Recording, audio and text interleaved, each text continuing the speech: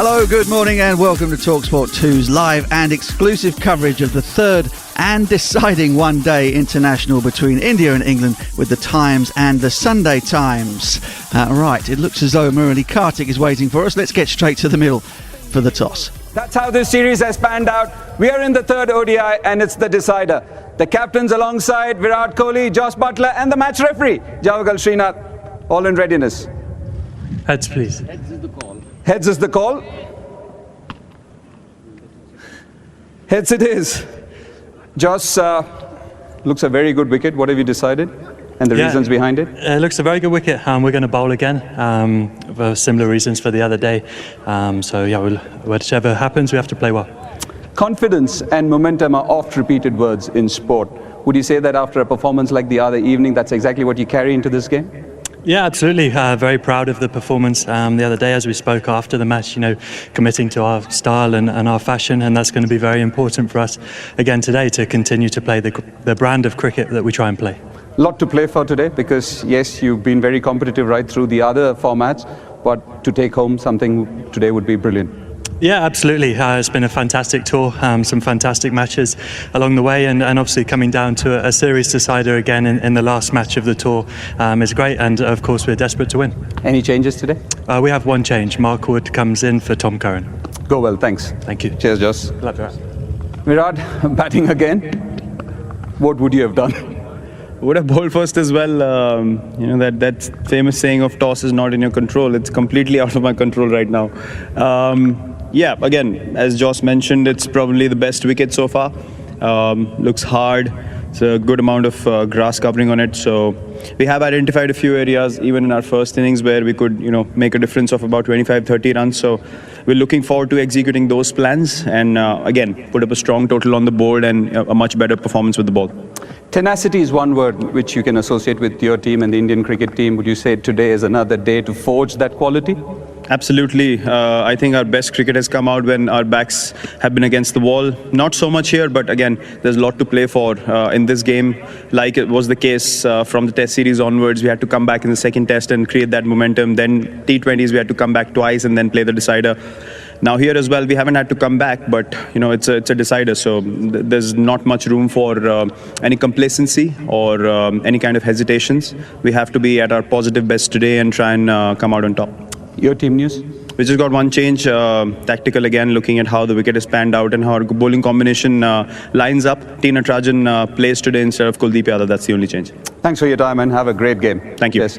So it's the decider and England have won the toss and will field first. Lots of rueful smiles from the captains, I can report there from watching our television screens. One that Josh Buttler won the toss for the second time in the series himself. Owen Morgan, of course, won it the first time in the match that England lost. And rueful smiles from Virat Kohli because he knows that chasing has been advantageous in whatever format in this series, but he must know, and he does know, that his team have also been able to win matches, posting totals in both the T20 and one-day international series. I'm Mark Butcher here, very happy to be bringing you this crucial third and final one-day international from the Pune International Stadium, and also equally happy that I've got Kate Cross, Gareth Batty and Darren Gough with me. Goughy, England won the toss again. How significant is that going to be? Well, I think we all knew that whoever won the toss was obviously going to bowl first. Josh Buttler, a huge smile on his face, and Virat Kohli, it's almost like, what do I have to do to win a toss of a coin? But He's already mentioned, though, hasn't it? The pitch looks the best of the three they've had so far. If they could have done anything, they've tried to have it as firm as they possibly can with a little bit of grass covering so it gets that carry and skids onto the bat. So he's already mentioned they're looking to add, 20 or 30 runs, he said, to their score. So it looks like he thinks the past score's around, 350? Yeah, it certainly looks that way. I mean, there's been criticism of India's batting approach in that it hasn't been quite explosive enough. However, Gareth, isn't that just a sort of remarking upon how incredible Bestow and Roy have been for England? India's approach has been okay. I mean, they've posted 300, in excess of 300 twice. It's just that the turbo boost that England get from the top of the order from those two guys puts them out of sight of everybody in world cricket, doesn't it?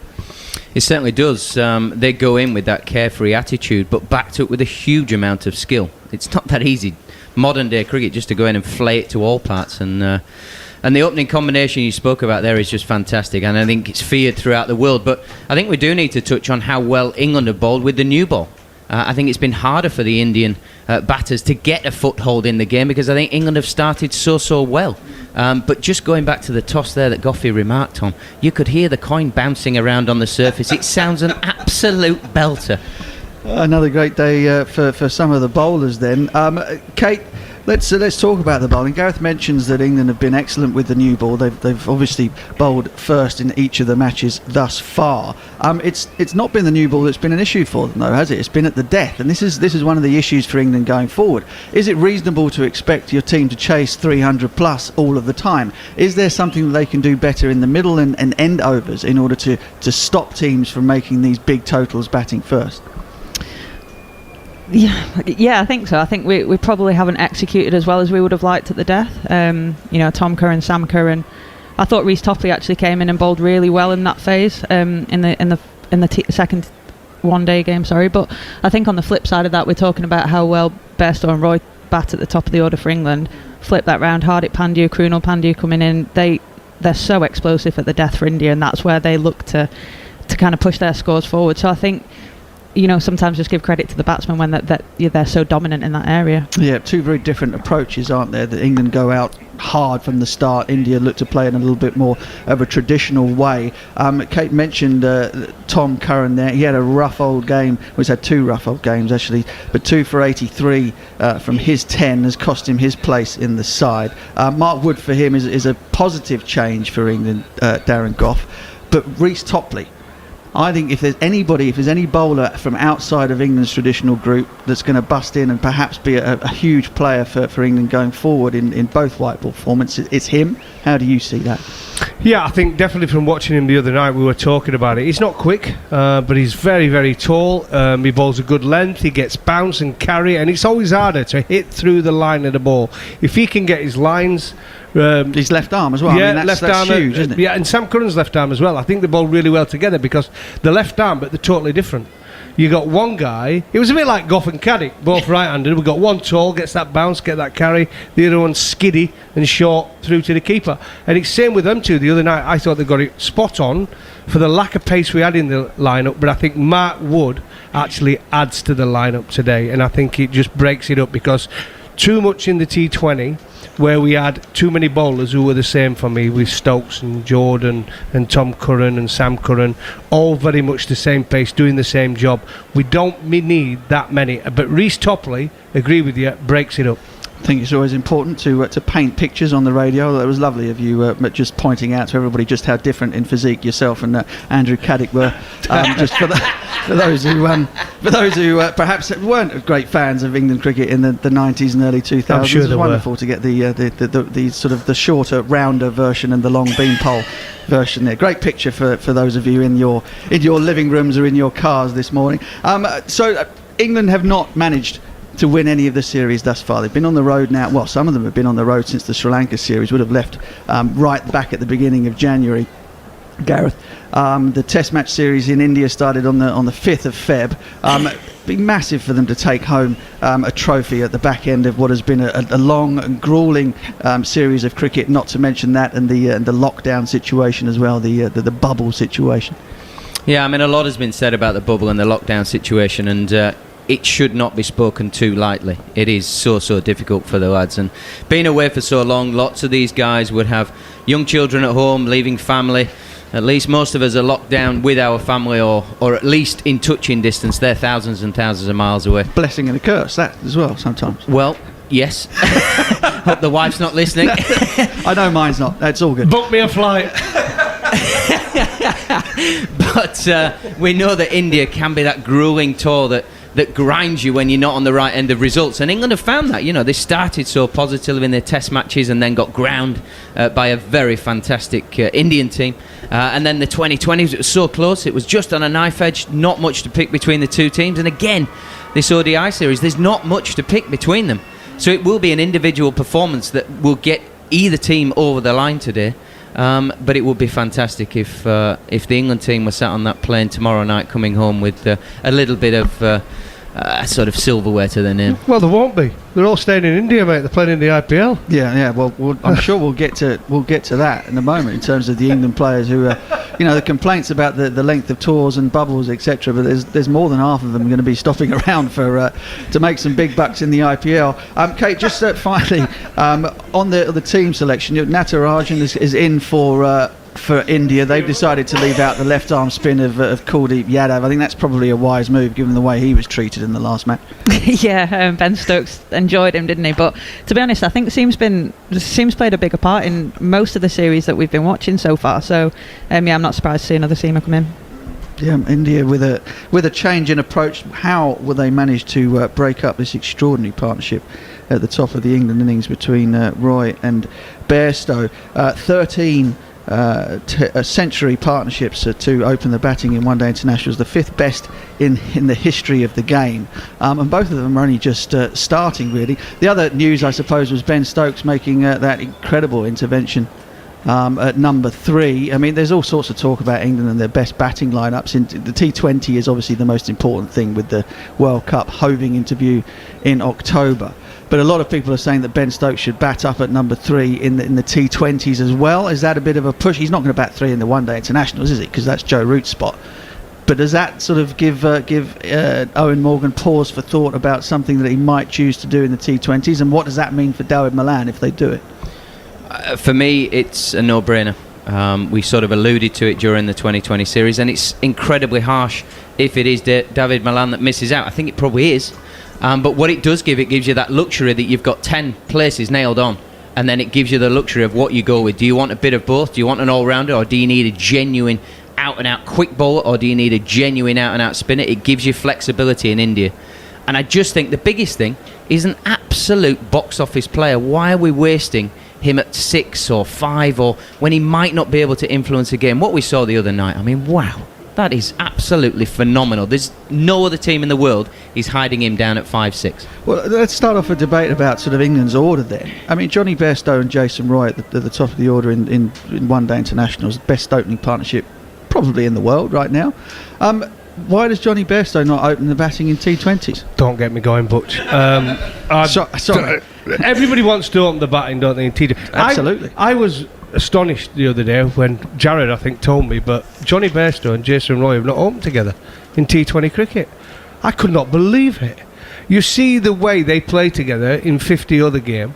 To open the bat in T20, let's say you've got the option then of Stokes at 3, you've got Butler at 4, you've got probably Owen Morgan at 5, and then you can go wherever you want at 6, 7, 8. I'm not bothered because that batting lineup is electric, and it's fascinating, isn't it? Because every single one of them wants to open the batting, and Joss seems to be the player at the minute who seems to be that chosen one who seems to get his way in most things. It sounds as though you and I are coming from a similar place. Kate and Gareth, you feel free to jump in here, but the way I see it is that they're all equally as good as each other opening, but Joss is probably better than the rest of them batting middle order. That's how I see it. Any disagreements with that? No, I think we spoke about that in the T20 series actually, but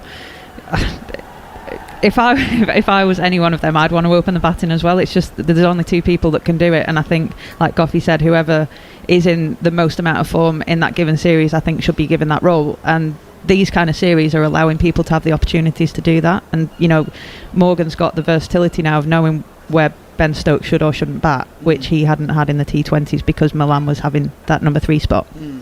I mean, when you're talking about trying to win a tournament, and we're not talking about sort of one-off T20 games or one-off T20 series or one-off ODI series. When you're looking to win a tournament, do you need to perhaps have, be a little bit more clever in terms of where you place your pawns in a batting lineup? Because it's not about what the individual does, it's about results for the team and being able to win a trophy. Yeah, and I think that's why it's harsh on Johnny not opening, but he can actually do a wonderful job at 4, and we saw him play some great knocks, only 20 or 30 in the 2020s, but out of all of those guys that we spoke about, he can be more adaptable. And I think the thing with Stokes is he's a proper batter. He's a proper test match batter now, and expecting him to go in at Yorkers and slower ball bounces and this sort of a thing in his first 10 balls out of the ground is going to be very difficult, because he doesn't play as much, apart from IPL, he doesn't play any other sort of 2020 cricket around the world. So get him in early, give him that opportunity is my take. Well, he likes to have a couple of sighters, doesn't he, Ben Stokes? We've seen it, he builds in innings, doesn't he? It's a bit like Virat Kohli. If you look at the way Kohli plays, his strike rates throughout his innings just go through the roof. He starts off, gives himself a little bit of time, tries to get the ones and twos. If the boundary's there to hit, he'll hit it. But then, as he gets in, he's absolutely unreal, the best in the business at it. Ben Stokes could do that, but he can't do it if he's batting at 6. He has to come in straight away and try and hit the ball out the ground. He's too good a player to be at 6.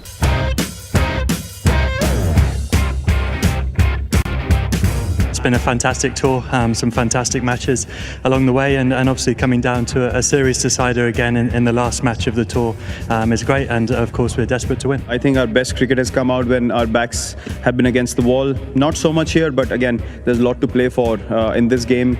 Like it was the case from the Test series onwards, we had to come back in the second Test and create that momentum. Then T20s, we had to come back twice and then play the decider. Now here as well, we haven't had to come back, but it's a decider, so there's not much room for any complacency or any kind of hesitations. We have to be at our positive best today and try and come out on top.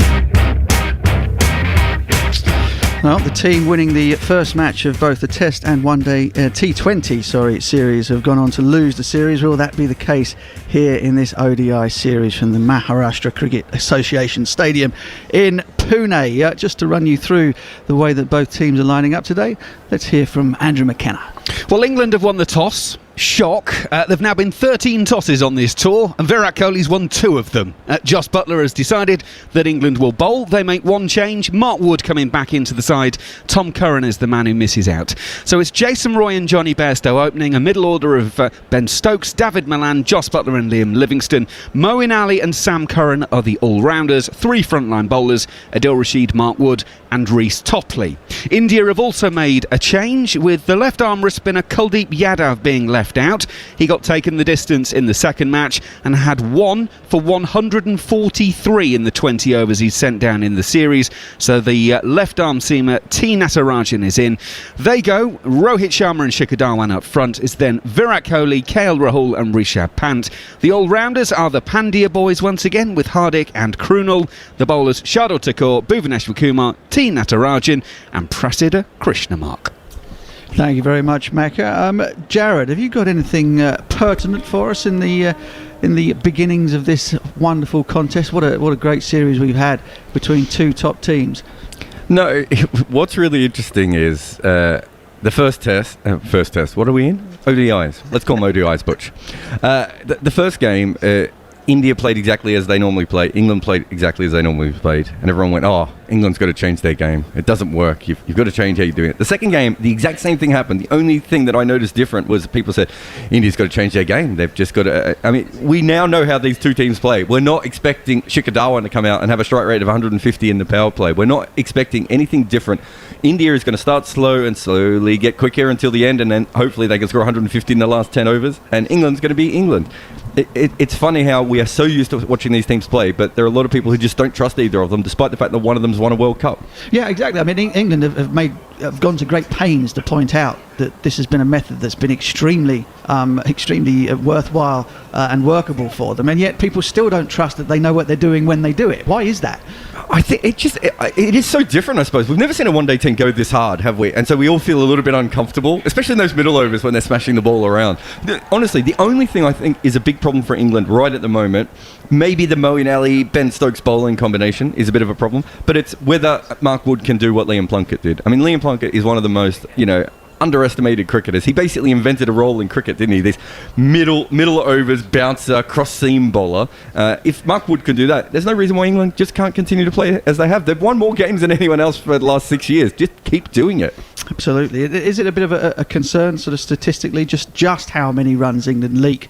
Almost game by game between sort of the out of the power play and about the 40th over. Everybody goes for plenty between 40 and 50, but what happens to England in the middle it must be a concern at some point.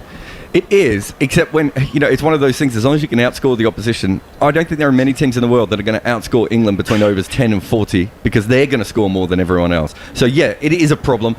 Stokes doesn't take many wickets, Moeen Ali doesn't take any wickets, and they haven't quite replaced Liam Plunkett yet. So I think it is a problem for their bowling, but if you're scoring at 0.8 runs and over more than anyone else in those middle overs, it just doesn't matter. Just keep smacking it would be my tip for England. Yep, England have taken T20 cricket into 50-over cricket and done it more successfully than they do in the shorter form of the game. Gentlemen, Gareth Batty and Darren Gough are still with me as we are, 4 minutes away from first ball. Difficulties perhaps knowing for India just how many runs are safe in this first innings. I mean, how do you go about setting a target playing against England on what looks to be a belter? Well, I talked about this a lot on social the other night. India's game plan, I think, for me, has been so obvious. It's watchful against the new ball. It's almost old-fashioned cricket. After 30 overs, their target is around 150, and then the depth they've got with their batting and the hitting ability, they back themselves to get another 170, 180 off the last 20 overs. It used to be double, didn't it, back in the day? Oh, you get to 30, you can double your score. They go for slightly more than that, so they're backing themselves to get that 330 on a consistent basis.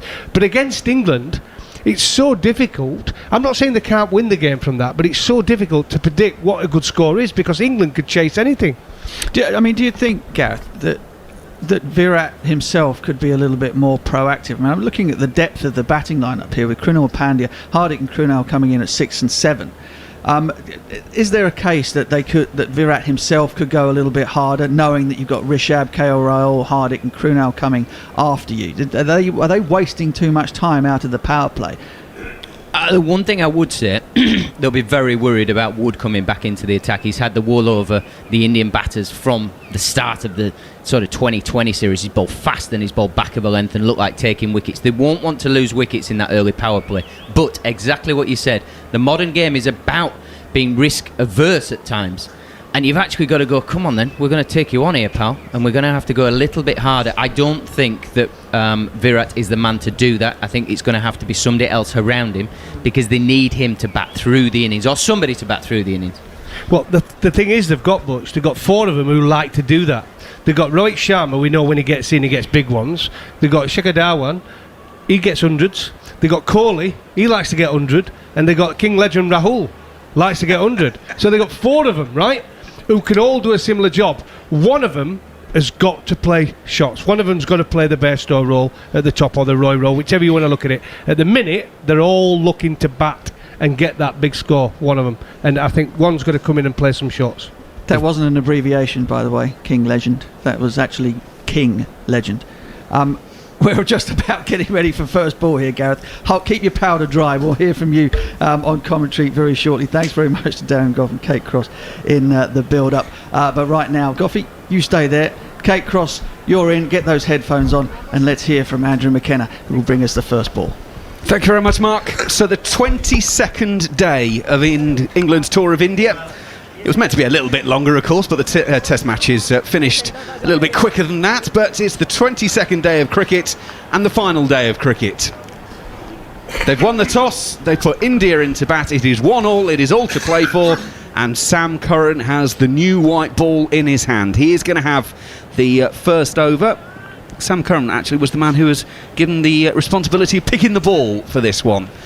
So he's up and ready to go, and we'll be bowling to Rohit Sharma. Rohit Sharma has got into the 20s twice so far. 28 and 25 in this series. Which, if you're perfectly honest, is a result from England's point of view, because a man with his record, if you can get him out in the 20s, you're doing something well. Shikhar Dhawan, of course, made 98 in the first game, his highest score at home against England, but then only 4 in the second. So it is going to be Sam Curran bowling over the wicket to Rohit Sharma. The countdown timer has reached 0, and we can get underway. One slip in place. Points. Cover. Mid-off on the offside for Sam Curran in. Left arm over, and again, a little bit of shape into Rohit Sharma. Takes a single out to mid-wicket. Shy at the stumps from Johnny Bestow. Misses. I think Rohit might have been home anyway, but some intent from both sides early doors. India are on the board, 1 without loss after a ball. Darren Gough and Kate Cross with me. Well, he was well in, wasn't he? Good start, though, from Sam Curran. Good length, swinging back into the off-stump of the right-hander. We've seen that throughout this series from Sam Curran. Bowled really well.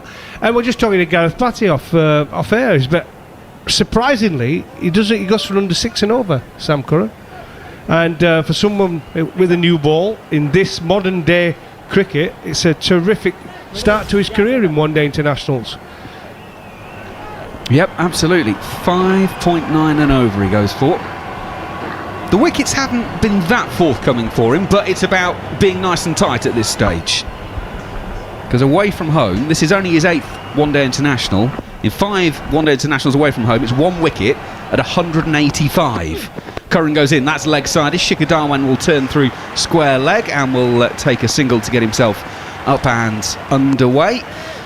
Kate Cross, nice bit of swing early on for Sam Curran. Yeah, we've come to get used to that, haven't we? He does get the new ball to move, and like Goffey said, he's been on the money so far. I think we've seen a little bit more intent from the way the Indians ran that first run straight to mid-wicket and have immediately got themselves off the mark. Yeah, it'll be interesting to see how they bat, actually. It'll be interesting to see if they'll listen to kind of the noise that's been around their batting formation and how they go about it. Got a slight pause while one of the ground crew gets out from behind the bowler's arm, so Sam Curran can come in for the 3rd ball. It's in, it's full, and Rohit Sharma is pushing into the offside, and there is no run. I mean, Kate's right there. I mean, they're talking about intent, and they've identified an area where they could probably get 20 or 30 more runs. I think it is, in these early overs, not letting Sam Curran bowl to you and Reece Topley. The pace they bowl, you're going to probably use your feet, especially to Sam Curran, to try and take out that LBW, come at him. But it'll be interesting who opens the bowling with Sam Curran. I think they'll probably go with Woody. It's Sam Curran coming in. It's a leading edge from Rohit Sharma. He was aiming onside. It's gone out to short mid-off, short extra cover, and they will take a single. 3 without loss. And maybe this is where the extra 20 or 30 runs that Virat Kohli was talking about at the toss come in. Just a little bit of push and run, take what's there. I think you're right, and I think this is something that Roy and Bestow do quite well. I know we see them power hit quite early on in their innings, but they also rotate the strike, and they do that quite easily, and that just keeps the scoreboard ticking over and takes pressure off each batsman. Curran, 2 slips to Shikhar Dhawan. Shikhar is actually coming forward and just pushing through point. Jason Roy's going to go scampering after this one. We'll pull it back inside the rope, and they will take a couple. So it's now 5 without loss, India, after 5 deliveries of this first over. Yeah, already a better start than the first 2 ODIs from the first over. Sam's not bowled a bad delivery yet, got it right on, but India looking to rotate the strike, looking to push through the gaps. That was just a push to a length ball of Sam Curran, going away from the left-hander. Got good contact and run away for 2. 5 for none. Final ball of the over. Shikhar Dhawan is in behind it, just pushing out on the offside. So that is the first over, and as Goffey says, 5 runs without really taking any kind of chances, just sort of pushing it into the gaps and seeing what is there. So India put into bats. If you've only just joined us, it is nearly 9:05. Don't forget, not 8:05 with the clocks having gone forward. But England won the toss once again and elected to put India into bat. England making 1 change, Mark Wood into the side, but he will not take the second over. Reece Topley has ball in hand. So Mark Wood back in for Tom Curran. India making a change as well. Kuldeep Yadav got the treatment, frankly, in both games, but particularly in the second game. And he's missed out with Natarajan, the left-arm seamer, coming in. But guys, it is Reece Topley. What do we make of that? I think I'm pleased about that. I think use Reece Topley as best you can with the new ball. I think Mark Wood's going to bowl fast, whatever condition the ball's in. So, yeah, I think make the most of the new ball. And obviously we see there is 2 new balls in the one-day game. So this is a brand new one for him. So he's got the opportunity to try and use it as best he can. Yeah, I get it. I totally do, but nobody likes playing pace, and pace can blow the top order away with a new ball. So I would have liked to have seen Mark Wood, who's done the job really, really well for England, but I totally get as well the Reece Topley one. Give him the new ball with that extra bounce and that swing. Yeah, 2 for 50 from his 8 overs the other day. So Topley is going to bowl from the pavilion end, so 2 left-armers to open up with for England. Topley, left arm over, 1 slip, and again there's a little bit of shape back into Rohit Sharma as he pushes forward and out on the offside for no run. Jared, good morning. Morning. Mark Wood's record in the power play in one-day internationals, he averages 54 with the ball. So I think they want him to bowl on those middle overs, and they've got a chance here not to use him. So I think that's why they're doing it, Goffey. He just hasn't worked for him for whatever reason. Rhys Topley on his way once again. That is down the leg side. There's a brush of the pad on the way through to Jos Buttler. Umpire Chowdhury's having no interest in it whatsoever. He's not called wide though, so it must have brushed the pad. It remains 5 without loss. I get those stats, but I still think with confidence and the pace he bowls, he can blow away on his day. He can blow away a top order, and I think it's vital when Jofra Archer's not playing. Right, he's our strike bowler. So when he's playing, I get the Mark Wood bowling first change, but we need some pace. Topley is in. Rohit Sharma is driving through extra cover all along the floor, and Moeen Ali is going to just follow this one to the boundary and collect it. Rohit Sharma with a glorious shot. First boundary of the day. India 9 without loss. Rohit has 6 from 6. Just a good bit of timing there from Rohit Sharma, a little bit full of length from Rhys Topley, and just as I imagine an opening batter would like early on in their innings. Everybody loves an half volley. No matter what number you bat at. It was just a push, wasn't it? It was all timing. Topley goes in once again. Rohit from the crease. Plays to short mid-wicket where Johnny Bestow is stationed. So 10 balls of the innings gone. India 9 without loss. I mean, the other point, Goffey, going back to the Mark Wood thing, I would say you can look at statistically Mark Wood over a period of time, but the Mark Wood of now probably isn't the Mark Wood of, say, 2 or 3 years ago. Spot on, Macca. And I just think you need someone with pace opening the ball in. Normally it would be Jofra Archer, which I get, but he's not available. Topley goes in. That is driven back straight to him by Rohit Sharma.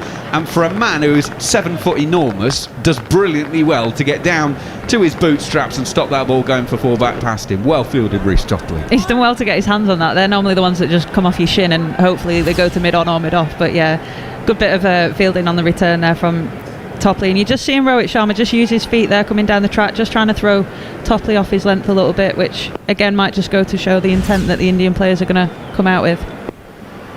Tidy over this from Topley. He goes in to finish, and Rohit Sharma will turn on the onside. Johnny Bestow at short mid-wicket will have to go scampering backwards outside of the 30-metre circle. And it's a second over that has gone for 5. Topley's first goes for 5, as did Sam Curran's. 2 overs gone. Here on TalkSport 2, the deciding game, the third one-day international. India put into batter 10 without loss. Yeah, good start from India. I mean, England have got the line right. Over pitch, Topley 1 ball that over, but other than that, it was a decent over. But you can see the intent from India. They're probably looking for these first 10 overs to be a little bit sharper, a little bit quicker between the wickets, and just try and put some pressure on Sam Curran and Rhys Topley, who they let bowl at them in that last one-day international. So it's Rohit once again. He's got 7 from 9 balls. He's seen most of the bowling. Shikhar Dhawan's only faced 3 for his 3, and Rohit is waiting for Sam Curran over the wickets, and again just solidly forward. Curran fields in his follow-through, and there is no run. Not expressed from England so far. They're only in the low 130s. I think Rhys Topley bowled the fastest ball the other day from the England bowlers at 138, if memory serves. But obviously with Mark Wood back in the side, that changes that. Well, that's his slow ball, Mark Wood's 138. We have seen some very fast bowling this winter. It's been fantastic. Curran in. Rohit Sharma just playing from the crease, pushing out into the offside, and there's no run. The England cover ring does the job. He's the player you want to get out now, if you, well, as well as Virat Kohli, by the way, but we've seen Rohit Sharma over the years in one-day international cricket. If the guy gets in and it's his day, he goes on and gets real big scores. So he's the big wicket for England, especially with this new ball.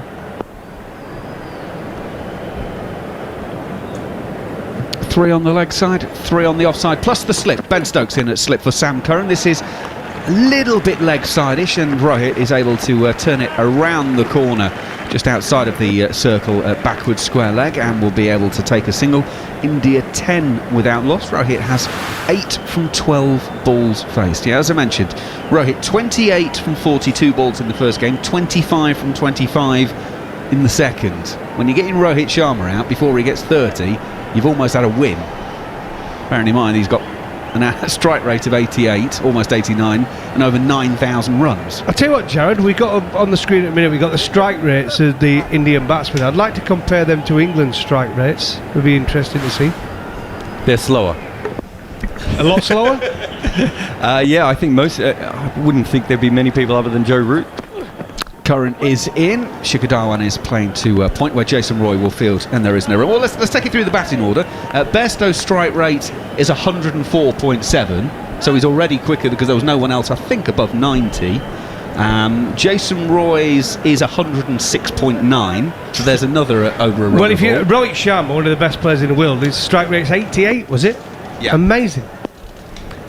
Stokes is at 3 in this series. Stokes' strike rate 95.3. As Curran goes in, Shikhar Dhawan's coming to meet that one, and so Sam Curran digs it in short. Shikhar ends up playing it round about shoulder height and just drops it into the offside. And well, David Malan is at number 4 for this game, isn't he? His strike rate 75.5, but of course he's only played 2 games. So man for man, England are indeed quite substantially quicker. And there's your different styles of play. I mean, there's more than one way of skinning a cat, certainly. Final ball of the third over then. Curran goes in, and again Shikhar Dhawan is coming down to meet him, so Sam Curran drops it in shorter, and it goes past Shikhar Dhawan and through to Jos Buttler. 3 overs gone here on TalkSport 2. India 11 without loss, and Sam Curran just goes for 1 in his second over, and really good over that, K-Cross. Yeah, I was just thinking about how well he started here, Sam Curran, and that ball was only 128 kilometres an hour, and it looked like it had really nipped through. I don't know whether he just rolled his fingers over it and gone for the slow ball bouncer, but yeah, just counteracting the intent that we're seeing from Shikhar Dhawan coming down the track and using his feet. I think that's how good a pitch it's been, actually. It's had carry, hasn't it, with the new balls? I mean, I've been surprised at that, I say. But the way one-day cricket's played around the world now. As Reece Topley goes in, takes Rohit Sharma on the pad. Reece Topley wants an LBW decision. Umpire Chowdhury's not having anything to do with that one. Probably high, bearing in mind it's Reece Topley. Well, all they want now around the world, wherever you are, is flat pitches. They want to see 4s, they want to see 6s. I mean, there was a time when you used to go to India, even in a one-day game, and the pitches would be turning from the 5, 6, 7 overs in the game, but these days, all flat. We know how good the pitches have been based on the fact that seam has been more challenging than spin in all the white ball series.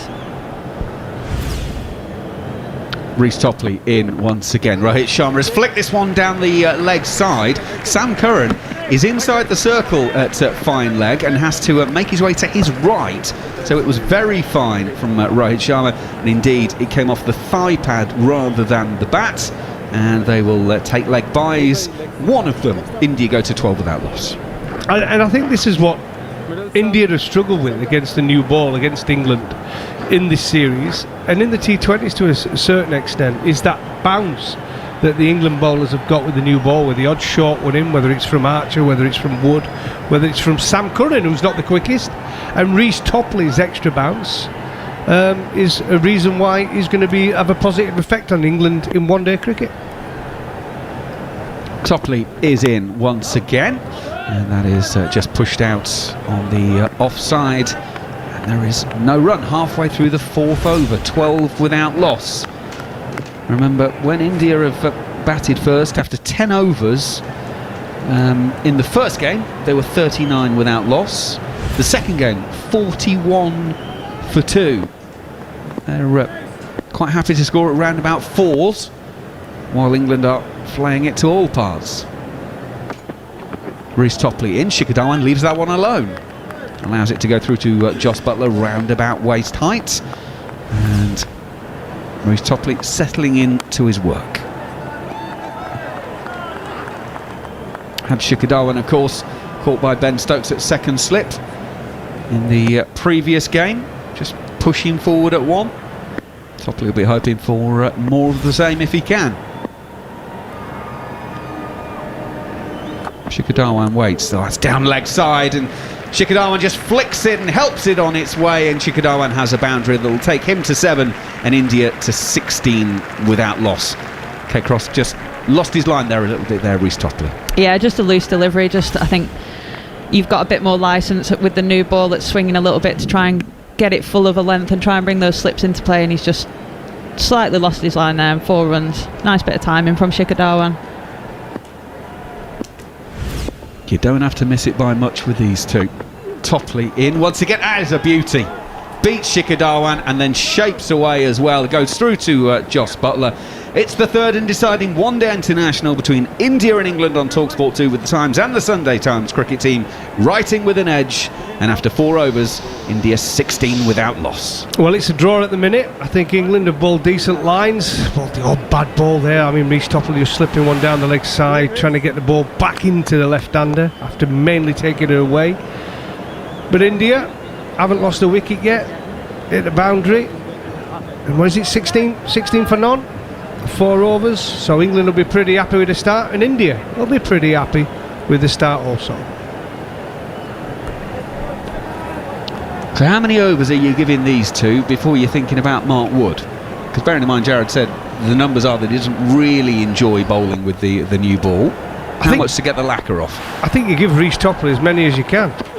Curran comes in to start a new over, and that one is half volley length, and it's been pinged over the top of mid-off by Rohit Sharma for 4.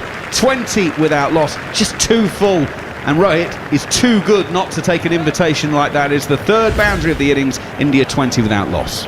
The only thing I would say about that, Goffey, is that I think Reece Topley is probably a better middle over death bowler than we've seen Mark Wood be in this series. So I wonder if they'll try and give Woody a longer spell after this new ball spell from these two. Rohit waits for Sam Curran. This one is clipped into the onside. There is a man at mid-wicket. It's over the top of him, and the sweeper on the leg side boundary can't get to that one. It's back-to-back boundaries.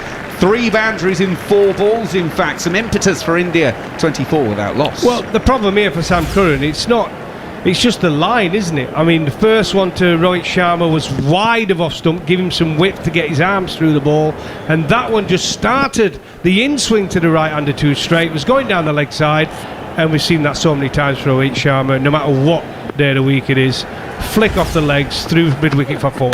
Curran in again. That one is just bringing Rohit Sharma forward. He drops it into the offside, and there is no run.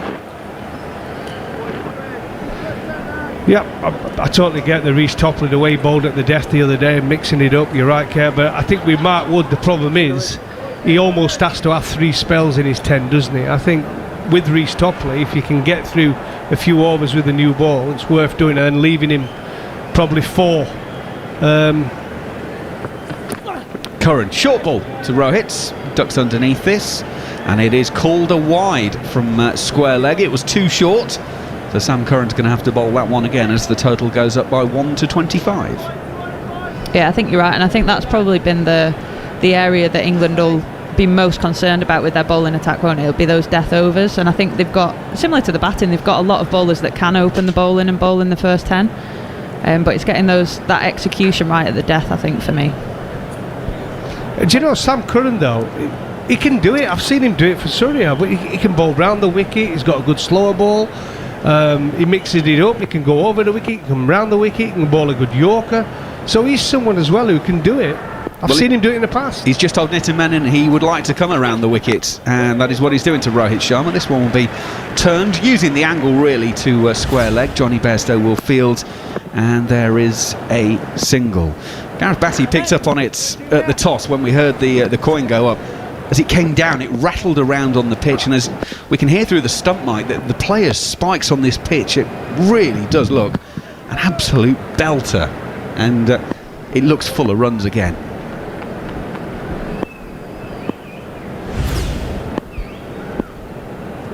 .300 really is a minimum target at the moment. Shikhar Dhawan has got this one and has just cleared point.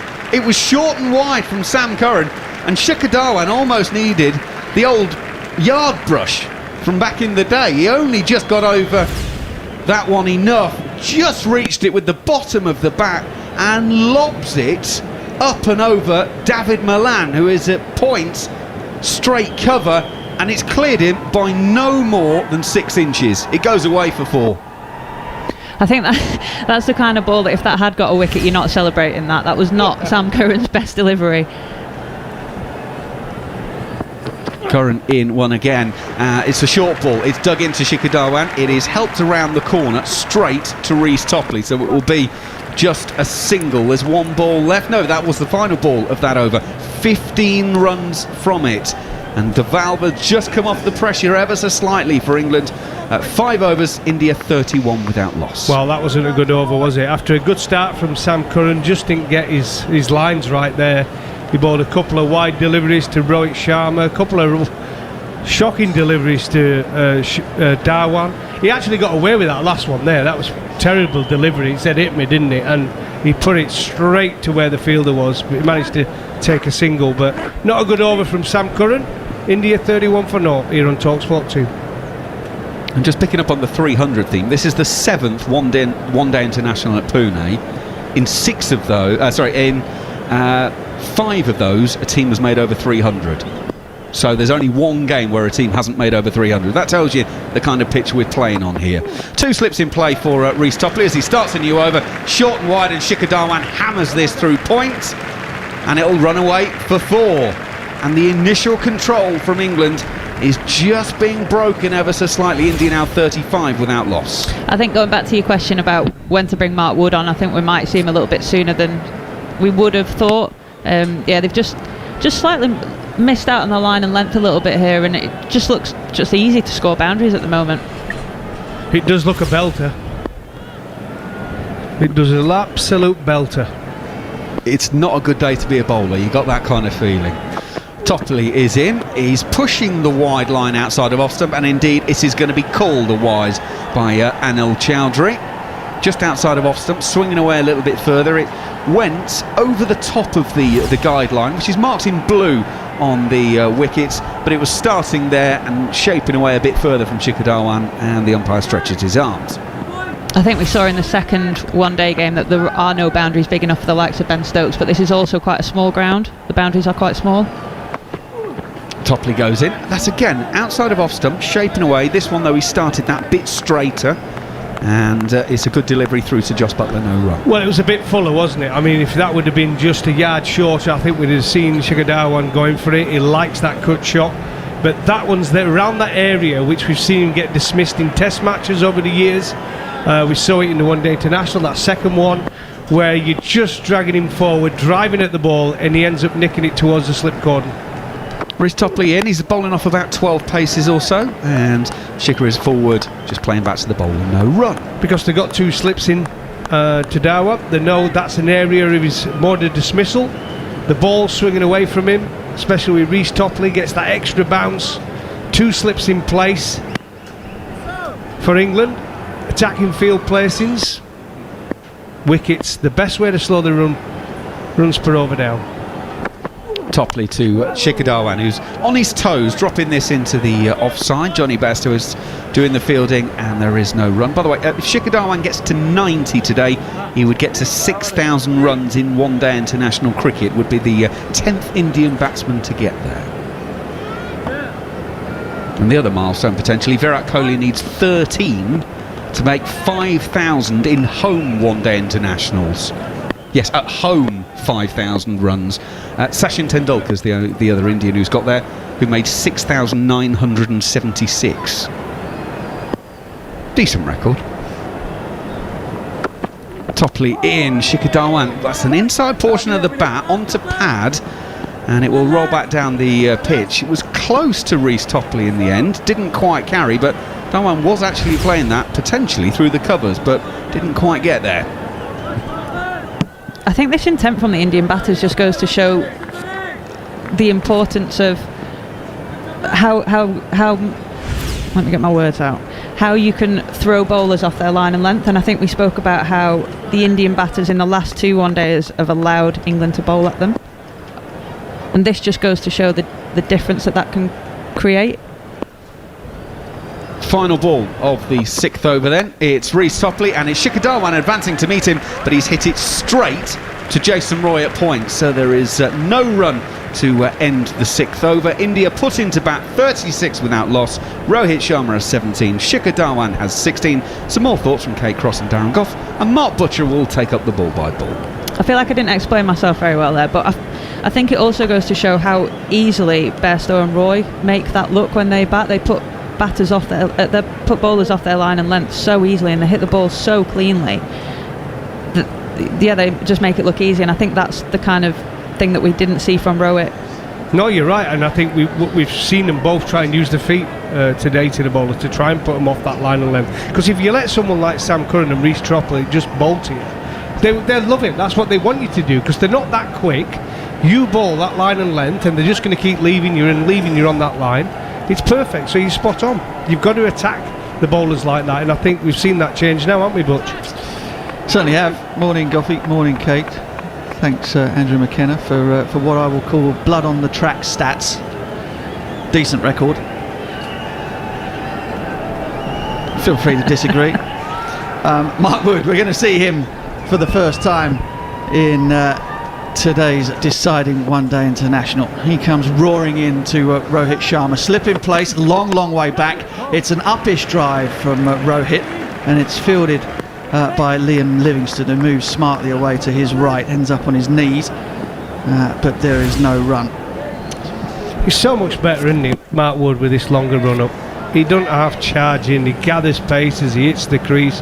When you're talking about fast bowlers, we did something on it the other day in the lunch interval with Jared Kimber.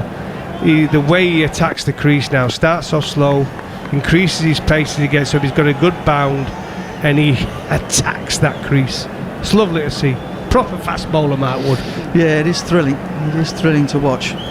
Just as it was when you and I were youngsters. Goffy, we'll leave Kate out of this conversation, watching the likes of Michael Holding purring in from the boundary at Headingley or the Oval. Bob Willis getting there in an altogether more tough-looking way as Wood is in, away swinger, just inside the blue marker line for the umpires. That guide that they have for the wide, and it goes through, flies through to Josh Butler. In fact, who were the fast bowlers that you watched growing up, Kate? I had the pleasure of watching Darren Gough. It was the short, stumpy one flying in. Gough and Caddick, and then Harmison. Flintoff was my idol growing up. He certainly put every ounce of strength and weight into every delivery, did Fred, as did Goffey, to be fair. Both bowlers who put everything into every ball they bowled. As Mark Wood flies in once again, that's really quick. And Rohit was in two minds, didn't quite know what to do really, thought about leaving it, thought about playing it. In the end, I think he got an inside edge down into the ground that then flew through to Josh Butler. Just confirm that on the replay. Yeah, neither a play nor a leave, but he made contact with it, and the ball hit the ground behind the stumps, and Josh Butler took it away to his left about a metre above his head, both feet off the ground as he gathered it in. Rohit just blinks a little to try and get a bit more light into the eyes, as if to say, right, come on, need to wake up a bit here. This guy's bowling rockets. Wood turns to his right and then comes stampeding in. It's a full delivery in at middle and leg stump. Rohit can't believe he didn't mash it away through mid-wicket for 4. It ends up in the hands of mid-on, and there's no run. It's a bit harder to set yourself, isn't it, against the real quicks, Butch? I mean, what you're wanting is a little bit of width, because of the pace it comes down. You get any bat on it, if there's any width whatsoever, it just flies past the fielders who are in close. But at the minute, Mark Wood has got his line, his length, he's got it spot on. And you said Rohit Sharma, the eyes are wide open now. He's got a proper fast bowler bowling him. Man is up inside the circle at fine leg. There's a backward point to go with the slit. Extra cover mid-off on the offside, and the third man. And again, Rohit is beaten for pace outside the off stump. He thinks about trying to run it down to third man. In fact, I'm not entirely sure what he was doing there. He just looked to be bewildered. Rabbit in the headlight stuff. Dangled the bat. The ball ended up going between the inside edge and the pad and through to Josh Butler again. That's immediately the pace, isn't it? That just creates that little bit of doubt in your mind as a batter. And I think, if I remember rightly, it was Mark Wood that hit Rohit Sharma in the first one-day game on his elbow, and it obviously hasn't done any lasting damage, but he'll have that in the back of his mind as well. Yeah, absolutely.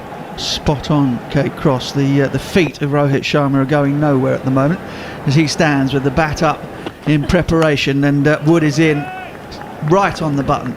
Good length, good line, and Rohit drops the bat on it, knocks it into extra cover, and there is no run in defence. Mark Wood just signals to the dressing room. There's a little bit of a limp on as he picks up his cap. That's the end of the 7th over. It's 36 without loss. A maiden for England's speedster. He's blowing a bit as well. He's a fit lad, old Mark Wood. But he's blowing a bit there. He's obviously quite hot in Pune. And when you're bowling up, let's say in between 140 and 150, it takes it out of you. You signal for a drink, didn't he, straight away after that over. And we all know, playing back-to-back games for him is pretty difficult. He does have these problems with his ankle and his heel. So the management of his workload is important. Just seen Mark Wood just walk out of shot with both hands on his hips, breathing in, sucking in as much air as he can get as Reece Topley is in, and that ball swings. It starts wide, swings wider, and Shikhar Dhawan doesn't get it off the middle of the bat, it's rather out of the toe because it ended up so wide. It's gone over extra cover though and has trickled into the boundary for 40 without loss now. Again, it's width, isn't it? Well, that one was full and giving him width to get his hands through the ball. It's over extra cover. Again, he's not timed it as sweet as he'd like to do, just going over the short extra cover fielder, but it runs away for another boundary. Topley in mid-crease, and this time it's much tighter to off-stump. Dhawan just defends it to backward point, and there's no run. Gareth Batty joins me here on the 17th floor of TalkSport Towers. Morning, Bats. Been an interesting start. It's a cagey-ish start from India once again, but the runs are flowing anyway. Shows you how good this pitch is going to be. It certainly is. Good morning, Butch. Good morning, everybody. Topley in and overcorrects this time. It's down the leg side. Shikhar Dhawan just helps it on its way between the man at deep backward square leg and the man up inside the circle at fine leg, and that one goes away for second boundary of the over. There was a dot ball in between. It just shows you the margin for error is negligible. And that new white ball, there are two of them of course, just goes pinging off the middle of Dhawan's bat. Yeah, I think that shot there just clipped off the hip and it flew into the boundary. Overpitched again from Topley, and that one is drilled through extra cover. That's a classical extra cover drive from left-handed opening batsman. And Josh Buttler perhaps thinking about, wondering whether or not he might have changed things an over earlier here, as the score rattles on to 48. Yeah, Shikhar Dhawan hasn't quite been at his fluent best, but a shot like this, wow, beautiful. High right arm from the left-hander, drilling that ball through extra cover. That's the sort of ball where all of a sudden all your feelings, all your balance just click into place and you rattle it through extra cover. You're off and running. It's the start of your innings sometimes. No change from the field. Slip is still in place, and Topley gets that ball onto a decent length this time, but Dhawan's able to manipulate it into the leg side and they come through for a single. 17 from 24 is Rohit. He'll be happy perhaps to be out of the sights of Mark Wood if he can remain at that end. Shikhar Dhawan has hit 3 4s in this Topley over thus far and is looking in good shape, much to the amusement of his captain Virat Kohli, who sits tail-ender-like with his helmet and gloves on, waiting to come into bat. Full toss from Topley. Rohit has just flicked that away dismissively through mid-wicket, and that is a 4th boundary in the over. 17 from it. India go past 50. 53 without loss from 8. That might be the last we see of Reece Topley in the opening exchanges. It won't be the last we hear of Jared Kimber, though, I'm sure of that. Jared? Okay, so they're batting quicker than they normally do, India. They've played one shot bats, which was the wide full one where Rohit Sharma hit Sam Curran back over mid-off. Everything else has just been either too far down leg too full or too short and wide. It's not that India have been that much more aggressive, it's just that there's been a lot of bad bowling. Yes, I'm not defending the bowling. There's been a few too many easy knock balls for 4, but I think it does suggest it's a wonderful surface. The margin for error, as Butch said in the previous over, is pretty small. Yes, before you jump at me, I know there's been the odd half volley. It was just a full toss. And the odd full toss has not been perfect, agree. But the surface does look wonderful. They bowled 3 straight short wide balls outside off stump. I know one of them's from Surrey, but can't you please just... 2, mate, 2. Well, so far. I forgot about Topley. Jeez, you guys hire everyone, don't you? Not you. That's not... You know that's not true. I did work for Surrey for about a week and a half. Yeah, well, we correct our mistakes quickly at the Oval. Mark Wood is flying in to Shikhar Dhawan. Oh, that's a great shot. A square drive, and that tells you how good this surface is. It doesn't matter that Mark Wood is from Durham. That is an exquisite stroke through point. Flies past Moeen Ali and Jason Roy, both of whom are lying on the floor as that one rattles into the boundary. Not a lot of width, not much wrong with it, but Shikhar Dhawan just drops the bat on it really, and it disappears at a rate of knots. Yeah, I mean the length is pretty much perfect from Wood. He's saying he's missed his line by maybe an inch, and Shikhar Dhawan, wow, what a beautiful touch. Hits the ball late and it flies off through that backward point region. Hits the boundary rope within a second of leaving the bat. Small boundaries, good pitch. We're in for an absolute run feast today. Yeah, certainly are.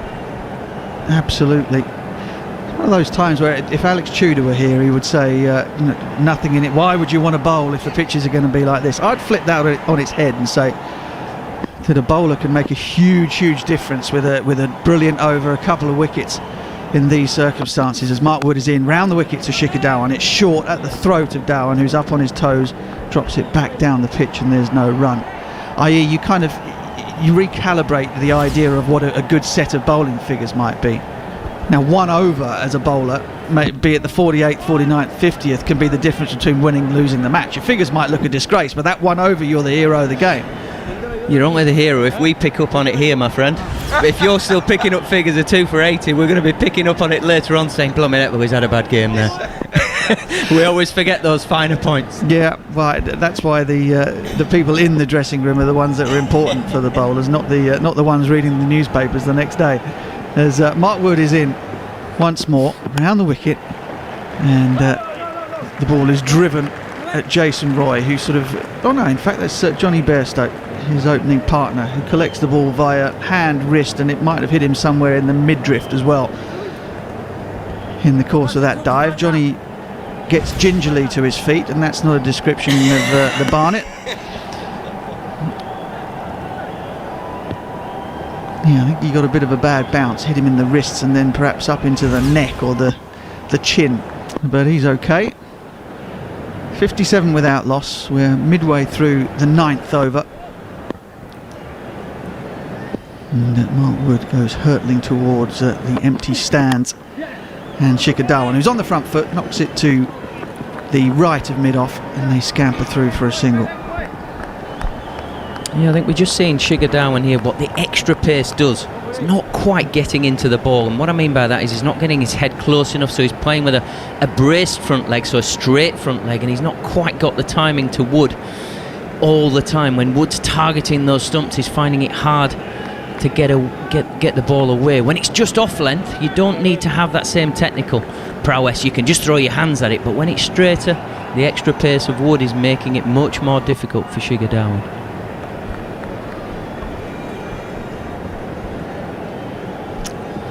Wood into Rohit, who makes a definite stride forward, plays a definite late dab just wide of Ben Stokes at slip, and again they rotate the strike, come through for a single. Weather in Pune is hot. Damned hot. Yeah, 37 degrees, feels like 40. Humidity of 12%, that's the only blessing. Dry heat there. You get the drone cam on our screens that gets up and above the stadium and shows you that heat haze that you can see, and not a lot of green around, a lot of yellow looking soil and grass on the mountain tops around Pune and the ground. It's right out in the middle of nowhere, the Maharashtra Stadium. And that ball is knocked into mid-wicket. Might just make it all the way to the... Oh, that's a brilliant effort. Brilliant effort from Liam Livingstone, who had to sprint probably 30 yards around to his right on the mid-wicket fence. Dive full, flip the ball back. May well have made contact with the boundary cushions while he was in the process of doing so. He is now sucking in the oxygen as we await for the third umpire to decide if the save was a good one. And by the looks of that, I think it is. That's a stunning piece of work from the Lancashire man. Absolutely is. That's why these guys do all that extra work in the gym, on the running tracks. This was phenomenal. The ground he ate up to manage to cut off that ball was fantastic from Livingstone. It's the beauty of having some young men on the field. Athletic ability saves at least a run, if not two here. Magnificent from Livingstone. Yeah, everyone may well be important in the final shake-up here between these two magnificent sides. Two teams who play one-day international cricket in different ways, different method. Both of them extremely exciting to watch, whether with bat, ball or in the field. I think it pretty much backs up the point that Jared and yourself were making beforehand, all joking aside, that India have made their best score in inside 10 overs. Guy Swindles is just holding up a piece of paper for me in the series so far, but they haven't played anything outrageous. There's not been any scoops, there hasn't been any running down the wicket, smacking the ball back over the bowler's head. They've just stood there and timed away bad balls, hit some good balls for 4 just through virtue of the excellence of the surface. It does make you wonder what England might do given a similar set of circumstances if both their openers get in. As Ben Stokes is introduced to the attack for the first time, tiny bit of a way swing. Slip is now out in the inner ring. Rohit runs it down to third man for a single. 62 without loss. You're listening to commentary of the third and deciding one-day international between India and England on TalkSport 2 with the Times and the Sunday Times cricket team writing with an edge. Yeah, I mean it with the utmost of respect for the England opening partnership, but I think it will be much more savage when we see England out there. This looks an absolute belter, and this has been really classical and beautiful to watch. I think there might be a bit more brutality when England get out there. Stokes with a bit of extra bounce from back of a length. That surprises Shikhar Dhawan. He was trying to run it down and in the end has got a glove on it. The ball has bounced past his stumps and has been gathered by Josh Buttler. That really did jump from Ben Stokes. Amazing how often other bowlers, even the quicker ones like Mark Wood, can find the surface really tough or not make anything happen. Ben Stokes gets it in his hands and with that brute strength manages to make the ball bounce a good 2 feet higher than anybody else has managed so far from a length. Stokes is in again, fuller this time, and Dhawan is neither forward nor back and nicks it wide of where slip would have been. Genuine edge, and it goes down to third man, and there's a single. Yeah, it's that perfect line just outside off stump with a hint of in swing on a perfect length, possibly hitting the top of off stump, draws Shikhar Dhawan into it, and a thick outside edge. Certainly one way you think you've half beaten him there, but on a surface like this with no slips now because the scoring rate is going up, it's just a run down to third man. Short, that's genuinely short from Stokes this time. Rohit is on the pull, keeps it down, and it goes straight to Livingstone at deep square leg, and again they rotate the strike. Dhawan 37 from 30, Rohit 24 from 28, India 64 without loss. The run rate is up at 6.62 runs and over, and neither batsman has metaphorically anyway broken sweat. Rohit with the lowest strike rate of India's top 6 batsmen, 88, and that's from a man who's made 2 double centuries in 50 over cricket. Stokes is in to Shikhar Dhawan, bowls at his hip, who gets rather tangled up, and it's a good over from England's premier all-rounder. And India are 64 without loss. Yeah, that's an amazing stat about Rohit. I would not have believed that. had you have not had the information in front of you, Butch. I mean, everything you see about him is a beautiful player, but wow, can he go into a fifth gear and really take it to the attack. Forgive me, there's one ball left of the 10th over.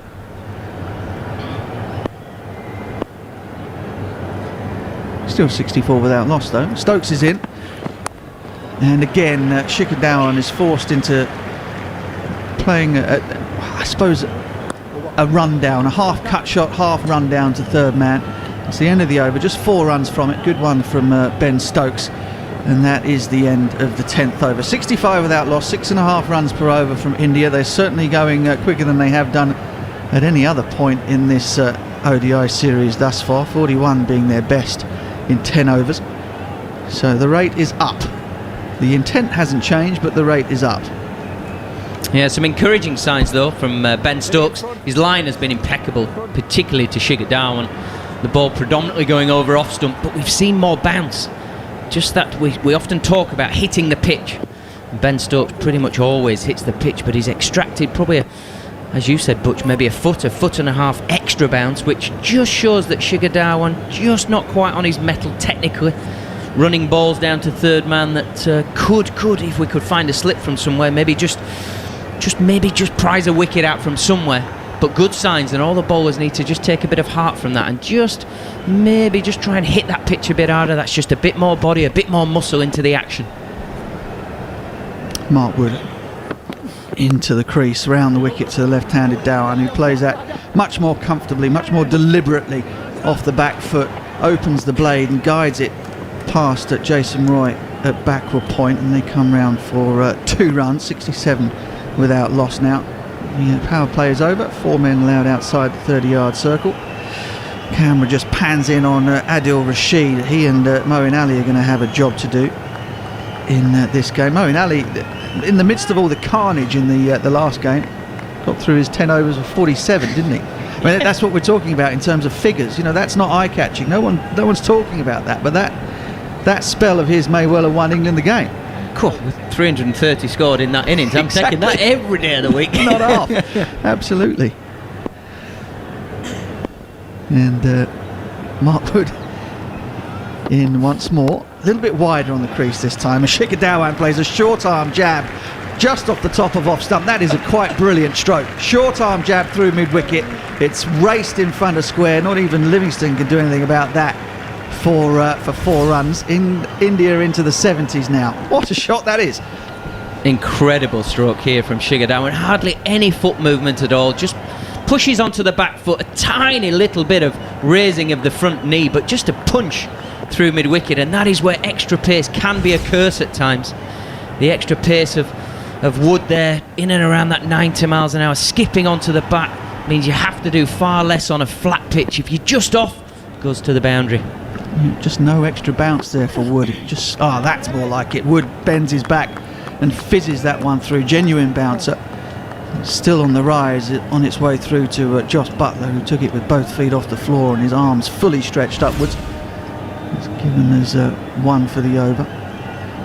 Just going back to that spell of Moeen Ali, the naught in the wickets column also could have been significant for England, because if you keep Virat Kohli in and co, and keep Pant and Hardik sat on their backsides for a bit longer, you're reducing the runs to chase as well in that way. So I'm really trying to manufacture bowling figures now, but the naught for was excellent. In comes Mark Wood round the wicket, forward defensive from Shikhar Dhawan, and Wood ends up on the deck, as he so often does in his follow through, and there's no run. I'm with you. It kind of highlights the 2 approaches from both teams. England are trying to get their most expansive and best players in to face more balls.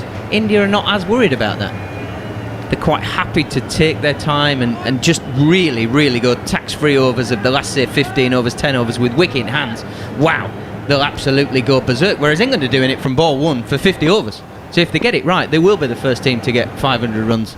Yeah, I mean the thing from England's point of view is with Bestow and Roy, you kind of, the run chase is almost over by the time you break that partnership, as Wood is in short again, and Shikhar Dhawan gets 1 foot up in the air, Gordon Greenwich style, pulls it to mid wicket. Sharp work keeps them down to a single, 72 without loss.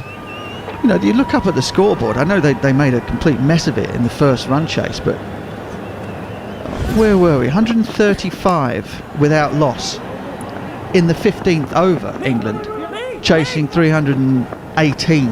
I mean, they should have walked it from there. There's nothing left of that run chase from there. Yeah, and forgive my history, was it Sri Lanka that started the whole going so hard in that first power play? 1996, yeah, World Cup. England have taken it to a whole new level. Whole new level. Yeah, I used to think that Jayasuriya and Kalawitharana were the whirlwinds. Oh, genuine edge, Rohit Sharma. No slip though. England have given up on that particular attacking ploy, and it flies down the third man for a boundary. Rohit on the 28, again troubled by the pace of Mark Wood, but gets away with it. Owen Morgan is out on the field, bringing out drinks and having a quick word to his vice-captain, his stand-in, Jos Buttler.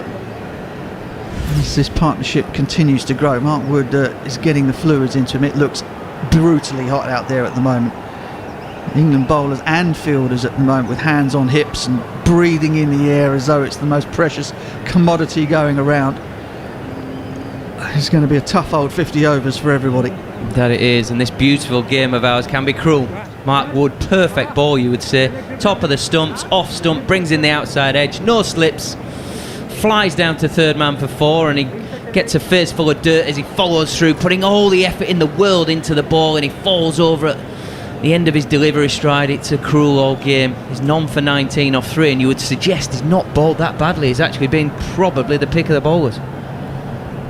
Yeah, I reckon he's bowled one average ball, and that elicited that incredible shot from Shikhar Dhawan. It was neither throat high, back of the length, or good length getting the batsman forward. But other than that, he's bowled pretty well for 3 overs, none for 19. Stokes is in, drives Dhawan onto the back foot once more, who can only chop the bat in a rather ugly fashion down on it. Gets the inside edge and the ball dribbles back down the pitch and is picked up by Stokes in his follow through. We are in for another feast of runs. Will England and their gunfight at the OK Corral batting style be able to chase down what India make here again? If they can, we're going to be in for some royal entertainment this morning and afternoon. Listeners in the UK, as Stokes is in, just a tiny hint that ball swung back into Shikhar Dhawan, who was equal to it, nudged it to a deep backward square leg, and there is a single once more. 77 without loss. The one thing we know, as this game goes on, we're going to see an absolute delight. And I would suggest that England's mentality is a bit more Kevin Keegan about football. We're going to score one more than you, so they don't care if they get 1,000. They'll think they'll do it in 40 overs. No dramas. We can take you. And we would love it. We would love it if they beat India. In what is still, I mean, even though as Ben Stokes is in, and that's just, well, I mean, that's almost like a sweep shot from Rohit, an upward sweep shot to a bowler bowling mid to high 80s. Just swats it away on the leg side. There is a man back at deep mid wicket. Throws it back in. There's only a single. Can't remember where I was now. You'd love it, but I would love it, yeah. Well, no, 50 over cricket is still, I think, in India is still the one that perhaps the man on the street loves the most. I don't know whether the IPL has meant that T20 has usurped that now. We go back to Stokes is in, short ball. Dhawan lets it go through to Jos Buttler, square leg umpire, and I think is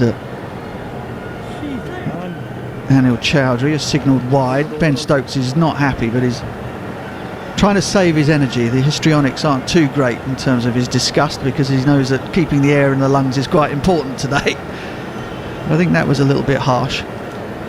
Would you say, Jared, that 50 over cricket, you sort of go back to the history of that with the 83 World Cup and 2011, is it still 50 over cricket for the man on the street in India, or is it the IPL and 20 over cricket? Sorry, Stokes in, and Dhawan once again is forced into a back foot defensive, and there's no run. I think the IPL is bigger than 50 over cricket, but I think in international, when they talk about India, I think this is for what people have grown up since 83. I think it's still the major Indian thing. They'd rather they won the World Cup probably consistently than win Test series, which is not the case for probably most teams around the world. So I think that's quite fair. But the IPL is above that again, as much as anything, because the IPL is for everyone in the country, whereas that's not really what the men's team is for. Pulled away, short from Stokes, pulled away fiercely by Shikhar Dhawan. Dawid Malan this time is employed, tumbling away, saving a couple of runs on the square leg boundary. So the idea with the IPL was it wasn't competing with other sporting leagues. They were actually trying to compete with Bollywood. So they were trying to get especially more women involved, and those women have come across. So the IPL is far better with that sort of stuff, whereas I think this is more for the uncles and the young nerds. Of which there are many, of both, on the Indian continent. Sprawling country, incredible country, as Ben Stokes is in, short and wide, and that's meat and drink to Rohit. Stokes yells in anguish at himself more than anything else at a bad delivery. I think he's also upset about the wide, because it meant that the extra delivery was the one that went for 4. Rohit has a smile on his face. 33 he moves to, and India are rattling along, as I've said, without breaking a metaphorical sweat. Guy Swindles, who's thus far has been holding up bits of information for me between the up against the plexiglass, will come in and continue commentary with Gareth Batty. Bats, thank you, Mark, very much. Bats, as we watch Ben Stokes having yet another drink and a big breather, I know that England's tactics are we always bowl first. But if you are a bowler and it is 40 degrees and it's going to be cooler later on, do you feel a bit hard done by that you have to put in the yards when it's stinking hot when you could be bowling in the nice cool evening later? No, I think you buy into the position of strength that it makes for England, that they're very comfortable chasing. I think most teams in the world are now, but particularly when you look at the power that England possess in their batting lineup, you just know, and it's just kind of that thing that you suck up for the team and say, well, maybe it would be better with a 10 degrees less heat on my back, but I know that this is our best chance of winning a game. So that's why we play a team game, and that's why we love it. So look, no, you've got to just buy into what works best for the team, and this is England's best chance. Adil Rashid, first over of spin, pitches on or around leg stump. An appeal by Rashid for a possible LBW against Shikhar Dhawan. Not a great deal of interest elsewhere, and it's a good delivery, but not LBW. Yeah, you can't blame Adil. He's been watching for 12 overs, and it would be on his radar. This is a pretty flat surface, so any possible chance of sneaking a wicket is going to be straight in the umpire's ear. Just pitched outside leg, unfortunately, on that occasion.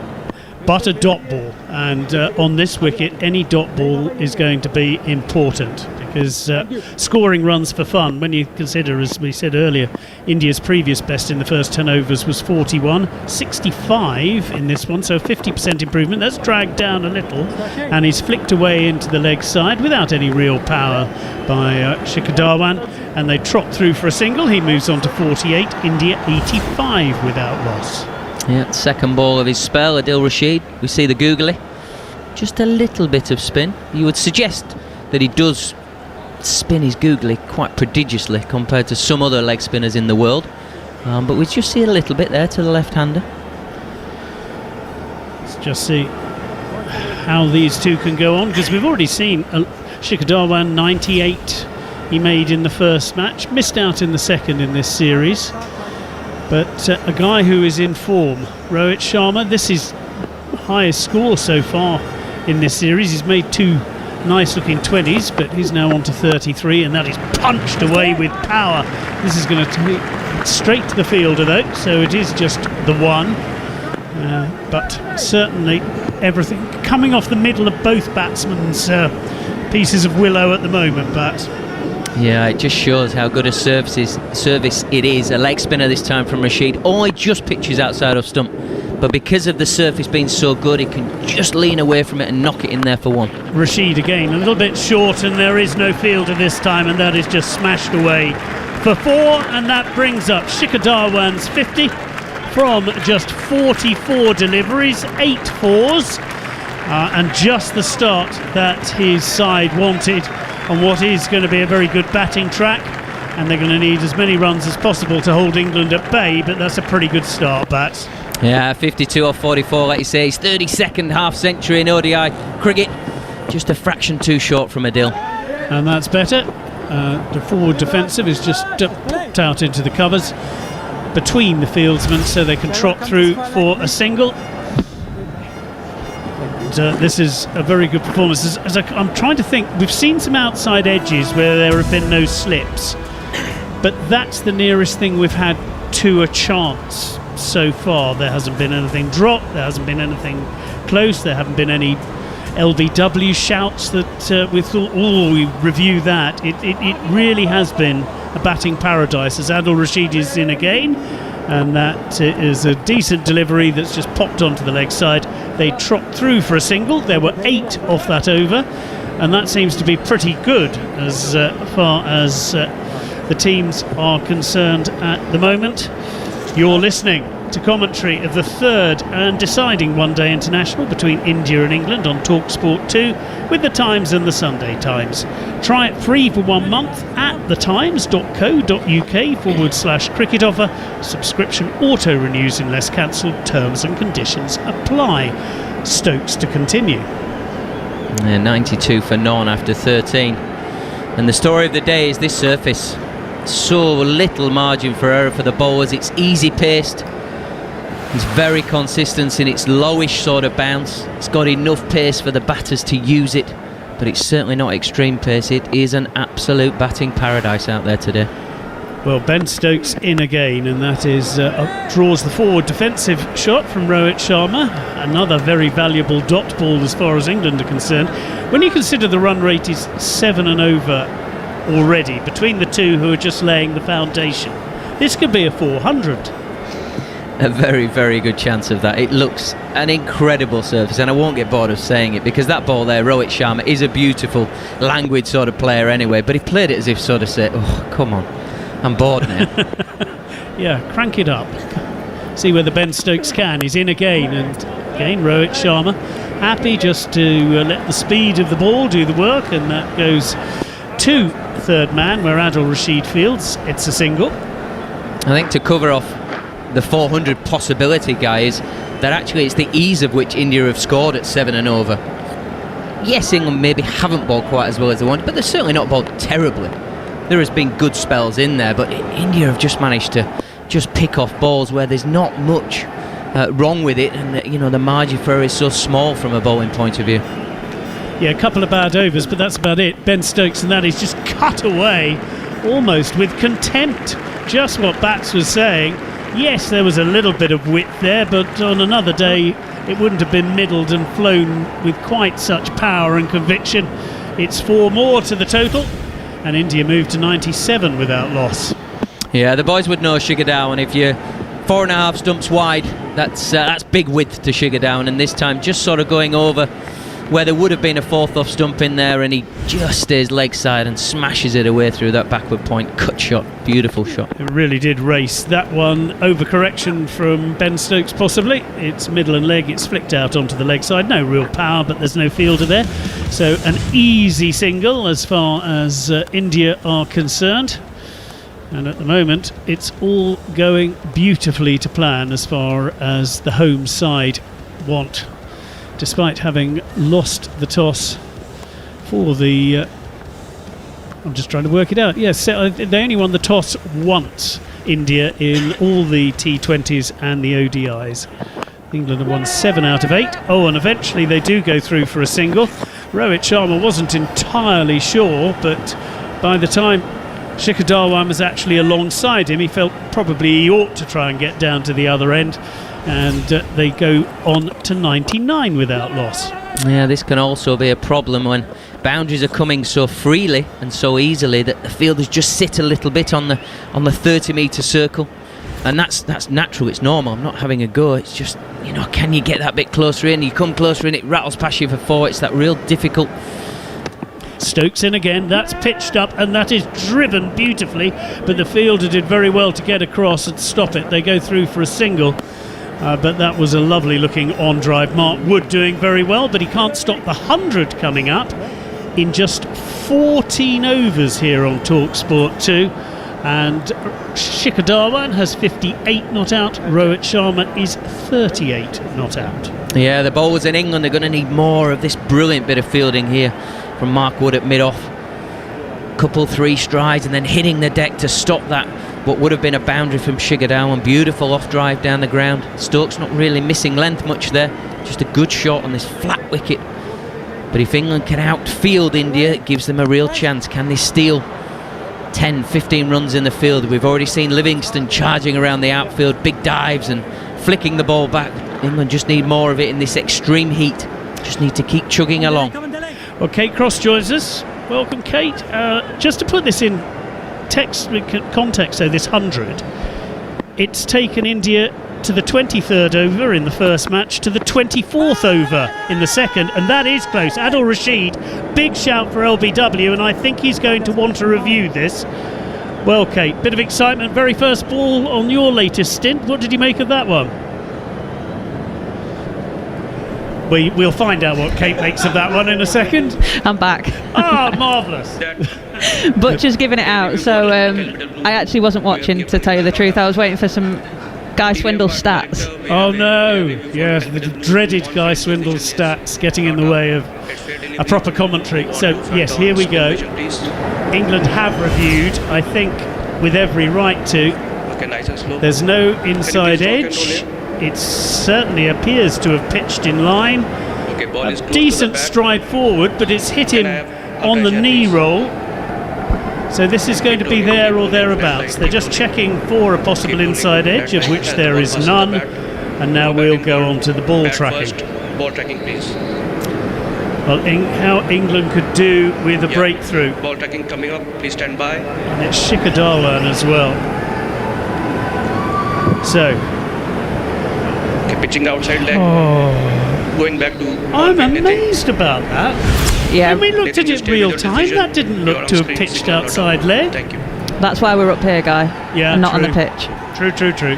But however, that will have given England the opportunity. You could just see Josh Butler there having a word with the team. He made sure he got everyone in to just almost calm everyone down. We've seen there's very, very little margin for error on this pitch. So, well, Adil Rashid just can't believe that pitched out. Hawkeye saw the ball pitching outside leg stump. It was fractional. Umpires call possibly, but as it is, England don't have the breakthrough. They have one less review going forward, and Adil Rashid is in again. That's short, and it's smashed away to the fielder in the deep, where Reece Topley does the fielding, and they trot through for a single. But signs that he's making something happen, Kate. You were just putting some stats into my head. I was, about how long it's taken hundreds to come up so far. 23rd over for India in the first one, 24th over in the second, and the 14th in the third. So that's how good this particular wicket is, because they're not playing hugely differently, one would suggest. Adil Rashid in again, flights that a little. It's tucked away off leg stump, out to the fielder, there'll only be a single. Yeah, it just goes to show, doesn't it? I think Gareth was touching on the fact that we've not particularly bowled that well. You know, like I said, there's very little margin for error, but there are some real positive signs for Adil Rashid coming in and really taking an appeal from nowhere, to be honest. It didn't turn massively. There was an overthrow there as well. England just having a little bit of a wobble. I'd already just said it was a single because it looks as if it should be, but it's brilliant from Adil Rashid. If you can't get him LBW, you bowl them. And that is exactly what Adil Rashid has done. Rohit Sharma, 37 he has gone for off 37 deliveries. Adil Rashid has a much needed breakthrough for England. India 103 for 1. That has absolutely come from nowhere. It looks like it might have been the googly from Adil Rashid, just spinner's paradise, that gone through the gate, just clipped the top of off stump. Absolute beautiful delivery from Adil Rashid. Rohit Sharma goes for 37. India 103 for 1 here on TalkSport 2. So well done, Adil Rashid. Rohit Sharma gets another good start. That's a 20 and a 30 now, but has yet to go on to make a 50. However, the man who has come to the crease now is Virat Kohli. so far, I think he's now got 4 consecutive half centuries in ODIs. Certainly he started this one with a 56 and a 66. So England, again, we say it every time, getting him early would be a plus, but he's still putting on his batting grip at the moment. But I don't think it'll take too long. Are we in a drinks break? I think we must be, as everyone's stopped. It blows my mind that about batters. He's been sat on the boundary for best part of an hour and 10 minutes, and he's now sorting his back grip out. He's been sat with his helmet on, ready to go, ready to face his first ball, and now he's fixing his back grip. Yeah, but he's Virat Kohli, isn't he? So if he wants to do things, he does them when he wants to do them. So his grip appears to be sorted. Shikhar Dhawan, I've just been a joy to watch this morning. Any bad ball has been treated with disdain. Any half bad ball has gone the same way, and he really has set the tone, you feel, this morning. Yeah, absolutely. And I think what I was touching on earlier is there's been a little bit of width on offer from the England bowlers. We've probably not been as tight as we have in previous opening spells, but yeah, India have been up to the task, and they've almost answered the critics of how they were going to play in this first 10 overs, and they've been positive. We saw them use their feet early on, and we saw Rohit Sharma try and throw Reece Topley and Sam Curran off their length, and actually did so quite successfully. So yeah, it was a great start from India, but Adil Rashid doing what Adil Rashid does best and comes on and takes a wicket. And like I said, it came from nowhere really. That first LBW appeal, it was a bit of a nothing shot from Shikhar Dhawan, and an absolute beautiful delivery to dismiss Rohit. Well, England need a bit more from their spinners. Maybe this is the day that the spinners come to the party, because so far, as we were talking about, it's been seam and seam only that appears to be the way to make a breakthrough on this wicket. Maybe today it is the spinners' turn. Yeah, absolutely. And I think we've not necessarily seen the spinners have as much of an impact as we would like in terms of the wicket column. However, we did see Moeen Ali bowl a really important spell actually in the second one day. A lot of dots, a lot of singles. I don't think he went for a boundary until his 8th over of the first one day game. So it just goes to show how important those spinners can be, even if they're not necessarily bowling those wicket taking balls. No, absolutely right. 48 from his 10 in amongst everyone else going for 7 or 8 was absolutely crucial. Well, Virat Kohli has his bat ready. He's giving a slightly imperious stare and wondering when we're going to get going again. We are going to get going now after the drinks break, as Adil Rashid is in. It's a bit short, it's a bit outside leg stump, and it's walloped away for first ball by Virat Kohli. And Adil Rashid will be cross with himself. You want to build a bit of pressure, and that saw it slip immediately first ball.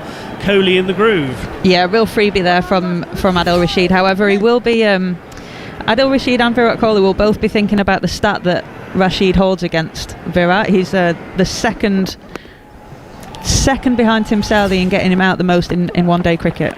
Yeah, in all forms of cricket, and I think he's the leading spinner at getting Virat Kohli out in ODIs. However, that was a wide ball that also went for byes, and Adil Rashid, after bowling 2 absolute beauties in his first 4 deliveries, hasn't really quite hit his straps since Virat Kohli came in, and that is 3 more added to the total. They ran for 2 as well as the wide, 110 for 1. Another ball still to come in this over. It's looped up by Adil Rashid. Very nice piece of bowling. This time Virat Kohli gets to the pitch though, plays it back to the bowler for a dot ball, and after that 15th over, India 110 for 1. England have finally made the breakthrough with Rohit Sharma bowled by Rashid for 38, but still there. Shikhar Dhawan 62 not out from 51. Virat Kohli 4 from the 2 balls he's faced. And India on 110 for 1 after 15 are looking at a monster total, you would have thought, for England to try and chase down when they look to try and win the series later. We've heard a lot in the press this week, haven't we, about there doesn't really seem to be a total that England would be scared to chase. So I think for them it'll just be a case of recognising how good the pitch is, trying to tighten up their lines a little bit. We're probably going to see a little bit more of Moeen Ali and Adil Rashid bowling together and try and just control that run rate a little bit, especially while Kohli's new to the crease. But yeah, excellent start from India, and hopefully a little bit of a comeback phase from England here. Well, it is Moeen Ali into the attack to replace Ben Stokes, who's bowled well, Ben Stokes, so far. But England did put the brakes on in the 20 overs of spin in the last match. Not so much in the first, when India basically blatted Moeen Ali out of the attack after 3 overs, and that's all he bowled. But the two bounced back very well indeed in the second, as we watch that googly that did for Rohit Sharma again on the big screen, and it was a lovely piece of bowling, and Adil Rashid had every right to look very pleased with himself after that one. But Moeen, a few wickets would be nice for him. He hasn't taken any in a while, but as long as some sort of break is applied, I don't think England are worried too much. Just a single off the first ball, so he will now be bowling to Virat Kohli, and Moeen Ali is in. Kohli goes onto the back foot, punches it out to mid-wicket, where there is no run. Just looking at Moeen Ali's stats there as well, and we were talking about Sam Curran early on in with the new ball, how his economy rate is under 6, and Moeen Ali's economy rate is 5.25 for his career. Yeah, that is anybody who can keep under 6. I keep going on in the India about Bhuvneshwar Kumar as well, for exactly the same reason. He never really gets a collaring, and you kind of almost have to accept, right, we play this guy out and we'll look for the runs elsewhere. But Moeen is in again, and that is just played out into the leg side, and they trot through. This is Shikhar Dhawan for another single, the 3rd of the over so far. You're absolutely right, Guy, and I think we sometimes get caught in that debate about Mark Wood's pace versus Reece Topley's swing and Sam Curran's variations, but ultimately you want control. Moeen Ali in again, and that is dabbed behind square by Virat Kohli. He was a little bit cross with himself because he felt he could have aimed it better. As it was, it went straight to the fielder. There is no run, and Moeen Ali's first over, as we've been talking about, just the 3 from it, Kate. So England in decent, well, they'll be pleased with that one. Yeah, and I think Bhuvneshwar Kumar is a perfect example of, he's not an express pace bowler, but he's consistent, and he just bangs away at a line and length, and it's difficult for batters to score off that, which is just what we didn't see from our openers today.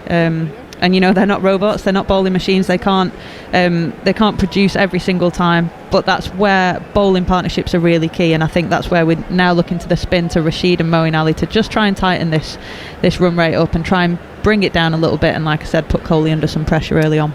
Be good if they can. Yeah, it is interesting going through the run rates as well as the wickets taken columns, as that is Adil Rashid. It's a little bit wide, and it's flashed away, but there is a fieldsman in the deep, and so it will only be a single. I'm just making sure there are no overthrows this time, because that did for me last time. But no, just the 1 run from that first ball of Adil Rashid's latest over, his 3rd. It's the figures of 1 for 19 so far. He is in again, and it is Kohli who looks to lash him through the covers. Doesn't really get to the pitch of the ball and doesn't truly middle it, and it goes out into the deep. There is just a single, and Adil Rashid's good work continues. England would settle for singles as it stands at the moment. Yeah, I'm not surprised. We're seeing a comparison screen here of the leg spinner of Adil Rashid, and followed by the googly. I think we're going to be seeing that delivery for some time. It was an absolute jaffa. And so hard to spot, as they have just shown with that. If you're the batsman, how would you try and spot which was which? And that is just tickled round the corner. Lovely shot by Virat Kohli, good timing, and they'll easily make the 2, as Reece Topley has to come round from a fairly wide position at fine leg. I think you're probably asking the wrong person to discuss this with, Guy, but the genuine subtle difference that I can see is that you see more of the back of Rashid's hand with the googly. And he just offers a slight more vision of the ball with the leg spinner, but that is pretty much it. He's in again. Oh, and that is a caught and bowled, and that is brilliant from Adil Rashid. He's now removed Shikhar Dhawan for 67, and Adil Rashid, after England was searching for wickets, they'd tried all the pacemen, and now Adil Rashid has 2 for 22 in his 3rd over. And both openers are back in the hut. Shikhar Dhawan caught and bowled Rashid, 67. Yeah, just a bit of a nothing shot from Shikhar Dhawan there. Leading edge, pretty simple catch from Adil Rashid, just diving away to his left-hand side. And really, really key wickets that Adil Rashid's taken here. He's been expensive, but England won't mind that. Like I said, they're confident chasing anything. Shikhar Dhawan goes 67 of 56. India 117 for 2 here live on TalkSport 2. He looks absolutely livid with himself as he goes off, Shikhar Dhawan, because there was runs left out on the field there, you used to think. Well, you're listening to commentary of the third and deciding one-day international between India and England on TalkSport 2 with the Times and the Sunday Times cricket team, including Lizzie Ammon and Simon Wilde, as well as former England captains Mike Atherton and Sir Alastair Cook. Well then, England bowlers led by Adil Rashid finding a way back, but the man marching out to the crease now is KL Rahul, and he doesn't have a bad record so far in this. Oh, it's Rishabh Pant up to 4. Many apologies. Well, Rishabh Pant doesn't have a bad record in this either. He's batted once so far and he made 77. Yeah, he's a really, really exciting player for me. I love watching him bat, and I think it's a real positive move from India to push him up the order and try and put a bit more impetus into this innings, which has started so well from the openers. But we've just seen again how much wickets can hold that run rate and put some pressure on. And England now have got 2 new batters at the crease, and it's pretty much a perfect place that they would want to be in the 16th over. Well, Rishabh Pant has enjoyed the spinners so far in this particular series, both Test matches and T20s and ODIs. So a little bit of pressure now on Adil Rashid and on Moeen Ali, but Rashid is taking wickets, and that is, of course, the best way in any form of the game to stop the runs. And he is in again, and that's Rishabh Pant flicking it away into the leg side briskly. But they can only take a single as Reece Topley comes round, gets a good throw in over the stumps, just the one. I wonder if there was an element of left-hand, right-hand combination with sending Pant into bat. Obviously Shikhar Dhawan left-handed, replacing light for light maybe. Well, certainly I think that's the view of Jared Kimber, who's giving that the big thumbs up. Because KL Rahul, you have to feel, is a little bit unlucky to be dropped down the order when he scored 62 not out and 108 batting at number 4 so far in this series. But Rishabh Pant has that X factor. I think he batted number 5 though, didn't he, when he made the first 68. 60 odd? Yeah, okay. But I do think this is a left-hand, right-hand. I think because of the 2 spinners are in, Kate. I think they're just playing the odds a little bit here. I did hear from a friend that they were thinking about playing Rishabh Pant at number 4 in the last game as well. So they're probably just trying to work out which one of them they want there. Well, at the end of the over, it is 118 for 2. Rishabh Pant is 1 not out. Virat Kohli 6 not out. As Adil Rashid's third over comes to a close. 2 for 23 for him so far. As the spin twins are on, Adil Rashid and Moeen Ali looking to get England in a strong position in this third and final one-day international after a terrific start from India, but both openers back now and 2 new batsmen at the crease, but 2 of the most explosive, dangerous batsmen on the planet. So wonderful battle in prospect as Moeen Ali comes in, and that is just played out by Rishabh Pant into the covers. A nod from his captain and they trot through for a single. I think it just goes to show the versatility of this Indian team that we've got at the moment as well, and their ability and willingness to try different things and to experiment. And England, you could say, have been a bit stubborn with how they've played and not experimented. In again, and Virat Kohli comes down the wicket to Moeen Ali, gets his back leg out the way, plays it flamingo-like down to long on, but there is a fielder there, and for all the shenanigans there's only a single. 120 for 2. And I say stubbornness in a good way, you know, it's their want to continue giving people opportunity in terms of the England dressing room. Moeen Ali into the left-handed Rishabh Pant, bowling right arm round.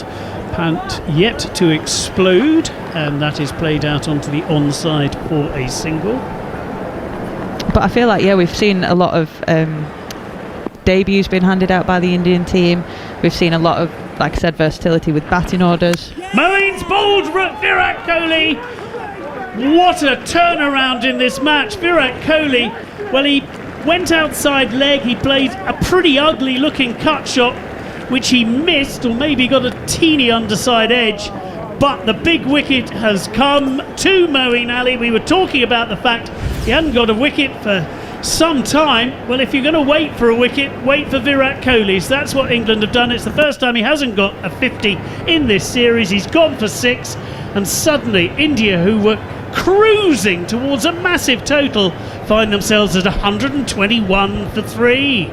Absolutely crucial wicket there, Guy. And like you said, Moeen Ali wanted some confidence. He wanted some wickets, and what better wicket to get? The first ball that we've really seen turn, just taking his leg stump. Arguably a poor shot from Virat Kohli in the circumstances, but he's gone for 7. India 121 for 3 here live on TalkSport 2. It's very rare you see Virat Kohli make an ugly shot, but that was an ugly shot. I think he was genuinely just done for turn there. I think we've not seen anything from this pitch really. But yeah, arguing that probably pitched on off stump and has taken his leg stump. So really, really beautiful delivery from Moeen Ali. Jared. He spent a lot of time looking down at the pitch afterwards, confused. I've just looked at the last 3 balls before that. They did not deviate at all. So to be fair to him, that was the first one. And it did grip. It also spun really quickly, didn't it? Yeah, absolutely. And I think sometimes you see that with Virat Kohli, don't you? He looks at the pitch a lot to blame when he gets that good ball. I'm thinking back to the Adil Rashid one in the World Cup, would it have been? Yeah. Oh, well, there's been several. He refused to walk in the Test series, didn't he? Despite being as out as you possibly could be. And that was bowled again on that occasion. But no one bowls Virat Kohli. It's something has obviously happened bizarrely and strangely and mystically. As it is, he is out. KL Rahul comes in, and as I say, KL Rahul has been in wonderful form already in this series, putting his poor form earlier on this summer behind him, the Indian summer that is. 62 not out and 108, and he comes out to join Rishabh Pant and a rebuilding process. It looked so comfortable for England at the start of this my little spell.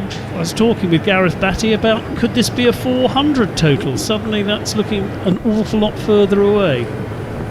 As Moeen Ali is in. Oh, a little bit of turn there as well. KL Rahul, though, watches it most carefully and just plays it back to the bowler, no run. Kept a little bit low as well, as we're just watching that Moeen Ali wicket as well. It really was a good ball. And a wonderful breakthrough as far as England are concerned. So just the 1 ball left now of this over, and it's another good delivery from Moeen Ali, who is really hitting his straps in this game now. He has so far has the wonderful figures of 2 overs 1 for 6 after a word from Kate Cross, and I can get my breath back after some wickets. It'll be Andrew McKenna. I think that 400 probably does seem a bit of a stretch at this point, but I don't think we should take too lightly the fact that there's still Pant, Rahul batting now. We've got Hardik to come in, Krunal Pandya, Thakur as well can give it a whack. So there's still that impetus at the lower end of their Indian innings, but they've had a great start, which is what they haven't had in the previous one-day internationals. So they've already got that platform to be able to then go on and score quicker towards the back end. Well bowled, Guy Swindles. Adil Rashid then to start the new over, and it's a leg break to Rishabh Pant, who just plays quietly out on the onside. 3 wickets in 3 overs. Rohit, Shikhar Dhawan, Virat Kohli. And Virat Kohli gave Moeen Ali the same stare that he did in the Test match. Rashid is outside of leg stump, and Pant will clip this down to fine leg for a single. 122 for 3 in the 19th. They're still going at over 6.5 and over India, but it's a rebuilding job as KL Rahul prepares to face this delivery. Yeah, watching the replay back of the wicket, I think it was a poor shot from Virat Kohli. He's gone to try and cut that ball, and it would have been a tight ball to cut anyway. I know how good he is at that shot, but still, I think he's genuinely just played the wrong line of that and should have been trying to hit a lot straighter. He looked like he was trying to play quite square of the wicket. It turned a bit more than he was anticipating, because it's only just grazed the outside of the leg stump, and it's pitched well outside of off. But anyway, Rashid is in. Slip in place for KL Rahul, is pushing into the offside. Chris Jordan is on the field as 12th man at the moment. He's at short extra cover and can't stop it cleanly. Single will be taken. 123 for 3.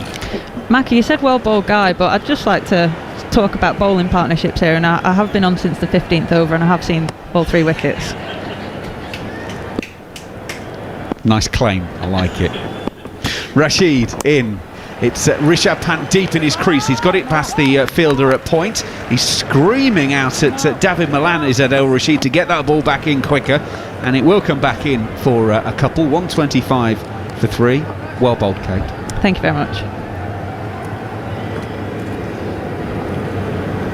Well, it's quietened down. We haven't had a boundary in the last 3 overs. That's what wickets does, of course, but very different game all of a sudden. Rashid, Pant was playing a big shot to that ball and then realised it wasn't there, so bailed out on it and just ended up bunting it to Shaw's extra cover, and there is no run.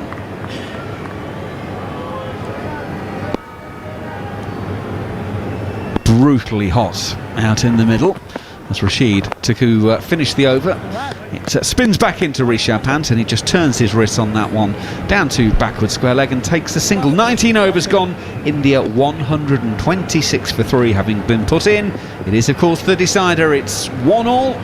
England winning the toss and sticking India in earlier on. Kate Cross. I think you were reading my mind there, Macca, because I think this is the first time in any of the games that I've been covering that I've genuinely seen the heat play a part here. You see every time a bowler is bowled, they've immediately called for a drink. You try as a seamer to get on the boundary as soon as you bowled your over, so you can get refreshed and cooled down a little bit by the 12th man. But this is the first time I've really seen it almost look like it's having an impact on this game. Well, I remember from Tuesday we were saying that it was going to be around 31, 32 degrees. Today we're talking 37, 38. So I suppose it's like Matt Pryor would say, there's a difference between 88 miles an hour and 91 miles an hour when you're batting, and maybe it's just that extra 4 or 5 degrees today. Moeen Ali to start the new over. Pant comes down the pitch to meet him, turns it into the leg side and takes a comfortable single. And I think we've just seen a little bit of kind of sloppiness in the field as well. You could see Adil Rashid was really having a go at the deep square leg fielder in that last over to get the ball in quicker, and I think there's that heat is just taking a little bit of a toll on the players today.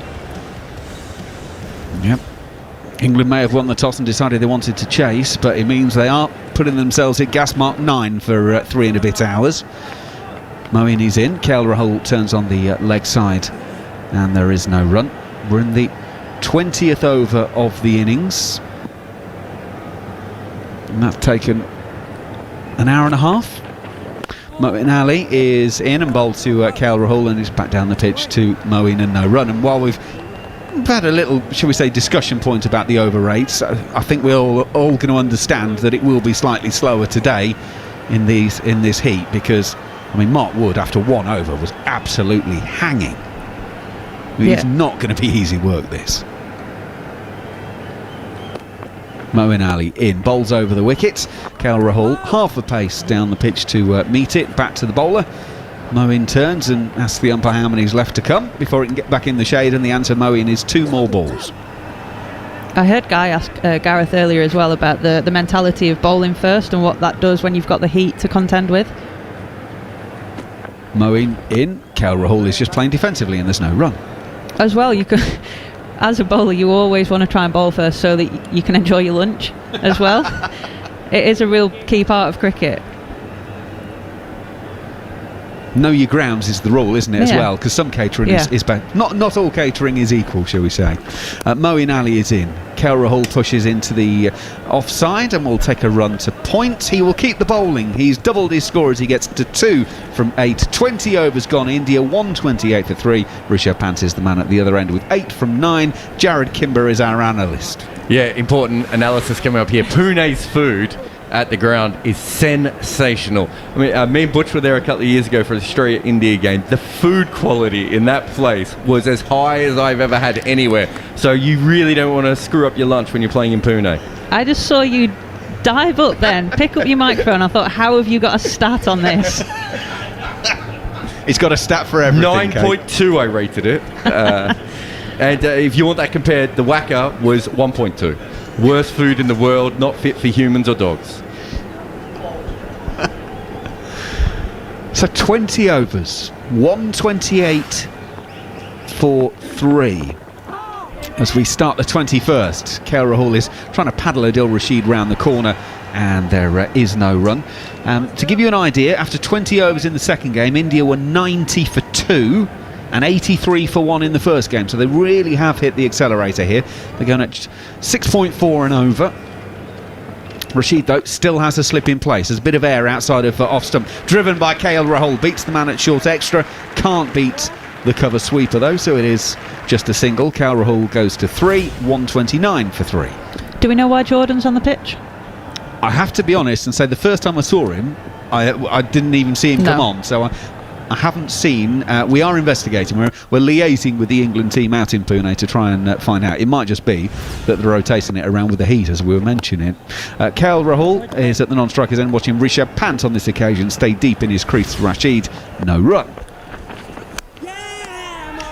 They're replaying the Virat Kohli wicket on the TV once again, and it's the look of disbelief on his face. I remember on commentary for the Test match, as Rashid goes in, Pant just plays this quietly into the onside. There'll be no run. And I remember saying at the time in the Test match, Virat Kohli's thinking, you can't do that to me. And he did it, and he's done it again today. Sometimes I think with him it's just the disbelief that he's got out, and got out early, because we just come so often to see him batting through an innings and batting so well and being dominant. Pant waits as Rashid puts one outside of leg stump. It's a little paddle around the corner by Pant. Ben Stokes is going back from slip. He'll be beaten to it by Reece Topley. Reece Topley gets it in the air, and they will take a couple. Pant will go to double figures, 10 from 12. India 131 for 3. It's interesting that Adil Rashid is round about leg stump, or maybe even just outside, to Pant a lot of the time. It's almost like he doesn't want to get onto off stump and allow him to sort of free the arms. Yeah, I think that's sometimes what you've got to do with players like Pant, is just try and control their hitting zones, and if you can control one side of the pitch or one side of the boundary, then you've almost done your job as a bowler, because you're putting him under pressure. Well, the 4 inside the circle are on the offside as Pant goes into the leg side this occasion, goes over the leg side, and that is landing halfway up the stand at deep mid-wicket. He waited till the final ball of the over, and Rishabh Pant launches one for the full 6. Pant goes to 16, India 137 for 3. The only danger of trying to control a batter's hitting zone is that he can hit it 10 yards over the boundary and some. But yeah, just come to, that's what we love to see from Rishabh Pant. He comes in, he dominates, and he's just taken apart arguably England's best bowler today, and like I said, hit him into Rose Ed and nearly hit the one steward that was sat in the stand, who put a terrible effort in to try and catch it. That's awful, mate. That really, really is awful. It's the third and deciding one-day international between India and England on TalkSport 2 with the Times and the Sunday Times. You can try it for free for a month at thetimes.co.uk/cricket offer. That subscription will auto-renew unless you cancel it. Terms and conditions, of course, apply. So that is India's first 6 of the innings, and we're in the that was the final ball of the 21st over. Moeen Ali will start the 22nd. KL Rahul is on the back foot, pushing to the cover sweeper, and there is no run. And just to pick up on that, India didn't hit a 6 inside the first 20 overs in any of these games. England have hit 15. Not saying one's right, one's wrong, but it just gives you a comparison of the approach of these sides. So the first one goes out of the park from Rishabh Pant. Darren Goff has moved in the summarisers chair as Moeen Ali goes in, and it'll be turned on the onside by Pant, and there is no run. Well, this is a very different game now, Goffy, from when you and I were last on. Well, it's different, isn't it? Spinners are playing a part in this third one. Virat Kohli leaves one of them out, and suddenly Moeen Ali and Rashid are influencing this game at this moment in time. Moeen Ali around the wicket to Pant, who's just waiting deep in his crease, pushing out on the offside. Stokes will field no run. 3 guys, all back in the hutch, who are all capable of getting very big scores. Rohit Sharma, Shikhar Dhawan and Virat Kohli. Pant and KL Rahul, the men at the crease at the moment. This one's slightly short. It's whipped into the onside by Pant. Sam Curran will do the fielding on the mid-wicket boundary. It's a single, 139 for 3. Yeah, that dismissal of Virat Kohli for me it's absolute vital. A man under pressure, likes to score big scores, likes to see his team over the line, but he's had to bat first in all 3 of these games. He prefers batting second. KL Rahul is playing Moeen Ali to mid-on. It'll be intercepted by Jason Roy. In fact, no, he won't. He was actually feinting that he did pick it up and was going to throw it in, but he missed it. He went all the way out to Reece Topley for a comfortable single, 140 for 3. Because what Virat's good is when you're chasing down a total, his timing of his innings, he's the best in the business. But when he's having to set... Different story. Ali around the wickets. Rishabh Pant turns to mid-wicket and takes a comfortable single. 4 singles in the over as they complete it. Moeen Ali has now bowled 4 overs that have gone for 12 with a wicket. India 141 for 3 after 22. They're approaching the halfway mark here on TalkSport 2. But India are way ahead of what they normally are at this stage, and I think, as I said, it's been a plan of theirs almost to be around that 5 and over mark after 30 overs, 150. But already at 141 for 3, 22 gone. They'll be basically now looking at around 180 mark, to try and get to that 350, which Virat Kohli were talking about, where they're trying to find that extra 20 or even 30 runs to give themselves a chance against this England lineup. Listen, just because they get 350 and England chased it so well the other night doesn't mean we're going to chase it well tonight. We might have a disaster. We've had it before. What, the first game? Yeah. Rashid bowls one. Oh, that's a little bit short. It's been flicked into the onside by Rishabh Pant. How on earth has he played that? So much wrist. It's landed half a metre from the square leg boundary. I thought he was going for 6 at one point. That is an incredible shot by Rishabh Pant. It's a 4 that takes India to 145 for 3. We've seen him play this shot before. Doesn't really use his feet, does he? He stands still and just flicks it. We've seen him do it, and then we've seen him get out doing it a couple of balls later, but that is outrageous. Rishabh Pant, I mean, I can't even describe it. I mean, it's just sensational to watch, isn't he? He's got a great bat, that's all I'll say. I mean, it's a jab. He's jabbed it, hits it off the middle, and it's flown. You don't need a full swing now, these guys. You only have to watch Johnny Bestow batting the other night. It's actually come off the edge. Yeah. That's incredible. He's middled it off the edge. Hardik Pandya's the same. They just punch him. Rashid in. That's a long way outside of leg stump. Pant is trying to turn it round the corner, and Adil Rashid is basically playing a game here. He's hoping that Rishabh Pant's just going to turn it round the corner. He couldn't get on that one, and because it was so far down leg side, it has to be called a wide. Can you imagine Bradman playing that sort of shot many years ago? Eh? Pant is now playing a scoop to Adil Rashid, and he's played it brilliantly through very fine leg away for 4. And Rashid is standing at the end of his mark going, I'm not really sure what I'm doing here, because I'm not quite sure how I'm supposed to react. The 150 is up. It's 150 for 3 with 2 balls into the 23rd over. Goffey, I'll let you try and explain that. Again, Rishabh just does the unexpected, gets right across his stumps, fall over just about as he plays it. Nothing wrong with the delivery from Rashid. It's pretty straight. He just gives himself a little bit of room and sweeps it, the scoop. Rashid is in. This one's quicker. Pant is turning it around the corner to short fine leg, where Chris Jordan will field. A single will be taken. Chris Jordan, by the way, is on for Mark Wood, we have established. Oh dear. Bearing in mind, I mean, Mark Wood didn't look overly comfortable when he was bowling in the heat earlier on. So that might be quite a useful safety precaution. I hope it's precautionary rather than he's actually had a problem already. Well, it's his last game for a while. He's pulled out of the IPL, didn't he? Took himself out of the auction. Rashid, right arm over, and bowls to KL Rahul, who's pushing back down the pitch, no run.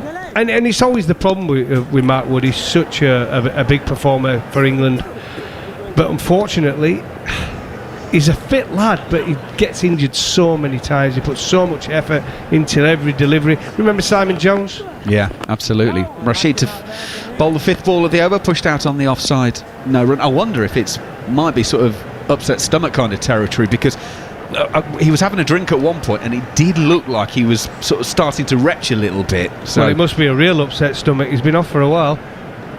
Yeah, apologies, I just realised you might be having a late breakfast this Sunday morning. Sorry about that. Last ball of the over, Kelleher playing it wristily into the offside. Chris Jordan will field, 23 gone then, 151 for 3. It's not unknown for cricketers when you're out in India to come back out with a nappy on.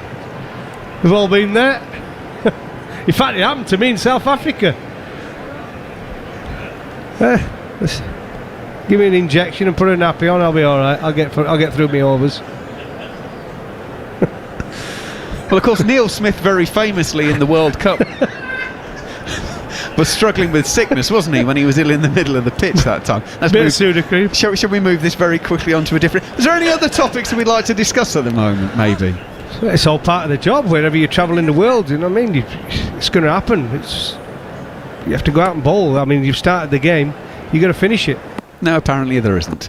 Moeen Ali to start the new over. Rishabh Pant's going to go down the pitch, and it lands just short of Sam Curran coming charging in off the mid-wicket boundary. It's really well stopped by Sam Curran. It landed about 1.5 meters in front of him. There was no way he could take the catch. It is a single. It's 152 for 3. I'll tell you what, that was very brave actually from Sam Curran. Rishabh Pant again, he's not going to stop, is he? He's just going to keep playing his shots. This is the way he plays. Didn't quite catch that one. Missed it, but brave from Sam Curran, jumped at it, stopped it. I mean, either side of him, it would have run away for 4. A great effort from Sam Curran. I think Pant's bat actually brushed the floor on the way through, which is why he didn't time it. Kelleher clips this one to mid-on, and it'll be a single. 153 for 3, brings Pant back on strike. Again, the way India play, I think we're going to see from Rahul. He's going to be the one now who's going to try and bat time and try and give Pant and Hardik Pandya and Krunal Pandya the strike, while he just tries and finish off and bats the rest of the game. Moeen Ali around the wicket to Pant. He's playing a forward defensive, stretching a long way forward, pushing back down the pitch, and there is no run. But he's bowled really well, Moeen Ali, hasn't he, in the one days? He's come back. You can see why he's such an important player for me. He's our best spinner. Around the wicket he goes. Pant is just clipping easily out to mid-wicket. Single will be taken as Sam Curran fields. 150 4 for 3. It's interesting because Moeen Ali's not taken a wicket so far in this. He's gone 0 for 28 in 3 in the first match, and then 0 for 47 in the second. And in one day international, he's taken 85 wickets at 51.5. But his economy rate is 5.3. In he goes, and it's Kelleher playing down the pitch, and there is just a single away from home. At 48 wickets at 51.3, so it's generally speaking around about that 50 mark. But it's the economy rate as much as anything else that is the important one in this form of the game. To finish his over, Pant comes down and almost turns a ball into a Yorker that he can't really do anything with, and ended up squirting it down to Reece Topley at long off, and that will be the end of the over. 156 for 3. 24 overs gone, and the run rate is down to 6.5 now, and England have managed to put something of the brakes on. The last 5 overs, they're only going at 6.2. Are India currently 6.5 for the innings? Yeah, I think that's down to Moeen Ali. 5 overs, 1 for 17 so far. Bowled really well, mixed his pace up.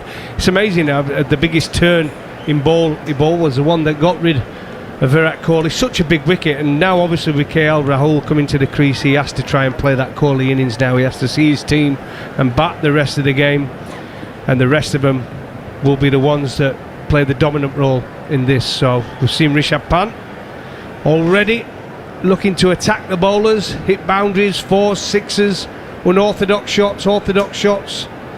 Fantastic talent, Rishabh Pant. 30 off just 24 deliveries. Well, Liam Livingstone is coming on to bowl, and to describe it, Mark Butcher.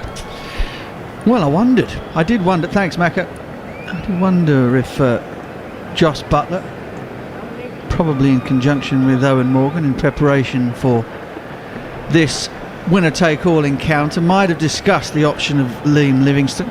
He's bowled with some effect. I was going to say great effect, but let's say with some effect for Lancashire, with his licorice all sorts, bit of leg spin, the odd off spinner, the odd seamer, mixes it up. Bowls a bit like his character actually. It's all action, no holds barred stuff as he comes in. Round the wicket to the left-handed Pant. That looked like an off break to start things off with, something nice and simple. He's cut out to the sweeper on the offside down Milan Fields, and there's 1 run.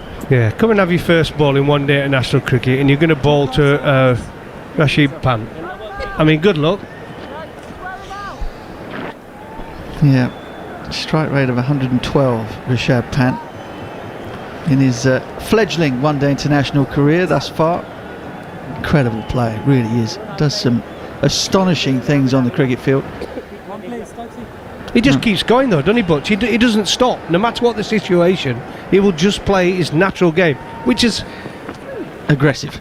Livingston, full toss down the leg side. I do not believe it. Full toss down the leg side. KL has tried to sweep it, has got it off the bottom half of the bat, and Moeen Ali has dived and caught it on the 45 backward square. Liam Livingstone has his first one-day international wicket in only his second game, and it's a piece of filth, really. But England don't care, because King legend Rahul is on his way back. Well, I've seen you get plenty of wickets with these deliveries, Butch, over the years.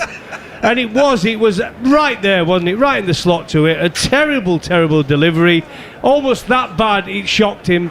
And he's just hit it straight to Moeen Ali.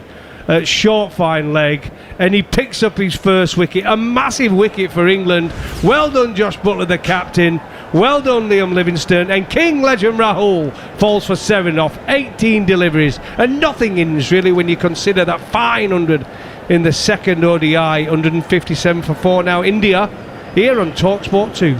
Yep, you're listening to commentary of the third and deciding one-day international between India and England on TalkSport 2 with the Times and the Sunday Times cricket team. Writing with an edge. I wonder what Mike Atherton and Lizzie Ammon and co will make of that dismissal of KL Rahul. It was an absolutely shocking delivery. Knee-high full toss, going way down the leg side, and somehow KL Rahul has conspired to get himself out via a tumbling catch into the hands of Moeen Ali, who is having, along with Adil Rashid, a huge impact on this game. England's 2 spinners have got a stranglehold on the Indian batting lineup at the moment, so much so that despite the fact that the run rate is just a smidge below 6.5 runs per over, with 4 men back in the hutch, India's preferred method of building a total is already in real jeopardy. They try to keep wickets in hand for the back end. But interesting now as Hardik Pandya strides to the crease. He has a strike rate of 116 in one-day internationals. Will that be his approach now with so much time left in the innings? And England perhaps a wicket, maybe 2 wickets away from the tail here. So it's Hardik and Pant, India's 2 most aggressive players, in against England's spin twins, who have all 4 of the wickets to fall so far. Buttler decides to attack. There's a slip in place now as Livingstone bowls a leg break first up to Hardik, who's on the front foot, pushes the ball to extra cover, and there's no run. And this is the problem, Butch, because they know England is such a good chasing side and can chase anything. They're trying to do something different to what they've been used to in the way they've played. Livingstone again with a leg break to the right hand, and there's a bit of a mix-up. Hardik not interested in the run whatsoever. Pant has run halfway and back, and now there's an overthrow, so they eventually pick up 1. Pant has run 2 but they pick up a single for their trouble. Jason Roy hurled the ball in, and I think it ricocheted off the hand of Livingstone, and they ended up picking up a single as the ball disappeared out to long off. But Livingstone has bowled leg spin at the right-handers and off-spin at the left-handers. And you must say, Goffey, I know perhaps they've tried to change their approach, as Livingstone again goes back to off-spin to the left-handed Rishabh Pant. But England spinners have thoroughly deserved this. They've bowled magnificently. Yeah, bowled really well. And the problem is, Butch, like I said, they normally play this brand of cricket. They like to keep the wickets in hand at the end. Off-spin again. Pant walks into a drive that ends up in the hands of extra cover. It's the end of Liam Livingstone's over. It's a brilliant one for him and for England. Just 2 runs from it. The wicket of KL Rahul, and India find themselves in limbo. No man's land. 158 for 4 at the halfway point of their 50 overs. No man's land is the right wording as well, Butch, because it's an issue for them now. Like I said, they normally like for the last 15 overs to have that 6 wickets left, don't they, where they can have a real go at it. Other night they scored 122 in the last 10. But unfortunately now they've kept losing wickets. The 4 guys who they like, one of them liked to bat through, Sharma, Dhawan, Kohli and Rahul, have all back in the hutch. And now you've got 2 players whose natural game is to hit 4s and 6s. But they cannot afford to lose any more wickets. Moeen Ali in, and beautiful line, beautiful length. Hardik is forward and just strokes the ball at mid-wicket. It's fielded. And there is no run. I wonder here whether... I think Moeen Ali will probably look to bowl out. He's been very economical through the middle part of the innings. Again, it's another good line and length, and the ball is knocked to Stokes at square leg and there's no run. But I wonder whether or not I might save Rashid back for the final 10 where he's got a little bit more cover, and spinning the ball both ways you can pick up wickets, and get Mark Wood back into the attack right now. See if he can dislodge Hardik before he gets in. Hardik knocks that one, it evades Ben Stokes at square leg, and they pick up a single. Because both of these two, Pant will probably continue to play the same way. Do you see it that way, Goffey? Pant will continue to go, but Hardik might just think, I've got to sit in here. I've got to wait perhaps until there's 10 overs left before I unleash. If England can knock him over now, the game is England's. Krunal Pandya, Hardik's brother and fellow Mumbai Indian, waits to come in next as Moeen Ali is round the wicket to Pant, who smothers the ball on the back foot into the leg side. Ali crosses over the pitch, picks up in his follow through, and again there is no run. They've definitely tried to change their game plan though, haven't they, India? I think it's been quite obvious. They're definitely right up there with the runs scored at this stage of the game, and it's played with the minds the way England have chased. In goes Ali. Pant is down the pitch, but again has to defend. I don't know. I don't want to. I'm not disagreeing with you, but I think that the way the pitch played with the new ball against the seamers allowed India just to get off to a flyer without really doing anything extrovert. As Ali is a little bit shorter this time. Pant on the back foot nudges it into the man at deep mid wicket, who comes off the boundary and fields for a single. It's the end of the 26th, 160 for 4 here on TalkSport 2. And so it looked as though perhaps they'd gone a little bit more expansive, but I'm not entirely sure they have. I just think that there were more runs in the pitch while the ball was new. And then what's happened? The spinners have come on. Rashid knocked over Rohit with a beautiful googly, bowled him through the gate. Dhawan then was caught and bowled superbly by Rashid, so he had 2. Moeen Ali then knocks over Virat Kohli, and none of them have tried to be expansive. None of them have been got out playing huge shots. They've been got out by excellent bowling from England's spin twins, and they find themselves right in it at 160 for 4. No, listen, I agree. I think the spinners have bowled really well. I think we didn't bowl too good with the new ball. Livingston off spin to left-hander again, and picks it up in his follow-through. No run. Yeah, we give him a bit too much width, didn't we? Let him get off to a flyer, but the spinners have bowled beautiful. I think Rashid has been excellent, and Moeen Ali, and now Livingston, towel dangling out from behind his trousers, has been lofted back over his head by Rishabh Pant. Rishabh Pant has come charging at Liam Livingstone, who would have thought, I've got him, I've done him. There's no way that he's going to be able to get enough bat on that. But Rishabh Pant, he doesn't doubt himself. He just swings harder. If he hasn't got to the pitch of it, he swings harder, takes one hand off the bat, and just by sheer brute force and bat speed gets that ball way over long off for 6. How does he do it, Butch? Because he is nowhere near that whatsoever. Totally done in the flight. It's spun as well. It's at the bottom of the bat, and it's still gone into the seats. It's a total miss it. Yeah. Nowhere near it. Total miss it. Pure power. The commitment to it. I think that's the key. Oh, he's committed to that one and has smashed it between extra cover and long off. He got that one out of the middle of the bat all right. Couple of bounces and 4, 10 from 2 deliveries. Livingston now finding out what it's like to bowl at these guys in international cricket. That's a great shot. But going back to the previous delivery, Goffey, it's the commitment to the swing. You can talk about the bats till the cows come home, right? Technology, blah blah blah, whatever you like. But these guys are stronger, and they commit to hitting the ball for 6 better than batsmen of yesteryear, which is why the missed hits go for 6 as often as they do. One mistake here. There's just no doubt, is there? There's no kind of, oh, hang on, I shouldn't be doing this. Livingston a little bit wider this time, and Pant strokes it into cover. which is intercepted by the man who's up inside the circle now. England have had to put both men back. Long off, long on. Livingston just a little bit shorter, and again Rishabh Pant finds that man David Malan, who's up off the cover sweep. Screams in anguish that he hasn't hit that for 4. Can you imagine the coaches of yesteryear, Butch, playing like this in the middle overs of a one-day game? When you fall down. Pulling their hair out. Livingston in again, and directs this one a little bit more at leg stump, and Pant tries to nurdle it around the corner and keep the strike. Doesn't manage it. That's the end of the over. It's an interesting one. 4 dots, but 10 runs from it. 170 for 4. I'll tell you what, we used to play this Ben Clarkson Trophy, a one-day final. I remember. And Doug Paget were coach, and Simon Kelly in the middle overs ran at the fast bowler and got caught at the cover. And he was on the balcony with his hands in the air, and he got in the dressing room, picked up Simon Kelly's bag and threw it over the balcony and said, "Pack your bag and don't come back, son." That's in the final of a Ben Clarkson Trophy. Yeah, and you wonder why batsmen didn't play aggressively back in those days. It's unbelievable. We used to get sent out of the nets for hitting the ball out of the net when the spinners were bowling.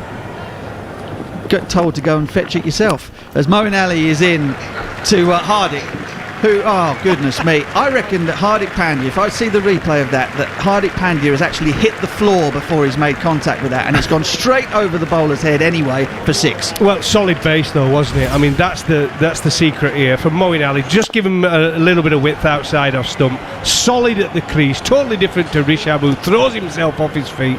But that one, solid position, good strike at a cricket ball, straight over his head. Didn't have to run for that one.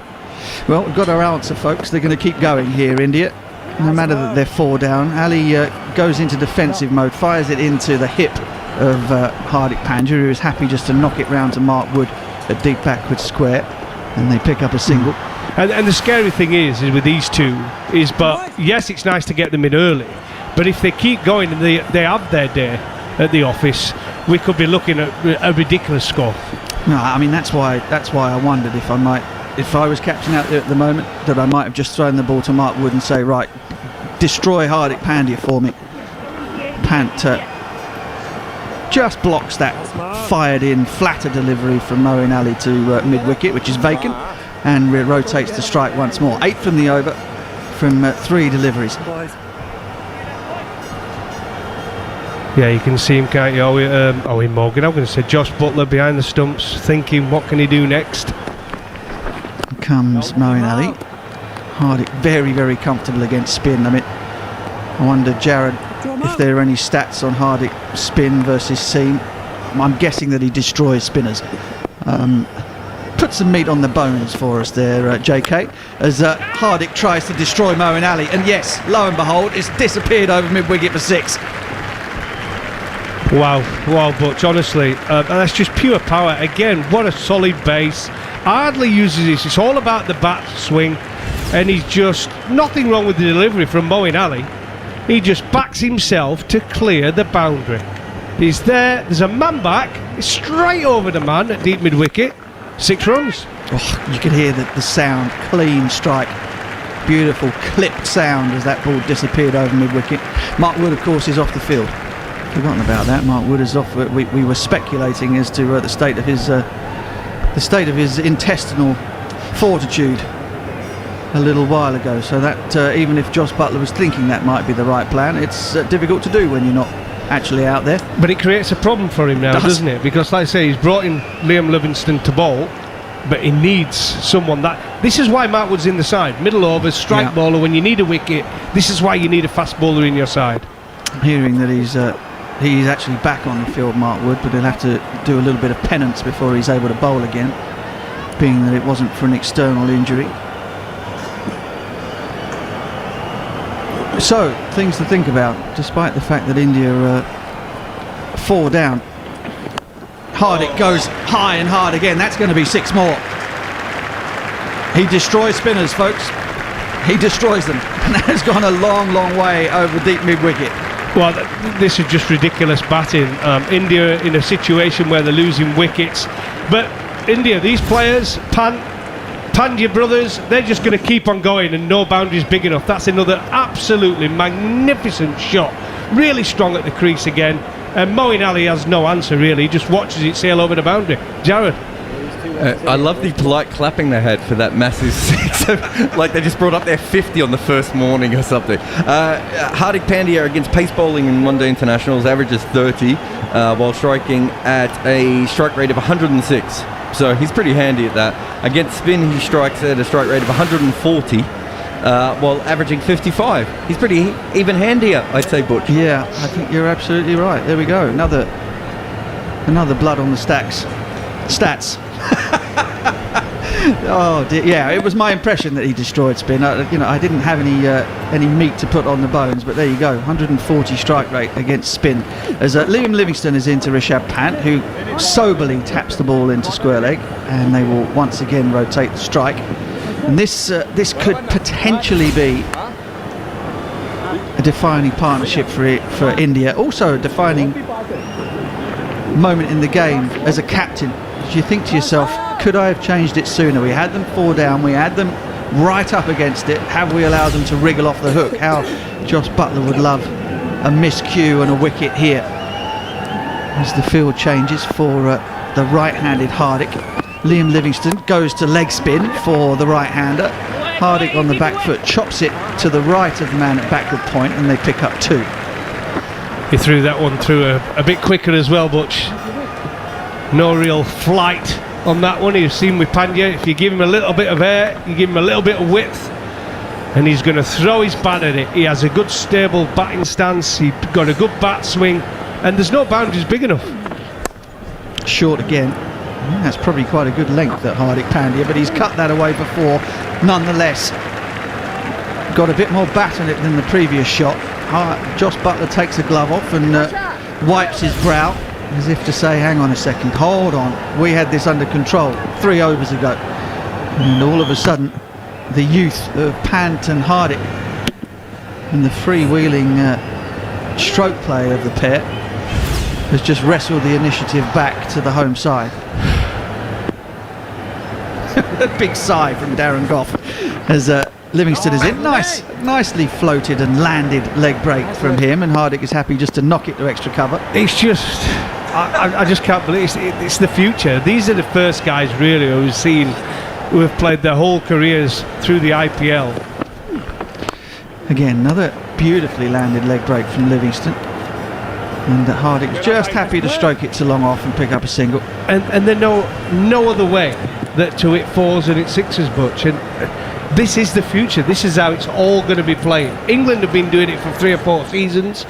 India are playing catch up, but in 50 over cricket, this is the future. This is the way they're going to play. You know, a lot of this stuff, we sort of talk about it, and you hear conversations in, well, I was going to say conversations in pubs.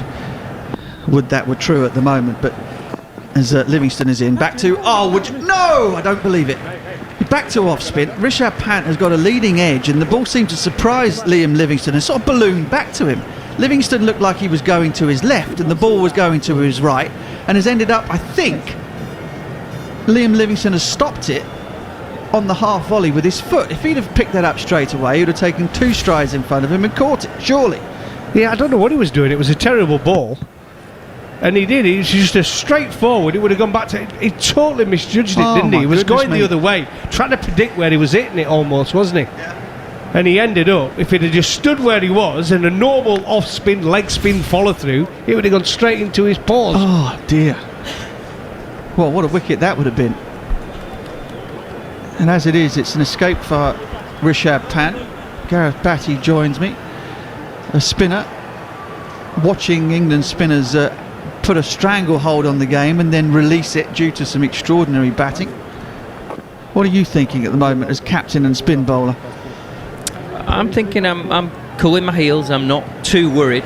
It is power play too, so you're only allowed 4 fielders outside. Now, if guys are going to take you on, that means there's always that little piece of the cheese that's cut out on the ground where you don't have a fielder on the boundary. So there is always a place to hit, and modern day we know that guys are not worried about the fielder on the boundary. They'll take him on.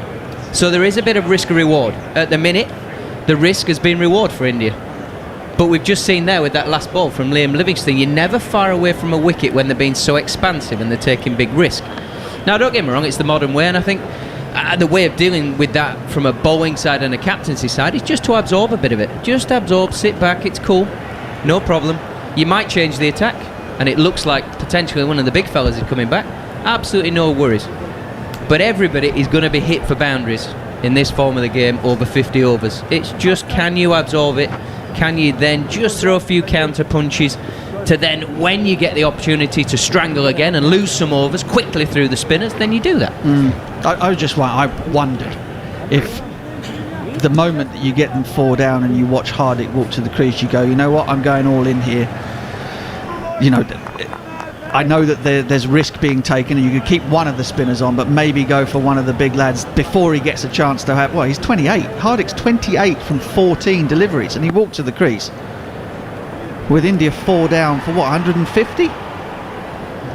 I certainly don't disagree with that. That's been proactive, isn't it, from an England point of view? That's what I'm thinking. You're trying to get there ahead of the game a little bit. Topley is into the attack now. He starts off with a wide full toss that Hardik strokes out to Dawid Malan Liam Livingstone. Pain in the neck watching it on TV sometimes. You've got no idea where anybody is until they pick the ball up. Liam Livingstone picked it up and threw it in, and they rotate for a single. And let's be honest, that's why Owen Morgan is so good. He's not reactive, he's proactive all the time.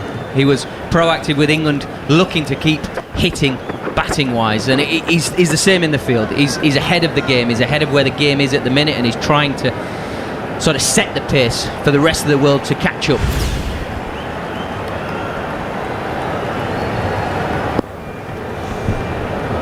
In comes Topley to the left-handed Pant. Again. Just taking whatever's on offer at the moment. Ball was a leg stump line, nudged it down the fine leg for a single. And the partnership has been an extraordinary one, really. 157 for 4 when Hardik Pandya came to the crease. And India are now 199 for 4, and that's happened in the blink of an eye. Topley in. Hardik goes across his stumps and clatters that one to the point boundary off the back foot. Genuine square cut. He perhaps had just got himself outside the line of off stump, expecting width from Topley. And once again, Hardik Pandya has got off to an absolute flyer. And you would not believe that India were in the mire when he walked to the wicket. I think this is the beauty of the modern game. The situation is taken out of it. These guys practice in the nets this way. They play in this manner all the time. Topley in, tighter line this time. Hardik on the back foot, nudges it into the offside, and they pick up a single. 205 for 4 now, India. Couple of runs away from that 50-run partnership in next to no time. Sorry, Butch. So to cover off the point, they don't see it as a risk, some of these shots. It's not a risk because they've practiced it so much. It's just the same as yesteryear playing a forward defensive. It's part of their armoury. Tick. It's 49 from 33 deliveries now. Hardik 34 from 17. Pant 46 from 41, and he's barely got going. Topley is around the wicket now. Huge man. Back of the hand slow ball which bounces. A lot of topspin on that. Think Simon O'Donnell from yesteryear. Back in the canary yellow of Australia, getting those back of the hand slower balls to kick and bounce, and that finishes off the over with a dot ball. More from Gareth Batty. He's looking at me going, Simon who? No, it takes me back to my youth, but loved it. I forget that you're ancient as well. Guy Swindles will take over from me while I go and have an afternoon nap. Thank you very much, Butch. I feel young. But, well, interesting. I'm just going through the 10 over breaks here as it's the 30th over. First 10 overs, 65. Second 10, 63 for 3. And the last 78 for just the loss of 1 wicket. So this is much bigger scoring than we've seen in the first 30 overs so far. And usually India have doubled pretty much what they've got in the first 30 overs by the 50th. The last time we were chatting, several overs ago, we were talking about 400. That didn't look possible because England had just taken a raft of wickets. Suddenly, if these two stay, it could be back on again. So, fascinating match, this one. Oh, it's still an absolute belter of a surface. And two teams at the top of their game going hammer and tong at it. This is what we're all about. Absolutely right. Adil Rashid back into the attack. That's flicked on way onto the leg side. It will just be a single. This is the thing we must remember. These are the top two ODI sides in the world. This is Fury against Joshua. This is the big one. And the way it's gone this series, we've seen that. Yeah, and there are so many players on each side who are not conforming to tradition. They're the ones setting the new trends, and this is what we're seeing, and that's why it's exciting. That's why we want to keep watching, we want to keep listening, because you never know what's going to happen next. Yeah, it's going to be interesting to see what India do. The 50 partnership has now come off just 35 balls. Hardik Pandya's got 34 of those. So he's outscoring Rishabh Pant 2-1. That says something about the way he's hitting the ball. The big boundary to try and bring up the half century, just tucks it behind square for a single, keeps the scoreboard ticking over, and India move to 209 for 4. Yeah, they will both definitely see the wicket-taking capability of Rashid. It wouldn't surprise me if they won't quite see him off. They'll still play some big shots. There's a lot of respect there for him. And again, Hardik Pandya goes back into his crease, punches that out onto the offside. Livingston does the fielding, and it'll just be a single, 210 for 4. And at the moment you just feel that this is the crux of the match, pretty much. If these two stay in, England are in trouble. And that's gone straight up in the air. I think it's gone all the way. As it rattles into the seats, it certainly has. And that is another fabulous 50 from Rishabh Pant. 54 from 44 deliveries. What an innings that is. His back-to-back half-centuries as far as Pant is concerned. 3 4s and 3 6s.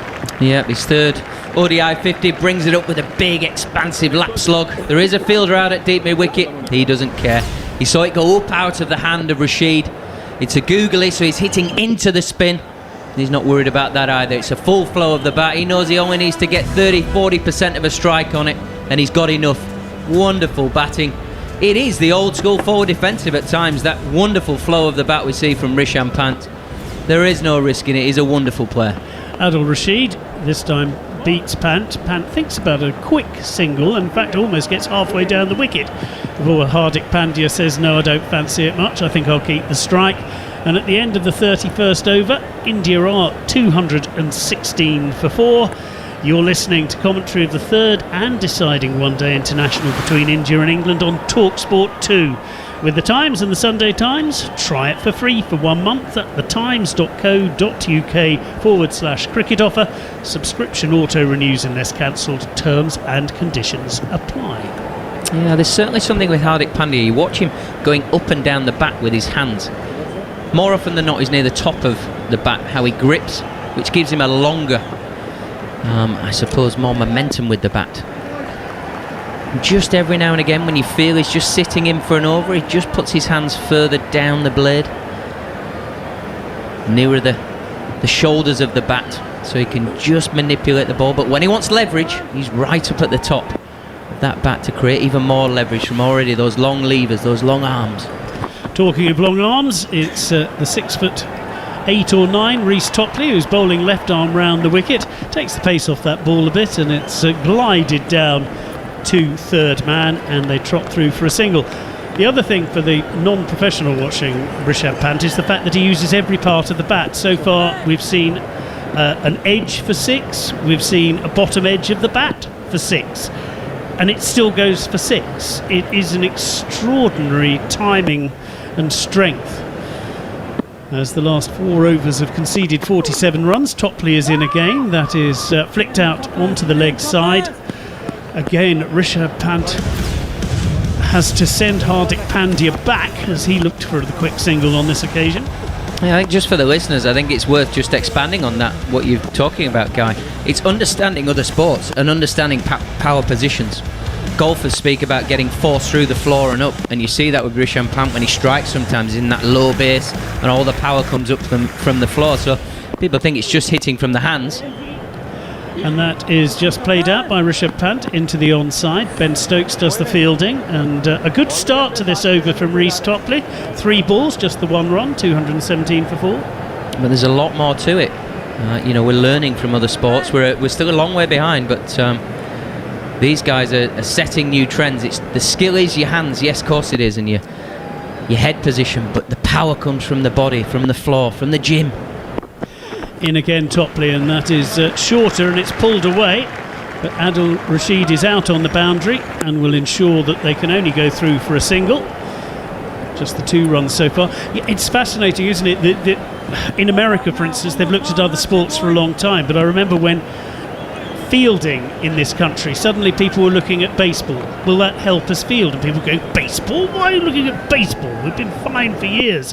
And yet you watch people flinging themselves around the field these days, and so much has been learned. As in comes Reece Topley again, this time left arm round to Hardik Pandya, punch back to the bowler, no run. But it's all sports, it's body movement pattern that we need to get better at and understand.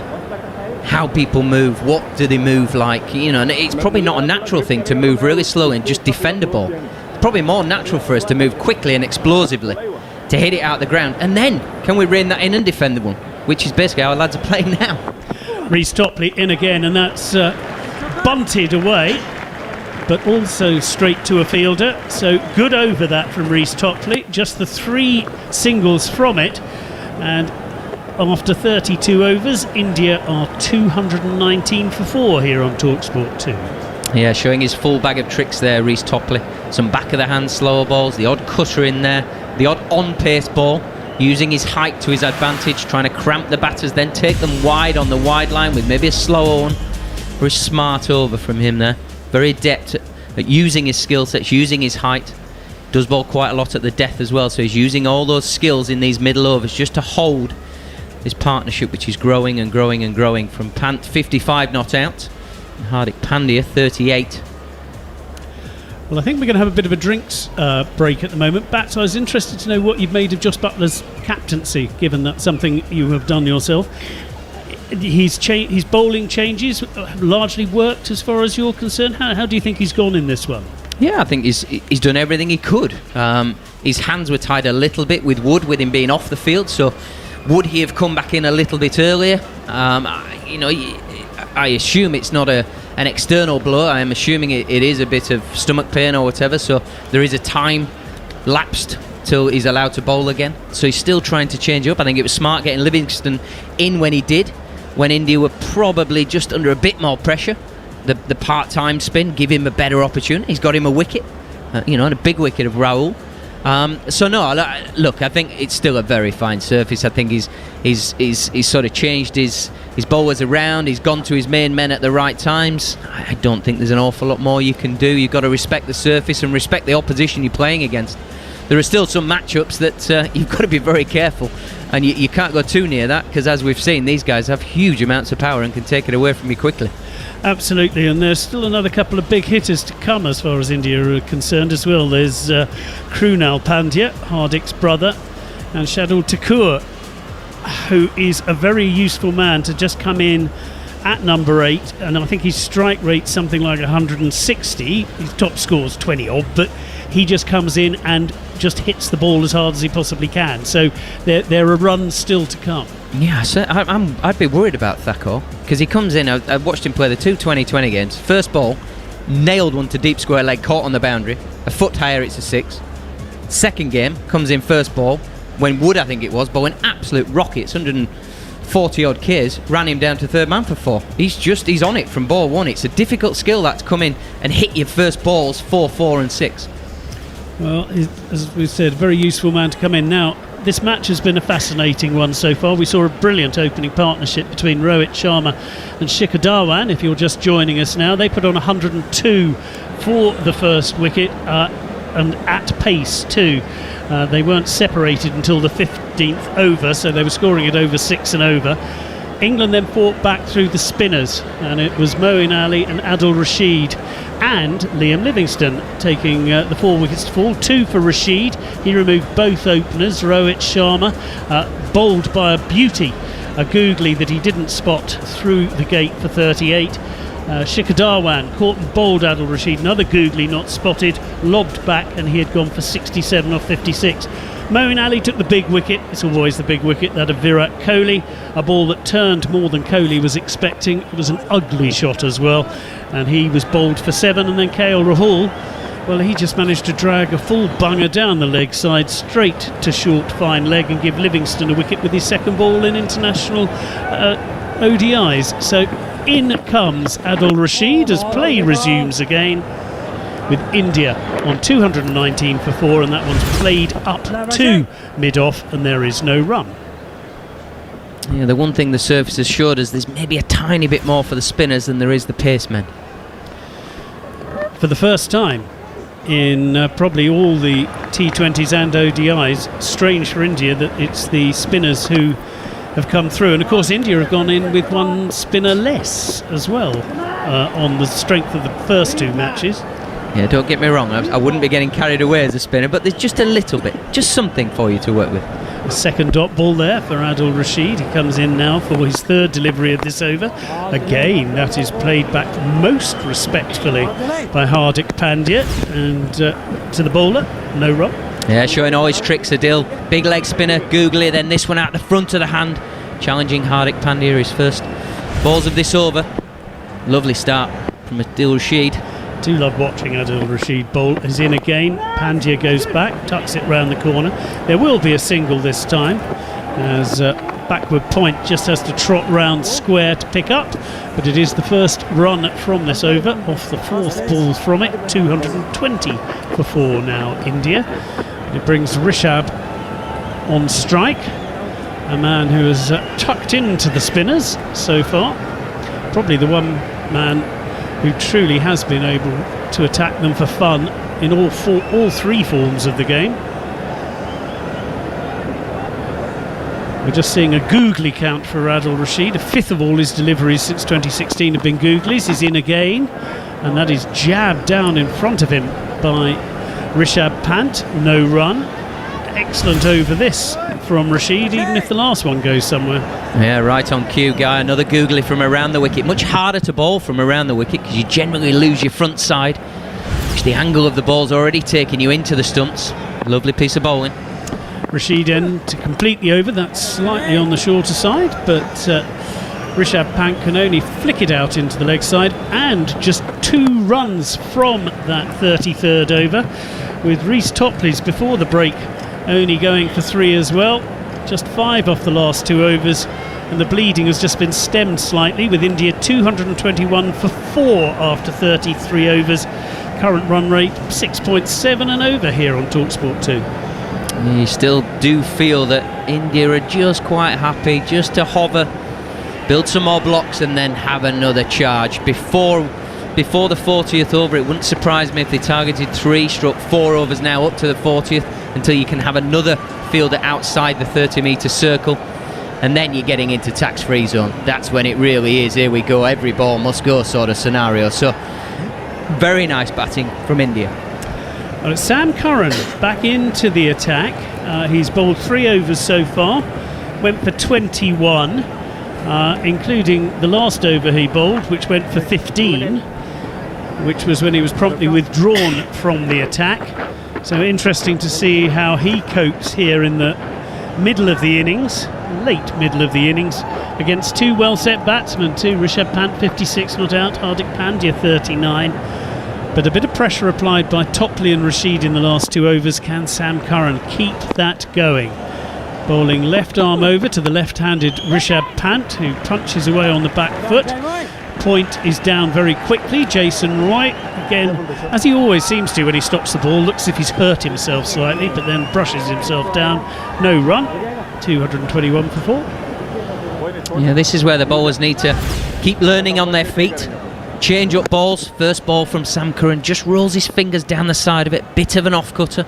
Not a full off-cutter, you wouldn't say there's massive rotation on it, but just something just to make the batter think. Sam Curran in again, that's flicked away almost disdainfully off middle and leg. What a shot that is from Rishabh Pant.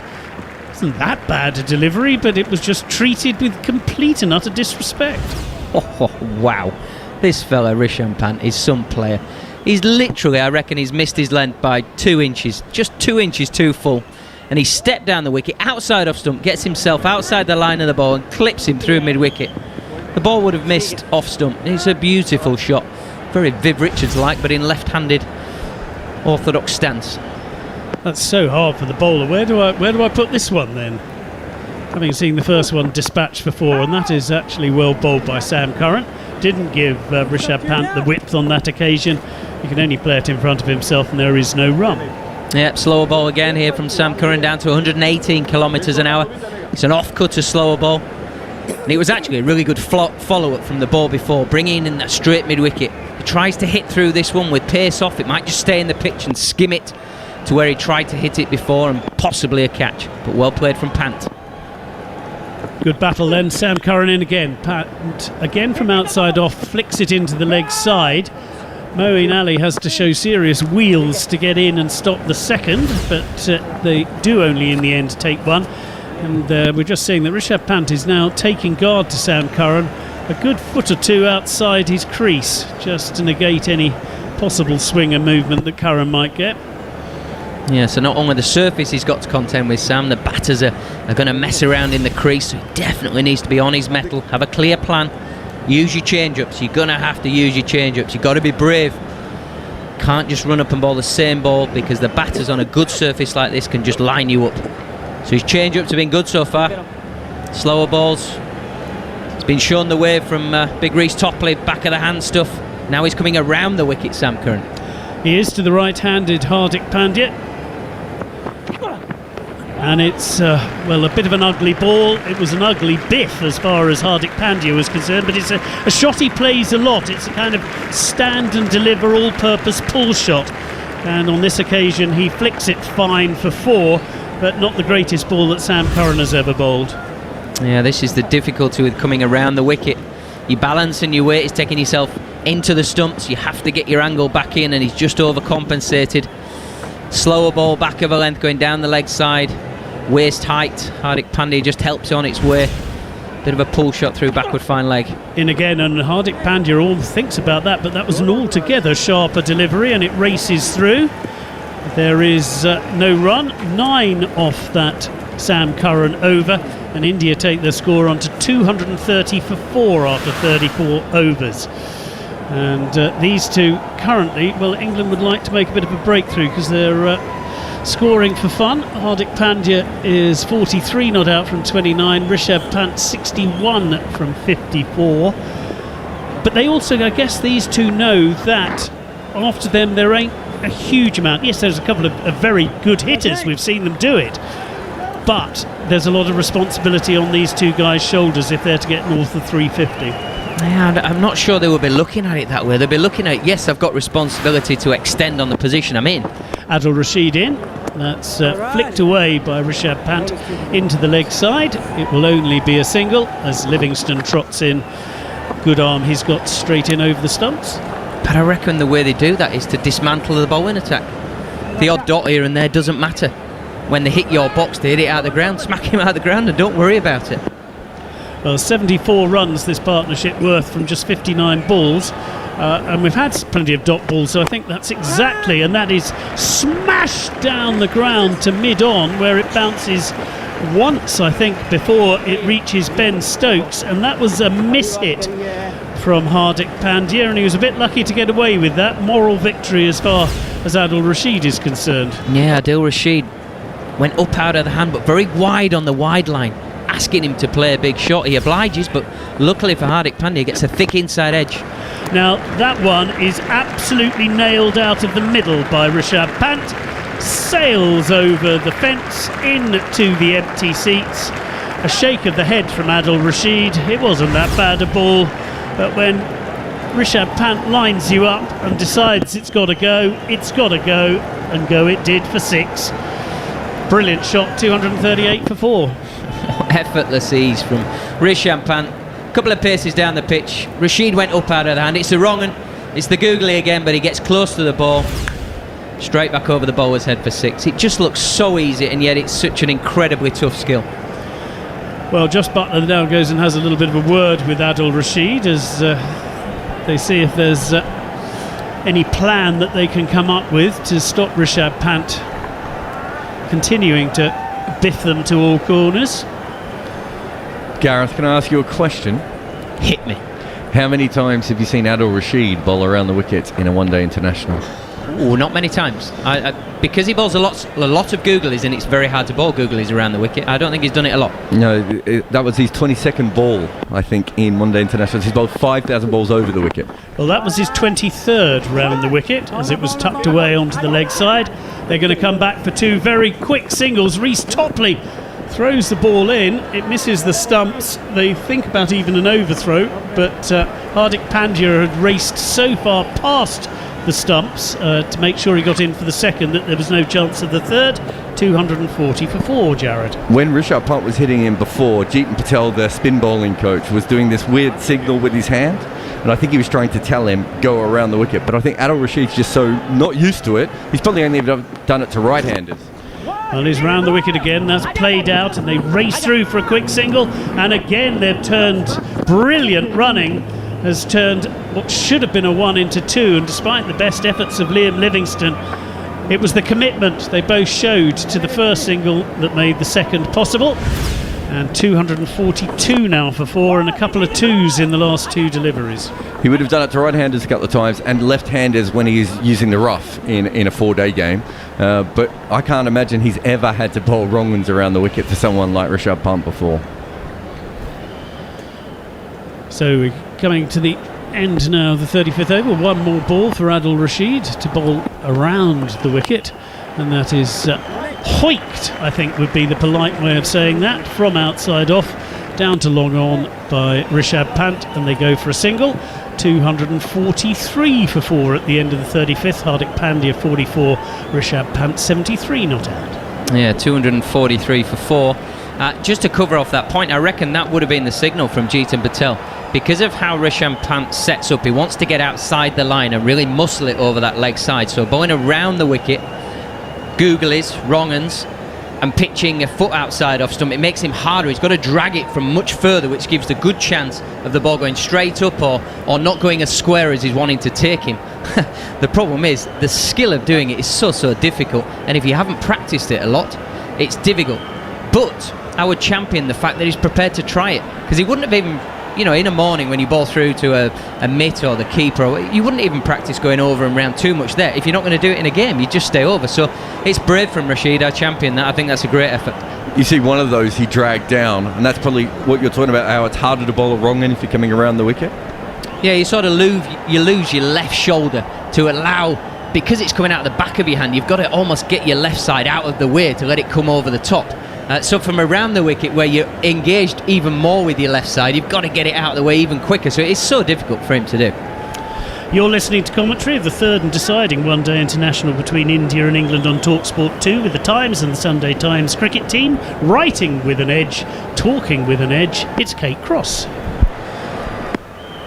As it's Sam Curran in, and that is punched away from outside off into the leg side. Not the first time I've said that from Rishabh Pant for a single. Yeah, morning still, everyone. Still morning. Just double checking. Yeah, I had to check that. It's been a great game so far, hasn't it? Been a really exciting match. It's really ebbed and flowed. Been India's start, then England crawled their way back into it, and now India are just putting their foot on the gas again. Turning it up to gas mark 9, I make it at the moment. As we have a small microphone accident with Butch in the corner. We might not be seeing Kate for a little while.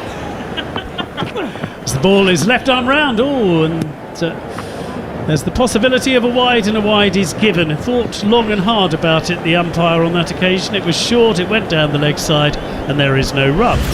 I just caught that out the corner of my eye, but Butch got his foot stuck in his wires of his microphone and nearly face planted into the glass shields that we've got surrounding our little booths. All to go and get a croissant from the trolley. I'm just sorry I was watching the cricket. I missed it.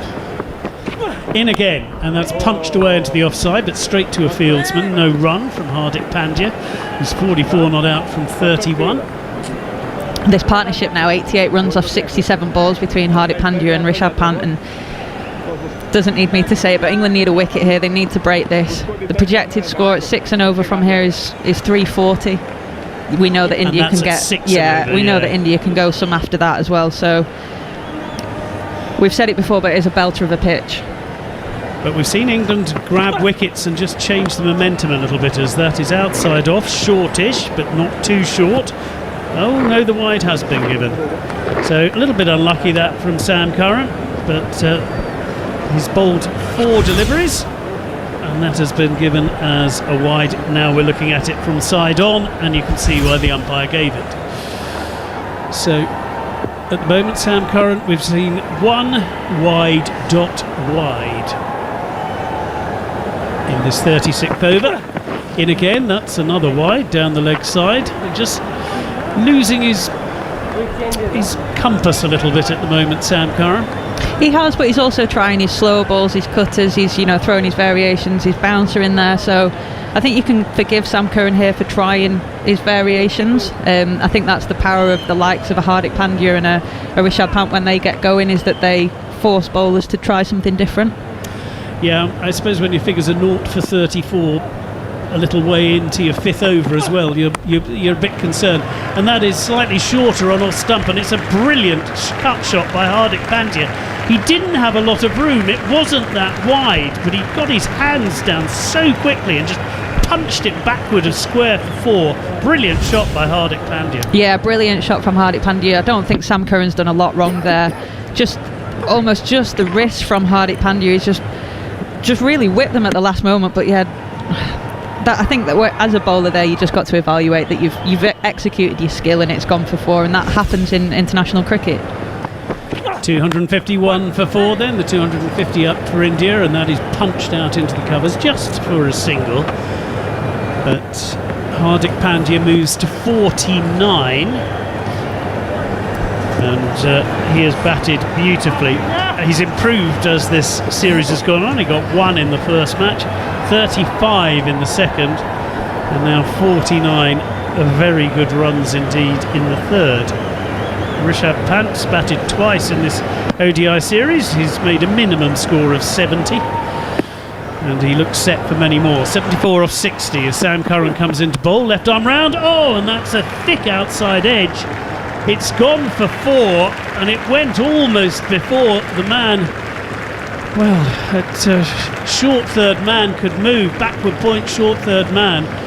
But Curran must have thought for a minute he'd done that really well, but instead it's 4 more to Pant. Yeah, again, it's difficult when you've got batters going like this. You need to try and protect your boundaries, but unfortunately you can only have 4 fielders out at this stage of the game, and you then have that toss-up of who's in the ring, and they've gone for a third man in the ring, and it was carbon copy really of the... In again, oh, and that's brilliant. That is brilliant from Jos Buttler. Well bowled, Sam Curran. Rishabh Pant has gone for 78. It was pitched up almost Yorker length, tried to scoop it out, got an edge, and very, very low down, one-handed, left-handed, Jos Buttler's taken a blinder. So England have the breakthrough. It was an expensive over, but they've seen the end of Rishabh Pant, and England, boy, did they need that wicket. 256 for 5. Pant's gone for 78 or just 62 balls, 5 4s and 4 6s. And as well as the end of Rishabh Pant, it's the end of me for the time being. Kate Cross will have a word, and then it'll be Andrew McKenna. What a catch from Jos Buttler. I think that's just pure reaction. He almost lost sight of it. It was the famous Rishabh Pant shot of the no foot movement, trying to just whip it over deep mid-wicket, but just an unbelievable catch. One-handed, low to his left. Like I said, I don't think he saw much of it, but he's just reacted. Great catch from Jos Buttler. We are seeing some cricket in this game, aren't we? Man alive, what a good catch that is. He's flicking that leg side and gets the outside edge feather through. And Jos Buttler's weight is going the wrong way and just throws his hand down and away to his left-hand side and takes the catch. So the Pandya boys are together again because Krunal has wandered out. That was the final ball of the 36th over. 256 for 5. 7.1 is the scoring rate at the moment. Rishabh Pant 78 from 62. The top scorer once again, Rohit 38, Shikhar Dhawan 67, Virat Kohli only 7, KL Rahul 7, the other men to go. And well, there's 14 overs to go, and Hardik Pandya's got 49 from 33. And he is going to be on strike. It's Adil Rashid, and off the back foot, punching back to the bowler is Hardik, and there is no run. So he is 1 run away from his 7th 50 in one-day international cricket. And there's a lot of highlights in this you're going to be watching for a long time, I think. Hardik Pandya comes forward, Adil Rashid is pushed into the offside, and there is no run. It feels like we're building up to just an explosive next sort of 45 minutes an hour, doesn't it, Kate? Yeah, absolutely does, and wickets have got to be key for England here. I think they can take a chance and maybe get a slip in and try and almost kill this innings. Rashid in, Hardik pushing into the offside. That will be the single that brings up his half century. He goes to 50 from 36 deliveries. India 257 for 5. Yeah, good innings again from Hardik Pandya. We're coming to see it quite frequently now, aren't we? 50 off 36, that explosive nature of his game. But going back to the wickets, I think, another wicket here, you've got Thakur coming in, and then we get into the Bhuvaneshwar Kumars of the team. So I think that would be England's priority now. He's trying to kill this innings now. Hardik's top scorer in this form of the game is 92 not out. With the way he's striking the ball and the way that he's playing, it feels like there's an opportunity for him here. Jared. Was that the Champions Trophy final? He went ballistic in that at the Oval. I remember that when India were decimated. Krunal is facing Adil Rashid. He punches too long on. It is a single, so he's off the mark. 258 for 5. Mohammad Amir took the early wickets. I think got Virat Kohli out twice, then he maybe once with a no ball. And then Hardik. Then that was like the first time he'd done anything sort of outside the IPL that everyone stood up and took notice of. Couple went into Archbishop, Tennyson, those sorts of things. Yeah, that'll make people take notice. Rashid in for the 5th ball of the over. It's short, it's pulled down, and it's been helped into the stand at square leg. In fact, it actually misses the stand and goes down the walkway in between, and it's away for 6 more. 264 for 5. Hardik has 56, and Adil Rashid has 1 ball left of his spell. He's got 2 for 80. Slight drag down there from Adil Rashid. He's bowled really well today. I think he's had those magic deliveries that have made the difference in this innings, and that was just purely jumped on by Hardik Pandya there. You can't really miss out on this pitch. We've seen the margin for error is so small. So they're going to have to go and find that ball and presumably have a good look at it, because it landed on the concrete. They're obviously happy with it. It's been given back to Rashid. And so for the final time, in he goes. It's outside of off stump, and Hardik Pandya just guides it into the covers, and that will complete Adil Rashid's spell. He's finished with 2 for 81, which people will look at and go, oh God, he's gone for 81, but you have to put the context of the game into it.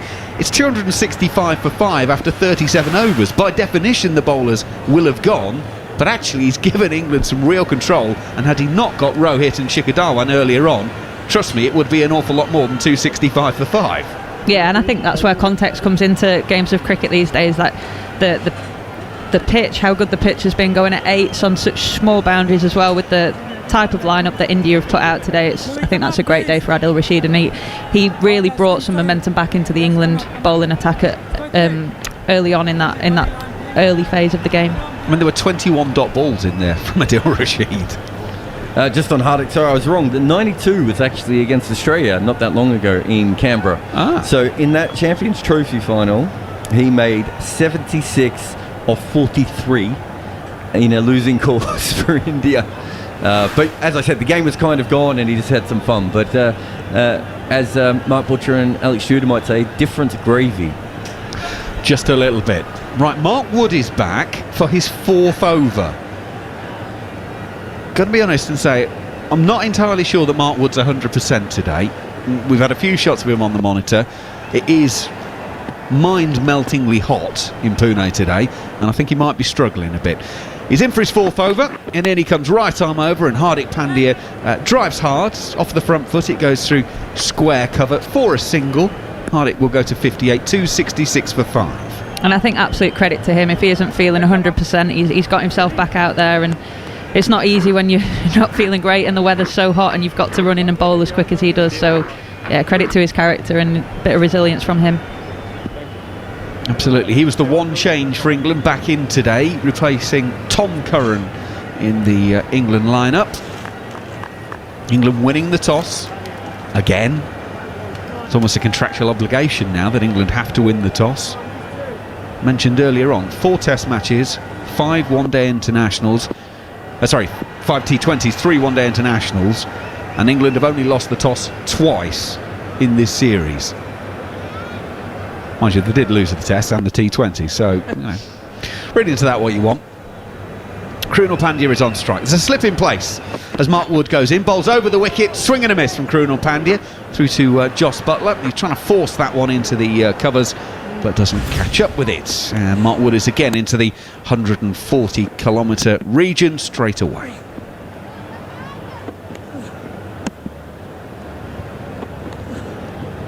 One all this series. Winner today wins it and takes the trophy. England will be, well, disbanding, I was about to say on the plane home, but as we proved earlier on, I think there's only 3 of them are actually getting on the plane to come home. A great many are staying in India for the IPL. Mark Wood is on his way. That's full straight. I think that's pitched outside of leg stump. It takes Krunal on the pad. Mark Wood wants the LBW appeal, but my initial reaction was it was pitching outside leg. Kate Cross? Yeah, he's coming over the wicket. It's a tough angle to say that he doesn't really swing the ball. That's naturally going to be going across the left-hander. And yeah, Jos Buttler doesn't look interested in looking at the review. I'm seeing the replay. You can understand why. Yeah, also hit him outside leg. Other than that, it had a lot going for it, though. England do have 1 review left. They took one earlier on with Adil Rashid that they had to. They were desperate for a wicket at that point when the 2 openers were going. England do still have 1 therefore. Mark Wood charging in once again past the umpire. It's in. Oh, that's an absolute jaffa to Krunal Pandya. Beating him for pace outside of off stump. There's a play and a miss, and it's through to Jos Buttler. Well, if you've just tuned in and you're watching Mark Wood bowl, you would not know that he is not feeling 100% today. He's charging in. He's up at the 140s, bowling a really, really good line and length. Got his slip in play. Looks really threatening here.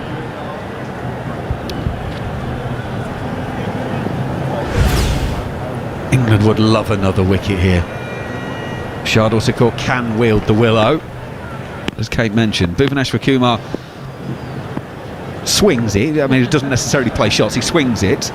But a breakthrough here would be big. That's a glorious looking shot from Krunal Pandya. It's really well partially stopped by Johnny Bairstow at short extra cover for the 2nd time in the innings so far. He's at Tinkan Alley and has managed to get a hand on one, and it's hurt him. They've still taken a single as it's ricocheted away.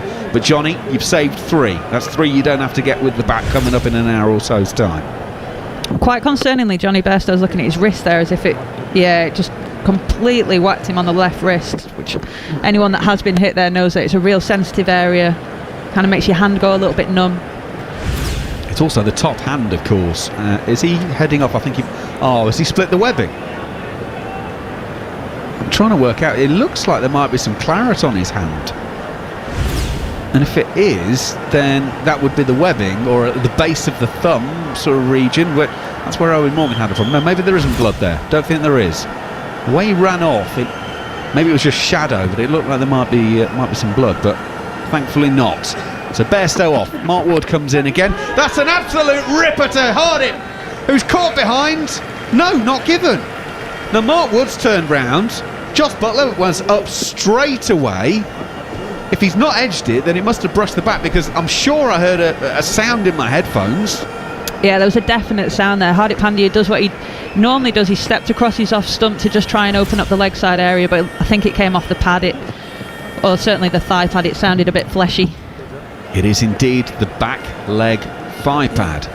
It was a beauty. He's got straightened up. He's playing that ball to the onside, but unfortunately for England, Hardik does not get an edge on it. Really good over there from Mark Wood. Really good return to the attack, and he's done what Jos Buttler would have wanted from him. He's really attacked the 2 batters. Really does look like he's struggling though. You can see the 12th men are coming on as soon as he's finished his over, getting some fluids into him. Don't know why he's complaining about it's like this in Ashington every day, isn't it? That's what Harmy tells us anyway. 38 overs gone, 12 to go, 267 for 5. Is Mark Wood going off again? I think they're just chaperoning him down to his fielding to position. The fine leg position, yeah. Keep him upright. It's hard work today, Mark Wood. Sam Billings leaves a couple of bottles behind him. He's bent over, hands on knees, gasping air in at the moment, Mark Wood, as he takes up his fielding position. Ben Stokes is going to be bowling, taking over from Adil Rashid after he completed his 10. And Krunal Pandya works this out to mid-wicket, and a comfortable 2 will be taken. Stokes has gone for 22 in the 3 overs he's sent down. 20, sorry, before, because the 2 have gone onto the board already. It's 269 for 5, India.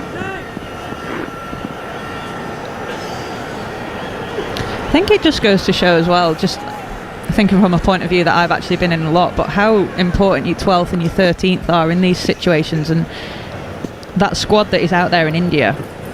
Stokes goes in. Krunal Pandya guides this to third man for a single. 270 for 5. You almost overlook the fact that people miss out on playing games of cricket, and for the likes of a Jake Ball and Matt Parkinson, they've been out there for best part of 3 months now, not played any cricket, but they still have a job to do on a game day, and it's tough. It's, you know, to get yourself up to do that warm-up again, but then also look after the players that are on the pitch, those 11. You know, that could be the difference between Mark Wood getting another 2 or 3 overs. I thought it was also very telling earlier that Owen Morgan did drinks waiter at one point and took a drink straight to Jos Buttler, so the captain was with the on-field captain, if you like, having a discussion, because at that point it wasn't going quite so well, so there's obviously still that flow of information. Stokes right arm over to Hardik.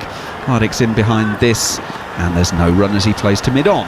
Yeah, absolutely. I remember my debut tour, we were over in the West Indies, and Charlotte Edwards had hurt her knee. She didn't play in one of the games, and she ended up doing the drinks, and she put a bib on, but she came down to the bench and she said, right, what do I do? And she didn't know, because she'd never been there. Yeah, and I think, hats off to Owen Morgan. He could easily just sit on the sideline and analyse and get messages on, but he's got stuck in, and I think it just goes to show kind of the team culture that they've got at the minute, this England team. Stokes in, pulled by Hardik out to mid-wicket. The fielder is coming around, David Malan, who's sort of squarer to start with, so he's going away to his left-hand side round to mid-wicket. 2 more taken, 272 for 5. The run rate now above 7 for India. That's been the difference, hasn't it? We saw India seemed quite settled to be going at 5s for the majority of their innings in the first 2 one-day internationals, and they've really upped it today, and they've given themselves that platform to then be able to springboard in the last 10. Stokes in, it's a drive ball, always beautifully driven by Hardik Pandya between extra cover and mid-off. There's no chance the offside sweeper's getting around to that one, and it goes away for 4. 276 for 5. Stokes shaking his head, he was just too full.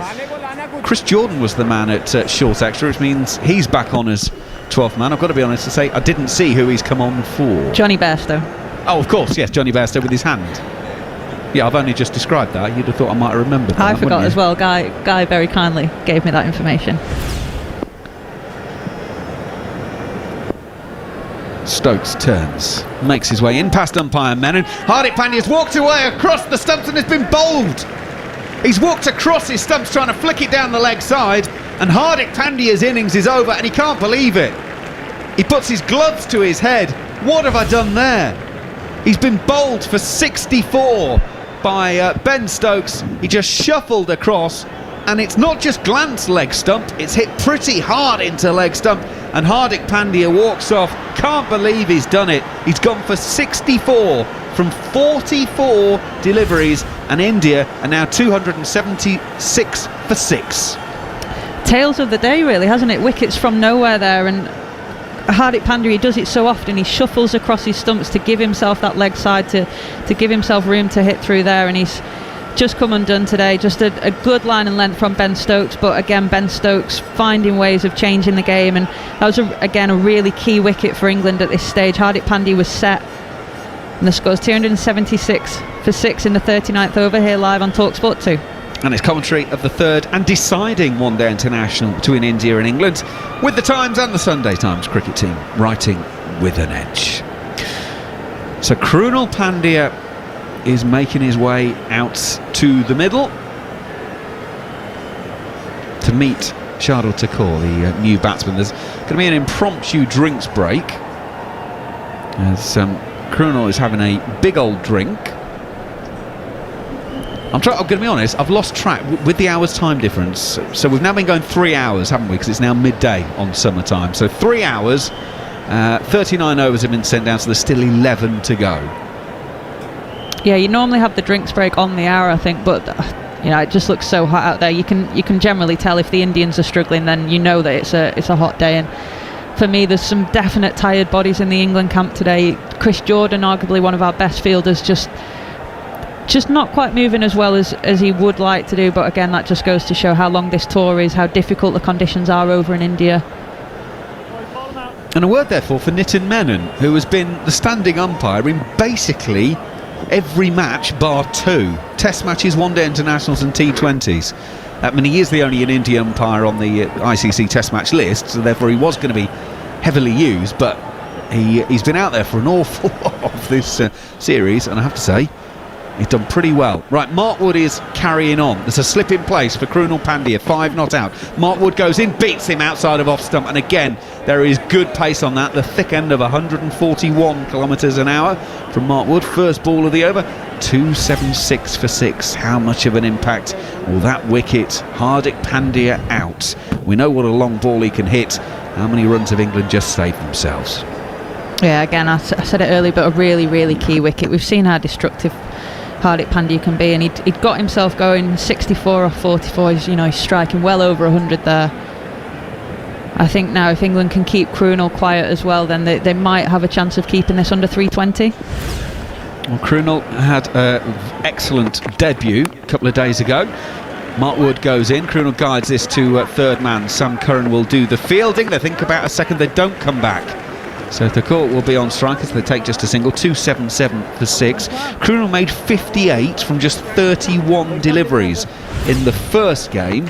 He then had 1 for 59 from his 10 overs, which is why I would have given him a real big shout as man of the match. It was Shikhar Dhawan with his 98 who got it, but on debut Krunal had a really significant impact on that game. So Shardul Thakur then, as we've been saying, his numbers say he might not be there for long, but he'll have some fun while he is. England keep the slip in place. Backward point, extra cover, mid-off inside the circle as Mark Wood goes in. He's solidly in behind that delivery, getting both feet pointing down the pitch, middle of the blade, pushes it back to the bowler, no run. I wonder if the Pandya brothers ever try to out-sibling themselves. If they put that other element of competitiveness into their game. I get the impression they're very supportive of each other the way they are on social media. They obviously both play for the Mumbai Indians in the IPL. But I know I certainly have that when I play with my brother for Hayward. You always try and out-sibling them. Absolutely. Mark Wood in once again. Outside of off, swing and a miss from Thakur. And it's through to Jos Buttler, and there is no run. 40th over. I know we've talked a lot about Shardul Thakur in this series, and we actually have seen him face about 4 balls. It's worth saying, though, he's nowhere near as good a batter as Bhuvneshwar Kumar is. So Kumar, in this situation, I would have thought you could get about 5 overs out of him. He could turn the strike over, hope that, at the other end they get some runs.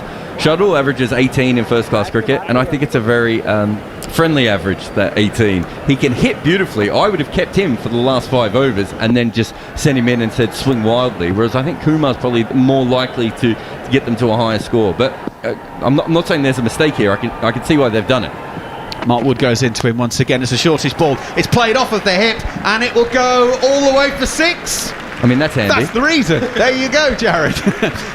We are going to check where it's landed. He's flicked it off of the hip over long leg, and it hasn't cleared the foam by much. If it has cleared it at all, and the replay shows that it did. Sam Curran couldn't get around, and it is 6 to get off the mark. Shardul Thakur joins in the fun. It's 283 for 6. Yeah, Mark Wood hasn't strayed by much there, just slightly too straight if anything, but really clean pick up from Thakur there. And only just over the boundary down at deep fine leg was kind of a catching chance. The 9th 6 of the Indian innings. He's playing this one back down the pitch. End of 40 overs, 283 for 6. So 2 wickets in that 10 over block, and 77 I think of my mental arithmetic was never brilliant. Yes, Guy Swindles gives me a thumbs up. If the king of numbers gives me the thumbs up, I'll take that one. So 77 for 2 in that 10 over block. The final 10 to come, and we know that India like to hit the accelerator in this final 10. So 283 is a nice launch pad for them, Kate. Absolutely, and England will be well aware of that, and having Thakur and Krunal Pandya in at this stage will be a real big tick in the England dressing room. You know, they've managed to take those 6 wickets, which they've not. I'm not sure they've bowled India out in this series, have they yet? In this one-day series? Nope. There were 6 wickets down in the second game, 5 wickets in the first. So this is their equal most.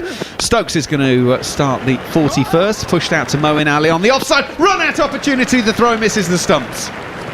It was pushed out into the leg side by Krunal Pandya. I think Thakur was offering to go, so for the non-strikers end, left home, and we'll get a wide shot on the replay. Well, to be fair, Krunal takes a couple of steps down, so Thakur thinks he's going. He then stops, and well, would have been run out by absolutely miles there, Thakur, if the throw from Moeen Ali had hit. He didn't, and he's pushing this one out on the offside no run. Yeah, Thakur would have been out by half a pitch there. I don't think he'd even turned round to start running back, and you could see Ben Stokes a bit frustrated. If he'd got back to the stumps, it would have been a simple throw from Moeen Ali to him. And as ever, Moeen Ali had a bit more time than he thought. Yeah, Ben unfortunately was disappointed because it was a shot that he thought actually was a little bit uppish. Could be a catching opportunity, so wasn't thinking about getting back to the stumps, and therefore Moeen had to hit them. Krunal Pandya hits hard to a shorter, wider ball, carves it down to third man. Mark Wood does the fielding, does well, keeps it to only a single. 284 for 6. I think that goes to prove my point as well about the tired bodies that are out there. Normally you see Ben Stokes back at the stumps after every single ball, but they're just relying a lot on their fielders in the ring to do the backing up, to make sure that they're collecting the ball. And again, I think that just goes to show the stage of the series that they're at, and how much of taking a toll the weather does, and being out in India for so long. Yep, they are getting properly gas mark 8 or 9 at the moment. What does this mean? Well, they're getting baked in the sun, aren't they? Thakur is going to be turning this one from Ben Stokes into the leg side, take a single. I mean, 3.5 hours in this temperature, you're going to be... You'll be done. So my dad tweeted me. Well, he actually tweeted Guy Swindles to say that I would not know what that meant, and he's correct. I didn't understand. Okay. You're not domestic goddess then? So it would seem, as my dad has told everyone on Twitter. Or you've got an electric cooker and you don't know what gas mark 8 or 9 is. Yeah. Stokes to Krunal Pandya, hits hard into the cover region, but will only be a single as David Malan comes off the cover boundary, and it is a single. 286 for 6. It is very pot calling the kettle black from my father, though, who I think more often than not we'd have pancake day every week because that was all he could cook. Very rich from him. Final ball of the 41st. 3 runs from this over so far. Can Stokes finish with a nice tight delivery? Yes, he can. Thakur is pushing out on the offside, and it'll be fielded by Chris Jordan at short extra cover, and 41 overs have been sent down. 286 for 6, only 3 off of that over. Cracking stuff from Ben Stokes from England's point of view. Yeah, really good from Ben Stokes. I feel like him and Mark Wood have just gone almost back to basics here. They've just gone back to hitting a really solid line and length, not giving the batsman much width or giving them any arm length really to hit through the ball. A good couple of overs from England going into the back 10, where we've seen they've not really executed that well in the last couple of one days. Now Mark Wood is coming off. Mark Wood's only bowled 5. 0 for 28, but Reece Topley will replace him. It's the deciding one-day international between England and India on TalkSport 2 with the Times and the Sunday Times. Of course, Lizzie Ammon, Simon Wilde and former England captains Mike Atherton and Sir Alistair Cook, part of their team. So England have used 7 bowlers. Rashid has bowled his 10, 2 for 81, but now they're rotating it around. 0 for 42 from 6 for Reece Topley, and what's he got? Bowling to Krunal Pandya. Mid-wicket out on the boundary, square leg out on the boundary, cover out on the boundary. As he goes in, left arm over, Krunal pushes into the offside, beats the man at short extra. Mid-off Moeen Ali is inside the circle, he's going to have to go sprinting after that one. He will stop it 5 metres inside of the rope, and 2 are taken, 288 for 6. Just a good cricket shot from Krunal Pandya, just lent on the length from Reece Topley there. Just beat that man at extra cover. We're still seeing the projected score at the current run rate going up to 350. One more wicket and that starts tumbling.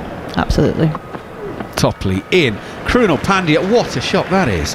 He's not moved his feet at all and just sort of whips the top half of his body around and whips it out to the square leg sweeper, and a single is taken, so 1 more to the total. But geez, we've seen some shots played. It's that shovel, kind of short arm shovel that we see a lot from the lower order Indian players, isn't it? They practice it a lot, though. We see it a lot in the IPL.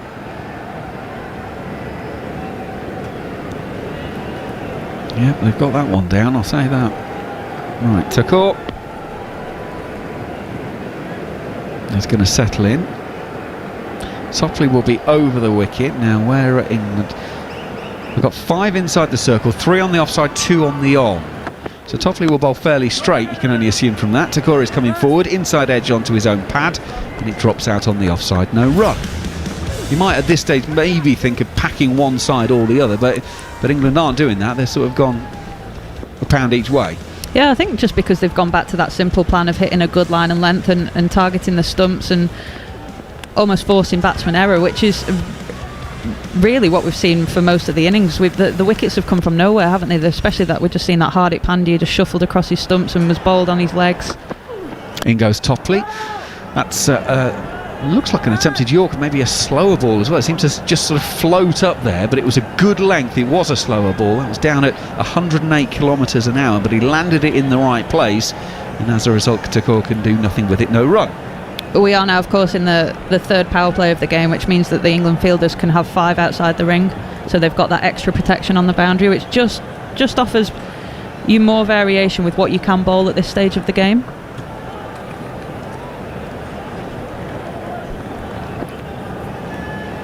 Reece Topley back in an England shirt after those problems with his back. He's in around the wicket on this occasion, and Shardul Thakur's played a beautiful on drive wide of the mid-on fielder. That's as good a shot as we've seen, and we've seen some incredible ones. Classical on drive, and he goes into double figures. He's got 11 from 9. It was a sort of an off break really, but it drifted in onto the pads, and that's been timed beautifully by Thakur. Yeah, geez, what a piece of timing from Thakur there. He's just gone wide of Moeen Ali at mid-on there, and just easy as you like, really. Around the wicket again is the cutter, and it's chipped up in the air. There's only one fielder now on the leg side inside the circle. It's Moeen Ali at mid-on, so it was safe, and a single will be taken, but 294 for 6. Reece Topley's over comes to an end. It goes for 8, and that is 42 overs gone. So we're getting near the real business end, which means I'm going to move out of the way, and Mark Butcher will bring you these final overs of this Indian innings here on TalkSport 2. Thanks, Macca. Really has been an extraordinary innings at modern 50-over cricket in a microcosm, really. At least the way India play it, anyhow. Got off to an average start. Average if you compare it to the way England go about things, and I think that's the interesting point here, is that most other teams in world cricket are more than happy to go at 5 6s in the first 10 15 overs of a one-day game. It's just England don't. England see it completely differently. Try to go at 10s if you can. So comparing anybody else with what England do sometimes is a complete and utter waste of time, because they're out on their own. But India have lost wickets in the middle part when they try to keep them in hand. As Stokes is into Thakur, who nudges it behind square on the leg side, and he'll pick up a single. He's 13 from 11. Krunal Pandya is 11 from 15. India lost wickets. England struck by way of Rashid and Moeen Ali and Liam Livingstone with pace off the ball. And then to continue the story of the modern game, did Rishabh Pant and Hardik Pandya look to rebuild and build a platform for the back end? Did they help? Came out and smoked it everywhere. 99 run partnership in no time whatsoever when they were under the pump, as Stokes is in to the left-handed Krunal Pandya, who defends the ball off the back foot to mid-on, and again there's no run. 2-9, 5 for 6, and with just a little under 8 overs to go, India are still in a position where they might make 330. Quite extraordinary. Yeah, absolutely. And I think England have got the blueprint, haven't they? They've got the one-day blueprint at the minute. Stokes is in. Pandya bat up, waits, and just chops down on a back of a length ball that would have gone over the top of off stump. Can only jab it into point, and there's no run. Yeah, they've got the blueprint that a lot of teams are going to have to start copying in order to keep up with them, because we know that on their day, when England get it right, that no one can beat them. And the thing for me that has frustrated me really as a cricket fan is that India have the capability to do that. They've got the likes of Rohit Sharma and Shikhar Dhawan who can bat like that at the top. Stokes is in, and slower ball is chipped in the air. Oh, and it's been dropped. Adil Rashid had a tough chance running with the ball falling over his left shoulder, and he got both hands to it. It was tumbling sort of backwards as he ran. Got both hands to it. He gets a little clap of consolation from Ben Stokes, but boy, England would have loved to have picked up that wicket. In fact, it wasn't a slower ball, it was just full. And Pandya got his bat swing into all kinds of trouble, aiming it over mid-on and skewed it out over mid-off. Rashid will think he should have done better.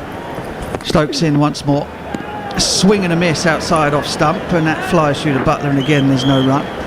Yeah, that would have been a great catch from Adil Rashid, and he actually did all the hard work. He was running to his right from mid-on, got to put the hard yards in, and he got both hands to it, dive into his right, and just couldn't hang on. We come to see those catches get taken so frequently in this kind of standard of cricket now. He'll be disappointed with that. Yeah, Adil Rashid did get both hands to it. He's bowled quite beautifully. Krunal dropped when he was on 11. He'll be hoping to make England pay, but no runs again. Full delivery, hit back at Ben Stokes, who fields it in his follow-through, and that's the end of the 43rd over. 297 for 6, India. Just 3 runs from that last Stokes over, and England hoping to put the squeeze on. They'll be very, very happy that there is no Hardik and there is no Pant at the crease in this crucial last 7 overs. Crucial listening. Coming up was Darren Gough and Gareth Batty join me in the commentary box. England will be largely happy with where they are here at the moment, particularly given that India do not have the wickets in hand that they so crave at the back end of an innings, Goffey. Yeah, you would say so. I mean, at one point it looked like India were going to get a huge score, and I'm talking 350, 360. But I think the 6 wickets down is vital for England. Moeen Ali has been excellent with a ball, 7 overs, 1 for 39. Livingstone did a job, 3 overs, 1 for 20. And I think he's had to mix his bowlers up quite well. I think he's done a good job, Josh Buttler. Topley in round the wicket to the right hand of Thakur, who pulls. The ball comes off the splice and dribbles out to Liam Livingstone, one of those spare bowlers that Josh Buttler used for a single. Yeah, I mean, we don't know. We're not on the ground. We don't have sort of access to medical reports as we might do if we were in Pune at the moment. But Buttler's had to make up for Mark Wood. Mark Wood has been off the field with what looks like a stomach complaint. He looked as though he was gasping for breath after just his first over and has looked pretty uncomfortable. He's got through 5. But Buttler has to use his resources. That's where Livingstone has come in handy. As Topley is in over the wicket this time to Krunal Pandya, who rather cruds a pull shot that loops over the head of Ben Stokes inside the circle at mid-on. He scampers back and keeps the ball from dribbling over the boundary edge. But India have brought up the 300. 300 for 6. And as the third umpire is just going to take a little look at this, but Ben Stokes was well inside the boundary down there as he chased back to long on. 300 up with 6.4 overs to go as Topley is in again, and this time Krunal gets a really good piece of it, but it goes straight to Dawid Malan out there at deep square leg, who's in front of square on the leg side. Saying that, guys, I mean, if they don't lose any more wickets really, or lose one, I mean, this is still get up to 350 quite comfortably, can't they? I mean, they're looking at 9, 10 and over, aren't you? Your last 5, your last 10 overs, which they got comfortably the other night, but they had lots of wickets in hand, bats, so they'll be still looking at around 350. Well, these two are dangerous, make no mistake. Boom, spin dispatched. Dangerous? Yeah, absolutely right. Thakur has just domed I was going to say Don Topley. The old man would be very happy to be out there bowling at the moment, I'm sure. But Reece Topley has just bowled a seam-up delivery. Short, and Thakur on the hook shot has top-edged it. 15 rows back over fine leg for 6. God, I mean, this has travelled off the top edge of the bat miles. It's gone 10, 15 rows back. That for me just shows how good a surface it is. And the flip side to what Goffey was saying, that England have done well. India will be ruining the fact 3 guys in the 60s, 70s that haven't gone on. Topley round the wicket again. Again, it's back of a length at Thakur, who plays defensively on the back foot this time. Drops it to his feet, and they scamper through for a single.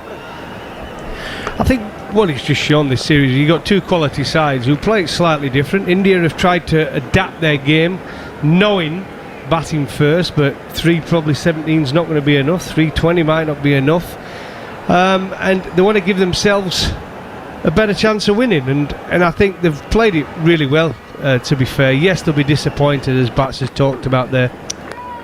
Dot ball to finish the 44th. Krunal dancing down the wicket and finding fresh air with a wild swing. That is the end of the 44th over. 308 for 6. I mean, the interesting thing, I suppose, from India's point of view, is that they've made a change. Just for those of you joining us for the first time, India made one change. They brought in the left arm pace of Natarajan in replacement for Kuldeep Yadav, who got an absolute mauling at the hands of Ben Stokes in the previous match. England made a change as well. Tom Curran was out and Mark Wood is in.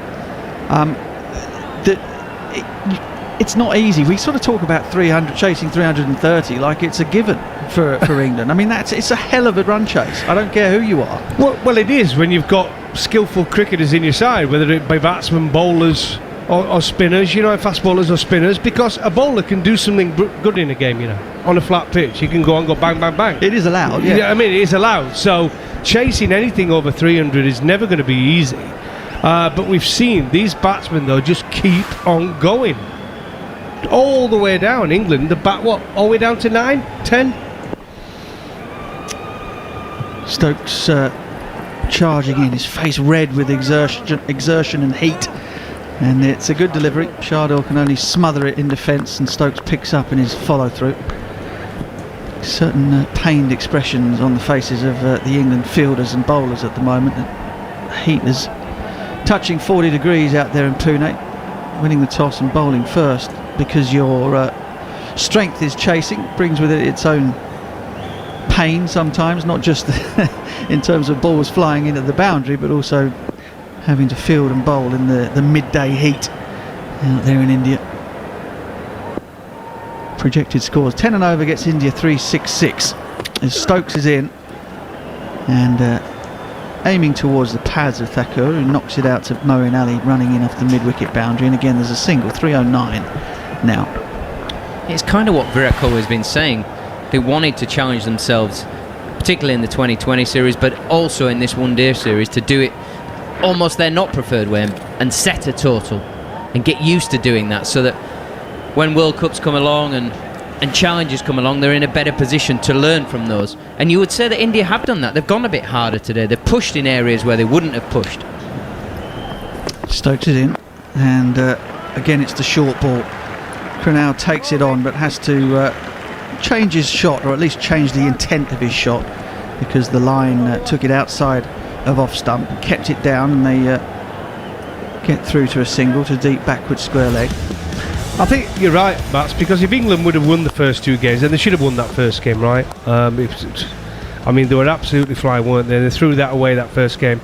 But if they'd have won the first 2, they would have definitely batted first today, England, and tried to do something different. Owen Morgan does that. Stokes in, slower ball. Thakur is down the pitch and has drop kicked it over long off for 6. Terrific strike from Thakur, man who's been quite superb for India in the T20 series with the ball. Can also handle himself with the bat as well. Number 8 has just smoked a 6 over long off.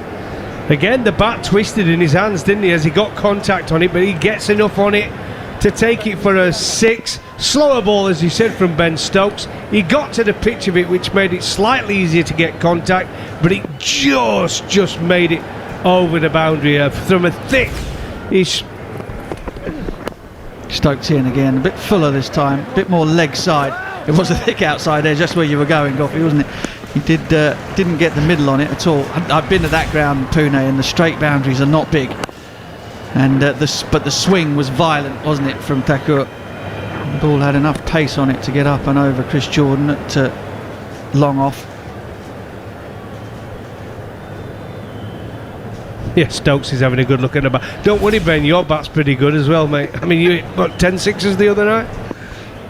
317 for 6. Stokes is in to Krunal Pandya, who turns the ball away on the leg side. I think about 2, but Liam Livingstone is so quick and his arm is so good that Krunal Pandya is forced back, and they only make the single.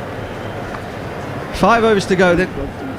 318 for 6 India, with Thakur on 29, Krunal on 18 from 25, and a couple of players who can find the boundary at the back end of one of these innings and get India into a place where they'll be thinking, surely we can defend 350. Yeah, this is possibly the platform now. 5 left, 5 overs left. You would have just said India wanted these 2 in at this point. They didn't want to lose another wicket, so it would have been caution up to this point, but now you just feel like, whoa, now we're going to take the shackles off. I think this fella, Thakur, for anybody outside of India, this fella is very underrated.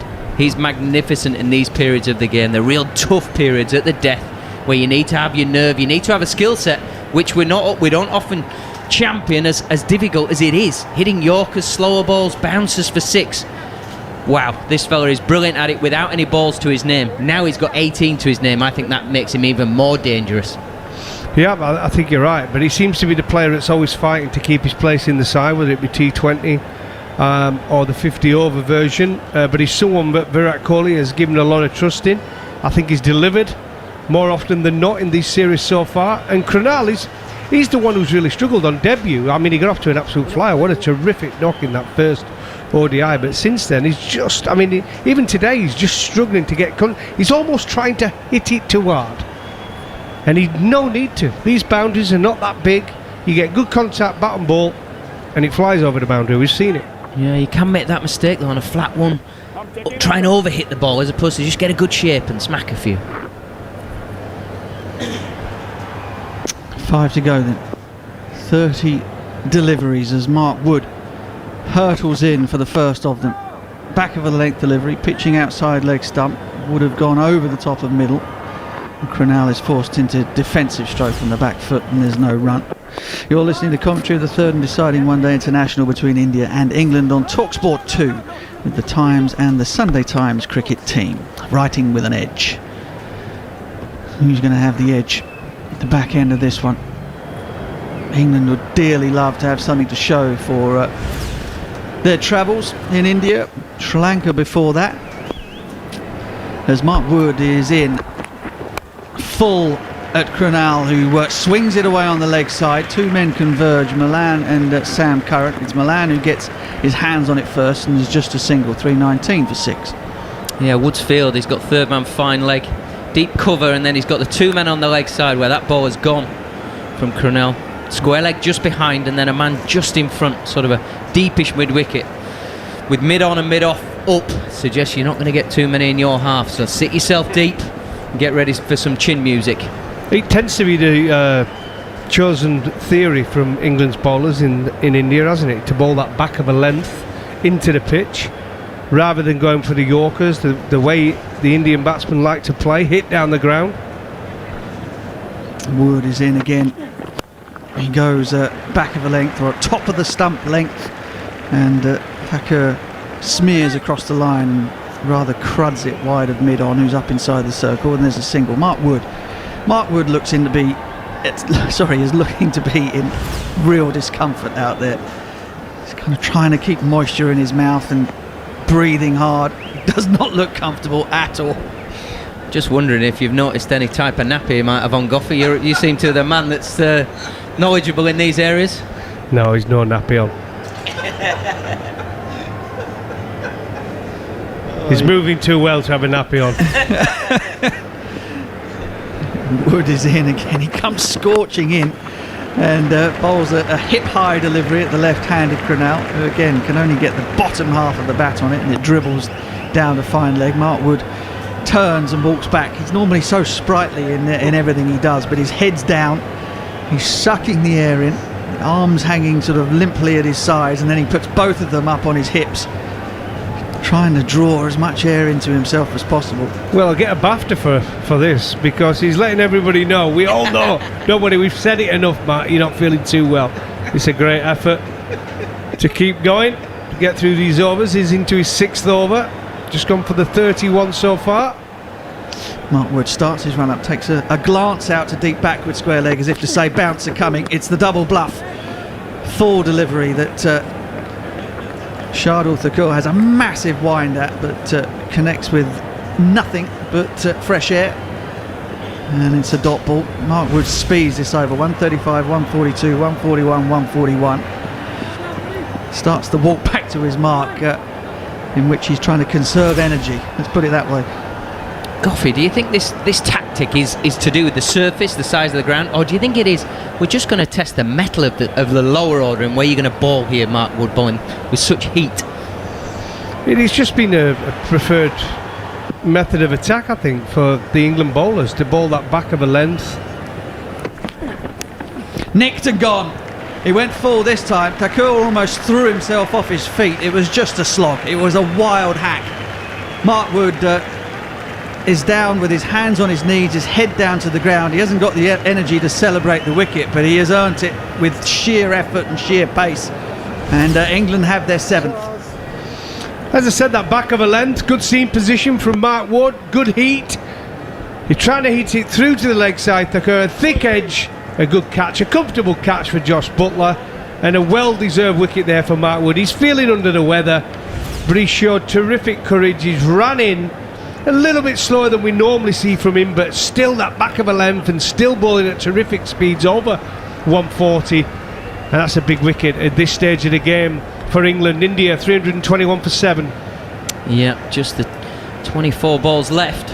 There are a few of the England boys backing off a high five there from Mark Wood, not because of the brilliance of the wicket, but just in case. It really has been a great effort from him. 1 for 31 now off 6. And you can see he's really going through the mill. There was no celebration there after a fine piece of bowling. Just keeping everything down in that stomach and making sure he can get through these next 24 balls. Yeah, England have used 7 bowlers in the innings so far. 321 for 7, as Messrs Goff and Batty have told you. Just the 4 overs left. It was an excellent one from Mark Wood. And Liam Livingstone, Moeen Ali have shared 10 between them. Ben Stokes has got through 7. Only Adil Rashid has completed his full complement. 2 for 81 for him. Perhaps that went on a little longer than was necessary, but he did pick up a couple of big wickets. Rohit Sharma and Shikhar Dhawan in the early part of the game. And as we were, if you have been listening to us since the start, Gareth Batty and I were sort of talking about the way that you have to recalibrate your idea of a good bowling spell. in the modern era. And those 2 wickets will certainly offset the 8 and over that Adil Rashid went for through the rest of his spell. I think you're right. I mean, it's a situation now. England have just got to try and bowl them out. I know there's only 4 overs to go, but you've got to try and keep them under that magic 350 that India have been after from the start. And I think they keep taking wickets, and I think that's what stopped India getting on a score around 380, 400 because of the wickets they've been taking consistently. Bhuvaneshwar Kumar is the new man at the crease as Reece Topley is back into the attack over the wicket to the left-handed Krunal. Bhuvaneshwar has top score of 53, not out in one-day international cricket. Strike rate of just under 75 though, so England will be thinking that he can't do us too much harm. Try to keep him on strike as much as we possibly can. You would say though, if we don't take the wickets, Goffey. Hook shot from Krunal, again doesn't find the middle of the bat. Rashid has to cope with an awkward bounce down there at a fine leg, but it keeps them down to 1. Krunal 21 now, India 322. Yeah, India will get 345 if we don't get the wickets. You should get a run of ball now, just with the field as it's set. I'll tell you what though, they've missed so many in the running between the wickets. They've been shocking, haven't they? The last 15-20 overs. Missed so many 2s. Yeah, certainly thought they might have been hustling back for a second one there as Adil Rashid fumbled and had to pick himself up off the ground, but not to be.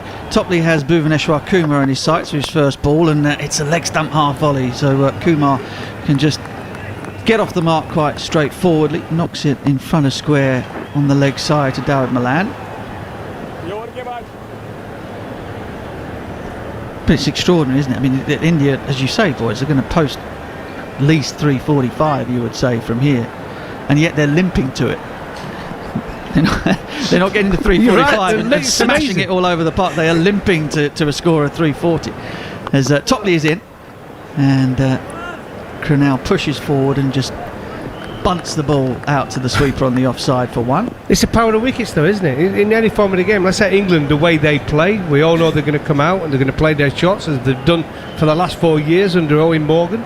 But you know something, for India, they've got wicket takers in their side and they knock a few over and the game changes, and once you post a total of over 320 plus, you're definitely in the game.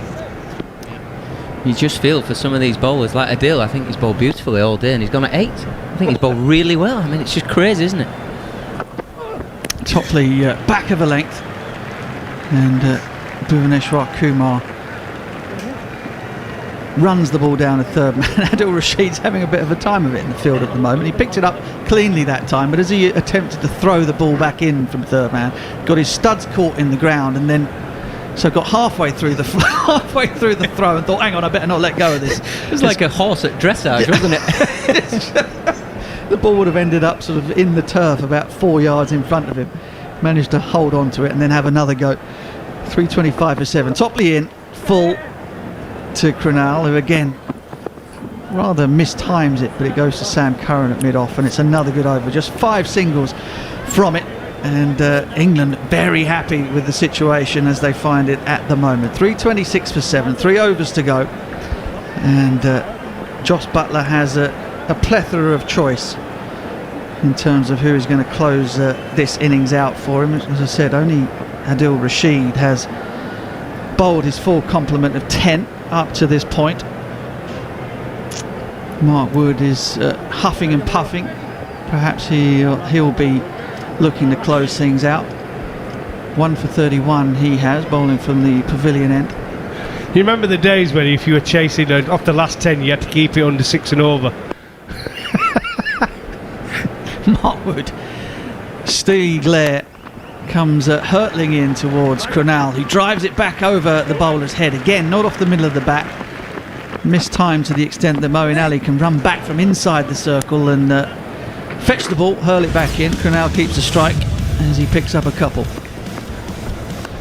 Yeah, that shot there just shows it's still a decent surface. It's not quite the top of the stumps in length, but Krunal manages to play with a straight bat, strong shot down the ground, didn't get all of it, just enough.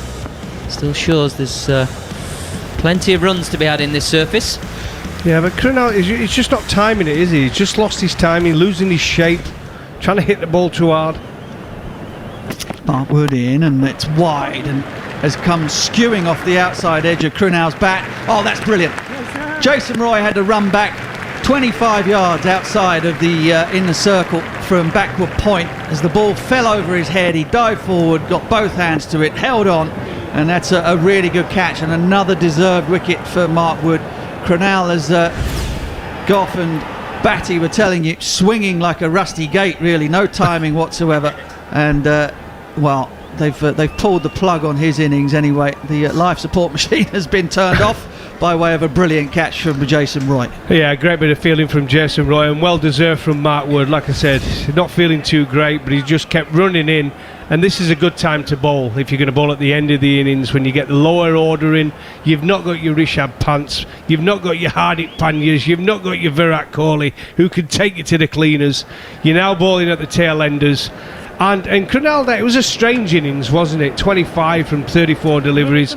He really struggled, just kept losing his shape, trying to hit the ball too hard. And India, 328 for 8. England will be the happier of the two teams. They certainly will. They've dragged this back magnificently well, England, doing it tough in the heat of the middle of the day, but they're getting the rewards now. Wood to Bhuvaneshwar Kumar, slightly wide of the crease this time. Again, good pace from Bhuvaneshwar Kumar. Again, to illustrate how good this pitch is, Bhuvaneshwar Kumar takes a half a step forward with his front foot up the line of middle and off stump, and plays a straight batted drive to a back of a length ball, which is wide of, very, very wide of off stump, hits it in the middle of the bat, goes out to the sweeper like a rocket for a single. And if Bhuvaneshwar Kumar is playing strokes like that, then you can just imagine what the England batsman might be doing. Well, I think it's any width whatsoever on here. You've just been able to put your hands through the ball, haven't you? And I think we saw that the way India batted against England's new ball bowlers. And I think India will be very wary of that when they get ball in hand. Wood goes full this time to Prasid, who misses the ball quite comfortably, flies through to Josh Buttler, and there's no run. 329 for 8. Mark Wood has 2 balls left in this over. To be fair to him, if he gets it straight and fast here, I fancy him knocking the stumps out of the ground. I've been watching him play that last delivery. He wants to be brave in getting in line there. Oh, Prasida Krishna. It's the first time I've seen him bat.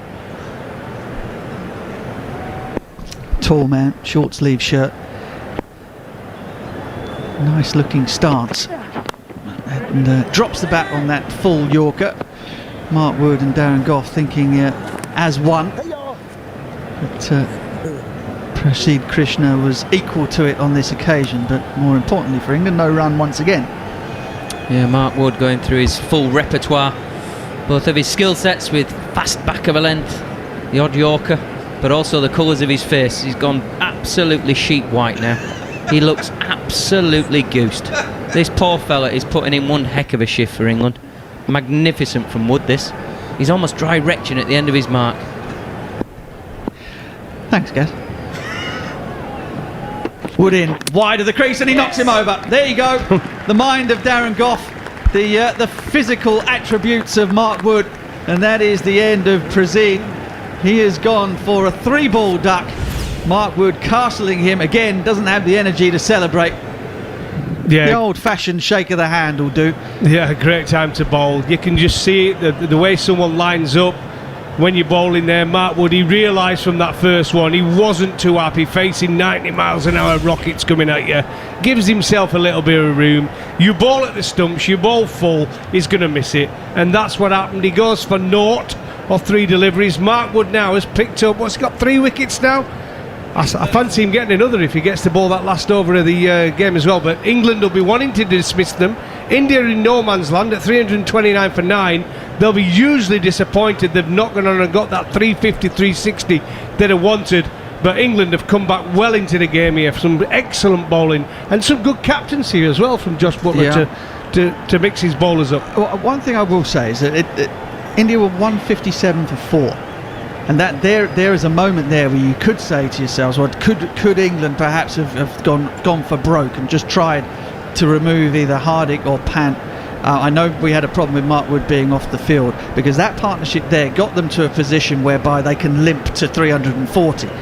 So England have come back brilliantly as Topley is in, and that ball has been skewed straight up in the air. Rashid runs in from third man, fumbles again, and they come through for a single. So it could have been even better for England. If you're being ultra harsh, you could say 157 for 4.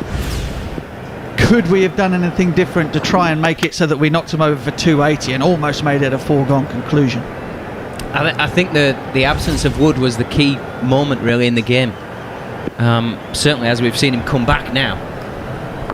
Topley in, again goes back of the length, again the ball goes straight up in the air, this time in front of square, and that is the end of Bhuvaneshwar Kumar. Sam Curran takes the catch running in from mid-off inside the 30-yard circle. Reece Topley gets himself on the board, and that is the end of the Indian innings. 329 all out. Bhuvaneshwar Kumar the last man to go. England sticking with back of a length at the tail enders, and why wouldn't you, quite honestly. And that represents an excellent effort from England. India not able to bat out the full 50 overs. They've still got one heck of a score on the board, mind, but England will fancy their chances given the form of their batting lineup. It is. It's been a fantastic, actually, spectacle, really. I mean, I thought India played really well against England's new ball bowlers, who have done a good job, haven't they? But today they just got to give India a little bit of width, got off to that good start. Virat Kohli, that was the big dismissal for me, getting out early, as well as Rohit Sharma getting out to Rashid. But they recovered well, didn't they, realistically, when Rishabh Pant and Hardik Pandya just countered and had some magnificent shots and power hitting spectacle. But England, the way they come back into it, Mark Wood, excellent. 329. England will be the happier of the two, but let's not mistake this. 329 is still a big total. Absolutely, and you should never judge until both sides are batted and bowled on it, obviously the old adage.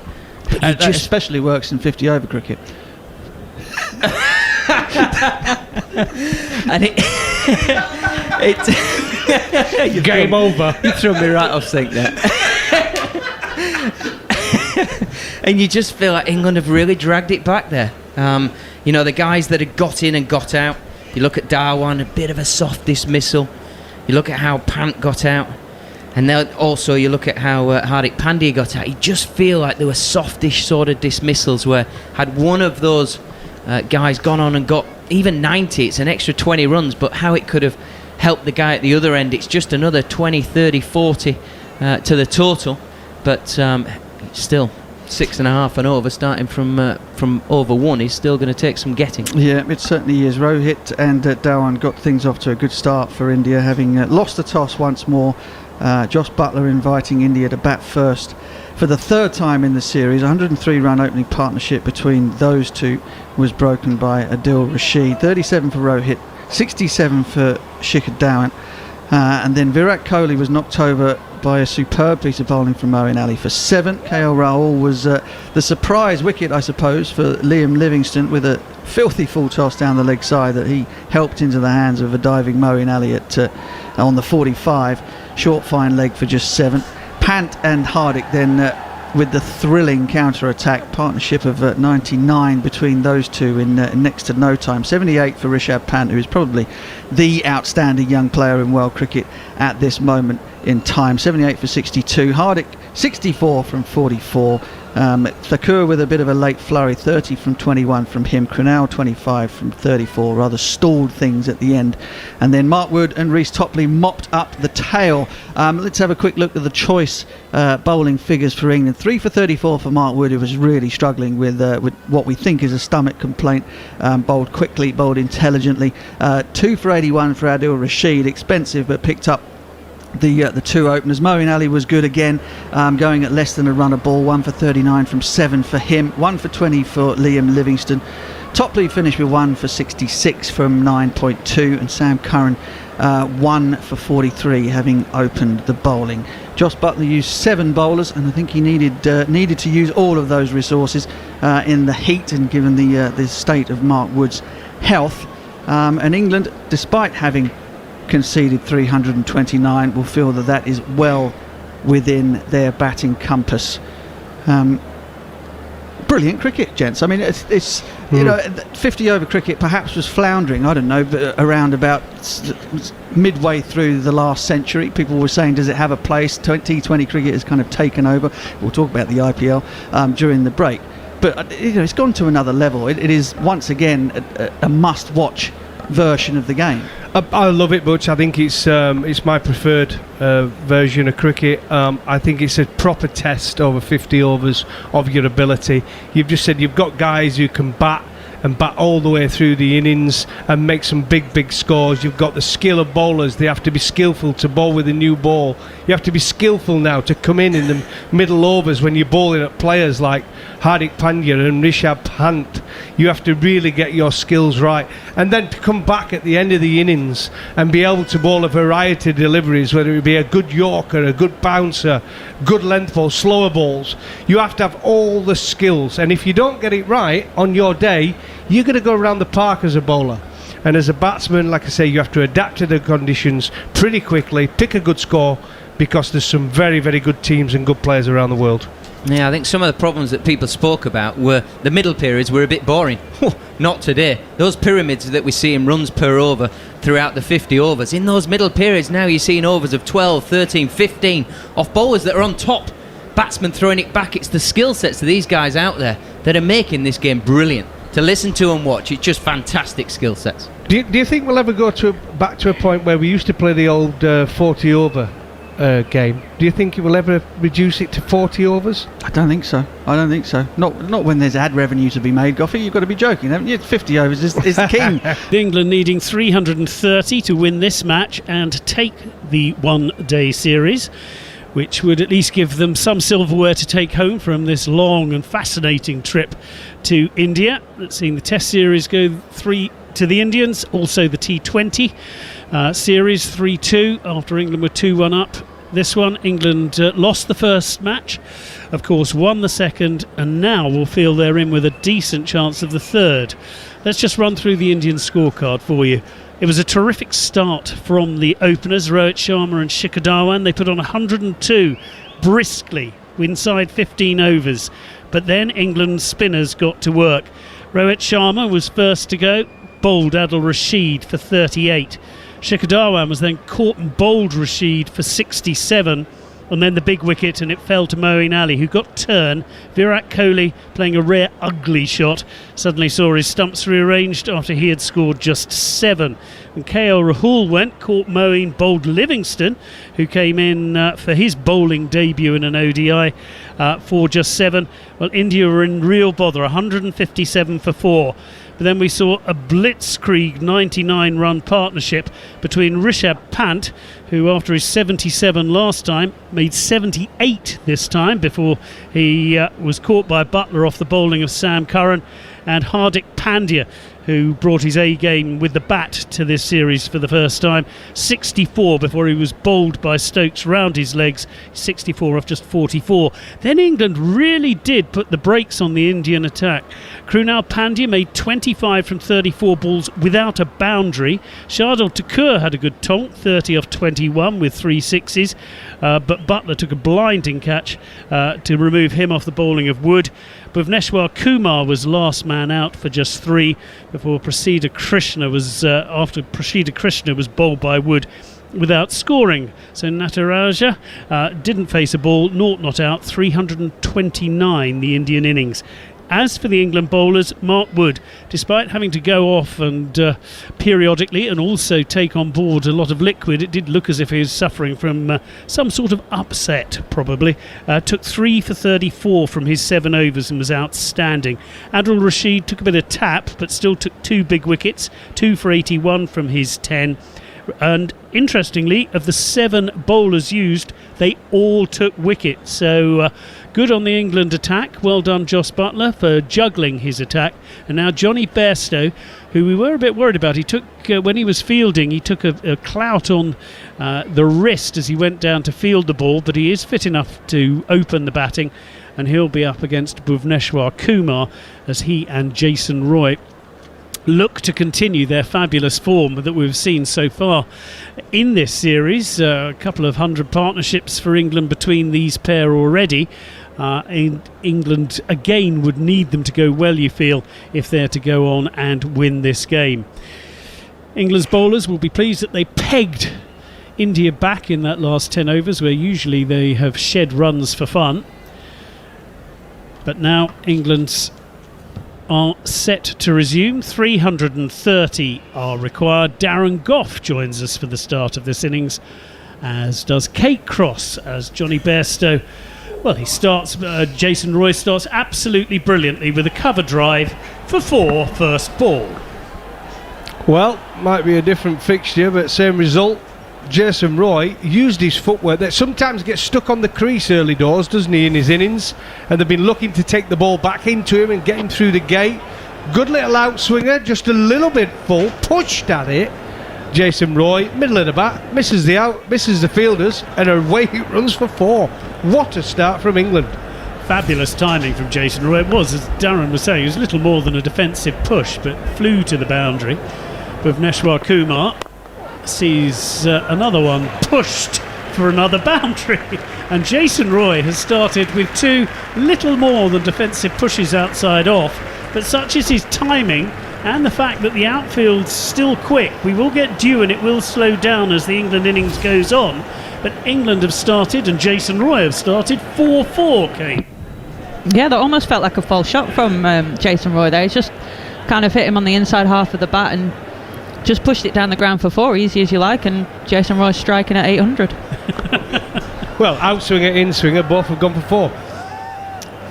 Bhuvneshwar Kumar isn't used to this sort of treatment. This time he bowls it a little bit shorter into the ribcage. It's played out on the leg side, no run. Yeah, I think that they are wary of giving Jason Roy any width whatsoever, because you give him any width, he throws the kitchen sink at it, and he loves it. Test match cricket saying that you are looking to ball outswingers to Jason Roy and bring slips into play, but it's amazing, isn't it, how the formats and you change the way you want to bowl to him. Well, he started brilliantly and immediately put India on the back foot. As in comes Bhuvneshwar Kumar again, and again it's that, as Kate described it, almost a slight mishit. He's just sort of closing the bat on the ball, but this goes up to mid-on and they go through for an easy 2, and England are already 10 without loss and we've had 4 balls. I think we so often see this from Jason Roy. He looks really uncomfortable in his first 10 deliveries, as do most opening batters, to be fair, but I think for me I'm more confident when I see him get bat on ball, and I don't mind him pushing at shots like this because he knows he can get away with it more often than not. But yeah, he's almost taking his hands off the bat a little bit there, just stopping himself playing all the way through the line of the ball. Well, he's still getting it past the fielder. Bhuvneshwar Kumar, almost for the first time in this series, is chuntering. A little bit upset with the way things are going. This isn't supposed to happen.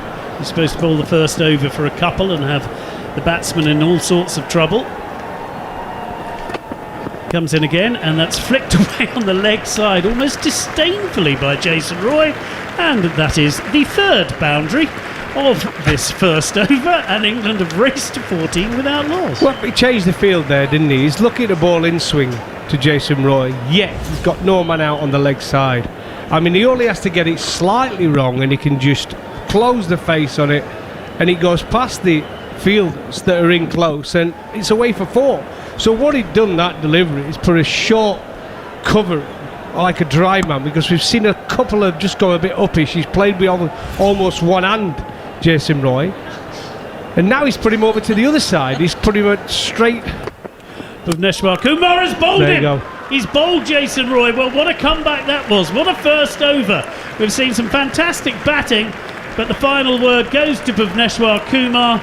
And Jason Roy, after racing to 14 off 5, is out for 14 off 6. 3 4s at the end of the first over, where everything was happening. It's 14 for 1. Well, there you go. That's the delivery they want. Perfect to Johnny Bairstow or Jason Roy.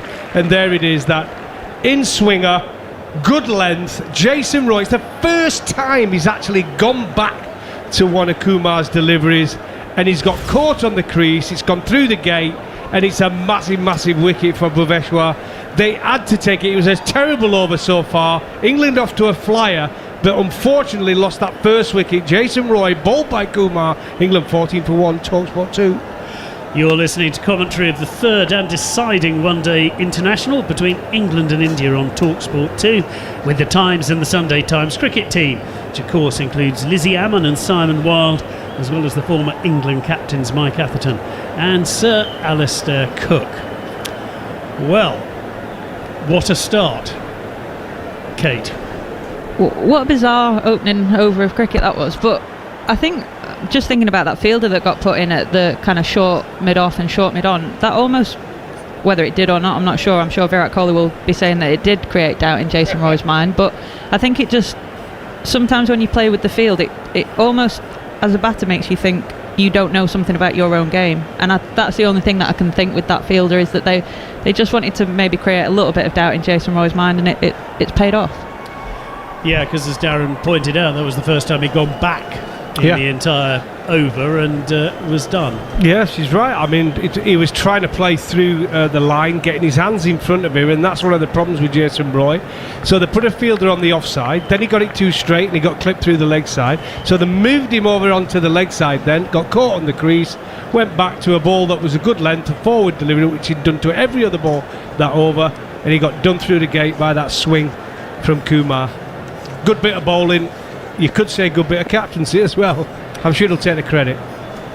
Absolutely. Well, it's Natarajan in for just his second ODI. The left arm over the wicket to Johnny Bairstow. It's pretty sharp, that first one, and he's played back to the bowler by Bairstow. No run.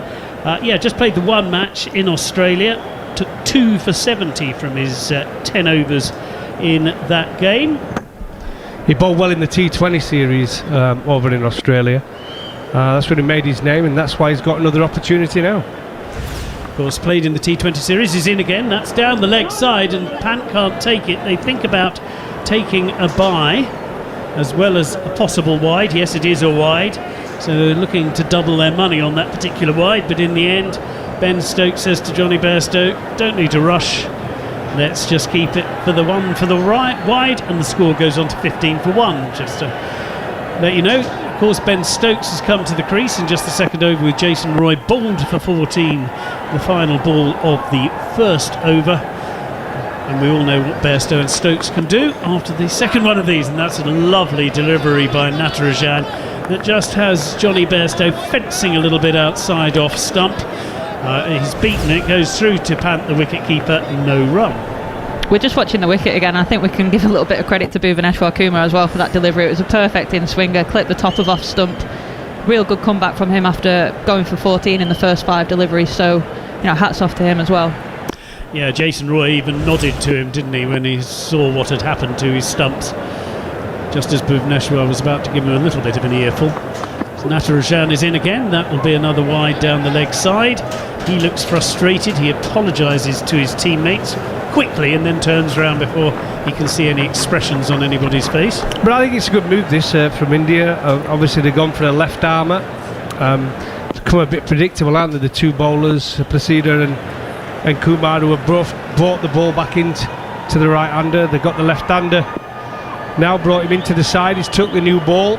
He can get a little bit of swing back into the right-hander, but he beat Johnny Bairstow with one first up that went across him. So I think it's a good option to have. We've seen England start with 2 left-armers opening the bowling, so it's always a good option. And also we saw with Prasida as well that he was a better bowler later on in the match, and perhaps as an opening bowler he would go for a few, and it was his second and third spells. Yeah, he was excellent. He came back well, didn't he? Showed terrific art in both games, but his first spells he'd not got it right. Natarajan in again, and that is on or around leg stump, and it's flicked away by Johnny Bairstow. There will only be a single. Third run off the over. England move to 17 for 1. Yes, preceded those 6 wickets in the 2 matches so far. It's been a terrific start to his ODI career as far as India are concerned. As the TV replay runs through that extraordinary first over of England's response. 3 boundaries and a wicket. And Bhuvaneshwar Kumar takes a deserved drink on the boundary. So Natarajan gets prepared to come in to bowl again. Already had 5 balls in this over. A couple of wides have been bowled already. So Natarajan is in to the left-handed Ben Stokes, and he pitches the ball up Yorker length, and Stokes has to dig out that first ball. It was clever bowling, and Stokes did well to keep it out first up. It is clever bowling if you're meant to do it, but it's only him who's going to know, isn't there? As I've said many times on here, I got an hat-trick against Australia. I didn't mean to bowl any one of the 3 deliveries, but you take credit for it at the time. I've got a theory that if you bowl a Yorker in the first 10, they're always unintentional. Interesting. And that is just biffed by Stokes. Stand and deliver. It was shortish, it was wideish, and it's definitely a 4ish. It's PT 21 now for 1, and that's excellent work by Ben Stokes, off the mark. Yeah, poor delivery. But England bowling not got it right so far, have they? Got some poor deliveries, and that one's easy for Ben Stokes. A little bit of width, no real pace. He's seen that shot so many times, so much time, back in his crease, cut away for 4. So England certainly in the runs in this early stages. Natarajan is in again. He finds a thickish outside edge of Ben Stokes' bat. It's all along the ground, and it goes to third man, and they trot through for a single. And that 8 ball over finally comes to an end. 8 runs from it. England 22 for 1, chasing 330. So they need another 308 at a run rate of 6.4. On that Yorker thing in the first 10 overs, I reckon you're right on so many occasions from so many bowlers. But the only one I'll give credit to is Stark, Australia. He intentionally does love a Yorker early on. He's quick and he goes for it. He intentionally goes for it. But I think a lot of bowlers, it's just they've overpitched and got a bit lucky. Often the unintentional ones are the best ones as well. When you're trying to bowl a Yorkie, you never get them out that well. Especially with the new ball. It's a difficult delivery, difficult skill. It's a very difficult skill to bowl with only 2 fielders out. Yeah. Well, it very nearly worked, whatever he meant and however it happened. Bhuvneshwar Kumar, right arm over into Johnny Bairstow, who gets forward to him. Bhuvneshwar again finds the thickish outside edge, squirts backward to point to Ben Stokes, of course, and there is no run. He's such a good, skillful bowler, isn't he, Bhuvneshwar Kumar? He makes the ball at will, swings it both ways. He does remind me so much of Jimmy Anderson, and that's why we're going to see him in England in the Test series. He's going to be in that squad. He might not play because they've got 10 to choose from. We were talking about it the other day, but he's definitely going to be in that squad that tours England for the Test series. So it looks as if Rishabh Pant is going to stand up to Bhuvneshwar Kumar, which is a statement, and is to stop Ben Stokes and Johnny Bairstow getting down the wicket and trying to negate that movement of Bhuvneshwar Kumar, but then you've got to take it, so it's brave, I think. It's the worst thing ever for a fast bowler, especially with a new ball. The keeper comes up, I'm not having it. I'd have just bumped him. Well, the first ball is a wide, and Pant does quite well to shuffle across and take it, as Bhuvneshwar Kumar comes in, and it's outside off stump and played defensively back to the bowler, no run. I think it does go to show, though, how quickly India are kind of jumping on the proactiveness of what England are doing. They've not let the batters settle at any point. We saw those 2 fielders in the first over again when Bhuvneshwar was bowling, and that this would have not have been in England's plans. They would not have anticipated that Pant would be up to the stumps in the 3rd over of the game. With Bhuvneshwar Kumar bowling at around 83-85 miles an hour, so he is in again, and Stokes plays a forward defensive from back in the crease, back to the bowler.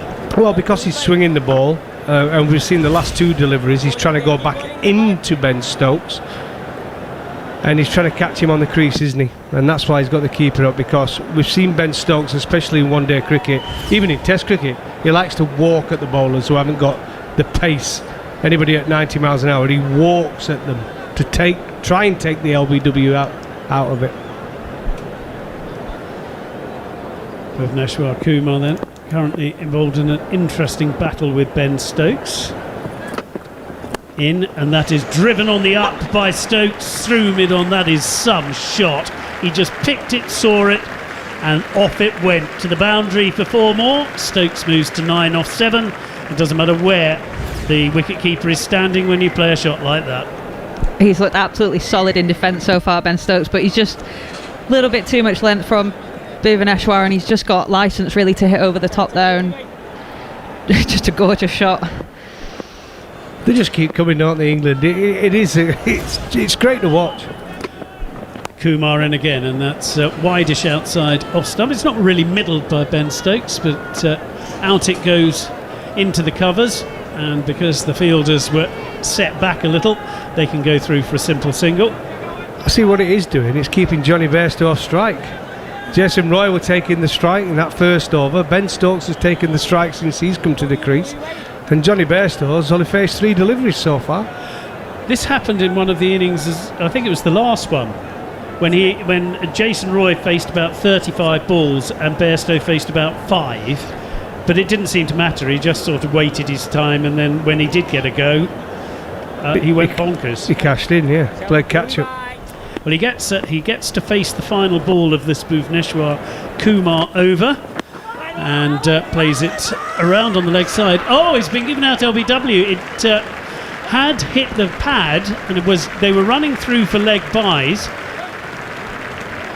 It does look adjacent, but he was trying to play the flick down to leg, so he is going to review. They're going to check that it was hitting, but usually in these cases it turns out to be umpire's call, doesn't it? It'd just be flicking leg stump. I think it's close, that I really do. It's a good bit of bowling again from Kumar. We have a player review for LBW. On-field decision is out. The preferred choice. Move on to front on spin vision, please. The preferred choice to Johnny Bestow, in swinger, trying to get him through the gate. Okay, can you please rock and roll here? Oh dear. And the ball passes the bat. Looking at it again. Looks pretty out to me. The ball is close to the bat. Can I have ultra edge here, please? It certainly doesn't appear to be any bat involved, and we're just about to find that out. Keep rolling.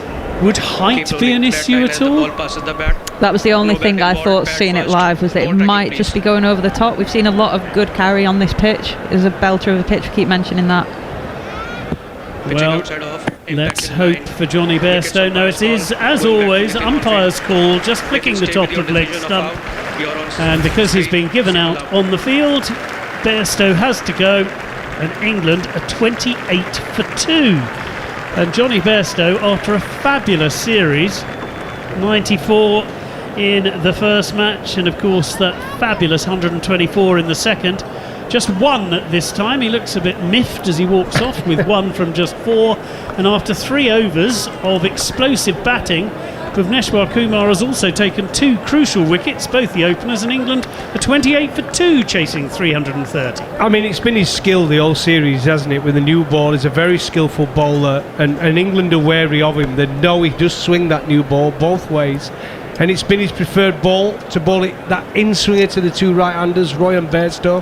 He knows they've got a weakness there, and I think the problem what Johnny had there, he got so far across his stumps, didn't he? He was right in between. He misses it, it's always going to be close, and that one was, as we said, it was clipping leg stump, but I just thought it looked out when it hit.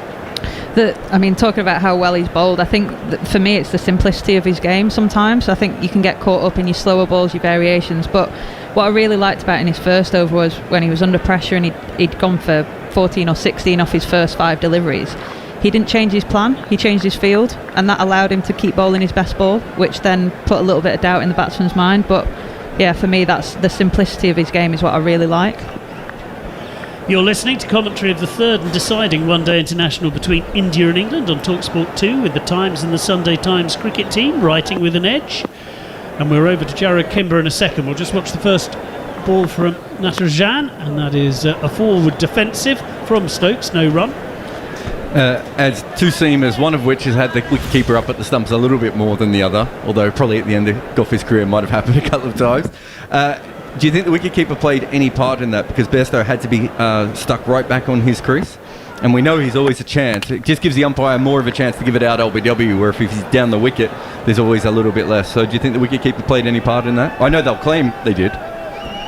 Well, yeah, I think so, naturally, because he had to be further back in his crease, and we see Johnny Bestow like... Natarajan is in, it's outside off stump, it's left, it goes through to the keeper, no run. Like a lot of the England batters, and even we saw a little bit from the Indian players today, they like using their feet, they like coming down the track to try and unsettle the bowler, and that naturally when you've got the keeper up to the stump, that just eliminates that part of a batter's game. And that's, for us, Amy Jones now, she'll ask if she sees the batters moving around, she'll ask the bowler, do you want me to come up and try and negate that? And more often than not, you're going to say yes so that you can then bowl your best ball on that pitch. I'd say no. Stay back. You're not making me look stupid on television. Get back. Only one keeper stood up to me in my career, and that's when I was bowling as quick as I could. That was Richard Blakey. Never forget it. Unbelievable. We're on a slow pitch. Wasn't much bounce, and he stood up. It didn't make any difference to the way I was going to bowl. It just annoyed me. Maybe that was the plan. Did he have any problems? No. Natarajan again punched out into the covers, and they trot through for a single. So it'll be David Malan who will be facing his first ball. Kate, did you prefer it, or do you prefer to have it back? With a new ball, I'd definitely prefer to have the keeper back. I think just from an ego point of view, you like seeing the ball when we do get on pitches that do travel well, that you want to see the ball carrying through to the keeper. But it's just a massive part of the women's game that the keeper is up for long periods of time, and that's why you see the likes of Sarah Taylor, Amy Jones being so incredible behind the stumps. But it's for their ego as well that sometimes they stand up. And like I say, if you're bowling, no, it is. I mean, if you are swinging the ball, you prefer the keeper to be back, because if they nick it and they're stood up and the ball's swinging, they're more likely to drop it. So you want to give them half a chance. Natarajan in again, and Milan plays that very nicely. Late plays it out to third man, a single. I don't think Darren Gough is going to back down in this I meant even if you're bowling at, Mark Elam or whatever it is, if you're bowling at 70 miles an hour or 80 miles an hour, still, if they swing with a new ball and someone nicks it, it's harder for the wicketkeeper if they stood up to catch it. I can't remember what the numbers are, but it's like 40% of catches are dropped off spinners up at the stump. So you would assume the number for seamers would be even higher. If it's flat and you're bowling for LBWs and bowled, I totally get the keeper being up. But and when he was going for the LBW there as well, to be fair. Yeah, but there is good carry on this pitch. Natarajan in again. That'll be wide down the leg side, and in fact, Rishabh Pant does very well diving to his right, not standing up to Natarajan to ensure that there are no byes. By the way, we're just going to do mention, I know England are missing a couple of players as well from their one-day side. Chris Wokes, you could say Jofra Archer. But when you look at India, you bring Shami and Bumrah into this side, it's a totally different ball game. Ravi Jadeja as well is quite a handy cricketer. Yeah, it's a different ball game. I think England have missed Chris Wokes in this series. That kind of experience just to keep things going. He is our only Englishman in the top 10 ICC ODI rankings for all-rounders, which kind of goes unnoticed, I think. Yeah, poor, because he was player of the summer last year, and he hasn't played since. No, I know, hasn't played a game. I think I've lied, actually. Ben Stokes must be in that list. Maybe not one day. I don't think he is one day. In again, Natarajan. Oh, and Stokes is beaten outside the off stump, and Rishabh Pant is now standing up. And guess what? He dropped it. He did drop it. Like I say, I mean, he's still bowling decent heat here, and see, there's a little bit of movement. Once there is a little bit of movement, it's almost impossible for the kick, because he would have been blinded there. He was going in towards Ben Stokes. It swung late away from him. There's no way he can catch that. No way.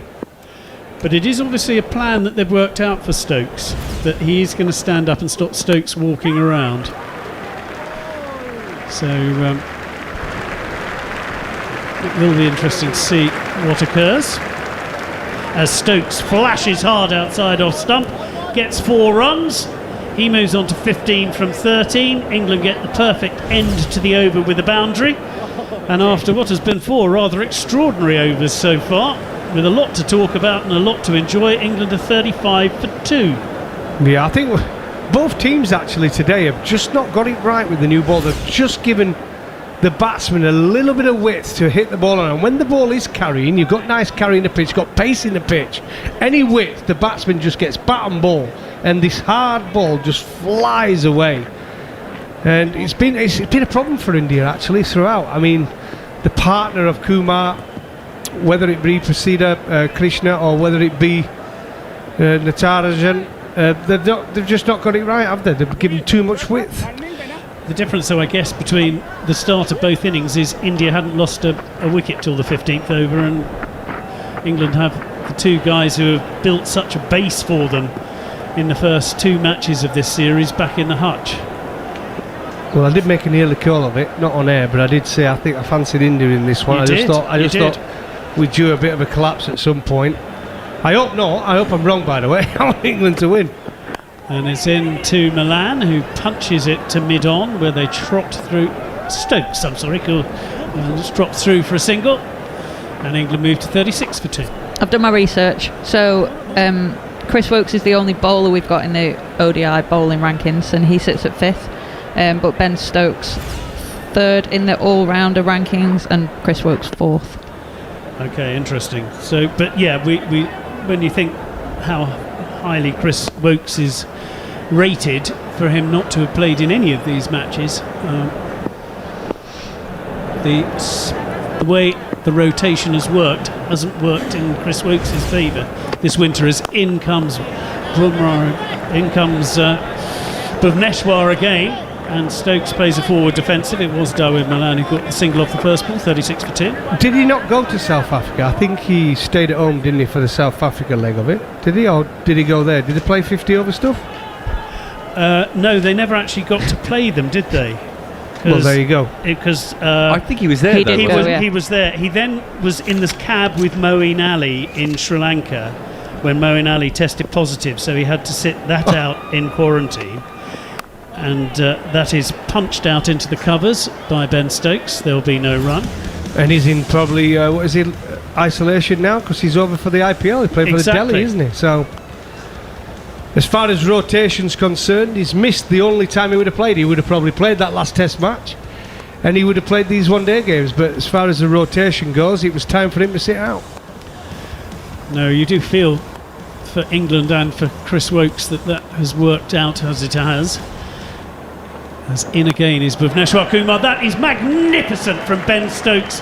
That is... Oh, no, it's not. It's been dropped. I thought, 1, he'd middled it, 2, he hadn't. It went straight up in the air, and then, of all people, Hardik Pandya put it down. How extraordinary. To be fair to you, because the pictures we were watching, it did look like he absolutely middled it.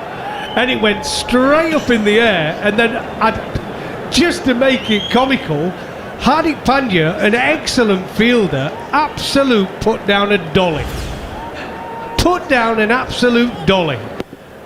But you looked at the follow-through from Stokes and you just thought he's just hit that beautifully. Oh, it was a dolly. He took his eye off it, didn't he? And that is left outside off stump by Ben Stokes. 37 now for 2. I think he was slightly put off, wasn't he, by his teammate, who was pretty close to him. Who were probably, it's his brother as well. Oh, no. He's probably put up by his brother. You could see he had a quick look at his brother as the ball went down. And his teammates can't believe it. Oh. Kohli is going, what is going on? Rohit Sharma drops to his knees. They know that was a big, big wicket. Oh, the bench as well, they're all at it. No, there was a comedy shot of the bench where they all put their hands on their heads when they saw the catch go down. A man you try not to drop, Ben Stokes, but after another extraordinary over in this England innings, Ben Stokes dropped on 15, is 16 not out of 16 deliveries. Milan is 2 of 4. England 37 for 2, chasing 330 here on TalkSport 2. Well, you don't often see that. He's such a good fielder, Hardik Pandya. It's almost like when Ben Stokes drops one. I mean, it's almost like shock horror, isn't it? I mean, and he has dropped a few over the years, Ben Stokes, but he's caught some absolute belters. And then when he drops one, it shocks you for like 10 minutes. And I think in this India lineup, and you look at the fielders around, and I think he's one of the better fielders, so you just don't expect it. No, I think that was the thing. The team just saw who it was going to. It's Natarajan in again, and that's leg side, and that'll be a wide. And Rishabh Pant, for those interested in knowing whether he's up at the stumps or back, is now back again. I think when you watch Natarajan bowl, it's almost like there's too much going on in his final bit of the delivery. You know what I mean? Just as he's about to deliver, his arms are almost going too fast for his body, and that's why he's been a little bit all over the shop at the minute. He's varied his lines so much, and that's why he tends to keeps going away, bowling the up wide, and the odd wide ball to Ben Stokes, especially the left-hander, who is cut away for 4. In again, Natarajan, and that is punched forward by Stokes, no run. And you just feel that Ben Stokes was mentally rebuilding a bit at the moment after that life. It's just quite a strange atmosphere, isn't it? No one's quite settled yet. Looks like England are a little bit nervous, having lost those 2 wickets early. I mean, we all spoke about Johnny Bestow and Jason Roy have been put on 1300s in that opening stand, and I think the England team sometimes aren't used to when they don't get us off to a good start. Stokes plays that out into the cover. They think about a single, but quite rightly don't go for it, as this time there is no misfield from Hardik Pandya as he looks for the run out. Interesting too to see how David Malan, who was only brought in to the team because of injuries to Sam Billings and Owen Morgan, wasn't even in the original squad, how he gets on in this game. I feel like this scenario will suit him down to the ground though, because he can just bat some time now, and that's how he plays his 2020 cricket, let alone his 50 over cricket. Well, let's see if he can, as Natarajan is down the leg side, and that'll be another wide.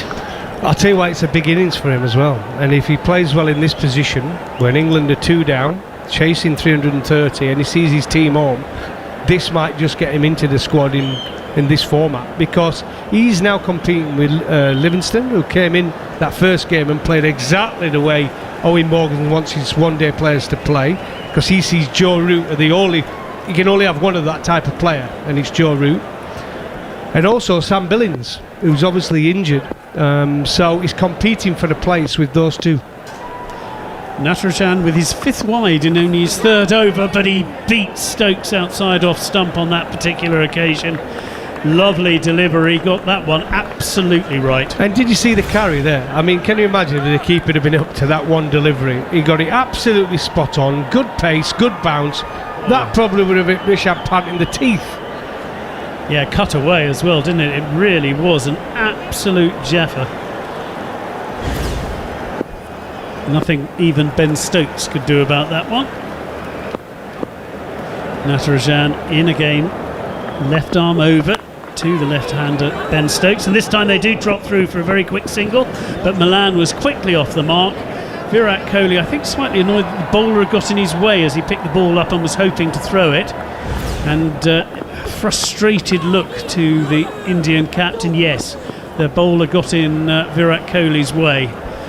Don't get in the way of the captain. He has some anger issues now and again, doesn't he, old Virat Kohli? Not the calmest of individuals, except when he's got a bat in his hand in the second innings chasing. It was actually a really good run single in the end, and I think that's something that when you're trying to rebuild, that's what you want to look to do. Just keep rotating the strike, keep ticking over, give your mate some strike as well, make sure that no one's starved of it. 40 comes up for England. Natarajan to Malan, and Malan flicks it off his legs straight to mid-wicket. There will be no run. The problem here as a captain, Virat Kohli, he's probably thinking he wants to get the spinner onto someone like Malan, but he knows if he's got Ben Stokes at the other end, who likes to tuck into the spinners here and there, doesn't he? So it's a bit of an issue for him, and they've only got one spinner in their side, and that's Krunal Pandya, and he's not really got off to a flyer in one-day cricket with a ball in hand, has he? No, and I mean Ben Stokes pretty much single-handedly had have dropped from this game. Yeah, with that blitz of sixes, and that is on leg stump and just tucked away by Malan for a single. And after, well, an extraordinary opening 6 overs that have seen 2 wickets, drop catches, wides, wicket keepers standing up, going back, England have somehow reached 41 for 2. Ben Stokes is 17 not out, David Malan 3 not out, and after a word from Darren Gough and from Kate, it will be Mark Butcher to take over ball by ball. Well, very much spitting image of the first part of the game, isn't it, where it's evens. 6 overs gone. England happy with a start at 41 runs on the board, but losing 2 wickets. India will be pretty pleased as well. The only disappointment for India would be that drop catch. I mean, if they could have taken Ben Stokes with them, Butch, that would have been, you would have been looking at 40 for 3. It's a different ball game. Yeah, how costly will that be for India? Hardik Pandya, I wonder if he was put off by the fielder that was running into his eye line. Is his brother? Was he? If you don't trust your brother, who are you going to trust? Well, maybe that's why. He knew him only too well, as Bhuvaneshwar Kumar is in at Dawid Malan, who strokes the ball Gower-like into the covers. And the fielder dives and saves a certain boundary there. Bhuvaneshwar Kumar has been superb. I loved your description, Kate, of allowing himself to continue with the plan at Jason Roy and Johnny Bairstow by not changing his approach with the ball, but changing the field instead. And that's certainly what he's done. He's so skillful. He's not going to rush you onto the back foot as he comes in, and again the ball is full of length, and Malan, as he does, rather shuffles across the crease rather than going up it, and almost gets caught LBW. Another full swinging delivery from Bhuvaneshwar Kumar. There'll be teams all around the world watching the way he's bowled at Jason Roy and Johnny Bairstow, and I know they've had good series, both of them, by the way, but they'll be watching the way he's bowled and the skill he's bowled and wanting the ball to go back into him towards the stumps. That's the way to bowl to Roy and Bairstow. I think the other thing, I'm reminded of somebody like Brendan McCullum, as Bhuvaneshwar is in, and this one aimed across Dawid Malan, who manages to run it down by way of an outside edge towards third man. Brendan McCullum opening the batting was somebody who wanted to play horizontal bat strokes. Obviously, if it's short and wide, you're going to cut it, but he wanted to hit the ball either leg side or offside with more of a horizontal bat than a vertical one, which meant the bowlers had to be brave enough to pitch the ball up often at him, because as soon as they decided to go, we need to go back of a length, he's coming at us, that was what he wanted. And I just wonder whether or not it's similar with Johnny Bairstow and Jason Roy. Kumar wasn't going to get suckered into playing that game because he's trying to swing the ball, so he needs to get it full. Hence the keeper up as Kumar's in again, aiming this one, pitching outside leg stump. Ben Stokes defends into the leg side and there's no run.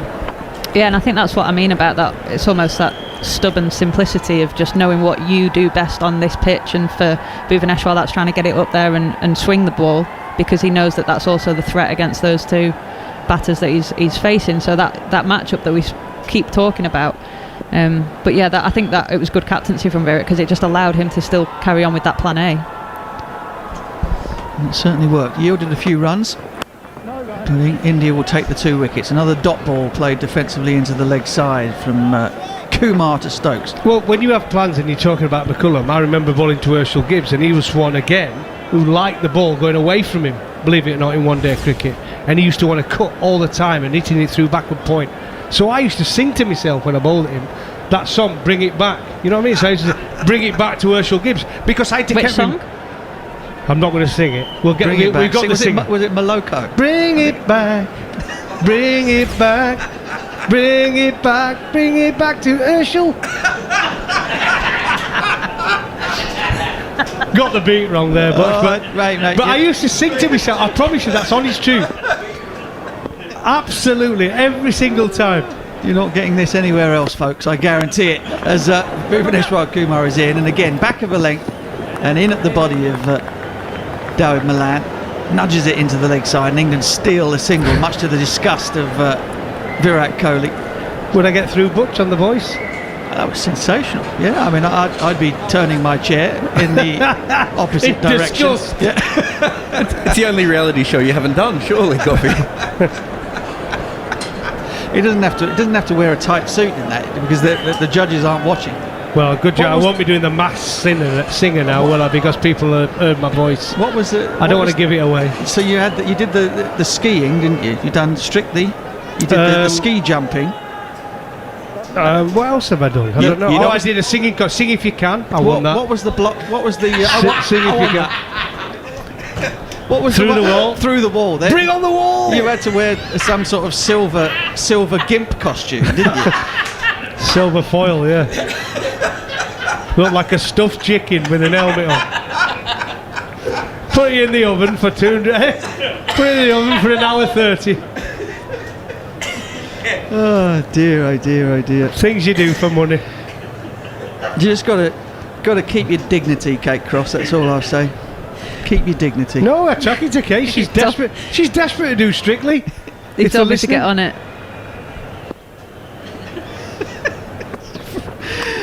Hardick. Sorry, Prasid is back. Sorry, I'm completely lost now. Prasid is into the attack over the wicket at Ben Stokes. Short delivery that catches Ben Stokes rather by surprise. It looked as though at one moment he was thinking about pulling it, but it got really steep on him and he ended up in an ungainly fashion with a horizontal bat, knocking the ball down to point, and there's no run. Gareth Batty's joining me. Gaz has never worn a gimp suit in his life, as Ben Stokes is on the back foot and thrashes this ball back past the bowler through mid-off. That is an astonishing shot. In fact, that reminded me of a stroke that he played against Cummins in that extraordinary run chase at Headingley back in 2019 in the Ashes, where he was on the back foot, up on his toes, and hit it almost with a straight bat, perhaps not quite with a straight bat as it was in Headingley on that golden day. Back past the bowler for 4.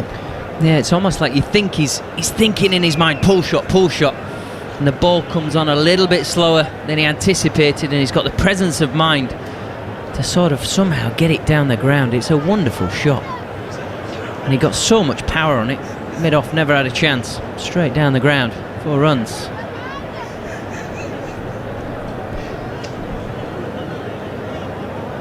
So 1 or 2 adjustments to the field being made. Prasid Krishna has bowled 2 deliveries at Ben Stokes, both of which have been back of a length, one of which got Stokes in a tangle, the other ended up at the boundary rope, straight back past the bowler. It seems to be some sort of issue with sight screens or advertising screens.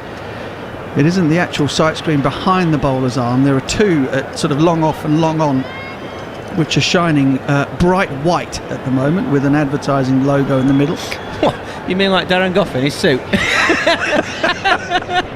They're not that big. We're only talking about sight screens. That issue has been resolved, and Krishna is in to Ben Stokes, who is again both feet off the ground, but this time hitting with a straight bat through cover and extra cover. Fielder half stops it and they come back for 2. Shikhar Dhawan with the dive, but it burst through his hands, such was the force with which it was hit. Yeah, putting his body on the line though, Shikhar Dhawan, diving on the square. For anybody that's been on these hard squares, it's like diving on concrete, getting his left knee jammed in the ground and taking one on the body for the team. Stopping 2, only 2 scored.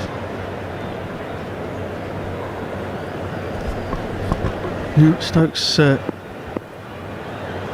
has the field all on the offside at the moment. Well, 6-3 offside field to the left-hander. And Krishna bowls that ball on off stump, back of the length, and Stokes defends off the back foot towards mid-on, and again there's no run.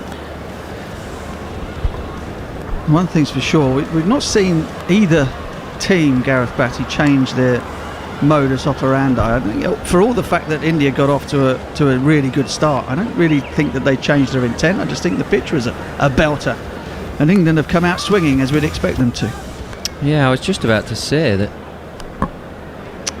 Again, Stokes on the back foot slams the ball into the turf towards extra cover. Extraordinary follow through from Ben Stokes in that back foot drive, and this time can't get it past extra cover. I was just about to say about his movement, sort of pre-delivery. It looks like he's setting himself to really take him, almost baseball style, to get his feet moving, just a little bounce on either toe and keep himself square on, but certainly giving himself a full flow of the bat. And any opportunity, he's throwing his hands at it. Yeah, rather like a pugilist stance, sort of feet apart, balls of his feet, looking to sort of spring into it with maximum power.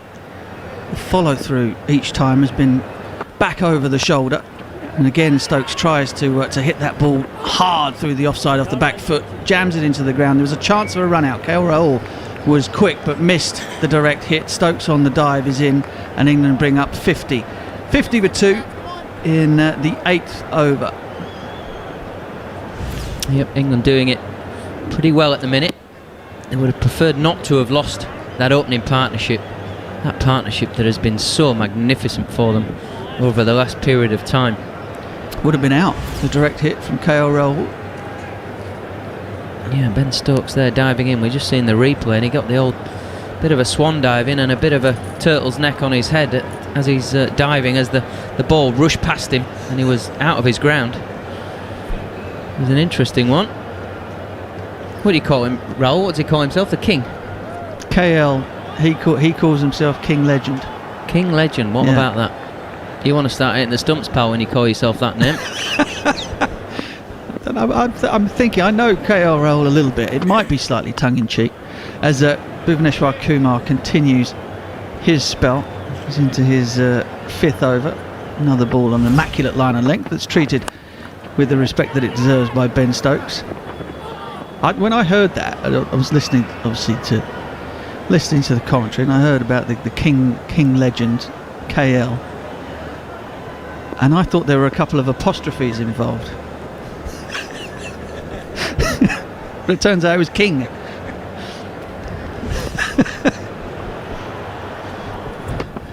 Kumar into Ben Stokes. Again, back of a length. Kumar has adjusted. He's found the white ball, albeit that there are 2 of them. This one is only in its 5th over.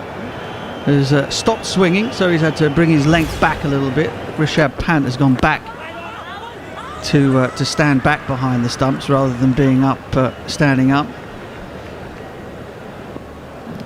He really is the master of making this white ball talk, isn't he? He is so good. Stunning bowler. Swung it both ways today. Now he's able to pull his length back and hit the stickers hard of the bat. Stokes down the track this time and flat bats it at mid-off.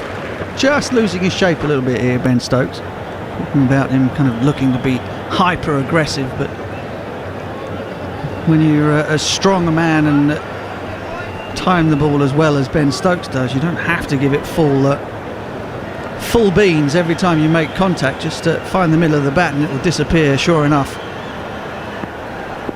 Just beg the question whether they've had a conversation and Stokes has said, I'll be the aggressor in this first bit of the power play. Again, terrific line and length from Kumar. Stokes can only poke it towards mid-wicket, and again there's no run. 4 dot balls in succession from Bhuvaneshwar Kumar. Rishabh Pant had a little, where did he go? He ran out to extra cover to have a word, to try and relay a message back to Bhuvaneshwar Kumar. No idea what the message was.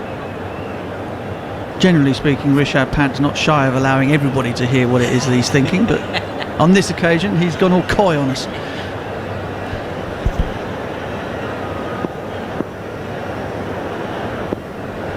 Slip still in place as Kumar moves smoothly into Ben Stokes, who just dead bats it into the offside and rotates to strike, leaving Dawid Malan with 1 ball left of the 9th over to face. It really has been a fantastic, once he's bowled this ball, 5 overs from Kumar. His first over went for 14, and at the minute he's 2 for 25, as I say, with 1 ball to go. It's been extremely economical for the 4 overs after that first one.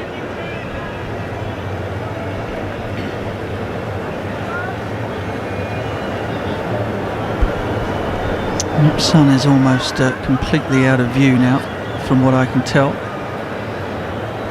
And the floodlights have taken over the Maharashtra Cricket Stadium.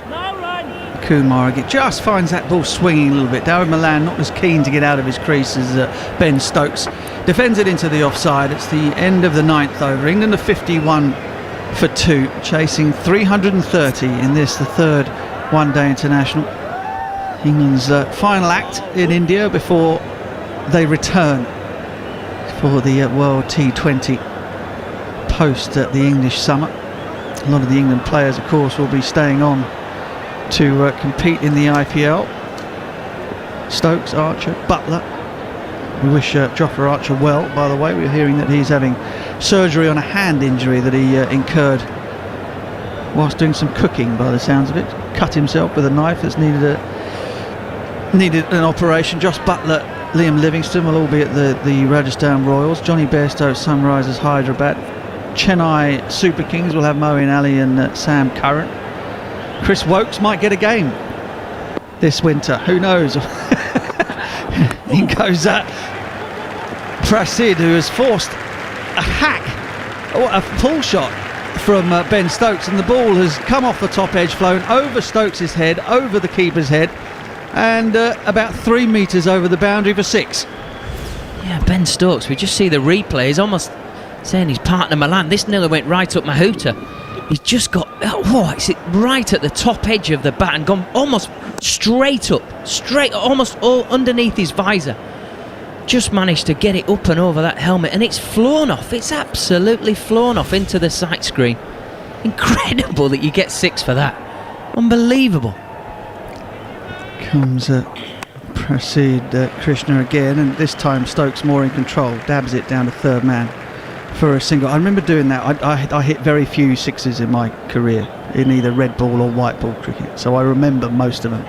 I remember very similar. Alan Mullally at the Oval back in the day when you could see your face in the pitches at the Oval. Went for a sort of back of a length ball, trying to pull it off the top of the stumps, and I can still remember feeling the ball fizz past my eyes, and it ended up back in the old pavilion near where the old dressing rooms used to be at the Oval before they were in the Bestow stand. So most of the sixes I hit were unintentional. And that was with one of the old bats that apparently you couldn't hit the ball off the square with. Ben Stokes with one of the new ones strokes it through extra cover. Sorry, Dawid Malan in fact strokes it through extra cover for 4. Yeah, I think you used the analogy before, Butch. A bit of David Gower. Wow, there's a bit of David Gower about this shot. Stands up tall, crisp, minimal movement of his feet, but crisp movement for what there is, and lashes it through that extra cover area. Classy shot from Dawid Malan. Is this due making the ball just come on even more than it already was? Yeah, making a belting pitch even better. Krishna has gone for 18 from 9 deliveries at the moment as he steams in, trying to make something happen. Malan, as he does, allowing the ball to come alongside him and then dropping the bat on it, jabbing it out to a backward point. It flies one bounce to the man there, and there's no run.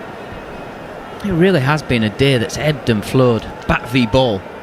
You feel like the bowlers are on top, and then all of a sudden you see a shot like that from Malan, bang, and the bowlers are right back in your box. Right, don't get too carried away. It's a good surface still. We've seen some incredible shots.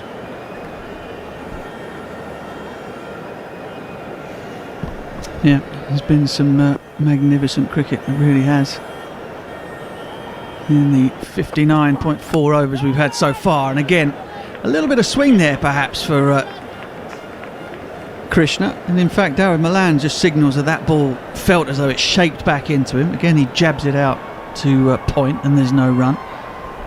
Yeah, you feel like that's a good plan of attack to Dawid Malan. You just feel like he's on the crease a little bit, don't you, from time to time, which is possibly why Krishna went a bit full a couple of balls ago and got driven through that extra cover. But you just feel if it can be an inch further up, that's a real chance of crashing into the pads with that little bit of shape.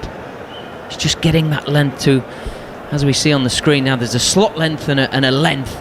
If you can just be in between the two, in between the purple and the green marks as we're looking at, I think you could be in business. Proceed again with the standing start. Oh goodness me, that has been timed in sublime fashion, backward a point by Dawid Malan. He's barely followed through, he's just dropped the bat on it again. It was just a tiniest bit of width, and that has flown to the boundary for 4. Yeah, so everything I was talking about is why he's so dangerous as a batter. He stayed on the crease, and just that tiny bit of width. It's only 2 inches wider than what it should be, and just, elegance. Just opens the face, and it absolutely rattles off behind backward point for 4. Wonderful touch from Malan. Butch, can I talk? Yeah, go ahead. Krishna, in the power play in this series, has bowled 54 balls and he's gone at 9.3 runs and over in them. Bhuvi Kumar has bowled 84 balls and he's gone at 4.6 runs and over in them. I think they tried to push Krishna back in this innings, didn't they? But he still had to bowl a couple of overs in the power play. It doesn't work for him. It's not his thing. It is not his thing. You're listening to commentary of the third and deciding one-day international between India and England on TalkSport 2 with the Times and Sunday Times cricket team writing with an edge. Power play has been the death knell for many a bowler in this series thus far, but not Bhuvaneshwar Kumar, who finally takes a break. Natarajan is in and has been greeted with a straight drive, which is fielded by Krunal Pandya, who ran around from long on to long off to field that. Not before England had scampered through for, I think it's 3 runs. Two, just the 2. 68 for 2. Power play is over. And partnership between these two left-handers continues to prosper. Yeah, the brothers combining there. Hardik getting the flick up, getting it in, just the 2 runs. Stokes down the wicket to Natarajan, who perhaps sees him coming, cramps him for a bit of room. Virat Kohli dives to make the stop at extra cover, and there's no run. Yeah, I mean, those are incredible stats by Kumar, aren't they? 4.5 was it in the power play? The hardest time to bowl, and he takes wickets. The hardest time to bowl with only 2 fielders out. Phenomenal numbers. Really is world class. Full toss. And Ben Stokes has smashed it straight to Shikhar Dhawan at backward point. Height might be an issue here. Might be.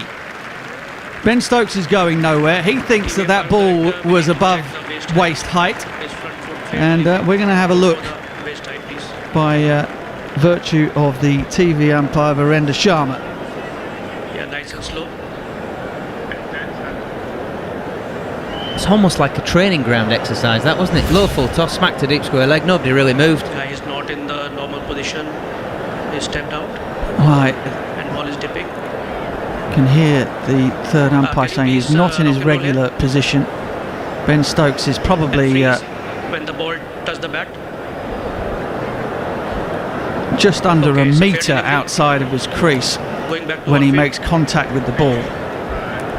It is above waist height when he makes contact, but he's not in his regular stance. Delivery, you can signal out now. And therefore, the dismissal stands.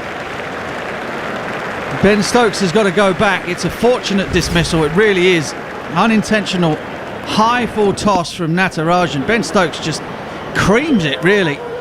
But it perhaps cramped him from a little bit of leverage, which stopped him from being able to hit it out of the park. Shikhar Dhawan just had to stand there and pouch it.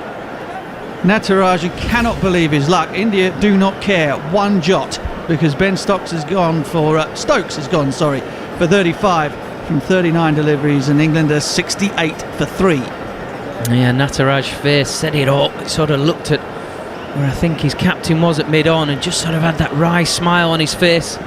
You wonder if he's thinking, oh, I've got away with one there, or is it the Hannibal Smith? I love it when a plan's come together, and he smacked it straight to deep square leg. I think we're going to go for the whole. He's maybe just got a bit lucky there with a highish full toss that Ben Stokes was stepping out to. Did strike it well, flat and hard, straight to deep square leg. Happiest man on the park at the moment as far as India are concerned, Hardik Pandya, who dropped him, who dropped Ben Stokes, an absolute dolly. He's receiving high fives from all of his teammates around the ground as Josh Buttler strides to the crease for England, and he has plenty of time to get a feel for things out there in the middle. England 3 down, chasing 330 for 68, halfway through the 11th over of the innings, and India are well on top here. Yeah, just when you think you've got a bit of respite, in walks the captain, Josh Buttler. Switch on again, my friend, because this fella is a wonderful player. Yeah, dismissed for a duck the previous match, wasn't required, but he certainly is needed by England now. Natarajan is in and bowls a decent length ball, pitching outside leg stump. Butler is forward, knocks it to mid-on, and there is no run. I wonder if Ben Stokes had stayed home, whether or not that ball would have still been above waist height when he made contact with it. Probably not, actually. Yeah, it was a long way out. Where he actually struck the ball was about the sort of 5 foot lines, wasn't it? So you've still got that and then the crease. So fair shout from the umpire. Slow ball from Natarajan, and Butler reads it off the pitch and just allows the ball to hit the middle of the bat and drop into the point region, and there's no run. And he did identify that the ball was dropping as he struck it. Yes, he did. Yeah. Wow! Yeah. That's an incredible sight from the third umpire. The ball was dropping. Yeah. It would have been weird if it was going up. This is true. This is true, unless it sort of hit some kind of Pune vortex that we haven't heard about, as Natarajan is in and Butler's on the back foot, knocking it into mid-wicket, and again there's no run.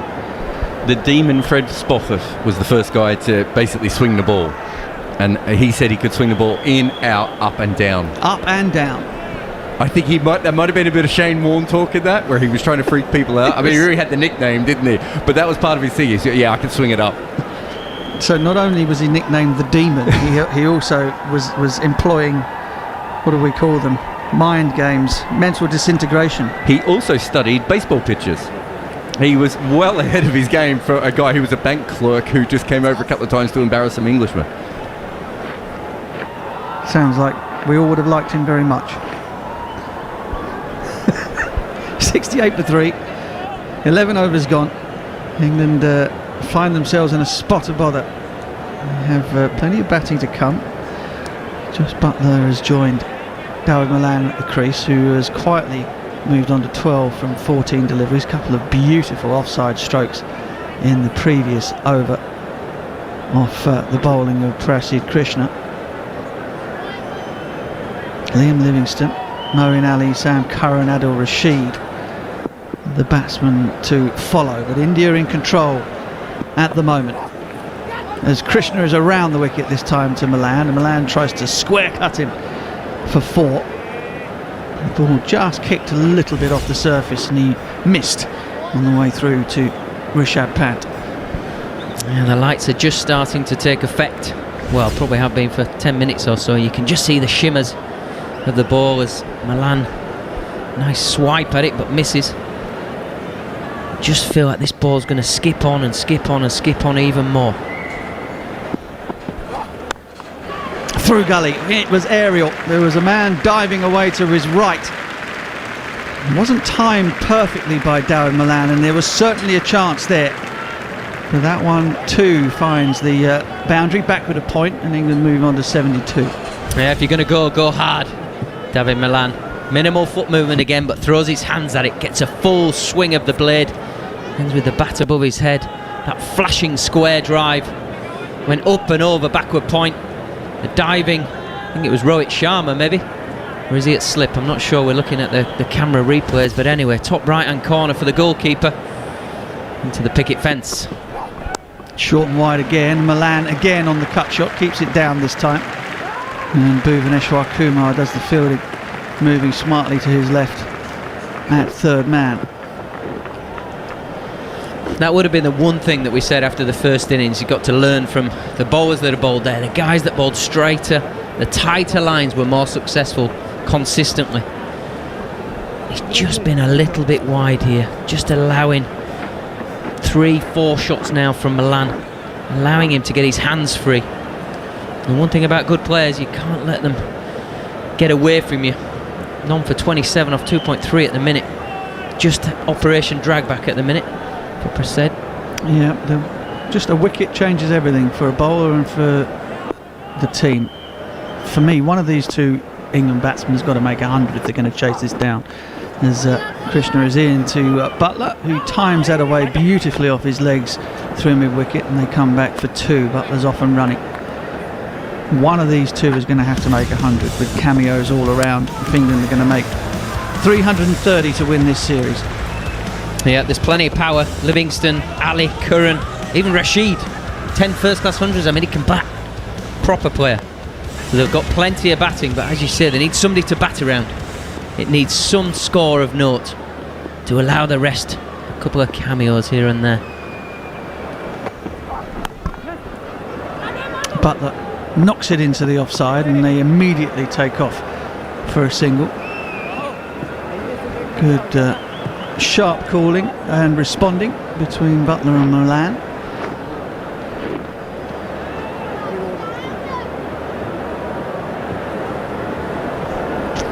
Amazing, isn't it? 76 for 3. It feels as though this innings has been going for a lot longer than just 11.5 overs, isn't it? England have got so far to go still. And it has been all action. 3 wickets, 76 runs. England staying true to their method and looking to be as aggressive as they possibly can. They've lost 3 wickets in doing so. India have stayed on the attack too, to their credit. Only now is Virat Kohli and the bowler Krishna dispensing with the slip. Rohit Sharma has moved from slip to gully, which I think is a good move. Gully and backward point to David Malan. Bowler is back over the wicket and Malan tries to glide it through that region, but perhaps is slightly less carefree because the gully is there, and bottom edges it down into the ground behind him, and there's no run. 12 overs gone, 76 for 3. 8 runs from that last over, and time for Macca to take over. Yeah, it's an interesting field, that, because you feel like you're setting the field up for a ball that you don't really want to be bowling. Could you maybe come around the wicket to David Malan just to cramp him a little bit? Just feel like the balls that have gone through there, one wonderful shot through extra cover, but then the rest have gone through point and backward point. It's almost the width that's been on show as to why it's been hit there. You feel like it's not just a Malan trait, it would be any left-hander's trait that you would get the ball through that region. So possibly just straighten the line up a little bit. 13th over, England 76 for 3, trying to chase down 330 to win the game and the series. The captain for the day, Jos Buttler, is facing Natarajan, who's going to bowl left arm around. Butler's walking into this one, punching. Virat Kohli will field at short extra cover, and immediately is remonstrating with himself, thinking, actually, I could have thrown at the stumps there, because Butler was walking through with the shot, and he didn't let go in the end. There's always a bit of theatre with Virat. Yeah, had there have been a crowd in, there might have been a bit more of it, but Butler advancing down, as he said, Macca, but he was quick. As soon as he knew it had gone to Virat, he turned and he was getting his bat in. There was no bravado there from Butler. Smart enough to know that it could have been dangerous. Natarajan in then around the wicket, and Butler's just pushing into the offside. Virat does pick it up cleanly at short extra this time and throws at David Malan's end, the non-strikers, just to keep everyone alert and on their toes. Hardik Pandya at mid-on does the fielding, which might have been a little bit of a wake-up for him, because he was actually just doing some stretching. He was interviewed during the mid-innings break and did confirm he will bowl in this innings. And the significance of that is he didn't bowl a ball in the first or second one-day internationals. He bowled brilliantly in the T20 series. Virat Kohli explained they're managing his workload, but he will bowl today. Butler's staying in his crease, driving out square on the offside. Can't beat KL Rahul, and there is no run. Yeah, it certainly was magnificent in that 2020 series with his change of pace.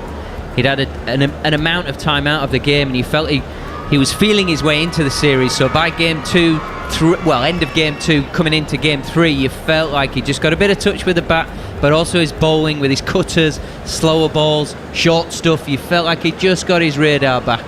He's a nice addition to this Indian team. Absolutely. He's stationed at mid-on at the moment as Natarajan goes around the wicket, and that is a low full toss that Jos Buttler actually misses out on. That will go through to Rishabh Pant standing back, and there is no run. England 76 for 3. As I say, trying to make 330 to win this. They started off therefore needing 6.6 and over. It's 254 more runs from 38 overs and 1 ball. As Gareth mentioned, the lights are in full effect now. So it's 5 to 7 in the evening in Pune. Just doing a check, we were at sort of 38 degrees earlier on today. It's now down to the far more manageable 33 degrees at 7 o'clock in the evening. Natarajan is in. Butler will push to long off and take a comfortable single. He goes to 4 from 10 deliveries. England 77 for 3. Yeah, those sort of temperatures, Macca, I think they've been forecast in England this week, haven't they? 18s, 19s apparently. The summer is upon us. Oh my goodness. Apparently very nice this week. Not quite the 30 odd that the England boys and Indian boys are going through the night with here in Pune, but yes, the summer is upon us in England. Well, as long as it holds out for the following week, since the Easter holidays and all of that, so the kids are off school, that'll be absolutely fine. Final one of the over, it's full Yorker length from Natarajan, roundabout leg stump for David Malan, whips it around the corner, it'll go down to long leg, single taken then, so 78 for 3 after 13 overs. It's commentary of the third and deciding one-day international between India and England on TalkSport 2 with the Times and the Sunday Times. You can try it for free for a month at thetimes.co.uk/cricket offer. That subscription will auto-renew unless you cancel it, and terms and conditions do apply. A nice over from Natarajan, able to change his lines, coming around the wicket. Just trying to bring Josh Butler's outside edging by going across him from around. A difficult skill, not a traditional swing you would say. It's possibly, is it reverse or is it just a manipulation of the body position? Just arch the back, just to get it away from him. Does make it difficult to line up. Nice over from him, just building a bit more pressure. India just want to build those blocks of pressure and try and force a mistake from England. England just need to soak it up a bit. Bat some more time, stay positive. The required rate of 6.8 is certainly nothing to worry about in the modern world of batting. Shardul Thakur is coming on to bowl. 3 for 37 in the first one-day international. His best figures at home in India in a one-day international. 0 for 54 in the second, and then he comes right arm over, and David Malan will just guide this one down to third man and take a comfortable single. 79 for 3. When Shardul's bowling well, he gets the off-speed stuff, the cutters going, and he was really good in that first game, when, as I say, when he took 3 for 37. Yeah, he's an all-action cricketer, isn't he? He sets that, as you say, that off-cutter, he sets it really deep in the hand, so he gets the ball not only to move off the surface with a bit of spin, but he gets the ball to drop. So it starts high, you think it's a full toss, and he's dropping it on you, so he's particularly good to the left-handers. Good afternoon, TalkSport listeners. Joining us here on TalkSport 2 with England 79 for 3. Shardul Thakur is bowling to Josh Butler, and Josh Butler beats the man at short extra cover, will beat the man at mid-off, and hits the boundary. Here's first of the innings as England move on to 83 for 3. They're trying to make 330. Jason Roy, Johnny Bestow and Ben Stokes have all been dismissed already, but Josh Butler, the captain for the day, is at the crease and helping to try and get England to 330 and to win this series. And Gareth Batty, shots like that will help. Yeah, lovely shot from the captain, threading the eye of the needle, just getting it through extra cover. Just a little push, didn't try and hit it too hard, in full control of the shot, and it raced to the boundary. It really is a good surface for batting. 330 the target as Shardul goes in. Off the back foot is Josh Butler. It actually hits pretty low down on the bat on that occasion, but he's able to put it out to Virat Kohli at short extra cover, no run. Jared. So, Maka, you were saying that Kohli and Hardik Pandya said he's going to bowl more today, correct? Hardik said he's certainly, when asked between innings, are you going to bowl today, he said yes. And this is the game they brought in an extra seamer to drop their spinner. I see where you're going. Is that a mic drop from you? Shardul Thakur is in. Josh Butler off the back foot, hammering this out into the cover region. It's fielded by Prasida, gets the ball in the air quickly back to the non-striker's end, and it will be just a single. 84 for 3. Yeah, I reckon they went purely on how England went about batting against the left-arm leg spinner last game. They were savage. It's both of them, isn't it? They think that England have got Chahal as well, so unless they went with Washington Sundar, I'm not sure there was another option there. But it's an interesting thing, because I don't think they trust Krunel's spin any more than they do the other guys, just that he can bat a bit better. Well, it's interesting that Washington Sundar has not been involved so far. This one from Shardul Thakur is taking David Malan on the thigh pad. It's going down the leg side, so there's no LBW appeal and there's no run. Yes, Kuldeep Yadav, 10 overs, 0 for 84 in the second game. And it is interesting that Hardik Pandya was in that match, didn't bowl a ball, and therefore they kept the pain being inflicted on Kuldeep. They could have whipped him out of the attack, but it was almost as if to say the captain, well, look, you're here to bowl. I want you to bowl. I want to see if you can get out of this. But it looks borderline inhuman at times. Yeah, I'm not sure it was just the figures. It was the way that England sort of took him apart. You know, figures, you can get in the realms of that and bowl well. Rashid bowled beautifully today for me, but went for a few. Shardul Thakur is in. It's pushed into the offside by David Malan. They will come back for a second. So that is 14 overs complete. It's 86 for 3 here on TalkSport and TalkSport 2. Yeah, absolutely, Gareth. I mean, that is the point, isn't it?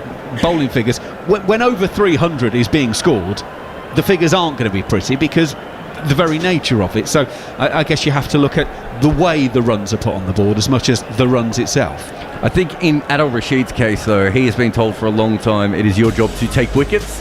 So it's okay if you go for a few extra runs. The problem is that was Kuldeep's job as well. He's just stopped taking wickets. I mean, he's averaging over 40 in his last second half of his career, and it didn't look like... I think the bigger problem was it didn't look like he was about to take a wicket. It didn't look like at any stage he was going to get anything other than hit for 4s and 6s. Yeah, I think it looked to me that it's a man over a period of time now that has just lost confidence. It's been chipped away and chipped away and chipped away, and in the end he didn't really have an answer. Whereas you looked at Rashid today, and yes, there were some good shots played of him, some big shots, but he always had the batters thinking, I've got to respect this guy because he's a wonderful, wonderful bowler. And I just got the feeling that England in that previous one day had just gone, we're just going to take this fella.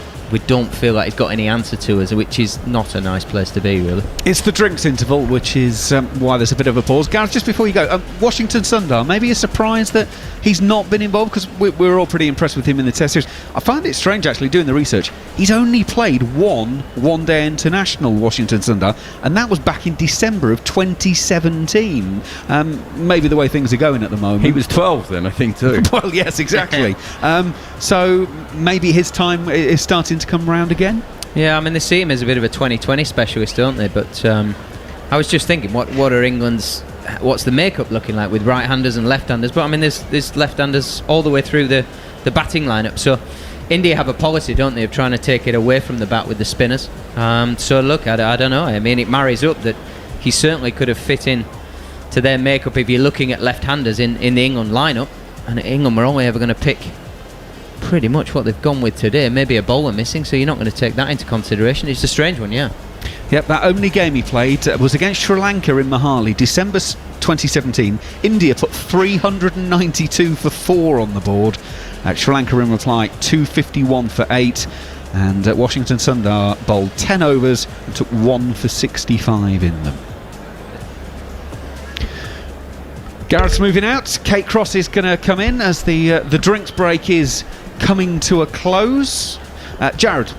Kate, how many times do you think England has chased over 330 to win a one-day international? 12? That's really high. 5. Oh. They've only done it 5 times. It's funny, we've seen them make all these runs recently, and you start to think that this is a normal thing. This is still not a normal thing to do, not to chase this many runs. Teams aren't used to it yet, especially when you lose early wickets. How many times have they scored over 300? Well, they average, if you look at their run rate, it's over run a ball, so they average over 300, so they've scored over 300 a lot of times. Okay. But they've also had some very high-scoring losses as well. I think we must have been at one of them, Mac. It was Barbados? Yep, that sounds right, yes. Chris Gale was just belting it to all parts, wasn't he, that day? Hardik Pandya is in and bowling, and his first ball has been cut away through point for 4. Jos Buttler went up and over the infield and then safely through point. So Hardik Pandya, we mentioned, is bowling for the first time in the series, and his first ball disappears for 4. England 90 for 3. Yeah, a little off cutter there from Hardik Pandya, just offered some width and easy pickings for Jos Buttler there. Like you said, up and over point, and it was Krunal Pandya that put the dive in on the boundary. I think he might have just hurt himself a little bit. He's just gingerly going to find the ball. It was a bit of a loosener, that one from Hardik, wasn't it? Yeah. I think this next one might be a truer reflection of him. Jos Buttler has 13 from 14. He waits for Hardik. It's down the leg side, and Jos Buttler's missed out on one there. That's taken him on the thigh pad and gone down to short, fine leg. And they will take 1. And everyone's eyes goes to the umpire, and indeed He then does belatedly signal the leg bye, so it's 91 for 3. Nitin Menon signalling. As I mentioned earlier, we've seen an awful lot of Nitin Menon. I think he's going to be I think he'll be on the Christmas card list for most of the England squad. Seen him more than some of the families. I imagine he'll be going straight into the IPL himself as well, won't he? You would have thought so, certainly.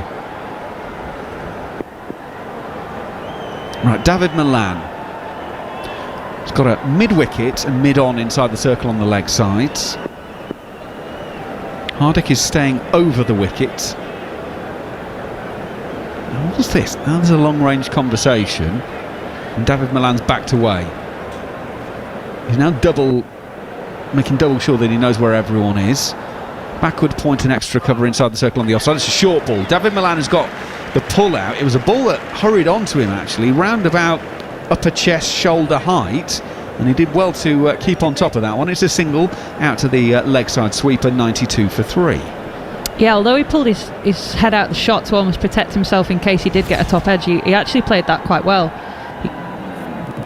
He's hit it quite convincingly out to the deep square leg, but you can see he's pretty much looking round to find leg before he's even hit the ball, which, as a bowler, you are fancying that a little bit if you see that kind of reaction.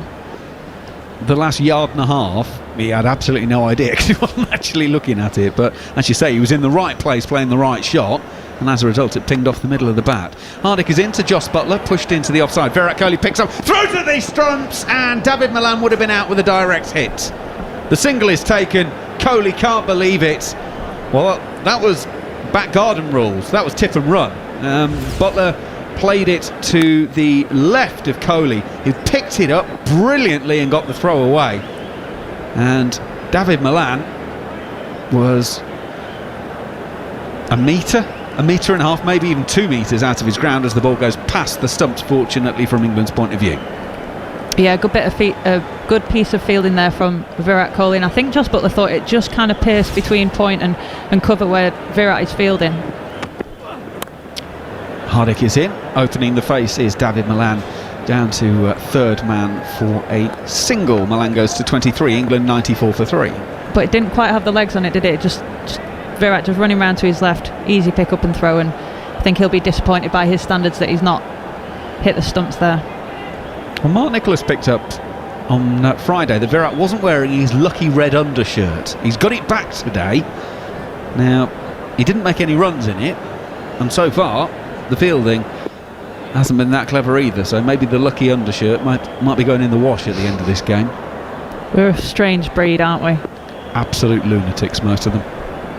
Hardik Pandya, right arm over. Jos Buttler's just waiting at the crease, drops it into the offside, and again takes a comfortable single. 15 overs have gone. England 95 for 3, so 235 more runs needed from 35 overs to win this. England need to be scoring at 6.7 and over. They're currently going at 6.3 and over, so not much of a differential there, not much of a huge spurt needed to catch up. It's just a case of really playing solid, sensible cricket throughout. The wickets is the issue, if there is indeed one. Kate Cross. Yeah, absolutely. The run rate is not a problem for England at the moment. It's just that wickets column, and I think these two at the crease will be very aware of that. Malan, he's currently 23 off 24 balls, Buttler 15 off 17, so again, strike rate's not really an issue, and we've seen players like this calibre being able to catch up so easily at the end of their innings, but it's just about taking some time out of this game now and batting for a longer period. Almost just boring cricket, boring simple cricket. Thakur is in for his second over. The first went for 8. That one's nipped back, taking Buttler on the pad. The really wants it, Shardul Thakur. Umpire Chowdhury is not having any of the LBW appeal. I think it might be nipping back and doing too much, but we shall see. I think he's hit that. Oh right, well okay, well that will put an end to that one. India are reviewing it. They're going to use their first review. They have 2, of course. If they review it successfully, they would keep it. Got to say, Jos Buttler's leaning on his back, not looking overly concerned. I just think we've not seen that much from the seamers for it to have come back in that much. I think the deviation hopefully has come off the bat. Right then, so let's start the process. And there's no edge. and it's going to hit the front pad before it then goes on to hit the back pad. And Josh Butler has got a bit of a problem here. It was given not out on the pitch though, so obviously umpire's call will be in Josh Butler's favour, but you can just see off stump and middle stump there on that split screen, so that might be the only thing just sliding down. Here we go for tracking. Wickets is hitting. That's about as high up a leg stump as you can have before you start getting into umpire's call territory, and Josh Butler is out. LBW for 15, and England are 95 for 4, and that is the first ball of the 16th over, and England's stand-in skipper for these two games is gone. LBW to Kaur. That could be a highly significant moment. I think you're absolutely right, Macra. I don't think I've been on a game yet where Thakur hasn't come on and taken a really key wicket, and Josh Butler is the man to go here. Just didn't quite look right. It didn't, for some reason, whatever, in live time, to me that just didn't look like it was of interest. But a great review from Virat Kohli there. He's been criticised a little bit for how he has reviewed in the past, but he's got that one absolutely spot on. I don't know if you know this. I don't know how much umpiring you've done or Mac has done, but so there's a thing that umpires do. I've been talking to a lot of professionals recently about where the ball goes after it hits the pad. So obviously they're focusing at the stumps and where the ball is hit, but they also keep a bit of an eye on where it's gone. That hit him above the knee roll, but it didn't go up.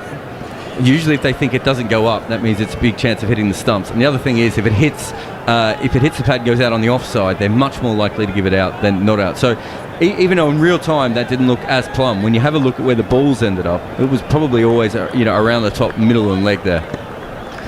So Liam Livingstone is in the 16th over with England 4 down. He was there at the end the other evening and finished things off in fine style with 27 brisk and breezy runs from 21 balls.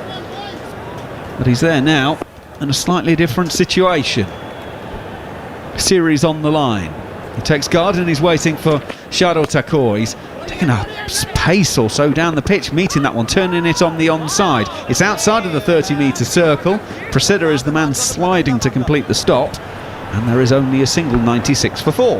Yeah, he came in the second ODI in a real comfortable situation for England, really, didn't he? You know, the Stokes and Bestow had done majority of the work there, and Livingstone was able to play his natural game, which is what he's been put into that position for at number 6.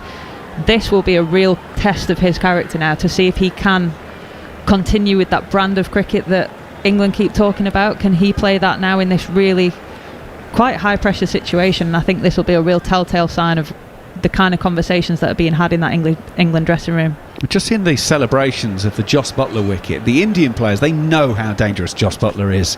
As Thakur goes in, goes down the leg side, that will be a wide.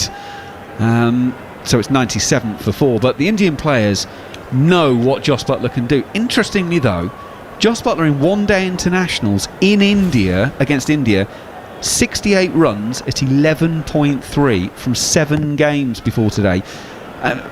It's almost sort of goes around in the fact that actually, in a strange way, highlights how big a wicket Josh Butler is, because if you don't get him early, he will go on and do something against you. Another overrated Lancashire cricketer, is that what you're saying? I don't think I use those words, no, Jared. Shardul Thakur is in as a short ball. David Malan is leaning back from the waist and allowing Rishabh Pant to go to him, and there is no run. Someone turned Kate's mic off, did they? I'm not gonna buy it, Jared. Give it an hour or so, and you can have free rein back at him, don't worry. It is odd. Josh Butler is so talented, but his best score in India in a one-day international is 31. It doesn't correlate to the talent. Shardul is in. David Malan is just again guiding to third man for a single, 98. He's got 24 of those from 26 balls. I think also that celebration comes from the fact that India will know that the run rate doesn't take an effect for the England players. You know, but we saw that the other day when they're at their best, they're knocking off 350 quite easily. However, it's that wickets column, and they know they've got to bowl England out to win this game. So I think that's where that celebration and that animation from Virat Kohli comes from, and just purely his passion for the game. And the fact they got a review right. And that, yeah. Shardul Thakur into Livingston from the crease, although he's playing it round about, getting on for armpit height in the end actually. Thakur's getting a bit of nip off of that one. He's turned around the corner and there's no run, and Shardul Thakur has a wicket as he comes to the end of his second over. He's got 1 for 11 so far with 1 ball of this one to go. He just makes things happen, doesn't he? He just finds ways of getting wickets. It's not necessarily always the traditional way that you see that. I mean, saying that last wicket was a nice little nip backer onto the pads, got Jos Buttler caught on the crease. In a team of stars, he does a job and he's highly effective. This one is a short ball from Thakur, and Livingston is ducking underneath that one. End of the over, 16 gone, 98 for 4 are England, so it's 232 more runs from 34 overs, which isn't an issue. The wickets column is the issue. England are 98 for 4. I think what we have seen, though, speaking about Jos Buttler, is the consistent ways in which he's getting out. We see him getting trapped in the crease, LBW, probably 4 out of the 5 last innings that he's played now. Maybe that's something Jared could look up instead of putting his fishing rod out. No, even if he's looking it up, he'll still have the fishing rod out, trust me. Sorry, I was looking up David Malan stats. What was that, Kate? What did you want me to look up? Jos Buttler's dismissals last few innings. Feels like he's getting LBW a lot. Thank you. That's it. You got him shut up for a bit. Or at least as long as it takes Google to work it out. Hardik Pandya is in for his second over, and that's met by David Malan, driving it out to Shikhar Dhawan on the cover boundary. It'll be just a single though. 99 for 4. And therefore we'll be bringing up the 100 very shortly. In the first game, they brought up their 100 halfway through the 12th over, 105 without loss. The second game on Friday, it was 15 overs and 4 balls as they were 100 without loss. 16.1 overs have been sent down so far. Haven't got there yet, and they are 4 wickets down. For comparison, India at this stage 114 for 1. Livingston will turn to Rohit Sharma at short mid-wicket for the next one, and there is no run. It's interesting the chat that had been had around India and how they approached their batting innings, and the criticism that they got for not attacking in that first 10 in that power play. Ironically, they've pretty much got to the same total that they were getting to in all the other innings, and they arguably did attack a little bit more today. Well, Hardik Pandya said in the interview mid-innings they didn't change the approach, they just put the bad ball away better. So it's interesting. We felt that they had upped it, but actually all they were doing was cashing in. Oh, Livingston is hurried onto this one from Hardik Pandya, drops it down just short on the offside, and there is no run. I mean, yes, they hit 28 fours and 11 sixes, but apparently they didn't actually change their approach. The only thing I would kind of come back with to that would be that it felt like they ran better in that first 10. It felt like they rotated the strike more, which again suddenly your 4 and over then becomes an easy 6 or 7 and over just by rotating the strike better. And they took on the England fielders in that first 10 as well, in that respect. They definitely changed that. Oh, absolutely, completely agree with that. First couple of overs, you just sensed it was completely different intent from them. Here is Hardik bowling to Livingston, solidly in behind this, pushing up to mid-on. There is no run. England remain 99 for 4.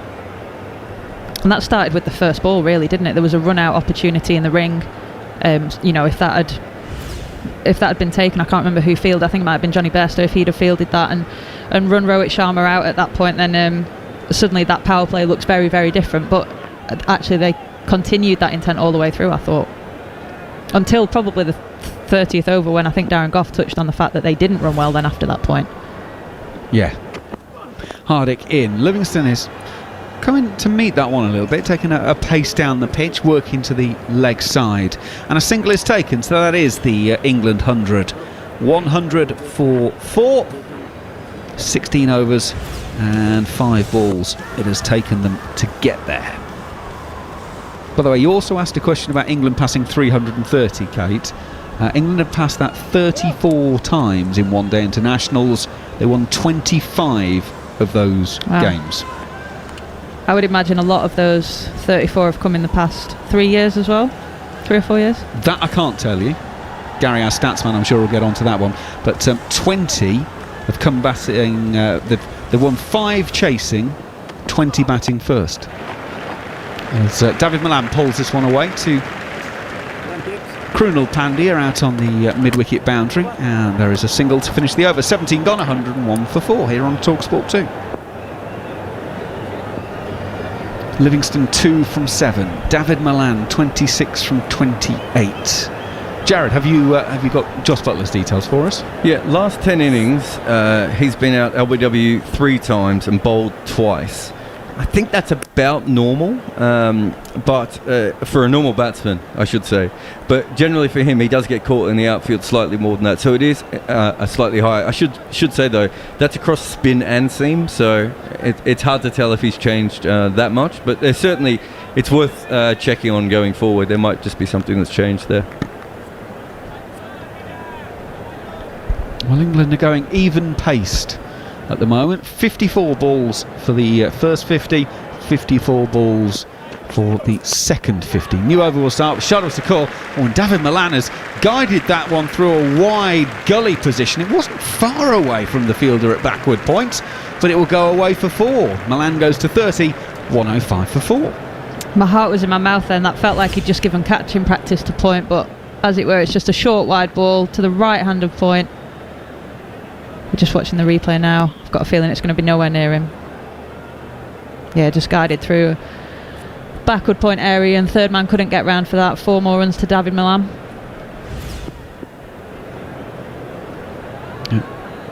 To KL Rahul, who's stationed there.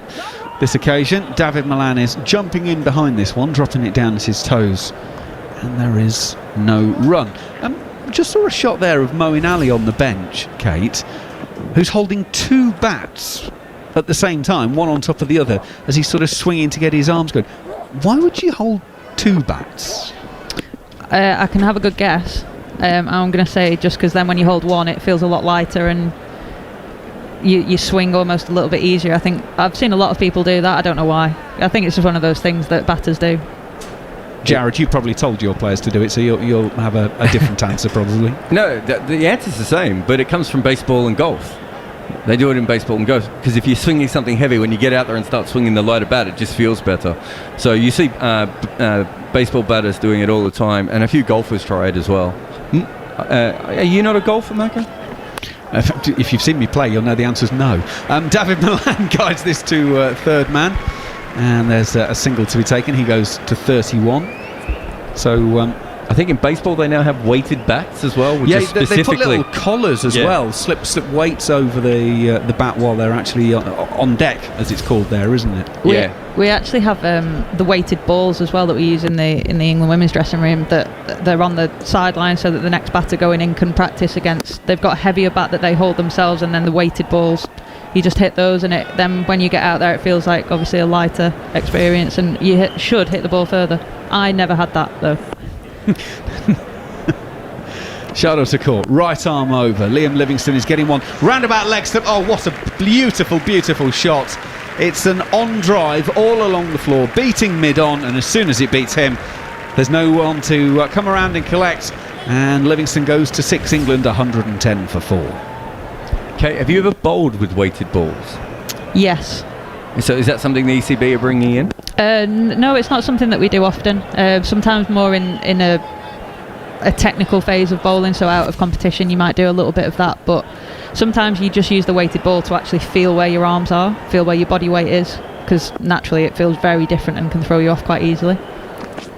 Shardul Thakur is in. Liam Livingstone swings into the leg side. Fielder out there, but he's not going to get there. It's Krunal Pandya. Now he's signalled 4 because that one landed very close to being on the boundary sponge. Did it make any contact with the ground beforehand? I think the umpire, we're bound to go to Virendra Sharma, the third umpire, and it did indeed land just short on the half volley, so it'll be 4 runs to Liam Livingstone, but by a matter of centimetres. The ball prior to that, Thakur had just gone a little bit full, and it was almost Kevin Peterson Flamingo-esque the way that Livingstone whipped him through mid-wicket, and then shorter ball followed up and punished by Livingstone. He's in again. Oh, it's an inside edge from Livingstone between his legs, an unintentional Nat Siver. It's dribbles away on the leg side. They will take a single. 18 overs gone. England 115 for 4, so they need 215 from 32 overs. So weighted balls is the big thing in baseball pitching now.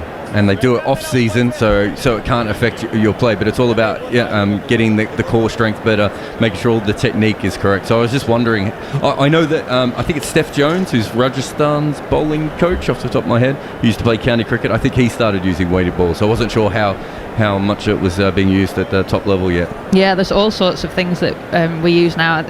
You know, you see batters batting with the thin bats. We've got thin balls that have literally just got the seam on them. They've like taken out the outside of the ball, so you're really working on keeping your seam upright. But yeah, there's all sorts of gadgets and gizmos and things that make you better at cricket these days. Well, if we're talking balls, there's only one man we need. It's Guy Swindles. Thank you. I've waited all series for that particular intro. Thank you, Macca. Well, England, fascinating. You feel that last chance saloon of it, this particular partnership, but if these two can get in and continue to keep going, and they're both scoring at a run a ball, it could make a very interesting finish indeed. But a huge amount on the shoulders of a man in his, I think they're both playing their second ODIs for their countries, so a big ask, maybe the third for Milan actually. So only his third ODI for his country, Liam Livingstone in his second, a lot on these shoulders, and it's Kranul Pandya, the left arm spinner, who is into the attack, and it's crunched away by Livingstone to point, but Virat Kohli stops the ball and there will be no run. In again very quickly, goes to punch it on the back foot this time. Liam Livingstone up to deep mid off, and they trot through for a single. It feels really late in the game to be seeing spin for the first time from India, but we're actually only in the 18th over. Just a lot has happened. I know, we were talking about that between stints, and it seems to have really slowed down this game. The Indian innings just sped along, and the England innings, despite lots happening, runs being scored at thick end of a run of ball, 4 wickets, a lot to talk about, but it does seem a lot slower. Really strange period of the game at the moment. England's run rate is at 633. They need 6.76, but it's there or thereabouts. 214 runs they need from 31.4 overs. Shadol Thakur in again, and there's a shout for LBW. And David Malan did play all round it, but the ball would have had to have straightened a lot for that to be out. Unless he got spin, then it was missing leg stump. I was just going to say I wouldn't be surprised if we see India review this on the basis that they've still got 2 reviews left. Like you said, Guy, this is a big partnership. If one of these two get going or stay in for the remainder of the innings, then they've got a fair chance of chasing this down. Well, Virat Kohli did review, persuaded it into. It was a slightly lazy shot from David Malan, or one of those that looks a little bit casual, as he tried to flick it away to leg. Okay, can you please draw control as the ball passes the bat? Pretty certain it didn't Ball is get any close to the bat. Can I have? I'll try it here, please. Inside edge. My initial thought was not out, but then my initial thought on the Josh Butler shout was not out as well. So it's hit him probably just in front of Midland. Well, probably in front of middle actually. Maybe just sliding down leg. Yeah, because his left arm over the wicket, the ball is going across Milan. Pitching outside off. But it's whether it's actually... No, it is missing leg stump. So Milan does get away with that, as do England. India lose one of their reviews, and England remain on 116 for 4. But I can see exactly why India reviewed that. Yeah, absolutely. I mean, Milan's 31 off 32. He's not got into the destructive part of his innings yet. He's not gone up the gears too quickly, but yeah, you get him early, then that's, I say early, you get him out now in this part of the game, and that pretty much kills the England innings. Yes, India looked rather surprised that the ball tracking didn't show any spin on the ball, and the ball going on straight, but that was what Hawkeye said was happening. That one does go straight past the leg stump and should be a wide.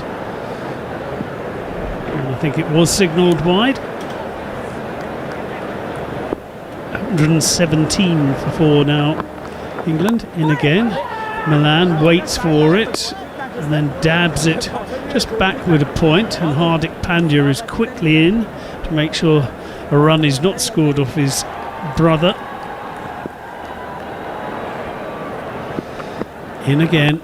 That's tucked away on the leg side this time by Milan, and they trot through for an easy single. But again, we're just in that crucial stage of this match at the moment, I feel. Moeen Ali next in. A man who can keep the scoreboard ticking along very pleasantly indeed when he gets in. And with England still needing more than another 200 plus, he would have to if England lost any wickets, and that is stroked forward by Livingston, who's impressed since he came in. And he plays up to long on for a single, Kate.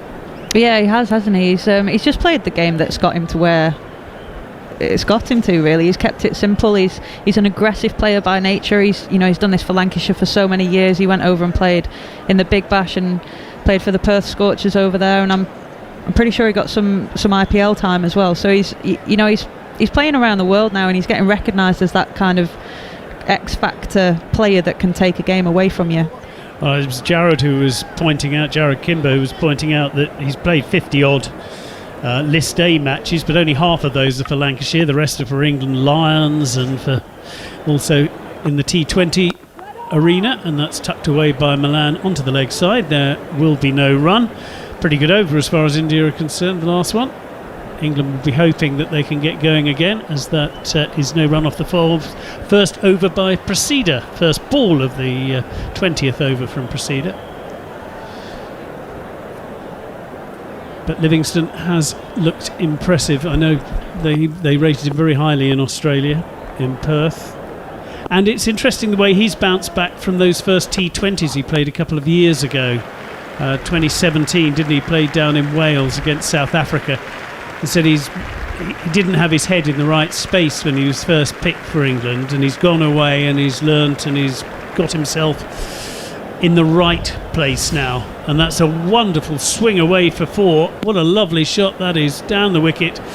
The Flamingo Kevin Peterson back leg up, and it goes all the way to the boundary for four. Livingston, lovely shot.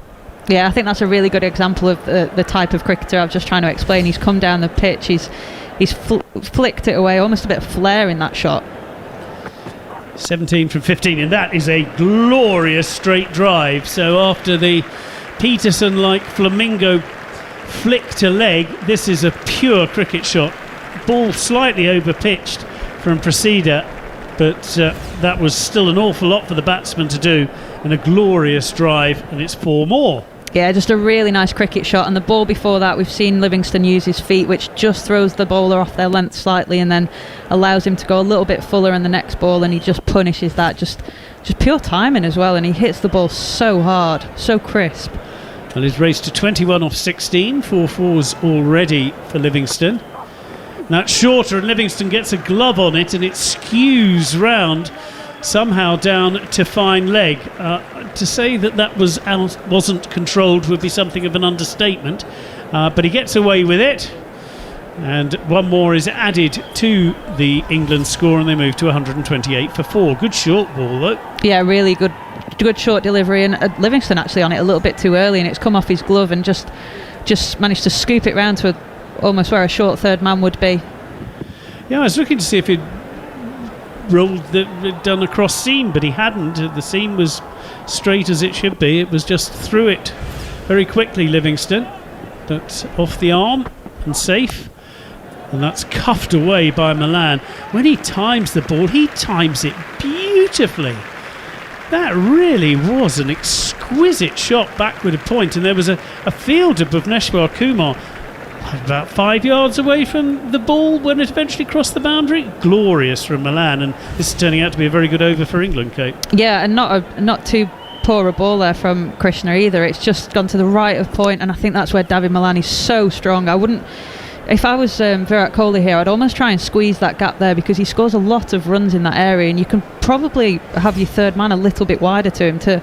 You don't want your good balls going for four, especially at this stage of the game, and because that's such a strength of Milan, I think you could try and close that gap down. Now, I'm sure they'll have plans for all of the England batsmen, but some they will definitely know better than others. In again, Prasada, and that is short outside off stump, and Milan just sways back and lets the ball go through to the wicketkeeper. End of the 20th over. England 132 for 4. At the same stage, India were 128 for 3, so nothing much between them at the moment except that one crucial wicket. I think we actually just saw for that last ball of the over that Point just kind of went a little bit further round, more behind, almost 10 yards behind Point there now. But I think because Milan, we kind of see him jump onto that shot, don't we? He just jumps but drops his hands onto it. It's naturally going to go a lot finer than it is going to go squarer. So I think, if anything, you want to try and force batters to play shots that they're not too comfortable with. And I think having that point and changing those angles. And that is swung away into the deep for a single. You're listening to commentary of the third and deciding one-day international between India and England on TalkSport 2 with the Times and the Sunday Times cricket team writing with an edge. Milan 36 from 36, Livingston 23 from 18, Kate. Yeah, I think changing the angles of those fields just forces batters to do things differently. And it goes back to what I was saying with Bhuvaneshwar Kumar at the start of the innings about you keep your plan A as long as you can, but you adjust your field to fit that plan A. In again comes Shardul. Sorry, I've got my wrong man here. It is Krunal Pandya, of course, who's bowling. England moved to 134 for 4 after 2 balls of this over, the 21st. And that's punched on the back foot, but straight to short cover where Virat Kohli stops the ball. There will be no run. Having captaincy by committee as well, with Rohit Sharma having a few words as well. And that's down the wicket by Livingston, and it's smashed over long on for 6. Well, they were just seemed to be pegging him back a bit, Livingston, but he's just leapt out and just grabbed the initiative back single-handed. 6 to Livingston, 140 for 4 England. Yeah, that was just brutal hitting from Livingston. He's just absolutely wellied that down. There's a fielder out there. And then that next delivery, he really does race along through his overs, does Krunal Pandya, and that next ball is just punched away for a single. But yeah, there was a fielder down there at long on, and you thought for a moment he might be in the game, but just too much strength from Livingston, and that's the way he plays. He just genuinely just throws the kitchen sink at absolutely everything. Well, when you're timing it as well as he is at the moment, why not? Krunal Pandya, and that's a glorious drive again from Milan. Good work actually at mid-on, I think, for KL Rahul dived to the right and stopped further damage, but they went through for a single. Milan moves to 38 from 38 balls, Livingston 30 from 21. England 142 for 4 after 21 overs here on TalkSport 2, and at the moment they need another 188 from 29 overs, and the run rate a fraction under 6.5 and over. A really good little partnership here from these two, from Livingston and Milan. Livingston's raced to 30 off just 21 deliveries, and we're seeing the partnership at 47 now. Yeah, vital that these two did try and put something together at that stage. When you could see how pleased India were when Buttler went, and they thought, right, we've broken the back of this England innings now. We've got rid of Roy, Bestow, Stokes and Buttler, the big four, if you like. We've done the job, and yet these two, here they are battling back brilliantly at the moment. And that's where you're not surprised when you see Virat Kohli go for that review against Davin Milan, when Krunal Pandya just hit him on the pads. But and it's Thakur in again, onto leg stump and just tucked away to mid-on, and they trot through for a single. Milan keeping the scoreboard ticking over with these singles, and also making sure that the strike is rotated. But you're right. But I was just going to say, for me, that's not what the DRS is for. You almost felt like you knew that Virat Kohli was going to take the chance of having that review on the off chance that it might have just been clipping the stumps. And for me, that's not what the DRS is about. The DRS is about getting rid of that clangor in cricket. Yeah, it's not well, they almost did that with the Buttler one as well. And that is a play and a miss by Livingston outside off stump. Well bowled, Shardul Thakur. And that's one for the bowler. But you see that a lot now, especially in the I think you see it in Test match cricket as well, actually. But it's almost a tactical way of using the reviews, and when you've got the new ball in Test cricket, you've got another set of reviews to come through. So it's almost a tactical part of the game that has kind of been implemented in the last 3 or 4 years. Liam Livingstone resets himself after being beaten outside off stump, and this time he's on the back foot and he punches it up to mid-off, but the fielder is there. Darren Gough joins us now. Welcome, Goughy. Well, hello. Interesting. I don't think India have bowled well at all here. I know England are 143 for 4, but they've bowled poorly at Milan. They've given ball too short to him, given him too much width. Livingstone's come to the crease and decided to play like he plays. He's brave, he's confident, he backs his ability.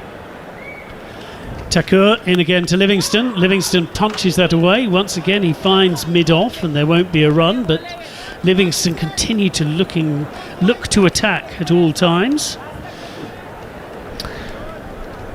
Happy to let Milan take the anchor role, if you like. Yeah, similar stage to where India were at. Like I say, I think both teams have just not got it right in spells in this game. Whether they got a bit carried away with some of the bounce. The pitch is probably a little bit flatter. You give any width, it's a bit easier to score. Thakur in again, and that's punched away on the leg side and swung away into the leg side. There'll just be a single. It wasn't really timed by Livingstone, and the man out on the deep mid-wicket boundary can come in and ensure that only the single can be taken. 144 for 5 now. Been a good over by Thakur, just a couple of singles from it, 3 dot balls. And I think one of the problems for Virat Kohli, he hasn't got total faith in his spin bowler, and it's such a vital part of a successful one-day side. I think England, part of their success of late, the last few years, they've had Adil Rashid. He's been able to rely on him on all sorts of situations, and Moeen Ali. Shardul Thakur in again, and that is cut away by Milan. That's a good shot, but only for 1. So just the 3 singles from that over, and England move on to 145 for 4. At the end of the 22nd, they need 185 from 28. Run rate 6.6 is the one that is required. Well, coming into this, Goffey, with just the 1 spinner anyway, and the spinner who went for 72 in his 6 overs in the last match. So you can understand perhaps why Virat Kohli isn't entirely trusting. Yeah, I mean, it's been a difficult start to him. He's not been allowed to settle, has he, Krunal, in his first 2 games. I don't think he's bowled badly, but I think England have targeted him alongside Kuldeep, and they've really played the 2 spinners really well. And I think it's also been out today. I didn't think Rashid bowled badly today, and he went for 81? Yeah. But Moeen Ali, the last 2 games, has been really successful for England. He's bowled good lines, he's been hard to score against. They perhaps let him bowl. They didn't really look to score off him in the second one-day international. They played him slightly better today, but he bowled really, really well. And it's obvious from me, for Virat Kohli, but he hasn't got the real trust in his spinner. Now, if he had Jadeja in the side, I think it might be a different story. He knows he can trust him with bat in the field, and with the ball in hand, he's been in these situations so many times. And seems odd to say, though, doesn't it? India not having a spinner that they can trust in an ODI when you think of the wonderful spinners they produce. Oh, yeah, I mean, they've got some unbelievable ones. We all have to look at the Test series, and it's amazing, really. He's one of the best spinners in the world, Ashwin, that it seems to have closed the lid on his one-day career. And again, though, is Krunal Pandya, and that is tucked away for a single. Milan moves to 41. And I think one of the things I was watching Kevin Peterson talking about playing spin in the middle overs, how difficult it can be, and he thinks that's Milan's weakness in Indian conditions. So, but there's nobody really to test him. In again, Krunal Pandya, and that's a decent ball, but actually in the end very well played by Livingstone. There was a bit of late spin, but he played it with very soft hands and just dabbed it through the vacant third man area and went through for a couple. The 50 partnership, by the way, coming off just 43 balls for this pair, so they have batted nicely. It is, as I said, it's a bit of a shootout for these two as well, isn't it? And that is on the back foot and punched. We found this in his last over, Krunal Pandya. He rushes through. There isn't much time to talk about much between deliveries when he's bowling. Well, not wrong with that. But it really, well, now of course they have a long chat with Virat Kohli, so we could continue chatting for ages. But yes, you're right, because these two are essentially competing for one possible place up against Sam Billings. Well, there's Joe Root as well, but to get in the squad, I think that's the first ambition. Are all these guys? You got Billings, you got Livingston, you got Milan. In again, Krunal, and that is punched up to mid-off. It's an easy single. Milan keeps going at a runner ball, rotating the strike. But it's what sort of cricketer he wants. We know Morgan likes these dynamic cricketers, the ones that can hit boundaries and sixes and go in straight away and start scoring. But it's interesting, Milan is playing the Joe Root innings, isn't he? He's playing the runner ball innings that Root has done so brilliantly for England for so long. And if you lose early wickets, you need someone like that in your side. 150 comes up, 150 for 4. Liam Livingston goes back, slips a bit, but still manages to punch the ball up to mid-on, and it's another easy single. Listen, we talked about in the past, but India, they've got so many talented youngsters, but picking an actual 11 is never going to be easy. But it's the same with England. You only have to look at this England side, and it's such a difficult one to pick the starting 11. There's 2 or 3 places that could go anywhere whatsoever. Well, we were talking about that with Kate. The reason India was so pleased was because they thought they got the 4 big names out, and they must have thought job done, because they are the 4 people who immediately put on the team sheet, along with Owen Morgan, I would guess, is Bairstow, Roy, as that's punched up for a single, Buttler and Stokes. Yeah, I think that people like Moeen Ali, for me, is a fantastic cricketer. I think he's such a talent, and he's going to be in next. We know he can bat. We've seen him do it on many occasions. We know he can clear the boundary ropes. He plays spin really well when it's not too quick. They did test him, certain team, against the short ball. We've seen him go through a spell where he really struggled against it. But I think with this Indian pace lineup, I think he's going to be more comfortable. But you're 2 wickets away, aren't you? For India, they're probably in a similar position to what India were, and if England would have bowled better when they were 4 down, they could have had them out for under 260, 270. And now it's a big 10 overs now for India and for England. Well, there were 7 off that over in the end from Krunal Pandya. After 23 overs, England 152 for 4. And it will be Thakur to continue, and that's just punched up to mid-off. They trot through for a single. Prasida can't stop them going through. Yeah, for me, the next 10 overs decides the winner of the game. A couple of wickets here for India, and they'll be in the box seat to go on and win the game. But for England, they can just keep going away at the scoring rate they're going at and don't lose any wickets. You got 2 guys in who are good players, who can clear the ropes. I think it'll be England's game, but could go either way. Do you think in a game like this is where I was banging on about him earlier, Chris Wokes, but you'd like him coming in at number 8 in this one. As it is, Shardul Thakur is in again, and that is punched up to mid-on. Again, Livingston says, come on. They go through for a single to Prasida. I wasn't quite sure he was going to run there, Milan. He didn't fancy it, did he? He had to really confirm it was a yes, a run. Well, I don't know if the temperature's gone down much, but it must be still pretty damn warm to be sprinting 22 yards every ball. But that is what Milan is doing at the moment. But they are scoring very solidly. There are not many dot balls at the moment. Shardul Thakur, and that is just placed down to third man. Backward a point. It's another single. The ball too short to Milan. Milan's comfortable playing off the back foot, cutting and pulling. That's his bread and butter. They've not brought him forward enough in this game. They want him trying to drive through the offside. That's where they want to have it. Is too many times he's had width and he's been able to put his hands through the ball and play through that backward point area. And if it's too short and straight, he just opens the face and drops it down to third man to get off the strike and put Livingston on. Well, it's worked so far for England. Slight lack of a plan possibly from India. As Shardul Thakur is into Livingston this time, and Livingston tries to cut, but plays and misses. And for a moment, Rishabh Pant thought there might have been a little edge. There wasn't, but just slight concern as far as England are concerned. But nice piece of bowling. Yeah, that's a better length. I mean, it was a slower ball. It was an off-cutter, wasn't it, from Thakur? But that's a better length. He almost gets carried away sometimes. He thinks he's actually he's better bowling that fuller length, and then his short one will come into play because he can surprise you with his pace. But he's bowled too short and given too much width to Milan today. In again. Oh, and that's straight back to the bowler, and he's given it away, Livingston. He tried to come down the wicket to him, tried to drive him back, but it was a decent catch in his follow-through, it must be said, by Shardul Thakur. And what had been a very good 60-run partnership comes to an end for England. Decent knock, but England really needed to him to go on that occasion, Livingston.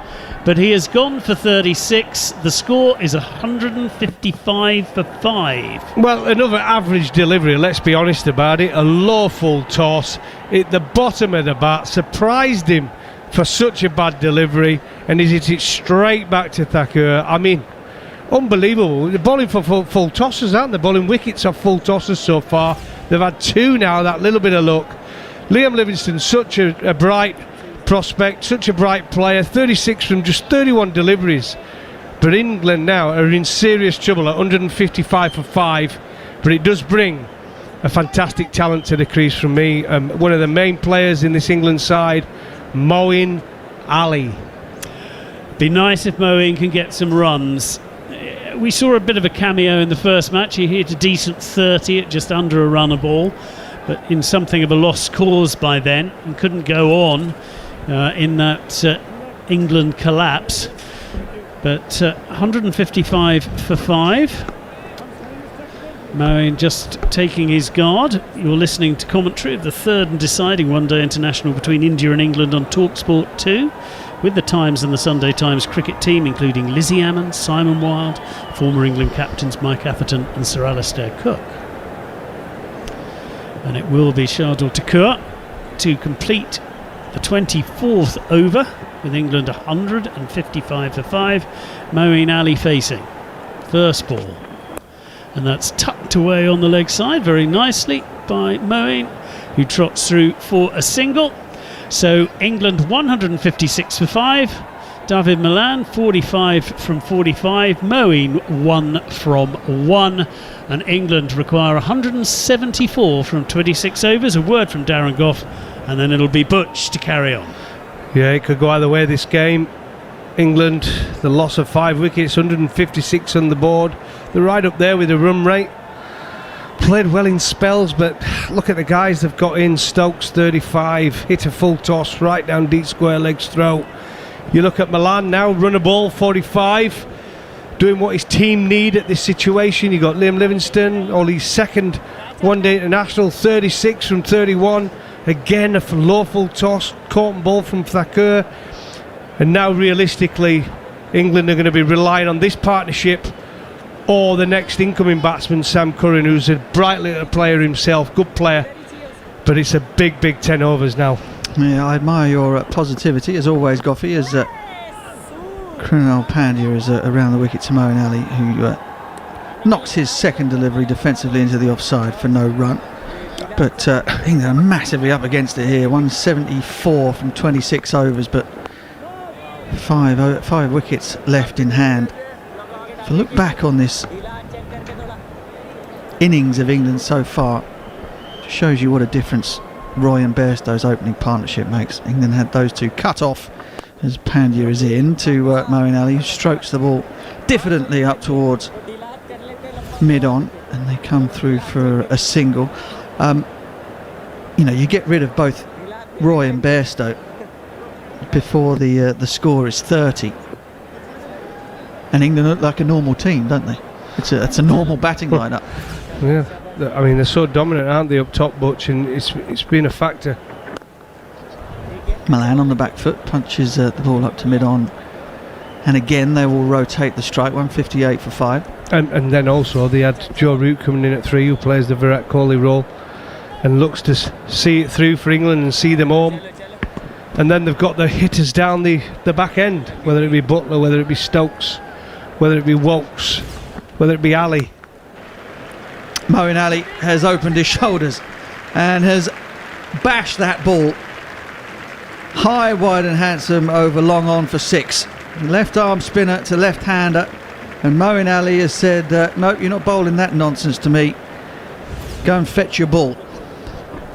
You can see why most teams need a wrist spinner in their side, can't you, these days, Butch? Because Krunal's come into this side and he's a good bowler from what I've seen perform in the IPL. But at an international level, he's been taken to the cleaners now in 3 one-day internationals where England have just decided that he's the one that's got to go. He's got to go. Decent comeback from Krunal. Just a little bit flatter, a bit quicker. He won't be tossing too many up to Moeen Ali again after the treatment he received the ball before. Pandya wanders off, having retrieved his cap from one of his teammates, and that is at the end of the over. England still in the hunt by virtue of reputation, if nothing else. Milan is 46 from 46. Moeen Ali has 8 from 6 deliveries, including that towering 6. To come, as Darren Goff points out, is Sam Curran, Adil Rashid after that, then it's Topley and Wood. And England, if they're going to win this, have got to get very, very close with this partnership between the 2 left-handers. They have Thakur to deal with, who's been deadly against England's left-handers in both the T20 series and now in the one-day internationals. We just saw a little clip, a little close-up of the delivery that got rid of Liam Livingstone. We thought it was just a full toss, but actually showed that he had one finger on the ball and one knuckle behind it. It must have been a slower delivery. Another slower ball, off cutter this time, kicks and bounces at Dawid Malan and hits him on the glove and there's no run. It was still a full toss. Well, yes, but I mean it must have arrived slower than Liam Livingstone anticipated, hence the way the ball came off the bottom of the bat and just tamely ended up back in his hands. It was like a half a knuckle ball, wasn't it? Like he couldn't hold it in his knuckles properly, so he had one finger on top and one finger behind. It still rotated a little bit as well. It's quite an odd delivery. Yeah, I think because it looked tame, didn't it? The whole thing looked tame, but I wonder if Livingstone was actually done by a subtle change of pace caused by that grip. It's still a full toss. Quite right. No flies on anyone in here. Short ball. And pulled away by Dawid Malan, past Rohit at short mid-wicket, past Shikhar Dhawan at mid-on inside the circle, and that brings up another boundary for Dawid Malan. Another short ball, another boundary for England's left-hander. Well, I'd be pulling my hair out if I was Virat Kohli. The ball into Malan, you look at where he's been scoring so far in this innings. Anything square and short outside his off stump, he's been cutting behind backward point. Anything short on the stumps or to the leg stump, he's been pulling through mid-wicket. Pitch the ball up. 50 for Dawid Malan. And England's hopes rest with him at the moment. Short and wide, edged. And has that carried through to Rishabh Pant? It wasn't a good delivery by any means, but as we've established, that isn't always the good ones that take the wickets. I think it was another slower ball, Butch. Like I said, one thing, if people are listening, well, the guys who are listening and girls who are listening, when you bowl a slower ball, it doesn't have to be really slow, and I think that's the mistake a lot of people bowl. If they're normally bowling at 80 miles an hour, they think the slower ball has to be at 60 miles an hour. It doesn't. It's the subtle variation of pace, and that's what Thakur does really, really well. He has an off-spinner slower ball, he has almost a knuckle ball slower ball, he has a leg cutter slower ball. He's got so many variations. In again, this time he's short. Oh, it's short, and Dawid Malan has pulled it straight to mid-wicket. That is the end of Malan. He's just gone to his maiden one-day international 50 and now departs. Thakur has another wicket. This man is a real competitor for India, and is making inroads once again in the heart of England's innings. And perhaps, Darren Goff, that is that as far as this run chase is concerned. Yeah, it should be. Actually, a slower ball again, probably a little bit short. He's just caught it, not in the middle of the bat. He's hit it straight to the fielder, Rohit Sharma, who's got good hands at mid-wicket. But this lad, Thakur, it's been one of them, hasn't he? It's almost like they're reluctant to play him in their side, because there's some fantastic one-day cricketers. But he has stood up for India in the T20 series, and he's stood up for them in this 50-over series, and he's become a main player for Virat Kohli. He trusts him, he relies on him. He can bowl at the death, he can bowl at the start. He's got a heavy ball. His short ball can be a lot quicker than the batsmen think. He's got good variation of slow balls. He bowls a good Yorker, and he's a fantastic find for India. And England 168 for 6, and it's really their last hope for me that comes to the crease now. Sam Curran to join Moeen Ali, another left-hander. Yeah, left-hander replaces left-hander. Thakur must feel as though it's chum in the water for himself. And really and truly, we're getting into the realms of miracle if England are going to overhaul India's 229 all out. They were dismissed with balls to spare. Sorry, 330 all out. Dismissed with balls to spare. And bouncer greets Sam Curran. First ball flies through above shoulder height to Rishabh Pant. And Dawid Malan, having just passed 50 for the first time in one-day internationals, doesn't get hold of it at all, doesn't either hit it up or down. A little bit high on the bat, perhaps close to the stickers, and it lands straight in the lap of Rohit at mid-wicket. I think it was a slow ball again, wasn't he? Bowled it into the pitch, cut it into the pitch. Amazing dismissal. Shardul, they get in, and it's a short delivery, which is defended. Test match style by Sam Curran on the back foot. And there's no run. 168 for 6. 26 overs gone.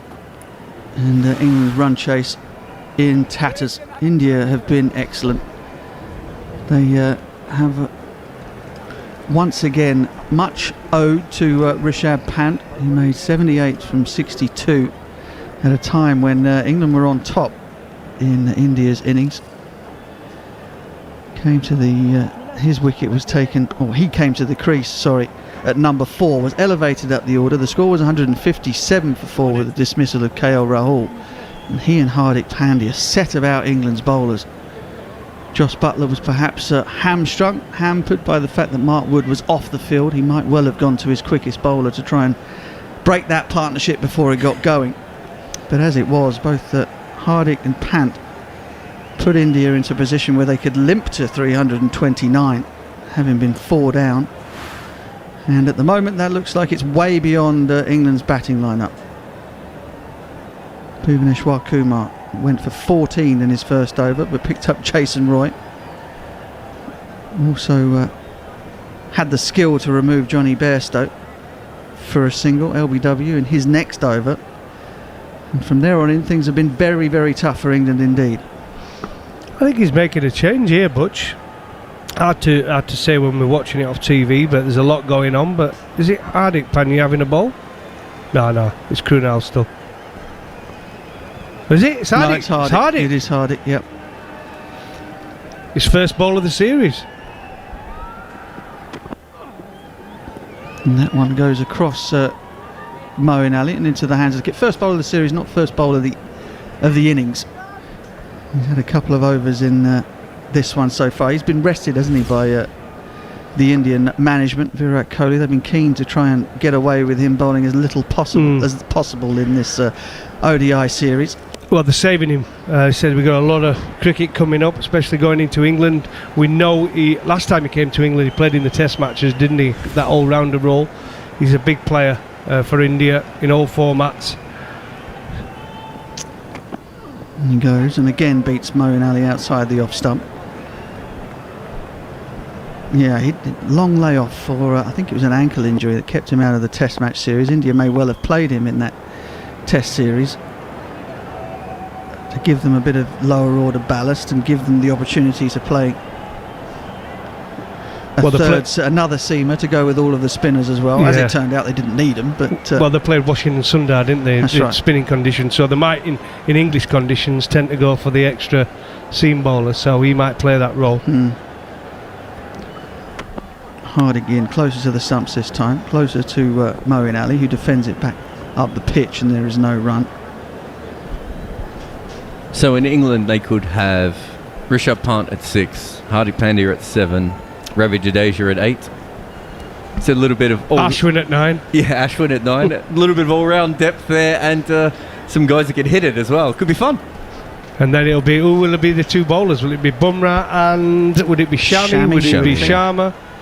It'll be Would Shami it be if he's fit. Kumar?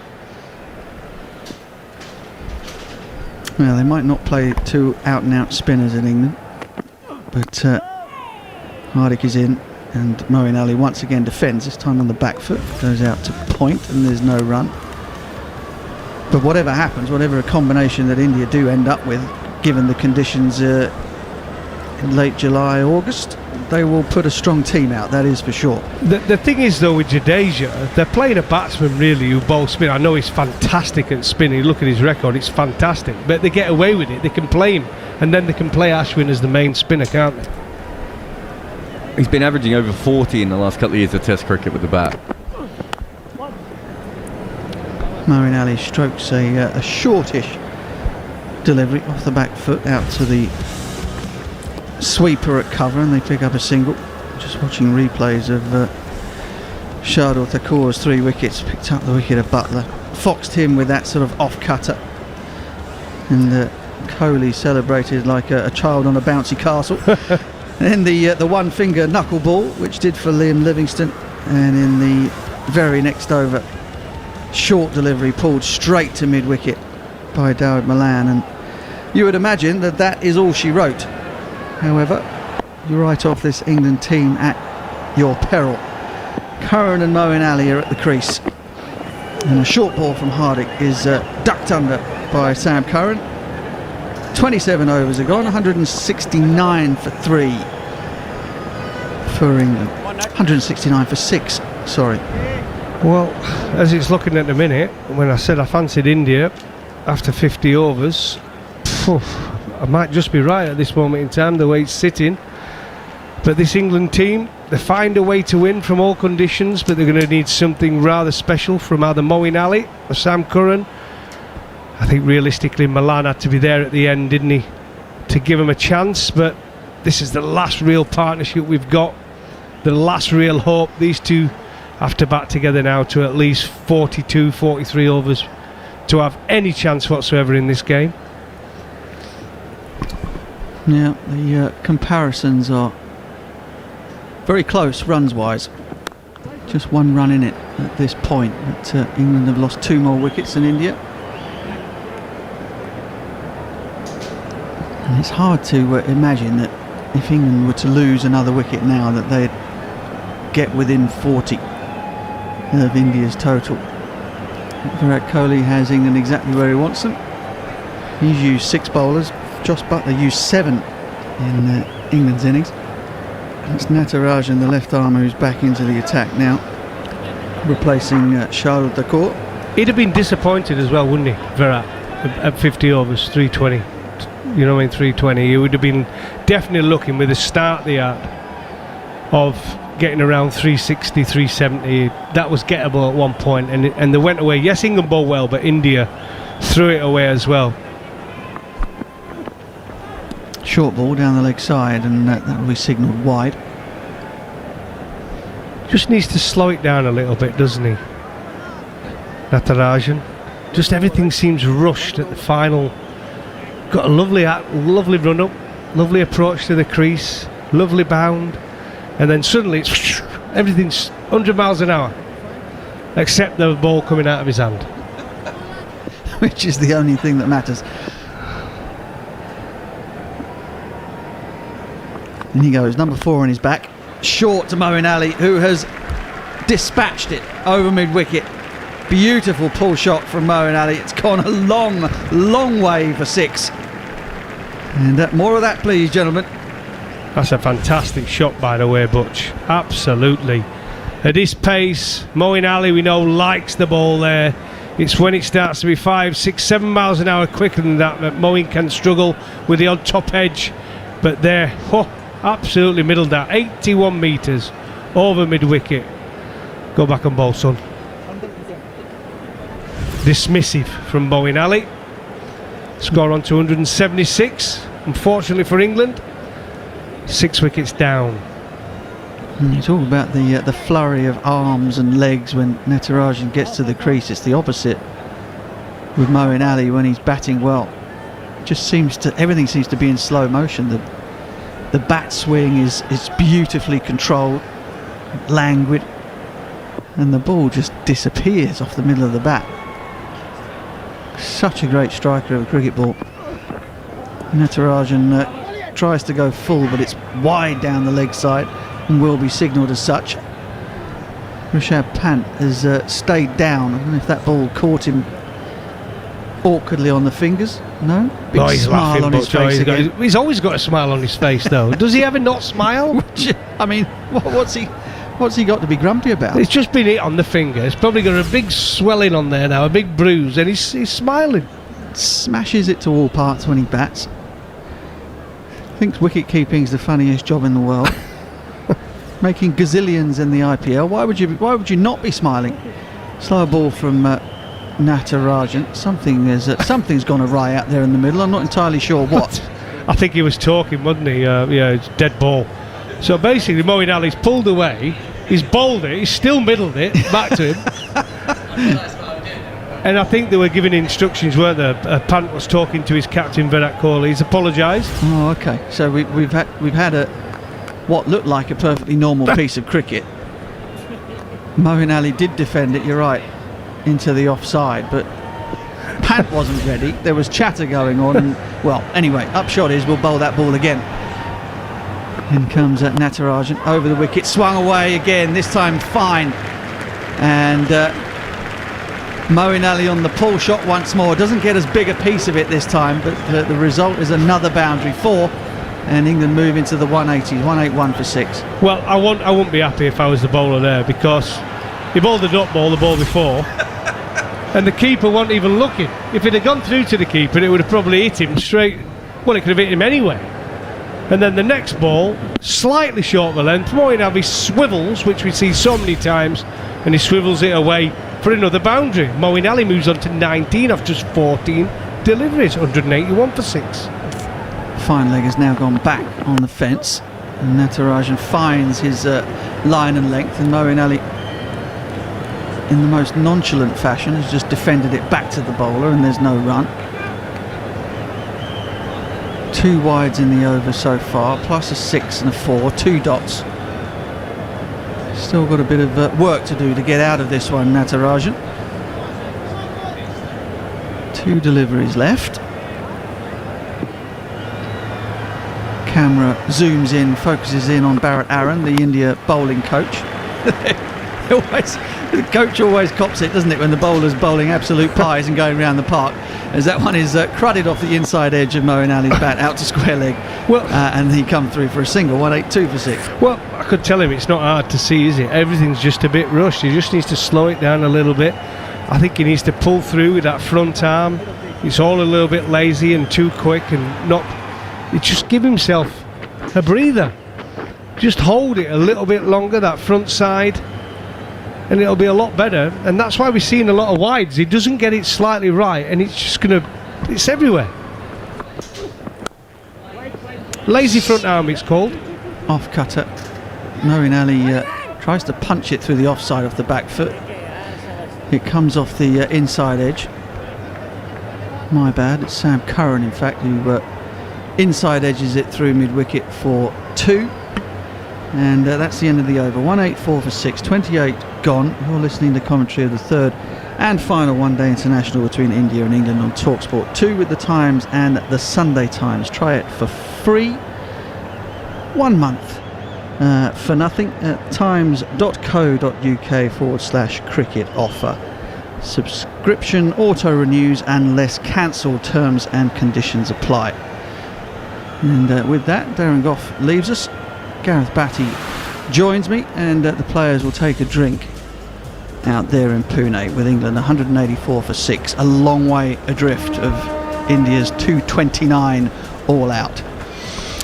Yeah, it certainly is, Butch, but the 2 men at the crease, young Sam Curran and Moeen Ali, certainly have striking capabilities and a huge batting pedigree behind them to say that England still have a chance, but it is a pretty steep hill that needs to be climbed, and climbed at a reasonable canter for the next 22 overs. But certainly these two fellas have all the skill in the world to do it.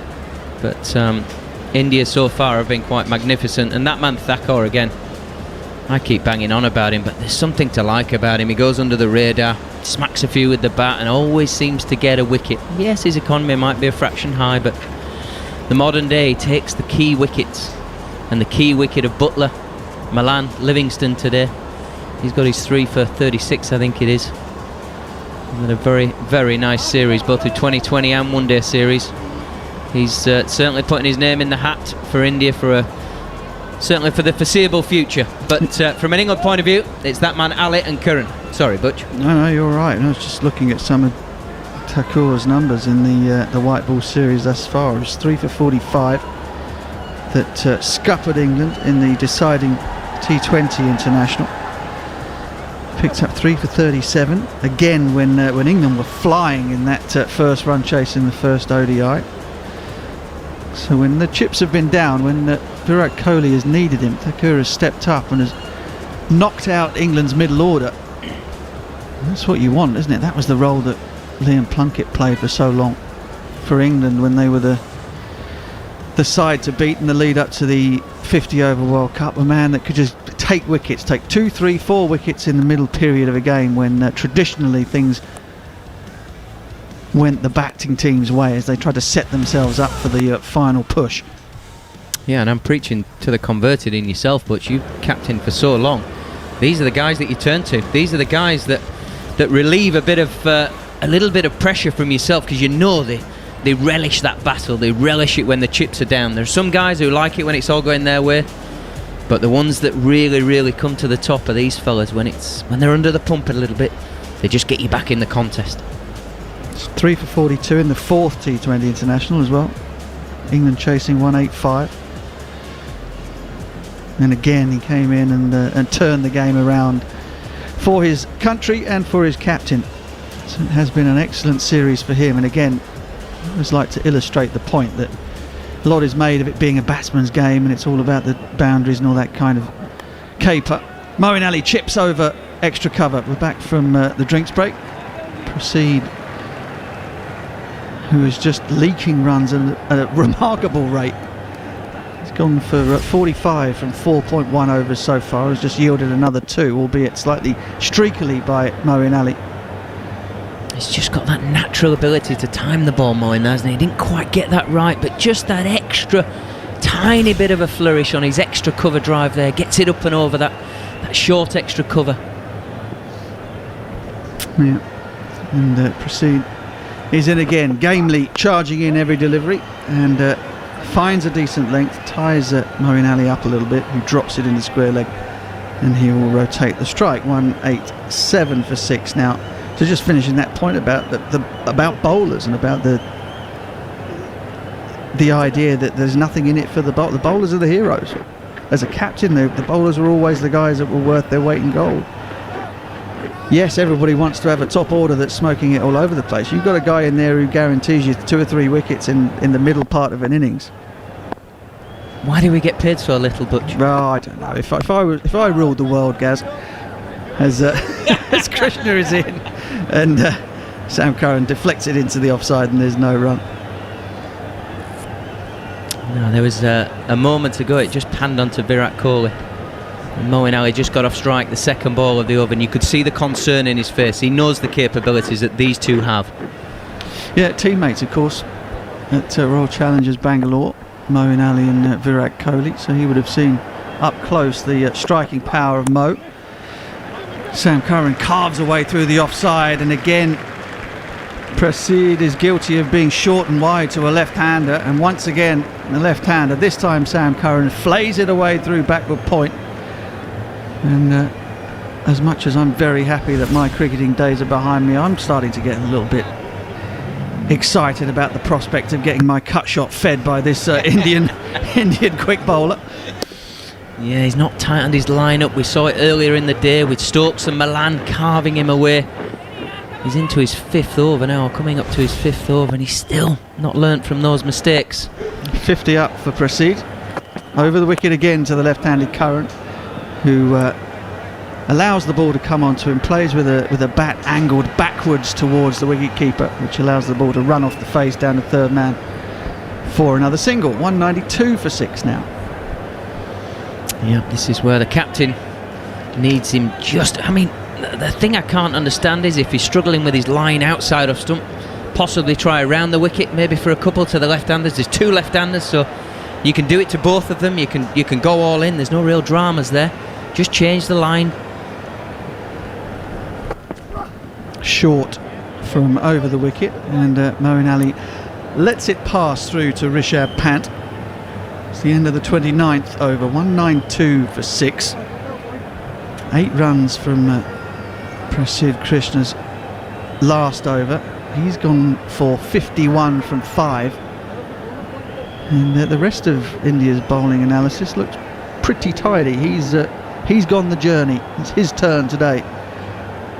Let's have a look. Bhuvaneshwar Kumar 2 for 25 from 5, having gone for 14 from his first over. 1 for 38 from 6, Natarajan. 3 for 36 for Shardul Thakur, who's putting his hand up once again to perhaps be recognised when the presentation comes about. Hardik Pandya has bowled well, 3 overs, none for 12. It's been a real bonus for Virat Kohli to be able to call on him. Krunal Pandya has also been battered a little, but it's his brother who replaces Natarajan back into the attack. Run down to third man. Bhuvaneshwar Kumar picks up, and the 2 England left-handers will swap ends. Yeah, we touched on 2020 at lunchtime. We were talking about the IPL, and there's a definite rule of thought for bowlers that you're the ones who are not under pressure sometimes in 2020. It's all the pressure on the batters to hit 4s and 6s. And the way that 50-over cricket is evolving now with the field changing, actually, think about it that way. It's for a longer period of time, yes. So the damage can be more, but if you take that positive approach... Hardik again finds a really good line and length. Moeen Ali drops it into the offside. Rohit Sharma, perhaps with a direct hit, might have sent Sam Curran packing. Curran seemed a little bit slow to get going. Perhaps a little bit shocked, in fact, that Moeen Ali called for it. There was a hesitation from them both. You would say they're both semi-reluctant runners, aren't they? They both want to strike the ball into the crowd. They're more fluency. Would have been out. Direct hit would have sent Sam Curran back.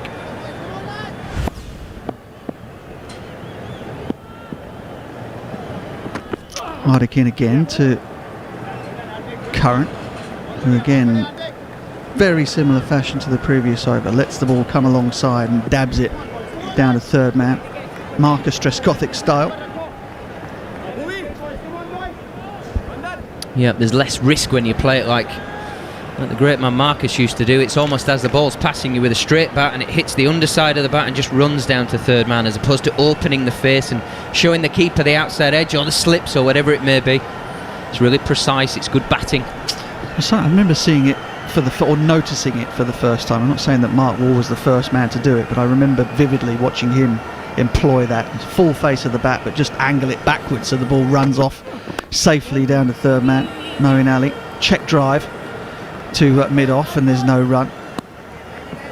And it's a really lovely bit of cricket, isn't it? That lovely bit of batting. Obviously, the emphasis is always on the big shots and everything, but just you play a backward defensive, but you just angle the bat backwards almost towards the wicket keeper. The ball, all of the momentum, it just takes it down past there for third man. Simple as you like. Doesn't require any thought, and you've just rotated the strike, no problem. It's almost the royal stamp of approval from the purists. They go, wow, there's a huge amount of class about it. Wasn't much wrong with watching Mark Wall bat, that is for sure.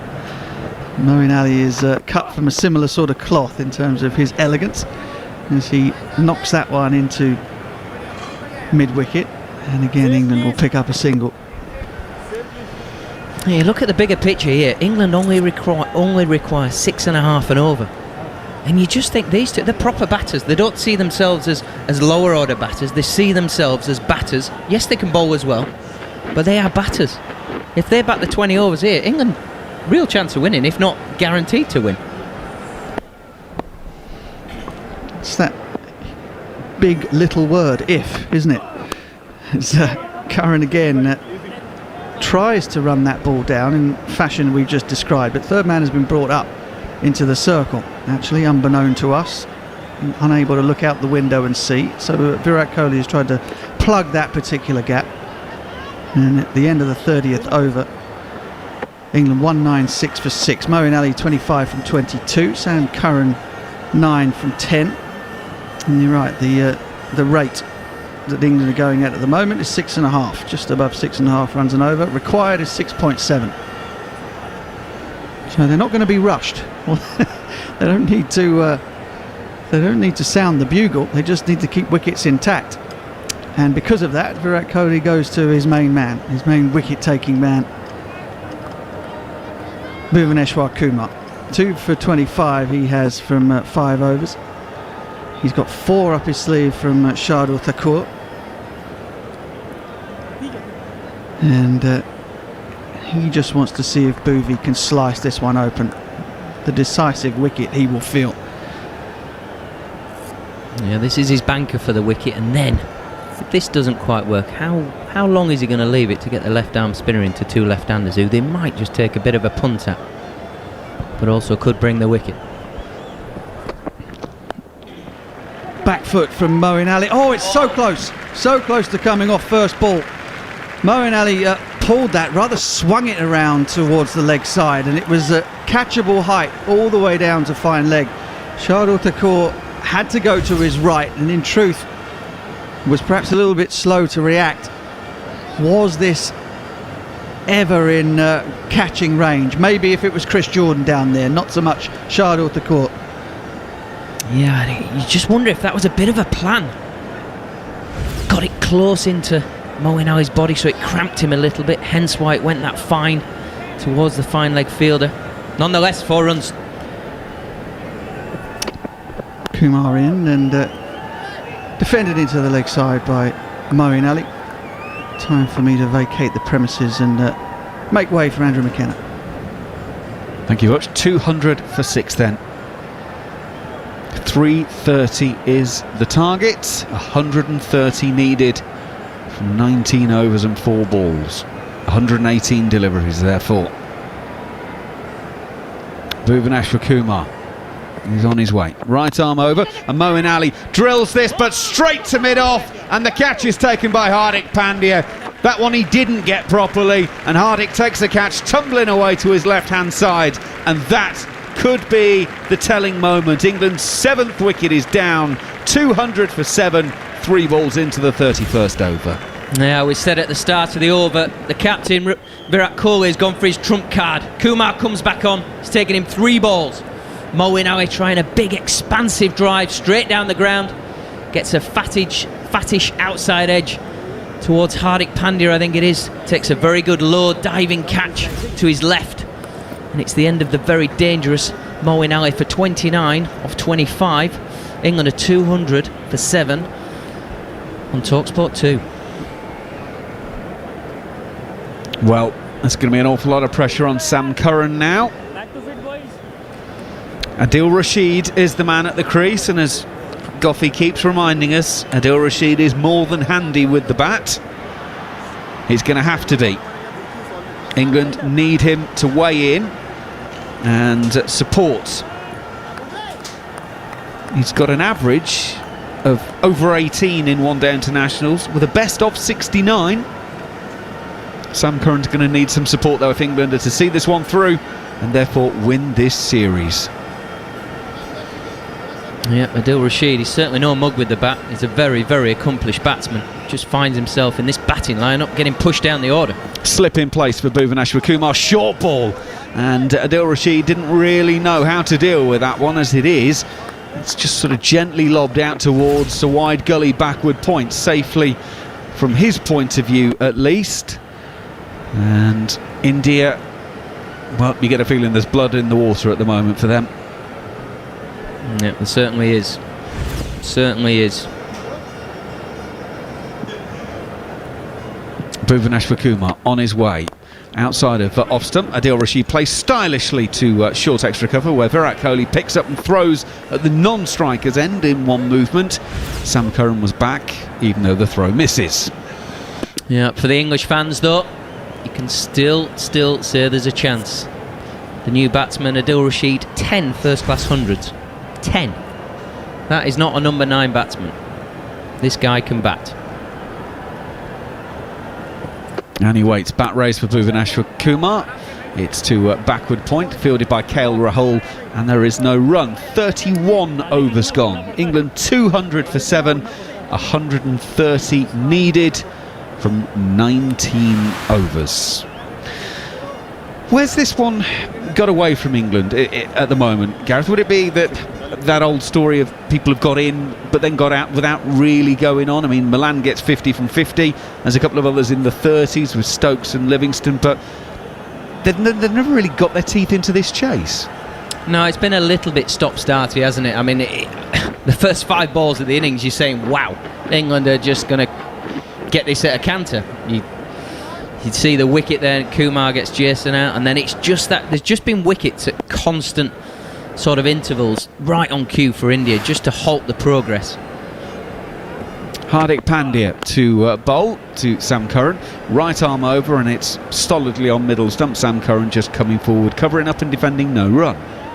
But ultimately, to chase 330, you need at least 2 guys to get sort of 70 or 80, or 1 guy to get a decent size 100, maybe 120, and then everybody else to bat around it. And it's better if 1 guy does it, because then you've always got a constant at the crease, which allows people to come in and maybe be a bit more free-flowing, because you've got your banker at the other end who's just playing nicely and knocking along. It's been difficult. Hardik in. Sam Curran drives, beats Kohli at short extra cover. It's to the fielder at mid-off, but he's deep on the edge of the circle, so comfortable single can be taken. 201 for 7. But you've also got to give credit to India. They have bowled very, very well. In particular, Thakur's got 3 for 36. But you can't look too far past Kumar. He really is just an all-round quality bowler. He attacks and defends in the same breath. I think he's got 3 for now, if not 2 for. It really has been a very fine performance. 3 for 29 currently for Bhuvaneshwar Kumar.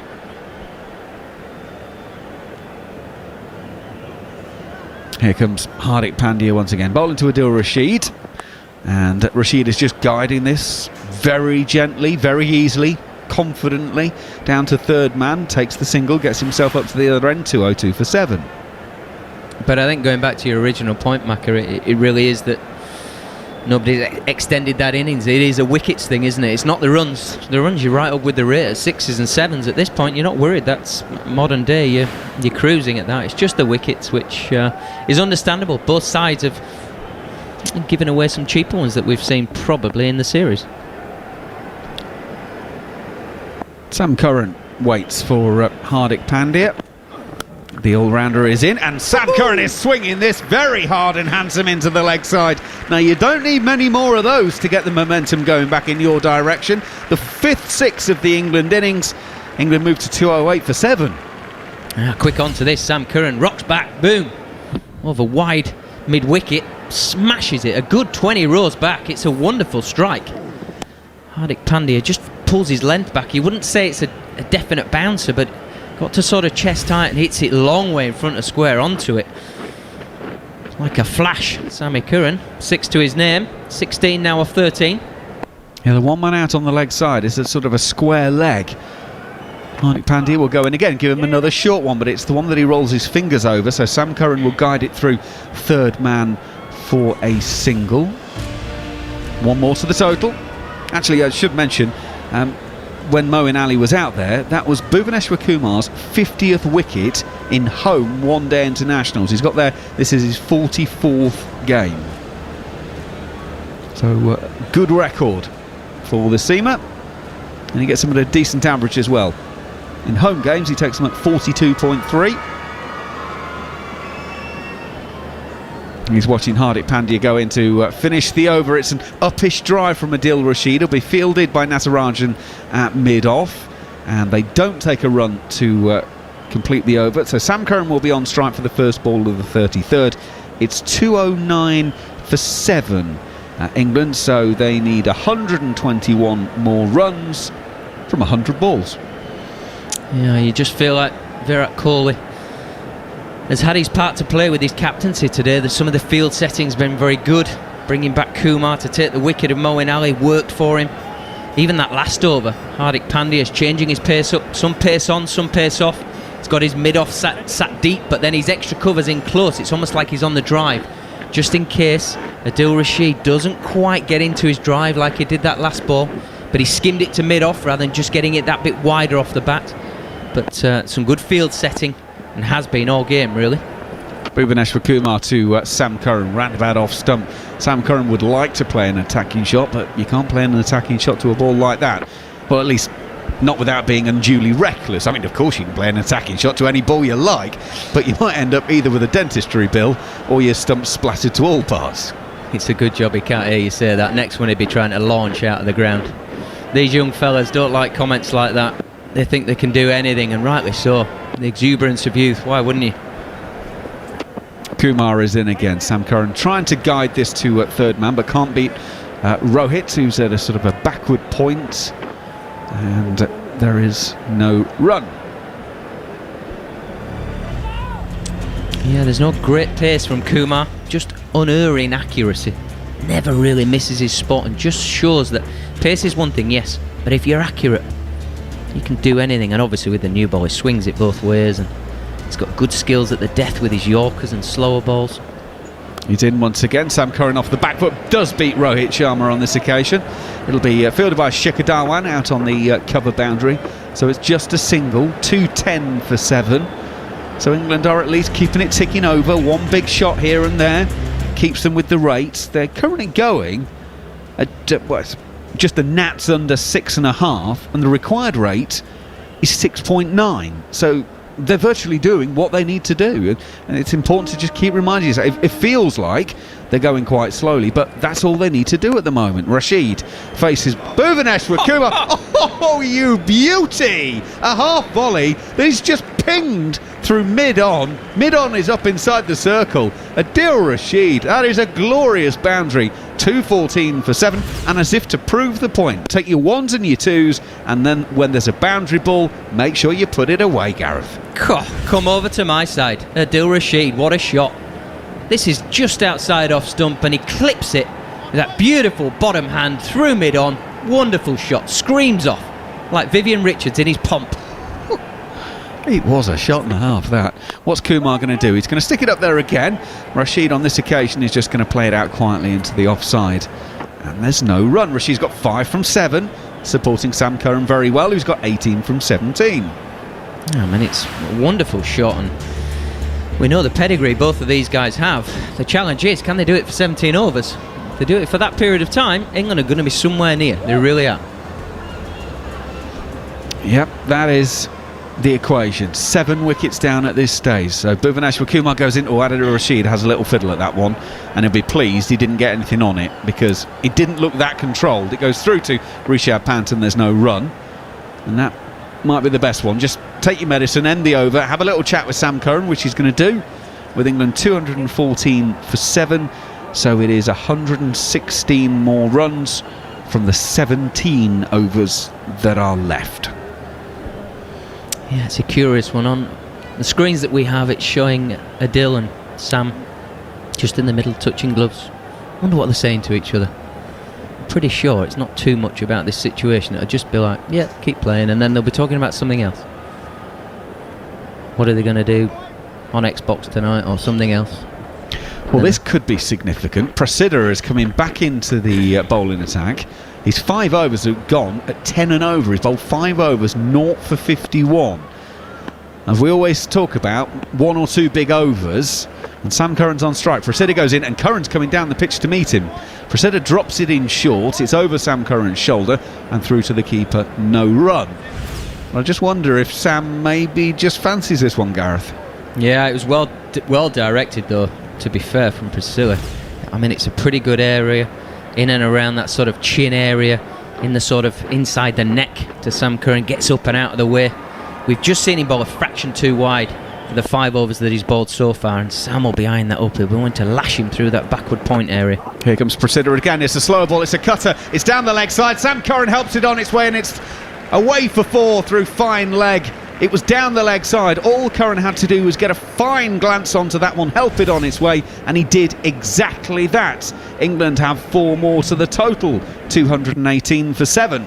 Yep, he's overcompensated. He's obviously worried about the width he's given so far this innings, and he's gone too straight. The bowling coach we see on the camera, head in hands, can't believe what he's seeing. Sam Curran just steps inside, clips it through, fine leg, 4 runs, easy as you like, skips on to 22 off 19.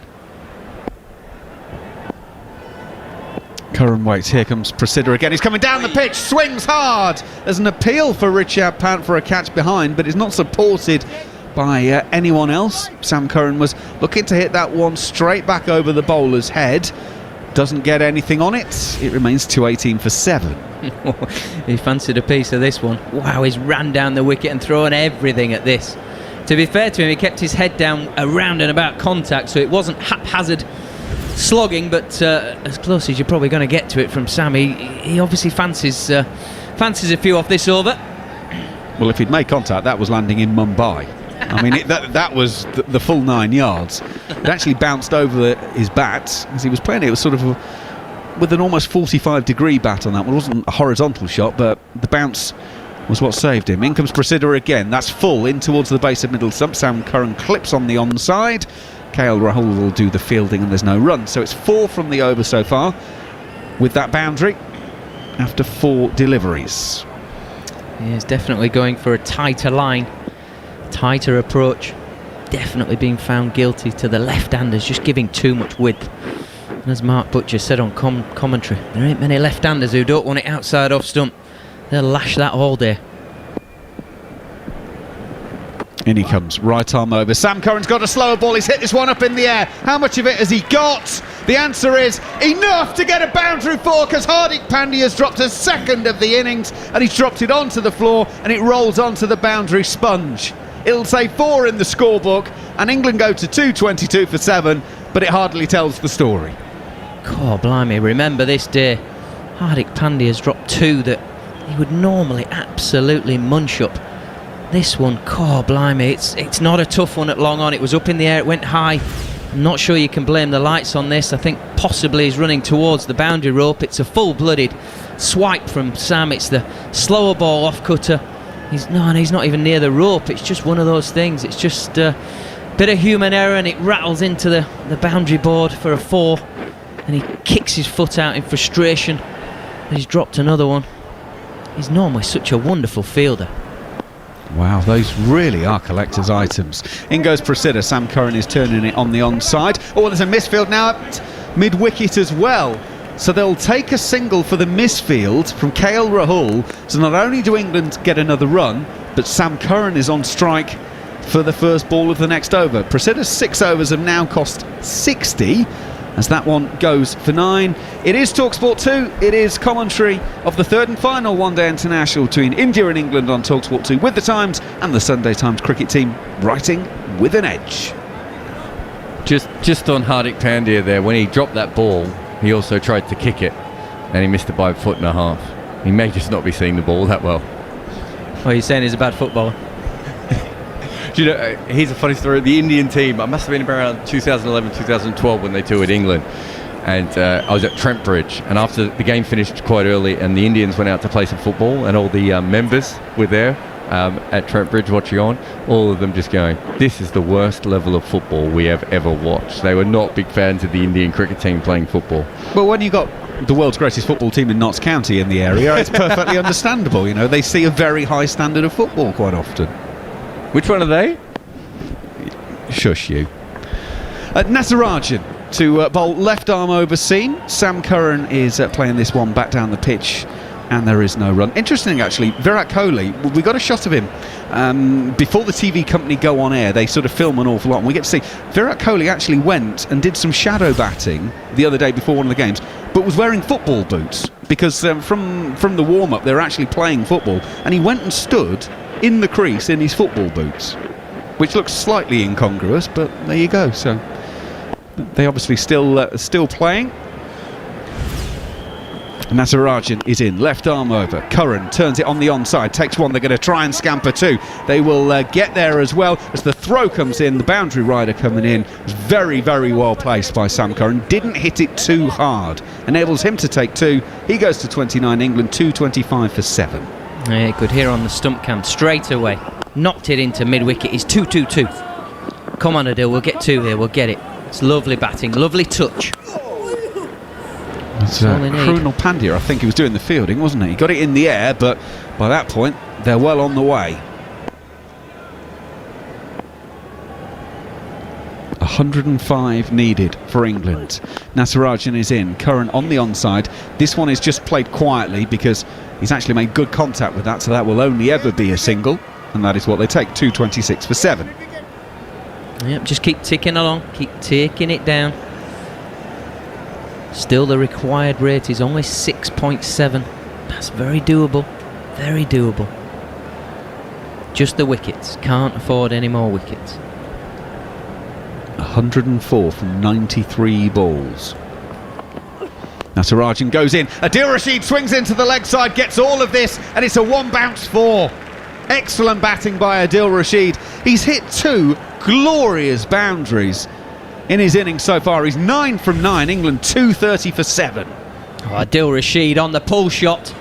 Just misses his length fractionally. Natarajan, wow. He's back into that position so early. Smacks it over almost mid-on. He hits it so early with so much time. 2 bounces into the ropes. Wonderful batting. 9 from 9, Adil Rashid. 100 needed for England now. Natarajan goes another short ball. Adil Rashid pulls, gets it down to fine leg for a single, where Prasida will do the fielding. 231 for 7, and there's 1 ball left of the 35th over. 99 needed from 91. Yeah, this time the duck pull, where you just get the old duck of the head as you play the shot, just to get it out of the way in case you miss. But perfectly in control, down to fine leg for 1. Just growing a little bit, this partnership. Just creeping up, just creeping away.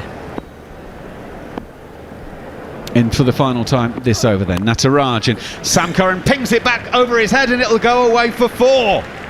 Sam Curran times it perfectly. Natarajan tries to stop it in his follow through by flinging a hand up, but can't get anywhere near it.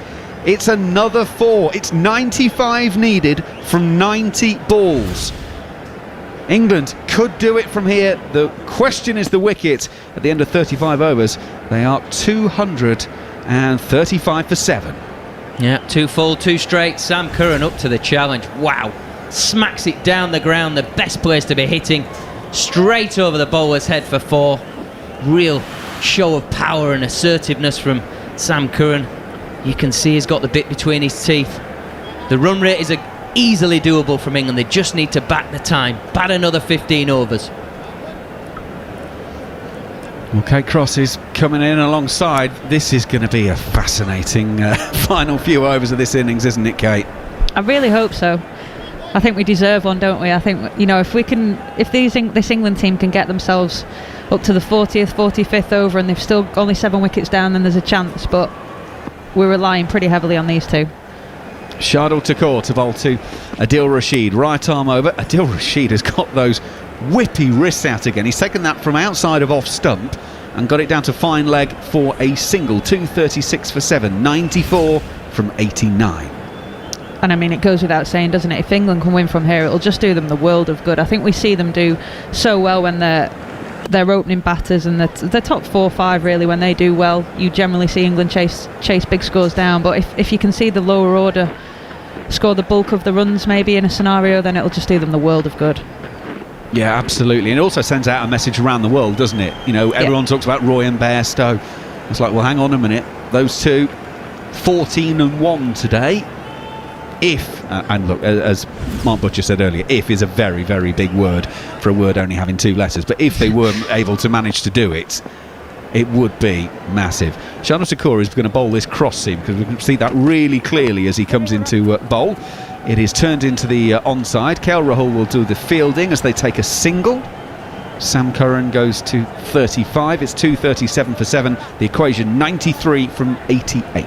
And that's where we know England can win games of cricket. We haven't seen them be in this position and win from here very often. I mean, it's a difficult position for anyone to win from here, don't get me wrong. But yeah, I just think that's the part of the one-day game that England are missing, and it's that lower order runs when they need them. Takor is on his way. Past the umpire, bowled right arm over. Adil Rashid just guides it down to third man. They run the first one hard. Well, he's running the first one hard. Sam Curran isn't really. And Rashid was certainly thinking about coming back for a second if it was possible. They only take one. 238 for 7 as England trying to make 330 here on TalkSport 2. You could probably argue as well that the Adil Rashid, Sam Curran, they're not really in this position that often to need to win from here, because England have been so dominant against the new ball with the likes of Roy and Bestow. So a lot of it is lack of experience in this type of scenario. Sam Curran as Takor goes in and bowls him an off-cutter. It's pinged quite cleanly and nicely up to long on. A Walker single. 4 singles from the 4 balls of the over so far. 239 for 7. 91 needed from England to win this game. It's been a fascinating series. Some really high scoring cricket. Some really good bowling as well, it has to be said. The final day of this winter as far as England are concerned. Shardul is in. Adil Rashid has climbed into this one. It's an off-cutter. Has he got enough to clear the fielder? Yes, it has at long on. Prasida will go back and rescue that one a couple of metres from inside of the rope. England take 2. Rashid made clean contact. Didn't get enough for all of it for a boundary, but it's enough for 2 more. 241 for 7. Yeah, it's a free shot really from Rashid. I think as soon as he sees any length, he's got his arms that he can hit over the top, because he knows mid-on and mid-off are up in the ring. So free shot for him there really, and he didn't quite get it, but it's still 2 runs on the board. 6 from the over with the ball to go. Prasida is on his way. Coming, goes past umpire Chowdhury, and it's round about ribcage height. Rashid rides the bounce, turns it down to Bhuvaneshwar Kumar at long leg, and will take a single to finish the over, the 36th. England 242 for 7. It's 88 needed from 84 balls. That is the equation. To take you through the next part of it, Guy Swindoss. Thank you, Macca. Well, interesting times. You would have thought they'd have left themselves too much to do, but these two have now put on 42. They've kept the run rate going at exactly the required score, and maybe even a bit above it. So it's only as long as these two are there, England can dream, I guess, is really where we are.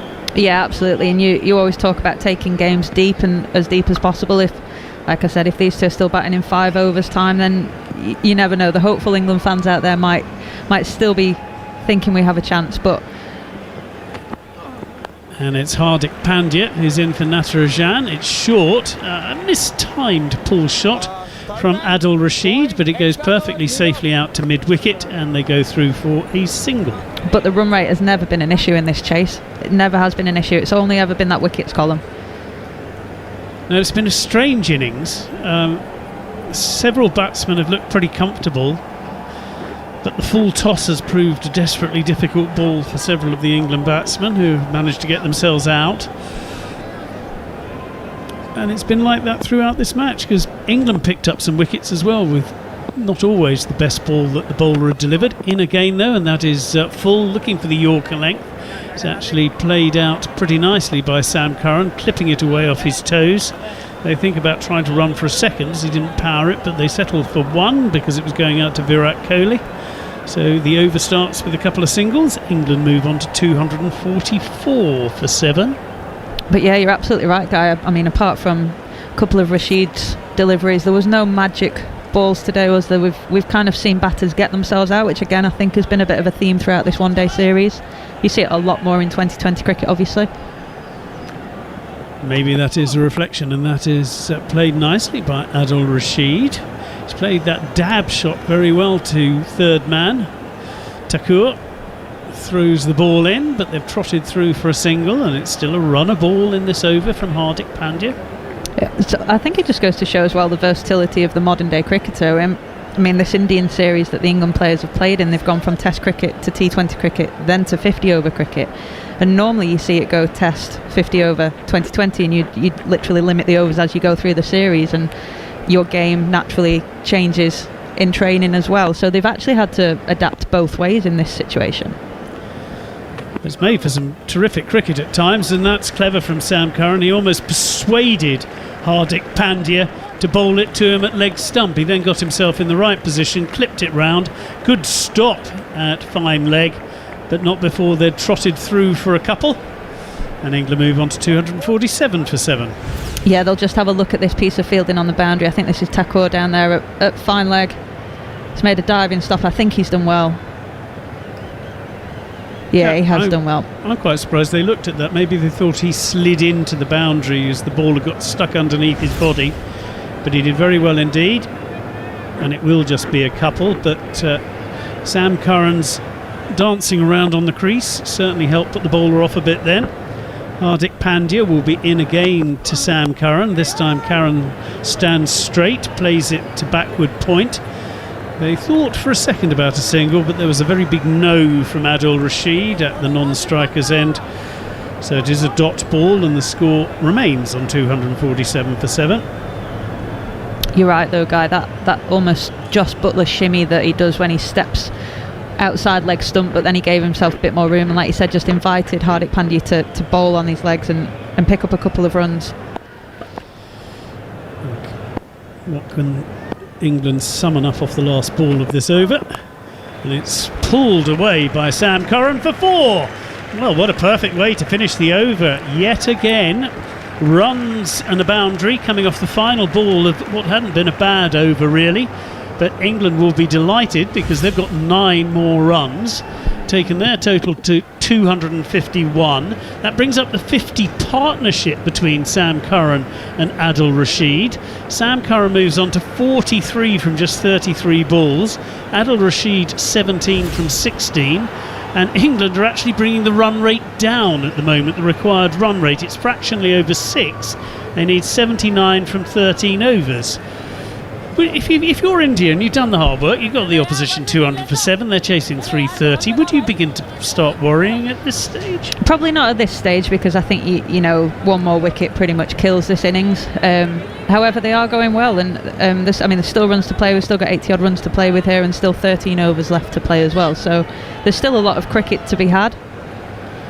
That's Prasada in to Adil Rashid, who waits for the ball and plays a little bunt shot backward of square to fairly squarish fine leg, and they trot through for an easy single. I think from an Indian point of view here, it's just now about being clinical and finishing this game off, and making sure you go into your best ball on this pitch, and looking at your matchups. That last ball from Hardik Pandya wasn't particularly terrible bowling, but just an easy shot almost for Sam Curran. He just helped it round the corner, and you saw as well deep square leg was actually 10 yards in off the boundary. Prasada in again, and Sam Curran plays that just behind point.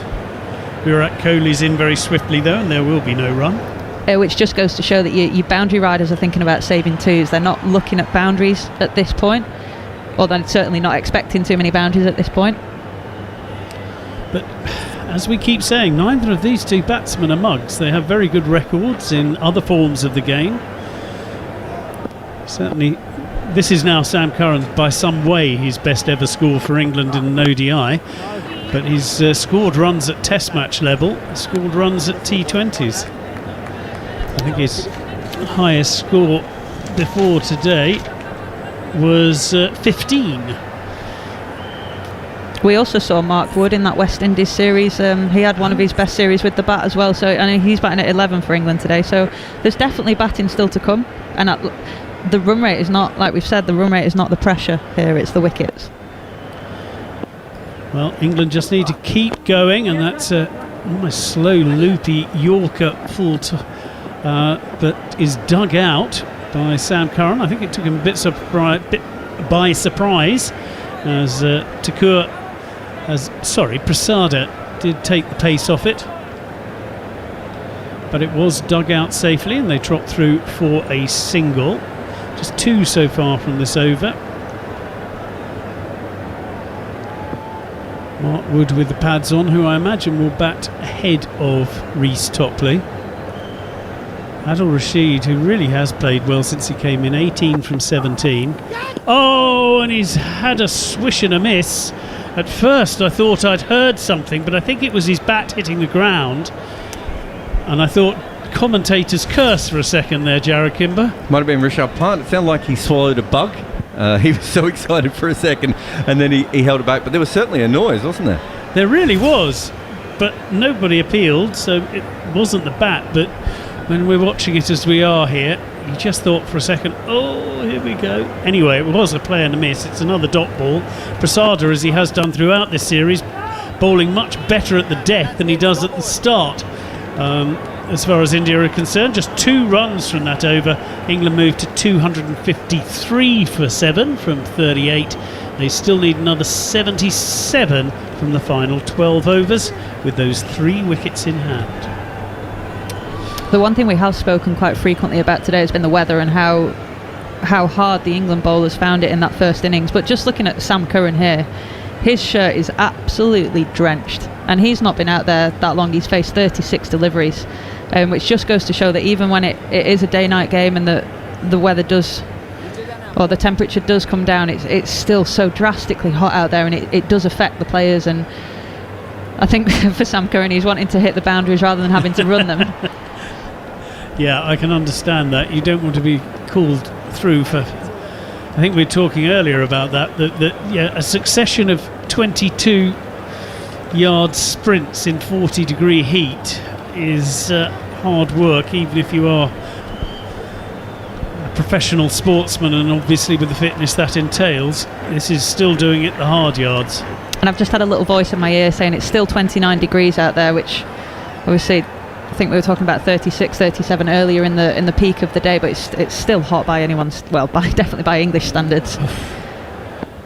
Yes, it's about 20 degrees above what we've been having recently, so that would be a shock. But these two are batting well enough that Bhuvneshwar Kumar has come back into the attack, the go-to when things need to happen. Kate, have you played much cricket in the UAE? Yep. That's the worst, isn't it? No, I'd say Sri Lanka's the worst. Oh, I think Sri Lanka's a different kind of worst. Yeah, they're all worst in their own ways, but yeah, Sri Lanka just for the humidity, and I'm a heavy sweater anyway, and yeah, we'd all notice. Bhuvneshwar Kumar, that could be out, but it may be pitched outside leg. Certainly it has not been given LBW against Sam Curran. Bhuvi is really not quite sure. They've only got 1 review left. Shardul Thakur is going up to have a word with Virat Kohli. He's going to have to do it quickly. Was that the review sign with a second to go? I think it was, wasn't it? It was the kind of coolest review sign I have ever seen. It was. I think I'd like to review that review sign. I don't like that. Not sure he did a proper T there, Kate. No, he didn't. He kind of both his fists on top of each other, which... Yeah, I think I'm with you here, Guy. I think it pitched outside leg stump. He's coming over the wicket.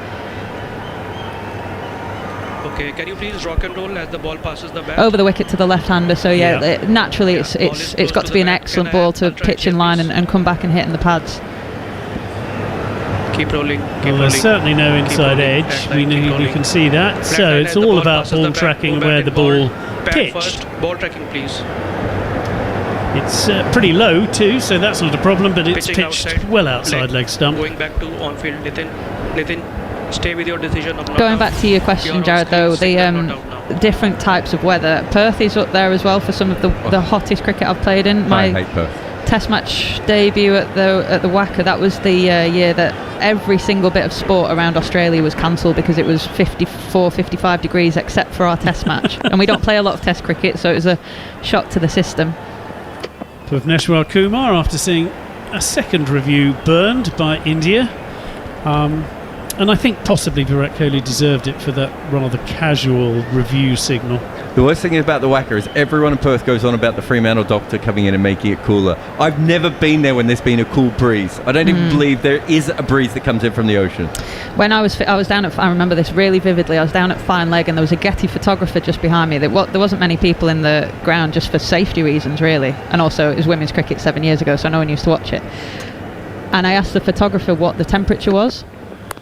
Bhuvneshwar Kumar sees the ball just go up to third man. It's another run. England move on to 255 for 7. What was the temperature, Kate? Well, he said it had just been clocked at 53 degrees in the shade, and we were obviously out in the middle in the blazing sunshine, and it was that hot that Kings Park actually set on fire.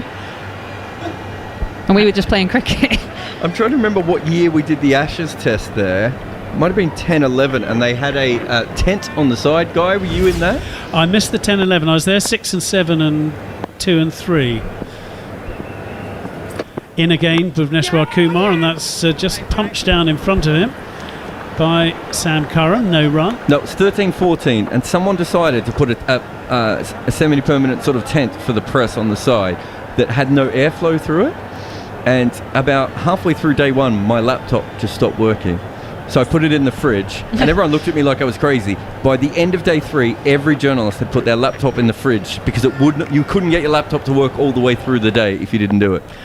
We had exactly the same. Yeah, absolutely. Bhuvneshwar Kumar, that's uppish and a thickish outside edge, but it's safe and it goes to third man, and Sam Curran moves on to 46 not out. England to 256 for 7. I just can't even imagine what 53 degrees is like. I remember being in Melbourne in 40 plus and just having to pretend that it wasn't that hot, otherwise you just couldn't walk anywhere. But to actually run in and bowl in this... well, that was the game that Catherine Brunt got brought off in the first innings of the first... her first spell of the first innings because she bowled 2 beamers. So me and Anya Shrubsole had to pick up her slack. I think I bowled 18 overs that day. 18 overs I've still not recovered. Plus 50. And that is very gently played, but there is a sort of fly slip in at the moment, and that goes to him, no run.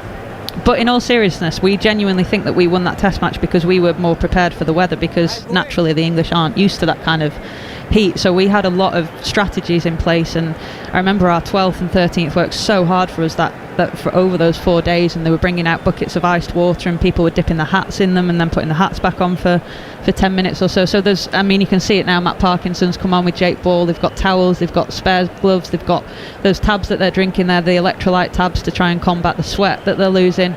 So there's a lot more strategy in play these days, and you know, you've got people behind the scenes that's doing the research on that kind of stuff to ensure that you can go out there and just concentrate on playing cricket. Well, there were 3 runs scored off that Bhuvneshwar Kumar over. England have moved on now to 256 for 7. They require 74 more runs from 11 overs. The run rate creeping back up again to nearer 7. But Sam Curran, 46 not out from 40. And Adil Rashid, 19 from 21. Well, they're still going well, and they've now added 56 for this 8th wicket. This reminds me a little bit of what Joe Root spoke about in that Headingley Test match. The morning of that special Stokes day. Shardul Thakur in, and that is smashed back over his head. One bounce to the fielder, and Sam Curran took his life in his hands a bit then. It went to Prasida, but was just short. Various Indian voices, I'm sure you could hear it, were going catch it, but it didn't quite carry. Curran gets away with it, moves to 47. Yeah, you could see Virat Kohli's expression there. He's almost could Krishna have done something more there? Could he taken that specky diving catch forward? It would have been a great catch, don't get me wrong, but it's one of those, he's not gone for it, so we're never going to know. And almost you look daft, don't you? If he dive forward, missed it, and it's 4, that's almost worse. It's forgivable, yeah. Yeah. But it's taken Curran off strike. Adil Rashid will be facing, and that is punched on the up. Oh, that's a brilliant catch by Virat Kohli. Oh, my Lord. Just dived to his left and just plucks it out of the air. Adil Rashid's excellent knock has come to an end in spectacular style as the Indian captain shows some of his other teammates who've put some down today how to take a catch. And it is another wicket to Thakur, and he has the remarkable figures of 4 for 44 now England 257 for 8, and that could be the moment when this match finally goes the wrong way for England. Great catch, Kohli diving to his left. And just like that, the captain sets the example, doesn't he? If you don't go, you're never going to know. And he's taken 3 or 4 big steps to his left there, diving through the air one-handed, and I think he's as surprised as anyone that he's taken that. A brilliant catch. Adil Rashid's gone 19 off 22. England are 257 for 8 here live on TalkSport 2. Well, you're listening to commentary of the third and deciding one-day international between India and England on TalkSport 2 with the Times and the Sunday Times cricket team writing with an edge. Well, that wasn't an edge from Adil Rashid, that was pretty much off the middle, but it was well taken by Virat Kohli, very well taken, and it brings Mark Wood to the crease. Yeah, it was a bit of a loose shot from Rashid, really, a bit of a nothing shot, a bit of a prod. But what I was going to say about the Stokes-Headingley day was, I remember Joe Root talking about if there's 2 people at the crease, as long as possible, there's a chance that England can win that game, and that's what will be being said in the dressing room now. You know, we talked about Mark Wood and how well he did in the West Indies and how fluently he played from a batting point of view. He's almost got to rein himself in a little, Mark Wood, because he can be out slogging, but that's a good delivery from Thakur. But Mark Wood plays it with very soft hands, and the thick outside edge goes out to third man, and they go through for a single. Nicely played.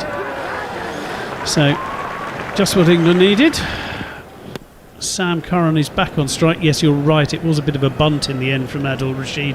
Still needed something special to get rid of him, but he'll be disappointed that it was a slightly nothing shot. Kohli looks pleased with himself, as he should do with that catch. Now Sam Curran on strike, 47 not out. Flicks that away into the leg side. They go through for a quick single. There was always one there, particularly when Rohit Sharma juggled the ball, and Sam Curran moves to 48. Yeah, we're seeing countless replays of this catch, and I think it was so good because it almost travelled past him, the ball, so he had to catch the ball almost behind him, bottom left hand corner, and he's completely off the ground when he takes it, and a little bit of sauce on the dive, I think, at the end. But Virat Kohli, bit of a glory save. Yeah, Virat Kohli can do what he wants. Yeah. Well, he's given us a full gamut so far as in comes, and Mark Wood prods forward into the covers. Virat Kohli fields, no run. But I think that is a good example. We talked about Krishna not going for that one before to dismiss Sam Curran down at long on, and I think that's the kind of attitude you want from your fielders, is to go for it, and you're forgiven if you miss it and it goes for 4 or you miss field, but it's that intent to be there and to try and take those spectacular catches and those match-winning moments. Thakur with figures of 4 for 46. He's in his 8th over. He really has taken crucial wickets during this series. He's in again and he beats Wood outside the off stump, and that brings to the end the 40th over. England are 259 for 8. At this stage, India were 283 for 6. I don't think it really matters, though, comparisons. Sam Curran is there on 48 not out from 42. While he is there, England have an outside chance, a very outside chance. But as Kate said, that was the position when Jack Leach walked out to join Ben Stokes. England still needed 73 to win that test match in Headingley in 2019. And of course famously made it. So while there are wickets in hand, England won't give up yet, particularly as the run rate is only still 7. 71 required off the final 10.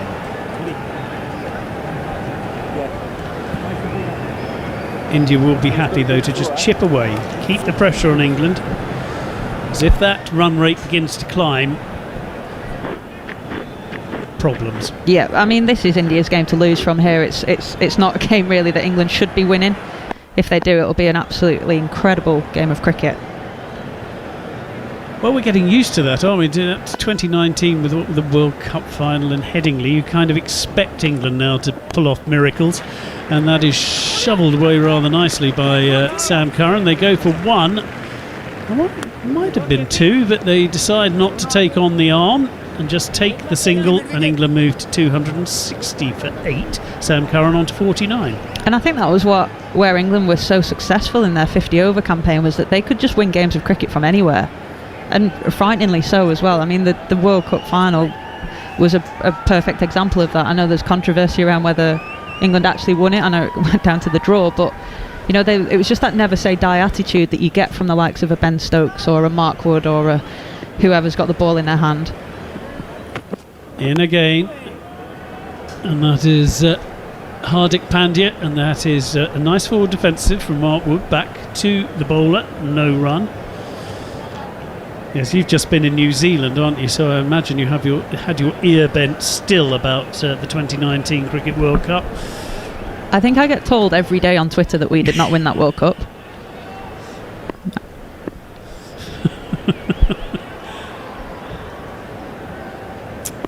Where's the trophy?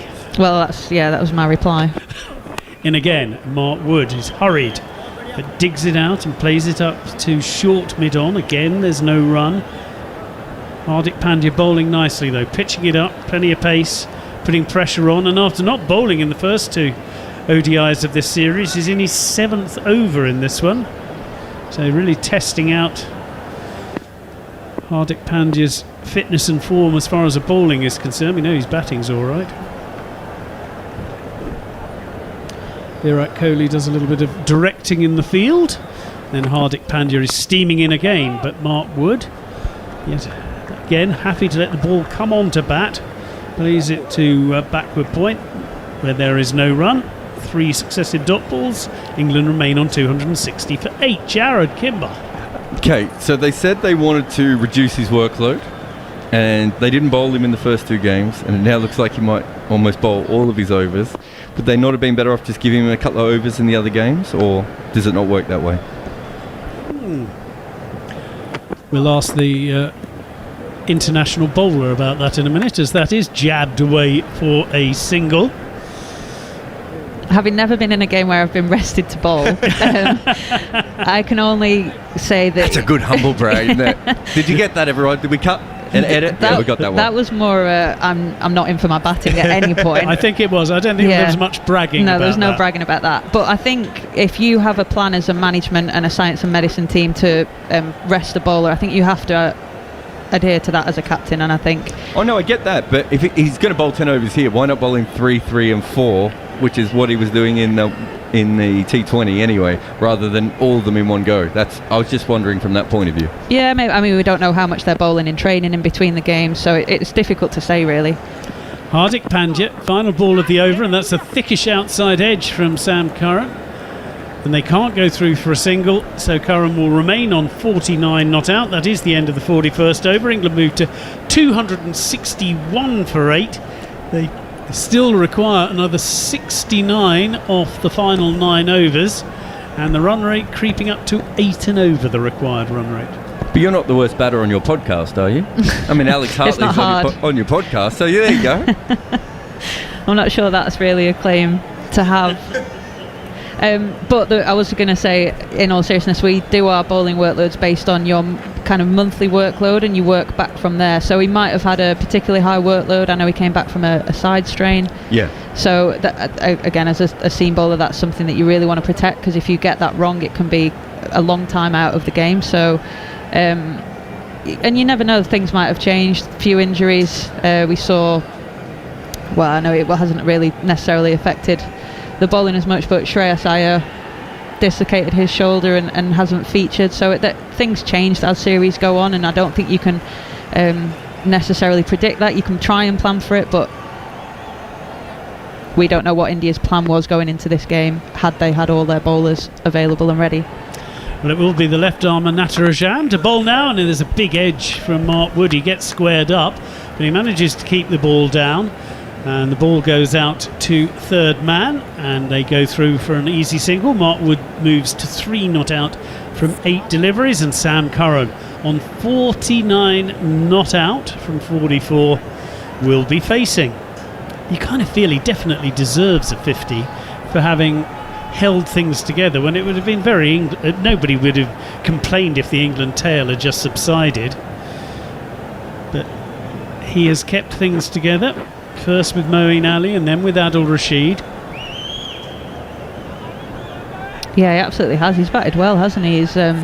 He will deserve this 50 if he gets there. I'm very aware that might have been the commentator's curse, but fingers crossed he does get there. Well, I had him dropped on the commentator's curse earlier, so let's hope for the best. As it's Natarajan with a full toss, which has been a dangerous ball, but this time it is spotted by Sam Curran. He pings it up to long on. They trot through for the single he needs to bring up his 50. And remember, before this, his highest score in ODIs was 15. So 50 not out for Sam Curran. Shake of the hands with Mark Wood. It's come off 45 balls, 5 fours and 1 6. And a really, really intelligent grown-up innings in the state that England found themselves in when he came out to bat. A thoroughly deserved half-century for Sam Curran. Now it's Natarajan into Mark Wood, who plays a very nice looking off drive, a cover drive. Fielder trots around to pick it up, KL Rahul, but they should go through for 2, which they do. And England take the score up to 265 for 8. Yeah, just watching the highlights here of Sam Curran, and I think, like you said, Guy, it was quite mature innings, hasn't it? He's not really taken a lot of risk. He's punished the bad ball and he's rotated the strike in between. And I think this will probably do him the world as good. He's not had the impact on this series with the ball that he would have liked, and he's not had an impact with the bat either. So a really good day for him. Natarajan in again. It's another full toss, and that is driven up to mid-off. No runs. Sorry to interrupt you. I think I interrupted you. But yeah, I'm pleased for him, because I think we talk about him as this all-rounder that might come in and take a Chris Woakes role, or not necessarily Ben Stokes. I think he's still got a lot of cricket left in him. But yeah, I'm just pleased that he's got an opportunity to showcase what he can do. Yeah, it's good. He's usually hasn't had many opportunities to bat in his limited over career, and that is swung away top edge, but it goes for a 1 bounce for Mark Wood. On this occasion gets his first boundary. He moves to 9. Bhuvneshwar Kumar cannot cut it off, and England move to 269 for 8. Yeah, and there's almost a nothing to lose attitude from Mark Wood at the other end. You can play your shots like that. If you come off and you've got 20 odd not out, then you've done what you can do at the tail. So I don't mind seeing shots like that. And also, he's seen people do that to him for quite a lot of this series, that they've just swung at anything short, top edge it, and it goes miles. That was a much good reply from Natarajan, who pitched it up. It had pitched outside leg stump, which is why there was a strangled appeal for leg before. But at the end of that over, England 269 for 8. They require 61 off the last 8 overs, with 7.5 the required run rate. And after a word from Kate Cross, it'll be Mark Butcher to see you through to the close. Yeah, I mean, the only positive thing we've really got as England fans here is Sam Curran's innings that's still going on, 50 off 45 at the minute. Mark Wood helping him a little bit at the other end. He's 9 off 12. England 269 for 8. But it doesn't look too positive as an England fan, Butch. It doesn't. It hasn't done for quite some time, actually. But Sam Curran has kept England in there with a shout.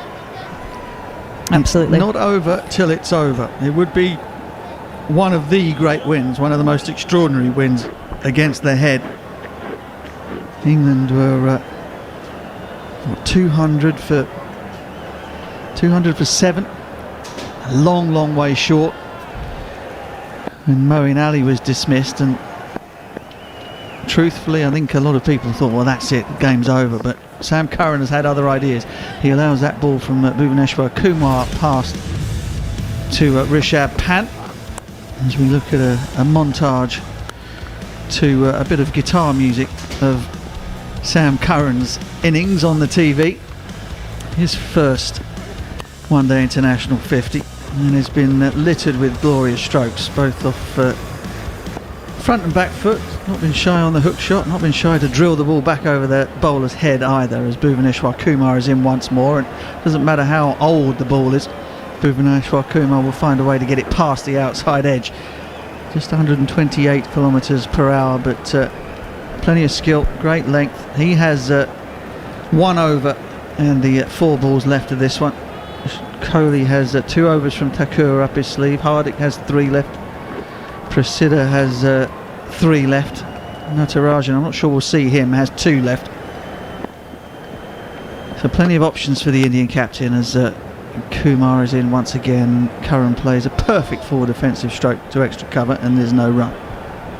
I genuinely believe that fortune favours the brave in international cricket, in any cricket really. I think that's the kind of impression that I get from Sam Curran. You know, we forget how young he is. I think Tom Curran made his debut ahead of Sam, and Sam's kind of just jumped ahead of him in the rankings, and I think I just really like that from him as the style of cricketer.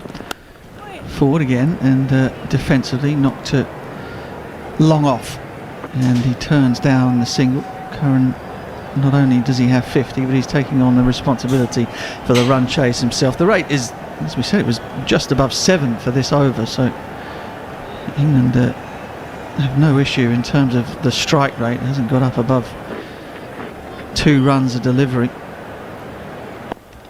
But somehow got to find a way of keeping the last 2 wickets intact as they edge closer.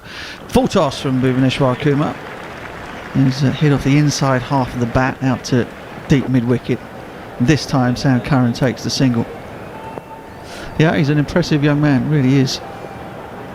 First seeing him at the Oval and thinking that he was a work experience kid or something. He doesn't look much older than that now, but very, very slight, very boyish looking features, and he's a fierce competitor and a terrific all-round cricketer. Just ask MS Dhoni of Chennai Super Kings what he thinks of him as Bhuvaneshwar Kumar is in, and Mark Wood pushes forward, defends it into the offside. England have decided to see off Bhuvaneshwar if they can. 270 for 8, 7 overs left. England require 60.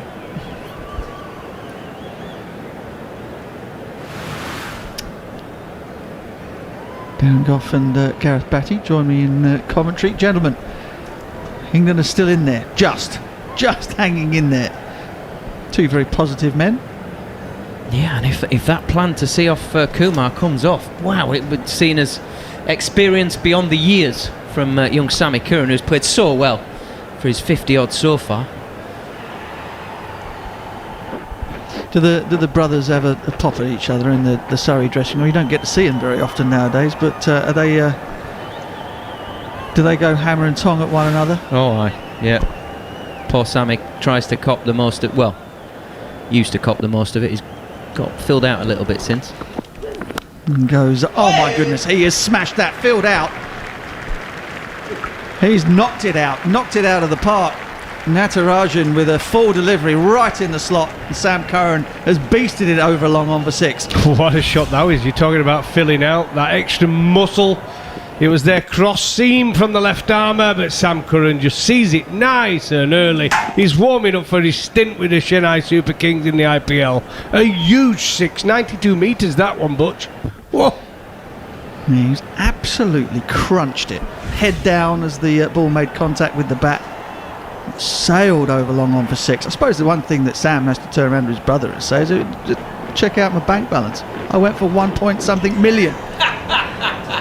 You might have had all the better toys, and I got the hand-me-downs when we were kids. But now you need to come to me for a loan.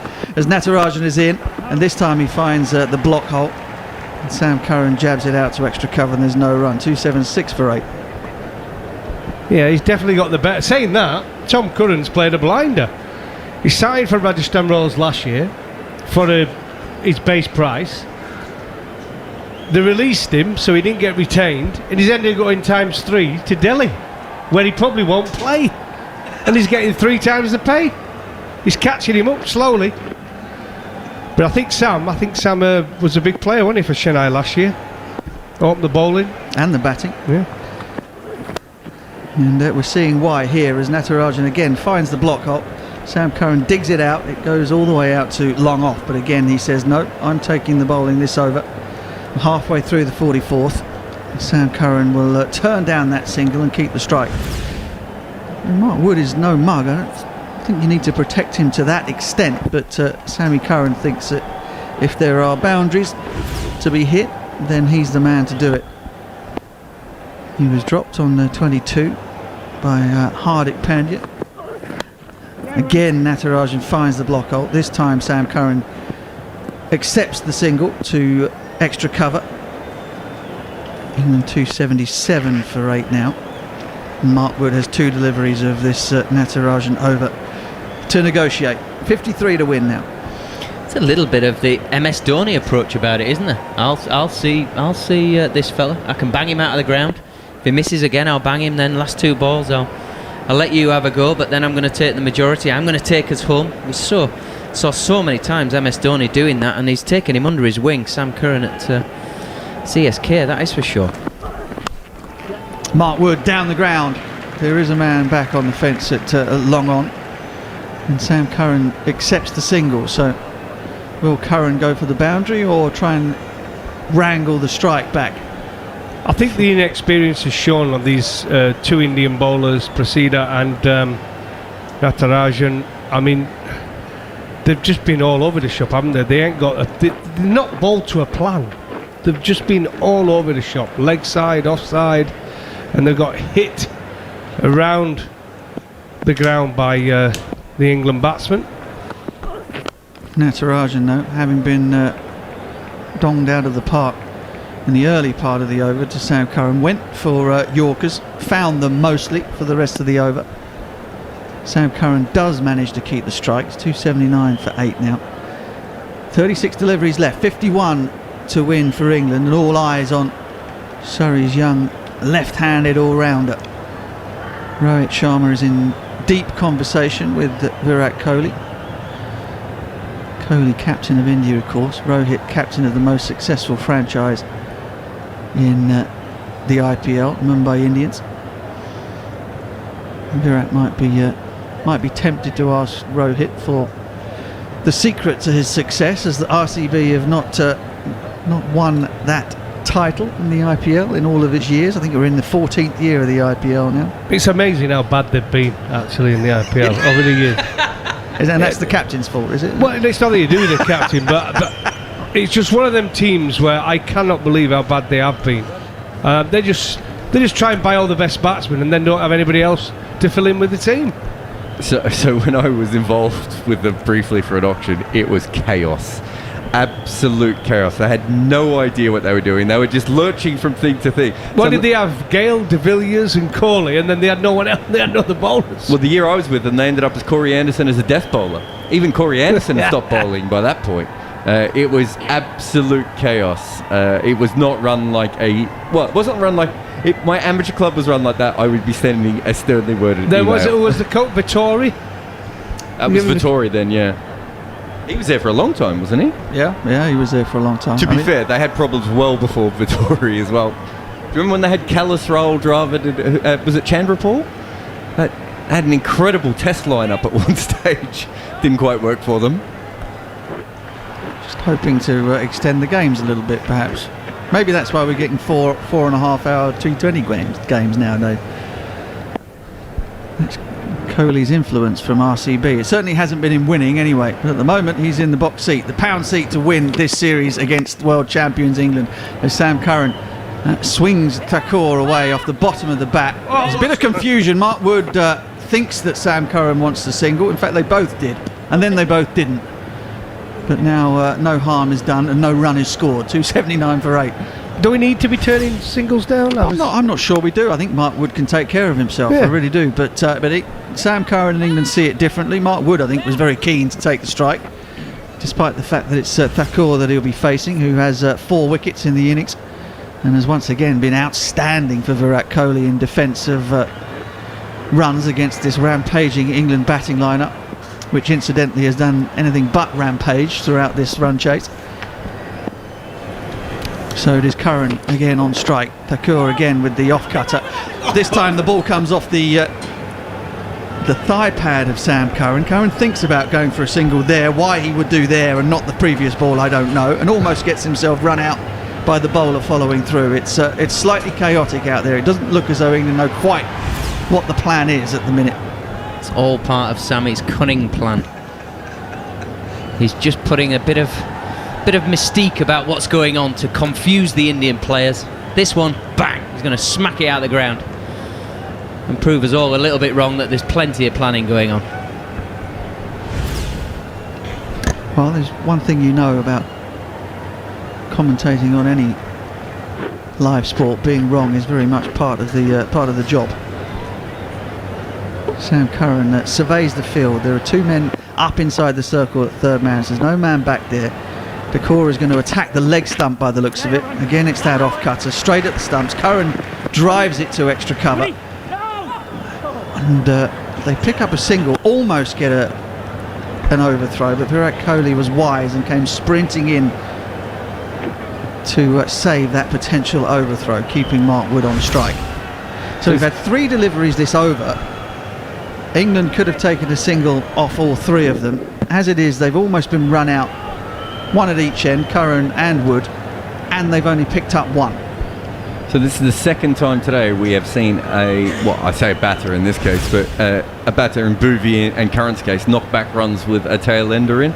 You don't see it that often in one day. We've seen it twice in the one game. It's really quite weird.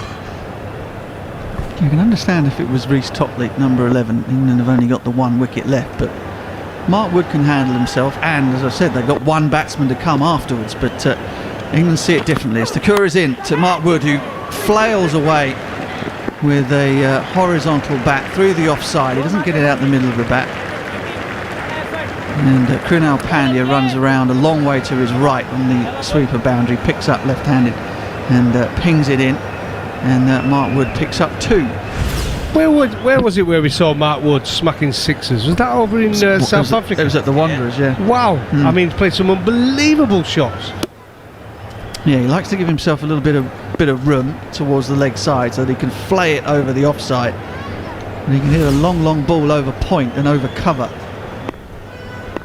But now Mark Wood has kept the strike with a 2, so the tactics are a little bit all over the place, but England are still in there, battling away. 48 from 32 as Thakur is in. A slower ball, wide this time, and Mark Wood has a massive swing and Q ends it back up the pitch to Shardul Thakur, who picks up in his follow-through and no run. He loves a slower ball, doesn't he, Thakur? I mean, every single, I think he's bowled, what is he, 5 balls this over? I think 4 slower balls, 2 off-cutters, 2 knuckle balls. Got good varieties. Good bowler to go to for your captain. Absolutely. Clever bowler, very clever bowler. Yeah, very smart, very reliable, and once again has knocked the heart out of England's middle order. Impressive display from Shardul Thakur. 1 ball left to the 45th. Knuckle ball to Mark Wood, who digs it out, goes all the way to KL Rahul, the King legend, who picks up at long on, and England again turned down the single. So a bizarre over. England made 3 runs from it, and they're still in there fighting. 48 from 30. Yeah, I reckon this is the mystique. He's creating chaos all around him, but they're in the eye of the storm out there. Wood and Curran, they're both in the eye of the storm. Chaos everywhere. These two know what's going on. Well, it's just showed a picture, didn't it, of the think tank there. Chris Silverwood, the coach, the captain Owen Morgan, who's obviously missing through injury, and standing captain Josh Butler. They're probably laughing because they've not got an idea either what these two are doing. I mean, they're probably take every single run, but they're just building that pressure. And then he's going to surprise us by going bang bang and hit 2 sixes, isn't it? I mean, it's got to happen. Yeah, I've got to apologise to our listeners here on TalkSport 2, because if it sounds as though we've got no idea what's going on, it's because we've got no idea what's going on. All we know are the numbers. England need 48 from 30. India made 329. They were bowled out by England with an over and a bit to go. They'd have been disappointed by that much as well. Yeah. I mean, at one point they looked like they were going to get 360, 370, and you could tell the disappointment, Virat Kohli, and the way that ended. Players getting in, getting out, and it's been similar for England. I mean, it looked like England, after losing those 2 early wickets, could build a partnership, but they've just not been able to get a partnership together. People are getting in and getting out. Yeah, only Dawid Malan with 50 from 50 balls, and Sam Curran have gone past 50 or made 50 in this innings. Ben Stokes and Liam Livingstone might consider themselves to be a little bit unlucky. Ben Stokes pulled a high full toss, a sort of just below waist high full toss straight to the man out at deep backward square leg when he was getting going on that 35. Liam Livingstone was, we think, foxed by a change in pace from Thakur, but again it was a full toss that he hit back to Thakur in his follow through for 36. And other than that, England just haven't got going. Part of that has been batsman error. A lot of that has been some excellent bowling, largely by that of that man Thakur. But it's Hardik Pandya who's in, who goes once again for the block hole against Sam Curran, which holds its own risk because he can hit the ball back over your head for 6. But again, Curran knocks it out to deep mid wicket and they turn down the single. What they're trying to do, get the run rate up to 10 and over? I mean, I just cannot work it out. Turning down runs. Jake Ball came out with a drink and a towel for Wood and Curran and seemed to bring some sort of message from England's dugout. Clearly it was, unless it's 6 or 4, we're not interested. You just take the first ball of the over, Butch. That is. Well, yeah, take one this ball. Straight back over Hardik's head. It's a brilliant stop. Can't tell you who the fielder is who dived and intercepted the ball just after it bounced. Diving away to his right, it was KL Rahul with a really good save. England scamper back for 2. 62 now for Curran, 284 for 8. King of the legendary save. Absolutely fantastic. Good bit of fielding there from Rahul. On the half volley, diving forward, brave. Pushed it. Was it Virat Kohli he pushed it to? Turned and spun. Couldn't stop the 2 though. Sam Curran back on strike.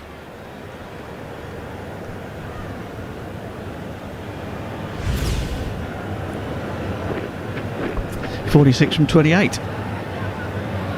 Perhaps England are just trying to get themselves within a good over. As Hardik Pandya comes in, and again Curran drills it down the ground. It's aerial, straight at KL Rahul this time. One bounce into his hands and they turn down the runs again. And by 1 over, I mean, perhaps they get themselves to within 24 and then Sam Curran thinks to himself, right, okay, I'm going to try and win the game now. I mean, they're 22 runs away from being within that sort of boundary hitting zone. Balls are ticking away, 27 left, 46 needed. And again they're turning down runs. Even Ravi Shastri looks confused. Slower ball from Hardik and it is pulled away by Sam Curran. Camera pans back to the batsman and again England don't run. Who have we got to bowl here, Jared? I mean, who are they waiting for? They're obviously waiting for one of the bowlers to come back. He thinks has to come and bowling over. I mean, how many overs they got? This is the part-timer. This is the all-rounder. Surely this is the guy they should be hitting the boundaries off, no? Unless they're waiting for Prasida. Will he come on and bowling over? Does he have to come on and bowling over? Thakur's got 1 left. Yeah. Hardik will have 2 left after this. Yeah, so he's thinking someone else is going to bowl an over. Boovy's got 1 left. They're knocking it down to 1 over, aren't they? They're looking for someone to go after in the 1 over. I reckon I've got it. They were just waiting till there were 26 balls left. Both batters have just changed their bits of willow in the hand. They've sent for the big bat. This is it. This is where we're going. This is where the big strike comes. They literally have. We're all in jest at times here, but what Gareth Batty tells you is absolutely correct. Both batsmen have had a change of willow. Both at the same time. 2 balls left of the 46th. There's much mirth in the dugout of the Indian dressing room, as I think even they are confused as to what's been going on for the last 2 or 3 overs. But the facts of the matter are England need 46 from 26. Sam Curran is still in there fighting hard. England still believe they can do it. Yorker attempted, missed and smoked over square leg with that new bat from Sam Curran. 1 bounce 4. Well, what a shot. I don't really know what to say. I mean, this is incredible. He's changed his bat and the very next ball he's almost hit it with a straight bat through square leg for 4. It's pretty much the same ball he's been scuffing to deep mid wicket and mid on. This time with a straight bat hits it straight past the square leg umpire for 4. Absolutely no effort, just wanders down the other end. Punch to Woody and says we're on course. There wasn't much wrong with the delivery actually from Pandya. It's a terrific shot to get it there from where he pitched it. It was almost a sweep shot off the seamer without bending his knee to sweep it. With a straight bat. Yeah, with a straight bat. Weird. Remarkable scenes. The new bat. Oh, that's a high full toss. No ball. And Sam Curran has hit it straight up in the air. The fielder runs in, doesn't make the catch. It's Rohit, but we think it's a no ball. We think that was too high. Sam Curran certainly does. He's holding an arm out to Nitin Menon, who's the square leg umpire. Nitin shakes his head in that inimitable Indian way and says, no, nothing wrong with the delivery. Get on with the game. Yeah, I don't think it was too high, that. It was just a miss it, wasn't it?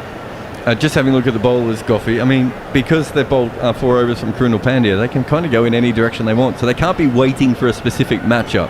I think what they've done is they've just had a look at that and said, well, you know, if we hit 7, 8 boundaries with a couple of sixes in that, we'll get there. So I'll stand here for 6 balls and over and swing at these, and hopefully I get a couple.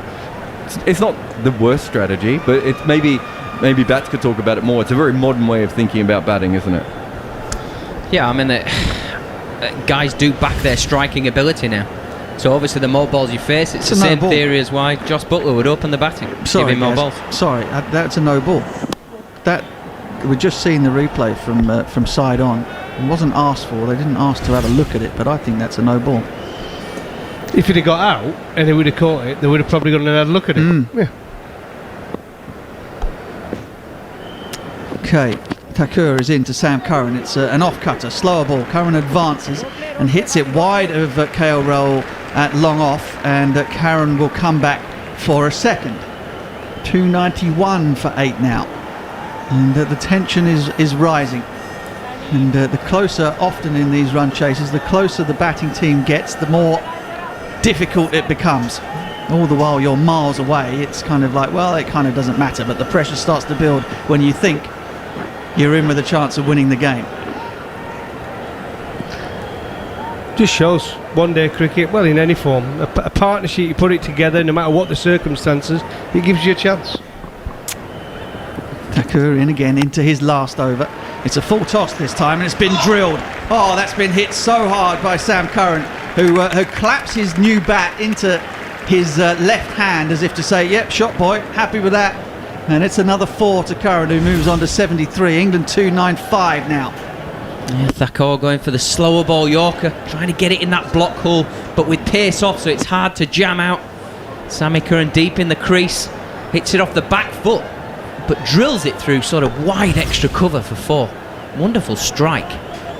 Whatever's in that new bat is paying dividends at the minute. Even Thakur makes an error, a rare one for him in this white ball series, or this white ball stage of this tour. Over the wicket to the left-handed Curran. Thakur is in again, covers up the ball with the left hand before bowling it with his right. And it's hit hard out to the sweeper on the offside, and Curran says, Mark Wood, you stay where you are. This guy's mine. It will be if we get right to the end and they lose by 4 or 5 runs and all them singles are turned down. It's a totally different debate then, but like I say, his ball striking, the way he's played, Sam Curran is backing himself, but if he's there at the end, England win the game. That's the way he sees it. It's the only way to see it. And he's doing it quite brilliantly. Just seeing a replay of the drop catch. Hardik dropping Sam Curran when he was on just 22. Thakur in again. It's short this time. Curran on the back foot, hits it. Oh, he's hit it over mid-on. He's hit it over long on for 6. It's gone 7-8 rows back.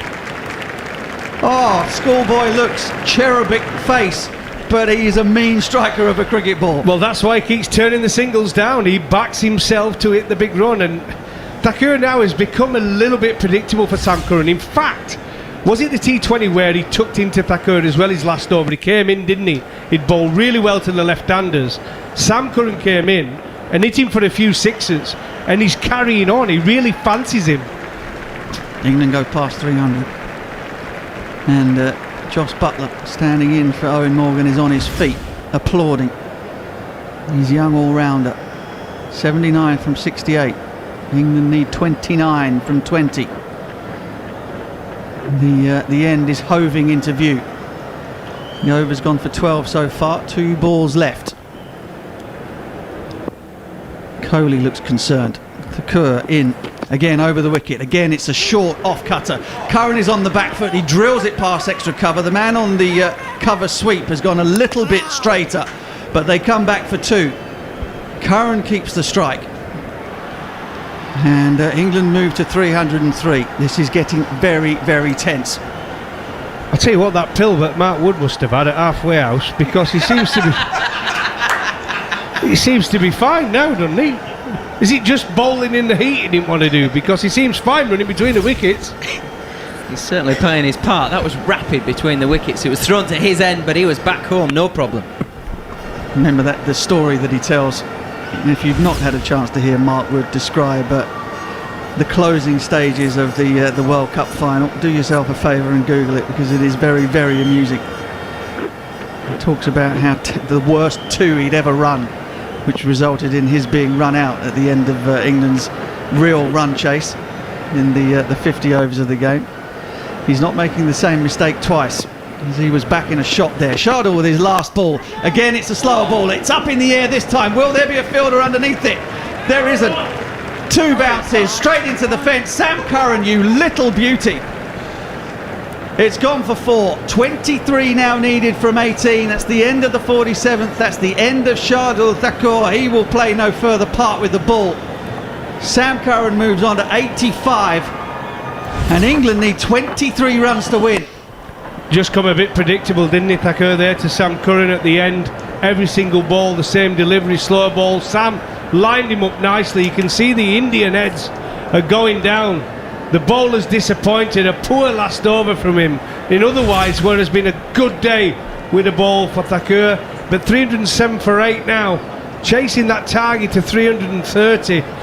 Dear me, could go either way. 23 off 18 balls. Whatever happens from now on, we're seeing the emergence of a young fella. He's been so brave, taking all these balls and then whopping a few out of the ground. This is quite incredible stuff. Absolutely amazing. The legend of Sam Curran grows in India. I mean, they already think that he's a genius player from some of his performances in the IPL. Taking a hat-trick, made big runs opening the batting for CSK, given the full confidence of MS Dhoni. And believe me, that's all you need in India. Confidence of that man. And Bhuvaneshwar Kumar is in to bowl the 48th over. This will be his last as well. So Kohli burning a couple of his best options. You are listening to commentary of the third and deciding one day international between India and England on TalkSport 2 with the Times and the Sunday Times cricket team writing with an edge. And you're on the edge of your seats at home or in the car listening to the denouement of this match and this series, with both teams in with a big shout of carrying off the silverware, as Bhuvaneshwar Kumar is in to Mark Wood, who drills it off the back foot towards cover. He will get through to the single. Sam Curran will take the strike. Wood is playing his part here. Think of a slightly more aggressive version of Jack Leach at Headingley and you've got the idea of Wood's job here. Let's be honest about it. If England are still batting come the last over, they've won the game, haven't they? Let's be honest about it. I mean, that's the way it's going to go. I mean, they're not going to fall short if they bat out the 3 overs. That's my point. This is the big over, isn't it? Kumar's the big over. He's their trump card from an Indian point of view to take a wicket. Do you block him out? Yeah. Or do you try and get 6 runs off him? What's the plan? Yeah, I'm thinking. So it's Hardik and Prasida who will have to bowl the last 2. As Bhuvaneshwar Kumar is in, and he gets away with the ball there. Gets away with a leg stump half volley that I think clips Sam Curran's pad. Everyone in the commentary box is waving their arms around to signal the wide, but I reckon it's just clipped the pad of Sam Curran on the way through to Rishabh Pant. Oh, the straps. Just clip the strap. Curran can't believe he's missed out. That was just 4. Get anything on it, it's 4. 22 from 16 now. Kumar is in. That's a wide. That is a wide. Yeah, offside this time. Bhuvaneshwar Kumar trying to outfox Sam Curran. Aims for the blue tram line, guide line, and misses. I think that's the point here, is the maturity is just to get what you can, I think, off Kumar. Take it down to those last 2 overs and back yourself to hit the boundaries. And I think that's what Sam will do. He'll back himself against anybody. But I think the sensible option is to see the Kumar off. Unless he bowls you a rubbish delivery, of course. Kumar in wide. That'll be wide down the leg side. Rishabh Pant dives away to his right. And even Bhuvaneshwar Kumar is feeling it now. This is what happens. You take a run chase deep. All the pressure goes onto the bowling side. Sam Curran at the moment feels as though he's got them exactly where he wants them. I was just about to say, if Kumar misses at all, he's one to take him. He's going to bang him out of the ground. There's absolutely nothing else on his mind. The ball's a good one, fair dues. But he's thinking, everything he's thinking is 4 and 6. In the slot. If it's in the slot, he's going for it. Yeah, he backs himself. 4 balls left of the over. Kumar in. It's a slower ball. Sam Curran spots it and decides not to take it on, so just defends it into the offside. And there is no run. Well, Ravi Shastri now is standing up. He's not been happy what he's seen from his Indian bowlers under pressure. He's absolutely been shaking his head for the last 10 overs. Not happy at all, and now he's stood up just to let everyone know old school coaching is not happy. Is that what you want as a bowler? You're walking back to your mark his end and you can see him as Bhuvaneshwar Kumar is in. Sam Curran smears it back over his head. Oh, and that's brilliant from Hardik. Hardik has to sprint around to his right and he just manages to stick out a paw and keep it inside the boundary edge. He slips a little bit. The dew must be getting pretty heavy out there now late at night there in Pune, and Sam Curran comes back for... Has he only made one there? Has he only got one? To be fair, Hardik Pandya's got to do something special after dropping Sam Curran on 22. Run, Woody! Oh, Woody. Mark Wood. Okay, so this is what's happened. Mark Wood thought it was 4, and so he didn't run the first one. So Sam Curran touched down at the non-striker's end, and he'd barely gone past Mark Wood. That's why they didn't come back for the second. Great piece of fielding from Hardik. Poor bit of cricket from Mark Wood. And Bhuvaneshwar has Wood in his sights. And that's straight at the stumps. Has Mark Wood got an inside edge? Umpire Chowdhury thinks not, and he's raised the finger. I think if he hasn't hit it, he's dead. And has Mark Wood paid for that soppy, dopey piece of cricket with the run? He should have been back for 2. England have reviewed. Let's have a listen. On-field decision is out. High delivery. Move on to front on spin vision, please. It'll take a little while before we build the pictures. The Hawkeye, the tracking needs to be built. But first of all, was there an inside edge? I don't think there was. High, it's got to be high. Height must be the issue. Yeah, ball is close to the bat. Can I have ultra edge here, please? Don't forget, the umpire on field has given it out, so it only needs to clip any part of that bail. It's certainly height that's the problem. Between bat and ball. Pad first. Yeah, ball tracking, please. There we go.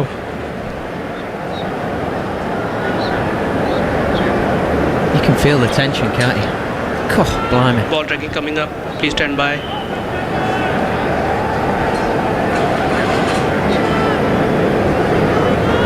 Takes a while to build the pictures and lets the tension Pitching build. outside off, impact in line.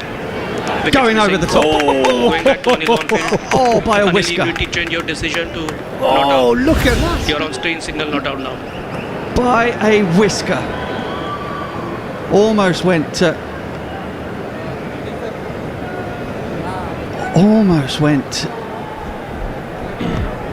full Kiwi World Cup commentating, Ian Smith, and said by the barest of margins. But if you get a chance to have a look at it at some point today, it is a coat of varnish above the bail on the leg stump. But this is why cricket's great. I mean, the tension, like I said, there's no crowd in there, but you only have to look at the pictures and see both dressing rooms. It's both of them full of nerves. It's brilliant, isn't it? Absolutely brilliant tension here. Mark Wood had his heart in his mouth for 2 reasons there. 1, because of the decision, and 2, because he shouldn't have been on strike. It was his error that put him on strike. Bhuvaneshwar Kumar is in again. Mark Wood plays the Kent leave, pulls the bat inside the line of the ball. The last ball of Bhuvaneshwar Kumar passes harmlessly through to Rishabh Pant. That is him done for the night. England 311 for 8. 19 required from 12 balls. Sam Curran is on strike. 86 not out from 73. And Virat Kohli has got to turn to Hardik Pandya, Prasidha Krishna. He's not going to throw the ball to... Natarajan's got 2 left as well.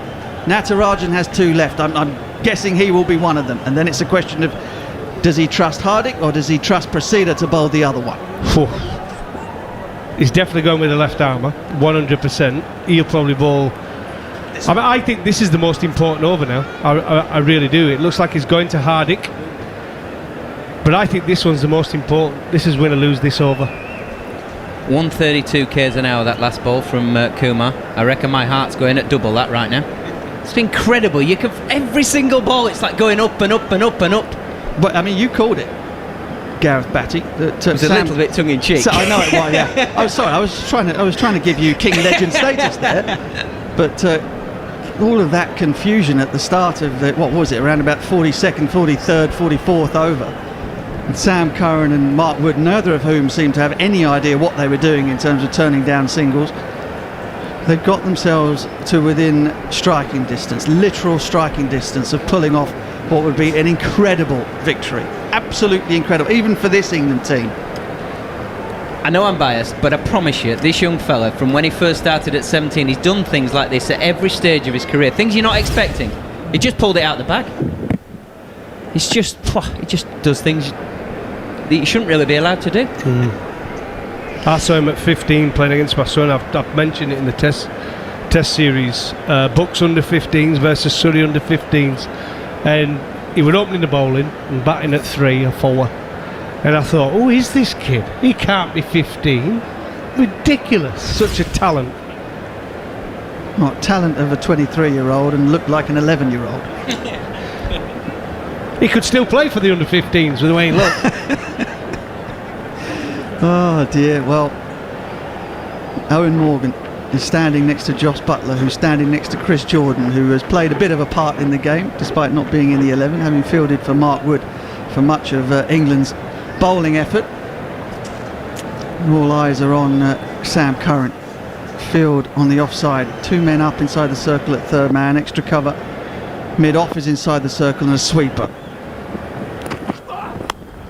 The other 4 men are all back on the leg side, and Hardik Pandya bowls that ball probably about 3 feet down the leg side. Sam Curran had gone wide, or gone down the leg side to give himself room to hit it over the offside, and just simply cramped himself for room. Could only knock it onto the offside, and they did not take the single. That's when do you gamble as a bowler? Do you go brave and go at the stumps, full and fast, straight at the stumps, give himself some room, Sam Curran? But averages, he's going for that. Just follow him, cramp him up, stopping it in the boundary. But sometimes it's that moment of brilliance that's required from a bowler to be brave and go for that magic delivery, and it can just go bang bang, game over. But the conservative option was to follow Sam Curran, give himself plenty of room, cramped him up, didn't get a run, but guess what, Sam Curran's still on strike. Still there, still on strike. 4 men back on the leg side, a fine leg, deep backward square leg, deep mid wicket, long on. Hardik's going to go leg side again. Oh, actually double bluff, and he goes just outside off stump. Sam Curran runs it down, and it goes between the 2 men inside the circle at third man, not because it was travelling quickly, but because they both got in each other's way. Virat Kohli doesn't look impressed, but Mark Wood is now on strike. 3-12 for 8, 18 from 10 now. I think that signals the intent. Get through this over, and whatever we need last over we're going to get, because they're backing that it's the weakest bowler that's going to bowl the last one. Oh, Natarajan bowled, I can't remember what number over it was now, but it was 4 overs ago. Sam Curran hit him for a long 6 over mid-on, and then for the next 5 balls of that over, he got them all in the block on. So Natarajan will be wherever he is on the field at the moment, visualising getting the ball in on the batsman's crease into that block hole, and he'll also be hoping that he's got a few more than 12 runs to play with in that final over, and that is down to Hardik Pandya. Hardik has his skipper, Mumbai Indians, Rohit Sharma, for company at the end of his mark. Rohit tucks his right arm underneath his left armpit and has the left hand up under his chin, professor style, talking tactics. Virat Kohli is yelling from extra cover. Hardik is saying, just leave me alone, let me bowl the ball, I know what I'm doing. Too many voices, too many cooks. Could finish it here. Knock over Mark Wood, knock over Reece Topley, game done. Mark Wood faces up, eyes wide open. Pandya goes for the stumps. Mark Wood has a massive swipe and he's going to go. It's been dropped. I do not believe it. Shardul Thakur, it's the simplest of catches. The simplest of catches, going backwards just outside of the 30-yard circle at mid-wicket. It didn't even go that high. He had both hands up in front of his face. Sometimes as a fielder you can get both hands in front of your eyes so you lose sight of the ball in its last 2 metres, but oh my goodness, what a time to drop that. Oh, absolute dolly. And the coach Ravi Shastri is now gone from standing with his arms doing the teapot to now he's had to go for a walk now. He's absolutely distraught. That is an absolute sitter. The panic button has struck for India. Look, there it goes. Just the footage we're getting here. Ravi Shastri is in disgust. He's gone for a walk. Teapot is now in smithereens as Hardik is in again to Sam Curran. Sam Curran has scooped this. He's tried to scoop it fine. It dropped again. It went straight over the head of Rishabh Pant. There were 3 fielders, or 2 fielders and the keeper converging on it, and Natarajan, who we think is going to have to bowl the last over, has shelled another one. It's like a Ben Hill sketch, this, isn't it? It's just ball going up, they're dropping it, they're parrying it everywhere. It's absolute chaos. They've gone to pot, haven't they? I mean, they've hit the panic button here, India. It's been unbelievable to watch. They've got some experienced players on that pitch. Virat Kohli, Rohit Sharma, Rahul, Hardik Pandya now is an experienced cricketer. But the drop catches, I've never seen as many in 50 overs. 15 needed for England. The England bench, they were trying to conceal smirks on their faces. They've all got their hands up in front of their mouths trying not to laugh.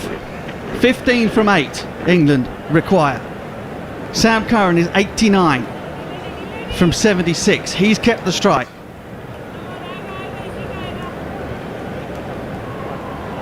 Hardik has 2 balls left.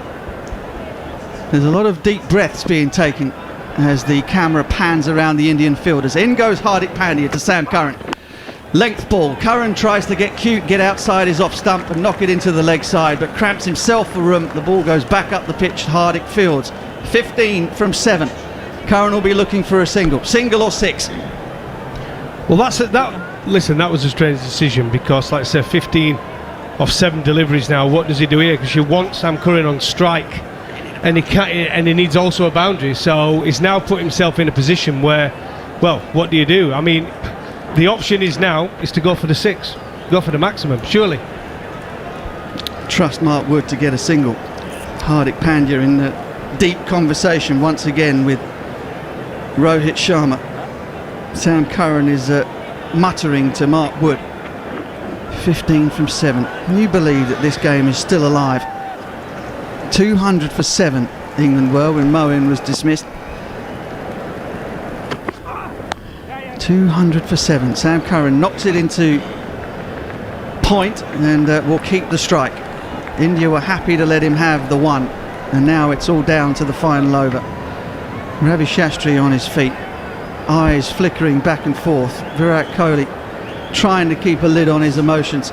Natarajan, who's just dropped the catch, now has the ball in his hand, and I'm no body language expert, but he doesn't look as happy as he might be, even though he's defending 14 off the last over. It was like when you tell your little one, just do some stretches before you bowl. You could see him before, and he was sort of loosely, am I going to stretch my bowling arm or not? I don't really want to bowl this one, Skip. Are you looking somewhere else? Are you looking at me? No, this is why he's picked him. He does this job in T20s, and Virat Kohli, they'll be telling him, and he's got his experienced bowler there with Kumar, having a quick chat with him. Virat Kohli's got that lucky red t-shirt on.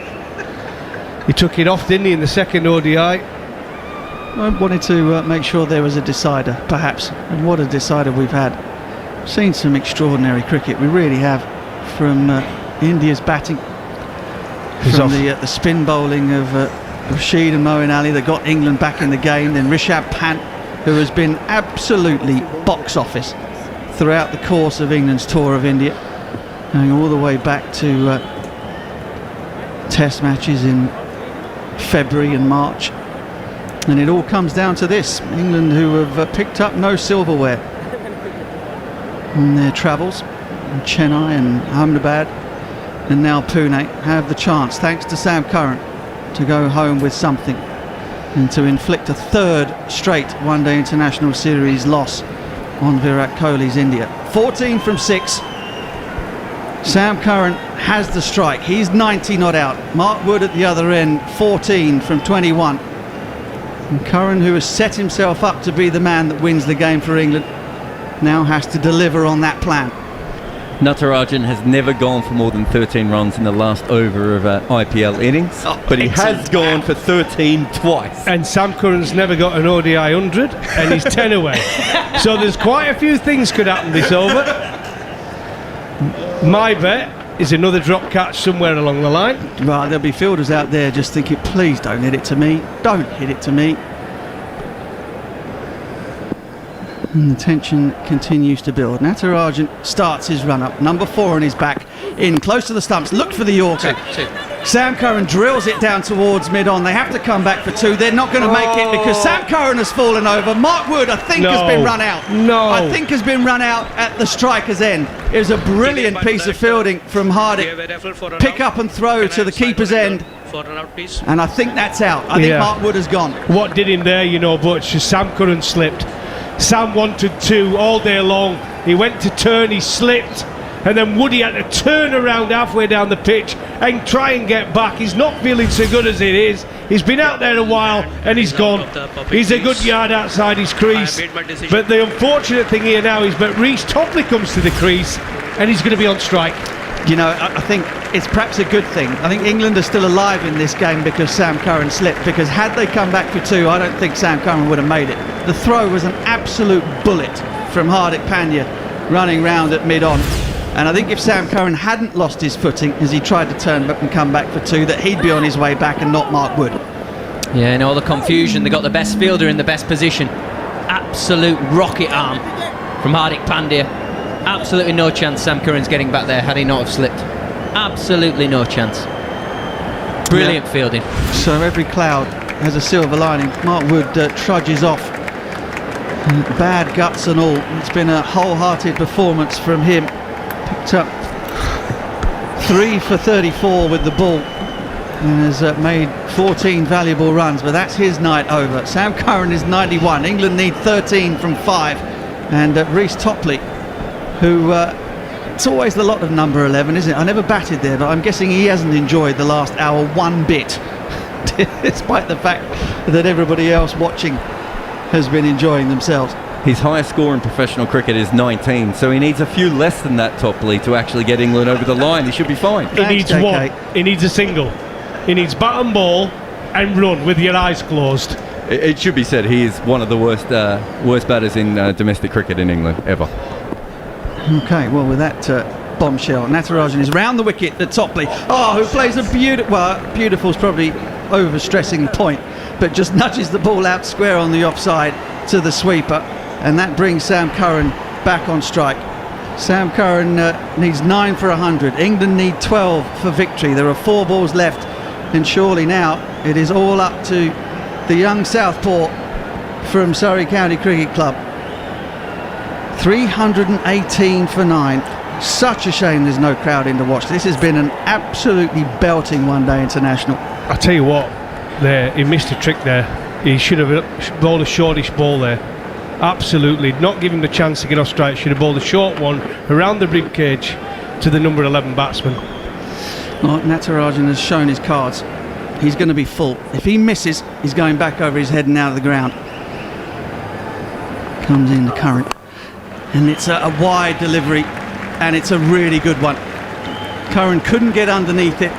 Wide-ish Yorker, didn't quite hit the tram line, but was full enough that Sam Curran couldn't get any leverage. It goes out to long on, and there is no run. 12 from 3 now. Well, it's got to go. Every ball here he bowls has to be. He's got to hit him for 6 over the offside. You cannot risk bowling at the stumps or anything on leg stump, because that's where Sam, his hitting zone is. Or can I get down and ramp it over the keeper? Get low enough to get it up and over the keeper. It's a massive gamble. Field hasn't changed. The men up inside the circle on the leg side are fine leg and backward square leg, so that shot is on if he can pull it off. He goes full and it's a low full toss, and Sam Curran has hit it straight to Virat Kohli, who makes no mistake with the handling, and again there is no run. Can still Sam win Curran, he needs 2 Zacks, 2 maximums, 2 sixes to win this extraordinary one-day international. Natarajan has got it right. He's got everything right so far. Has he got 2 more perfect deliveries in him? See, this is where he'll be a little bit nervous, because he knows he's going to go wide of our stump to the left-handed Sam Curran, but he'll be wary of bowling it too wide, because then it becomes a wide. Sweeper back on the offside, long off back, that's Kohli himself. He goes wide. Sam Curran has blitzed it over extra cover, but it's one bounce and into the fence, and that should be it for India. Barring an overstepping or a wide, India have done enough. Sam Curran goes to 95, but it's 8 runs from the last, and this valiant attempt by England to hang in there long enough to turn this match their way is surely in vain. Well, he deserves 100 here. So England might lose, but if he can just hit a 6 to get up and bring up his 100, it's been a fantastic effort from Sam Curran. And now when we start talking about all those singles turned down now, this is when you can start debating it. They probably turned down about 14. It was the over. Hardik Pandya's over was excellent. It really was good. And Sam Curran got caught between trying to keep the strike, trying to find the boundary. In the end, did neither. And then Hardik, of course, with the run out of... In goes Natarajan. He misses the Yorker again. Curran drills it down the ground, but Virat Kohli celebrates. Fist pumps, punches of the air. Natarajan just breathes a sigh of relief. He's not celebrating. He just is very happy to have got out of the game and got out of his spell, having won the game for his country. It has been a quite magnificent one-day international. Skill from bat and ball, mishaps in the field, tactical decisions made that have paid off and some that haven't. It has been a wonderful series, and India can rightly say that they have been the better team across all 3 formats against England on this tour. Sam Curran has done his reputation no harm whatsoever, but in the end it was too much even for him to pull off, and India win the 3rd and final one-day international by 7 runs in Pune. Well, that's the why Natarajan was brought into the side to bowl those death overs, and he's been there as his side.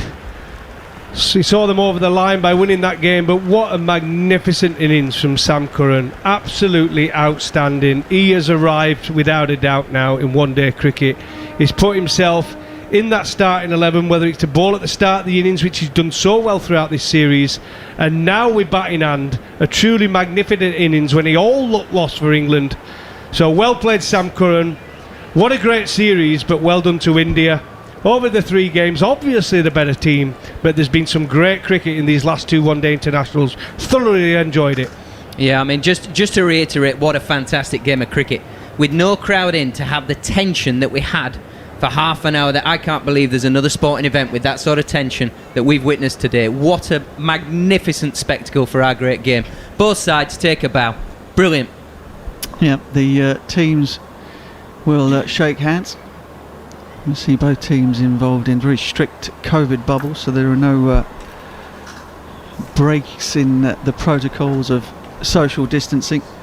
The matches have been played in an excellent spirit, as far as we can tell from back here in London. Fiercely contested, as they always will be, between England and India.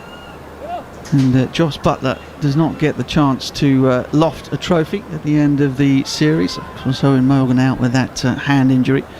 Virat Kohli with his hands bandaged, blood pouring from the knuckles of one. He's absolutely thrilled to have got over the line there in a game that he thought must have been wrapped up 20 overs or so ago. But Sam Curran kept England in there with a chance. Don't write England off in one-day international cricket, that is for sure. They will keep coming at you.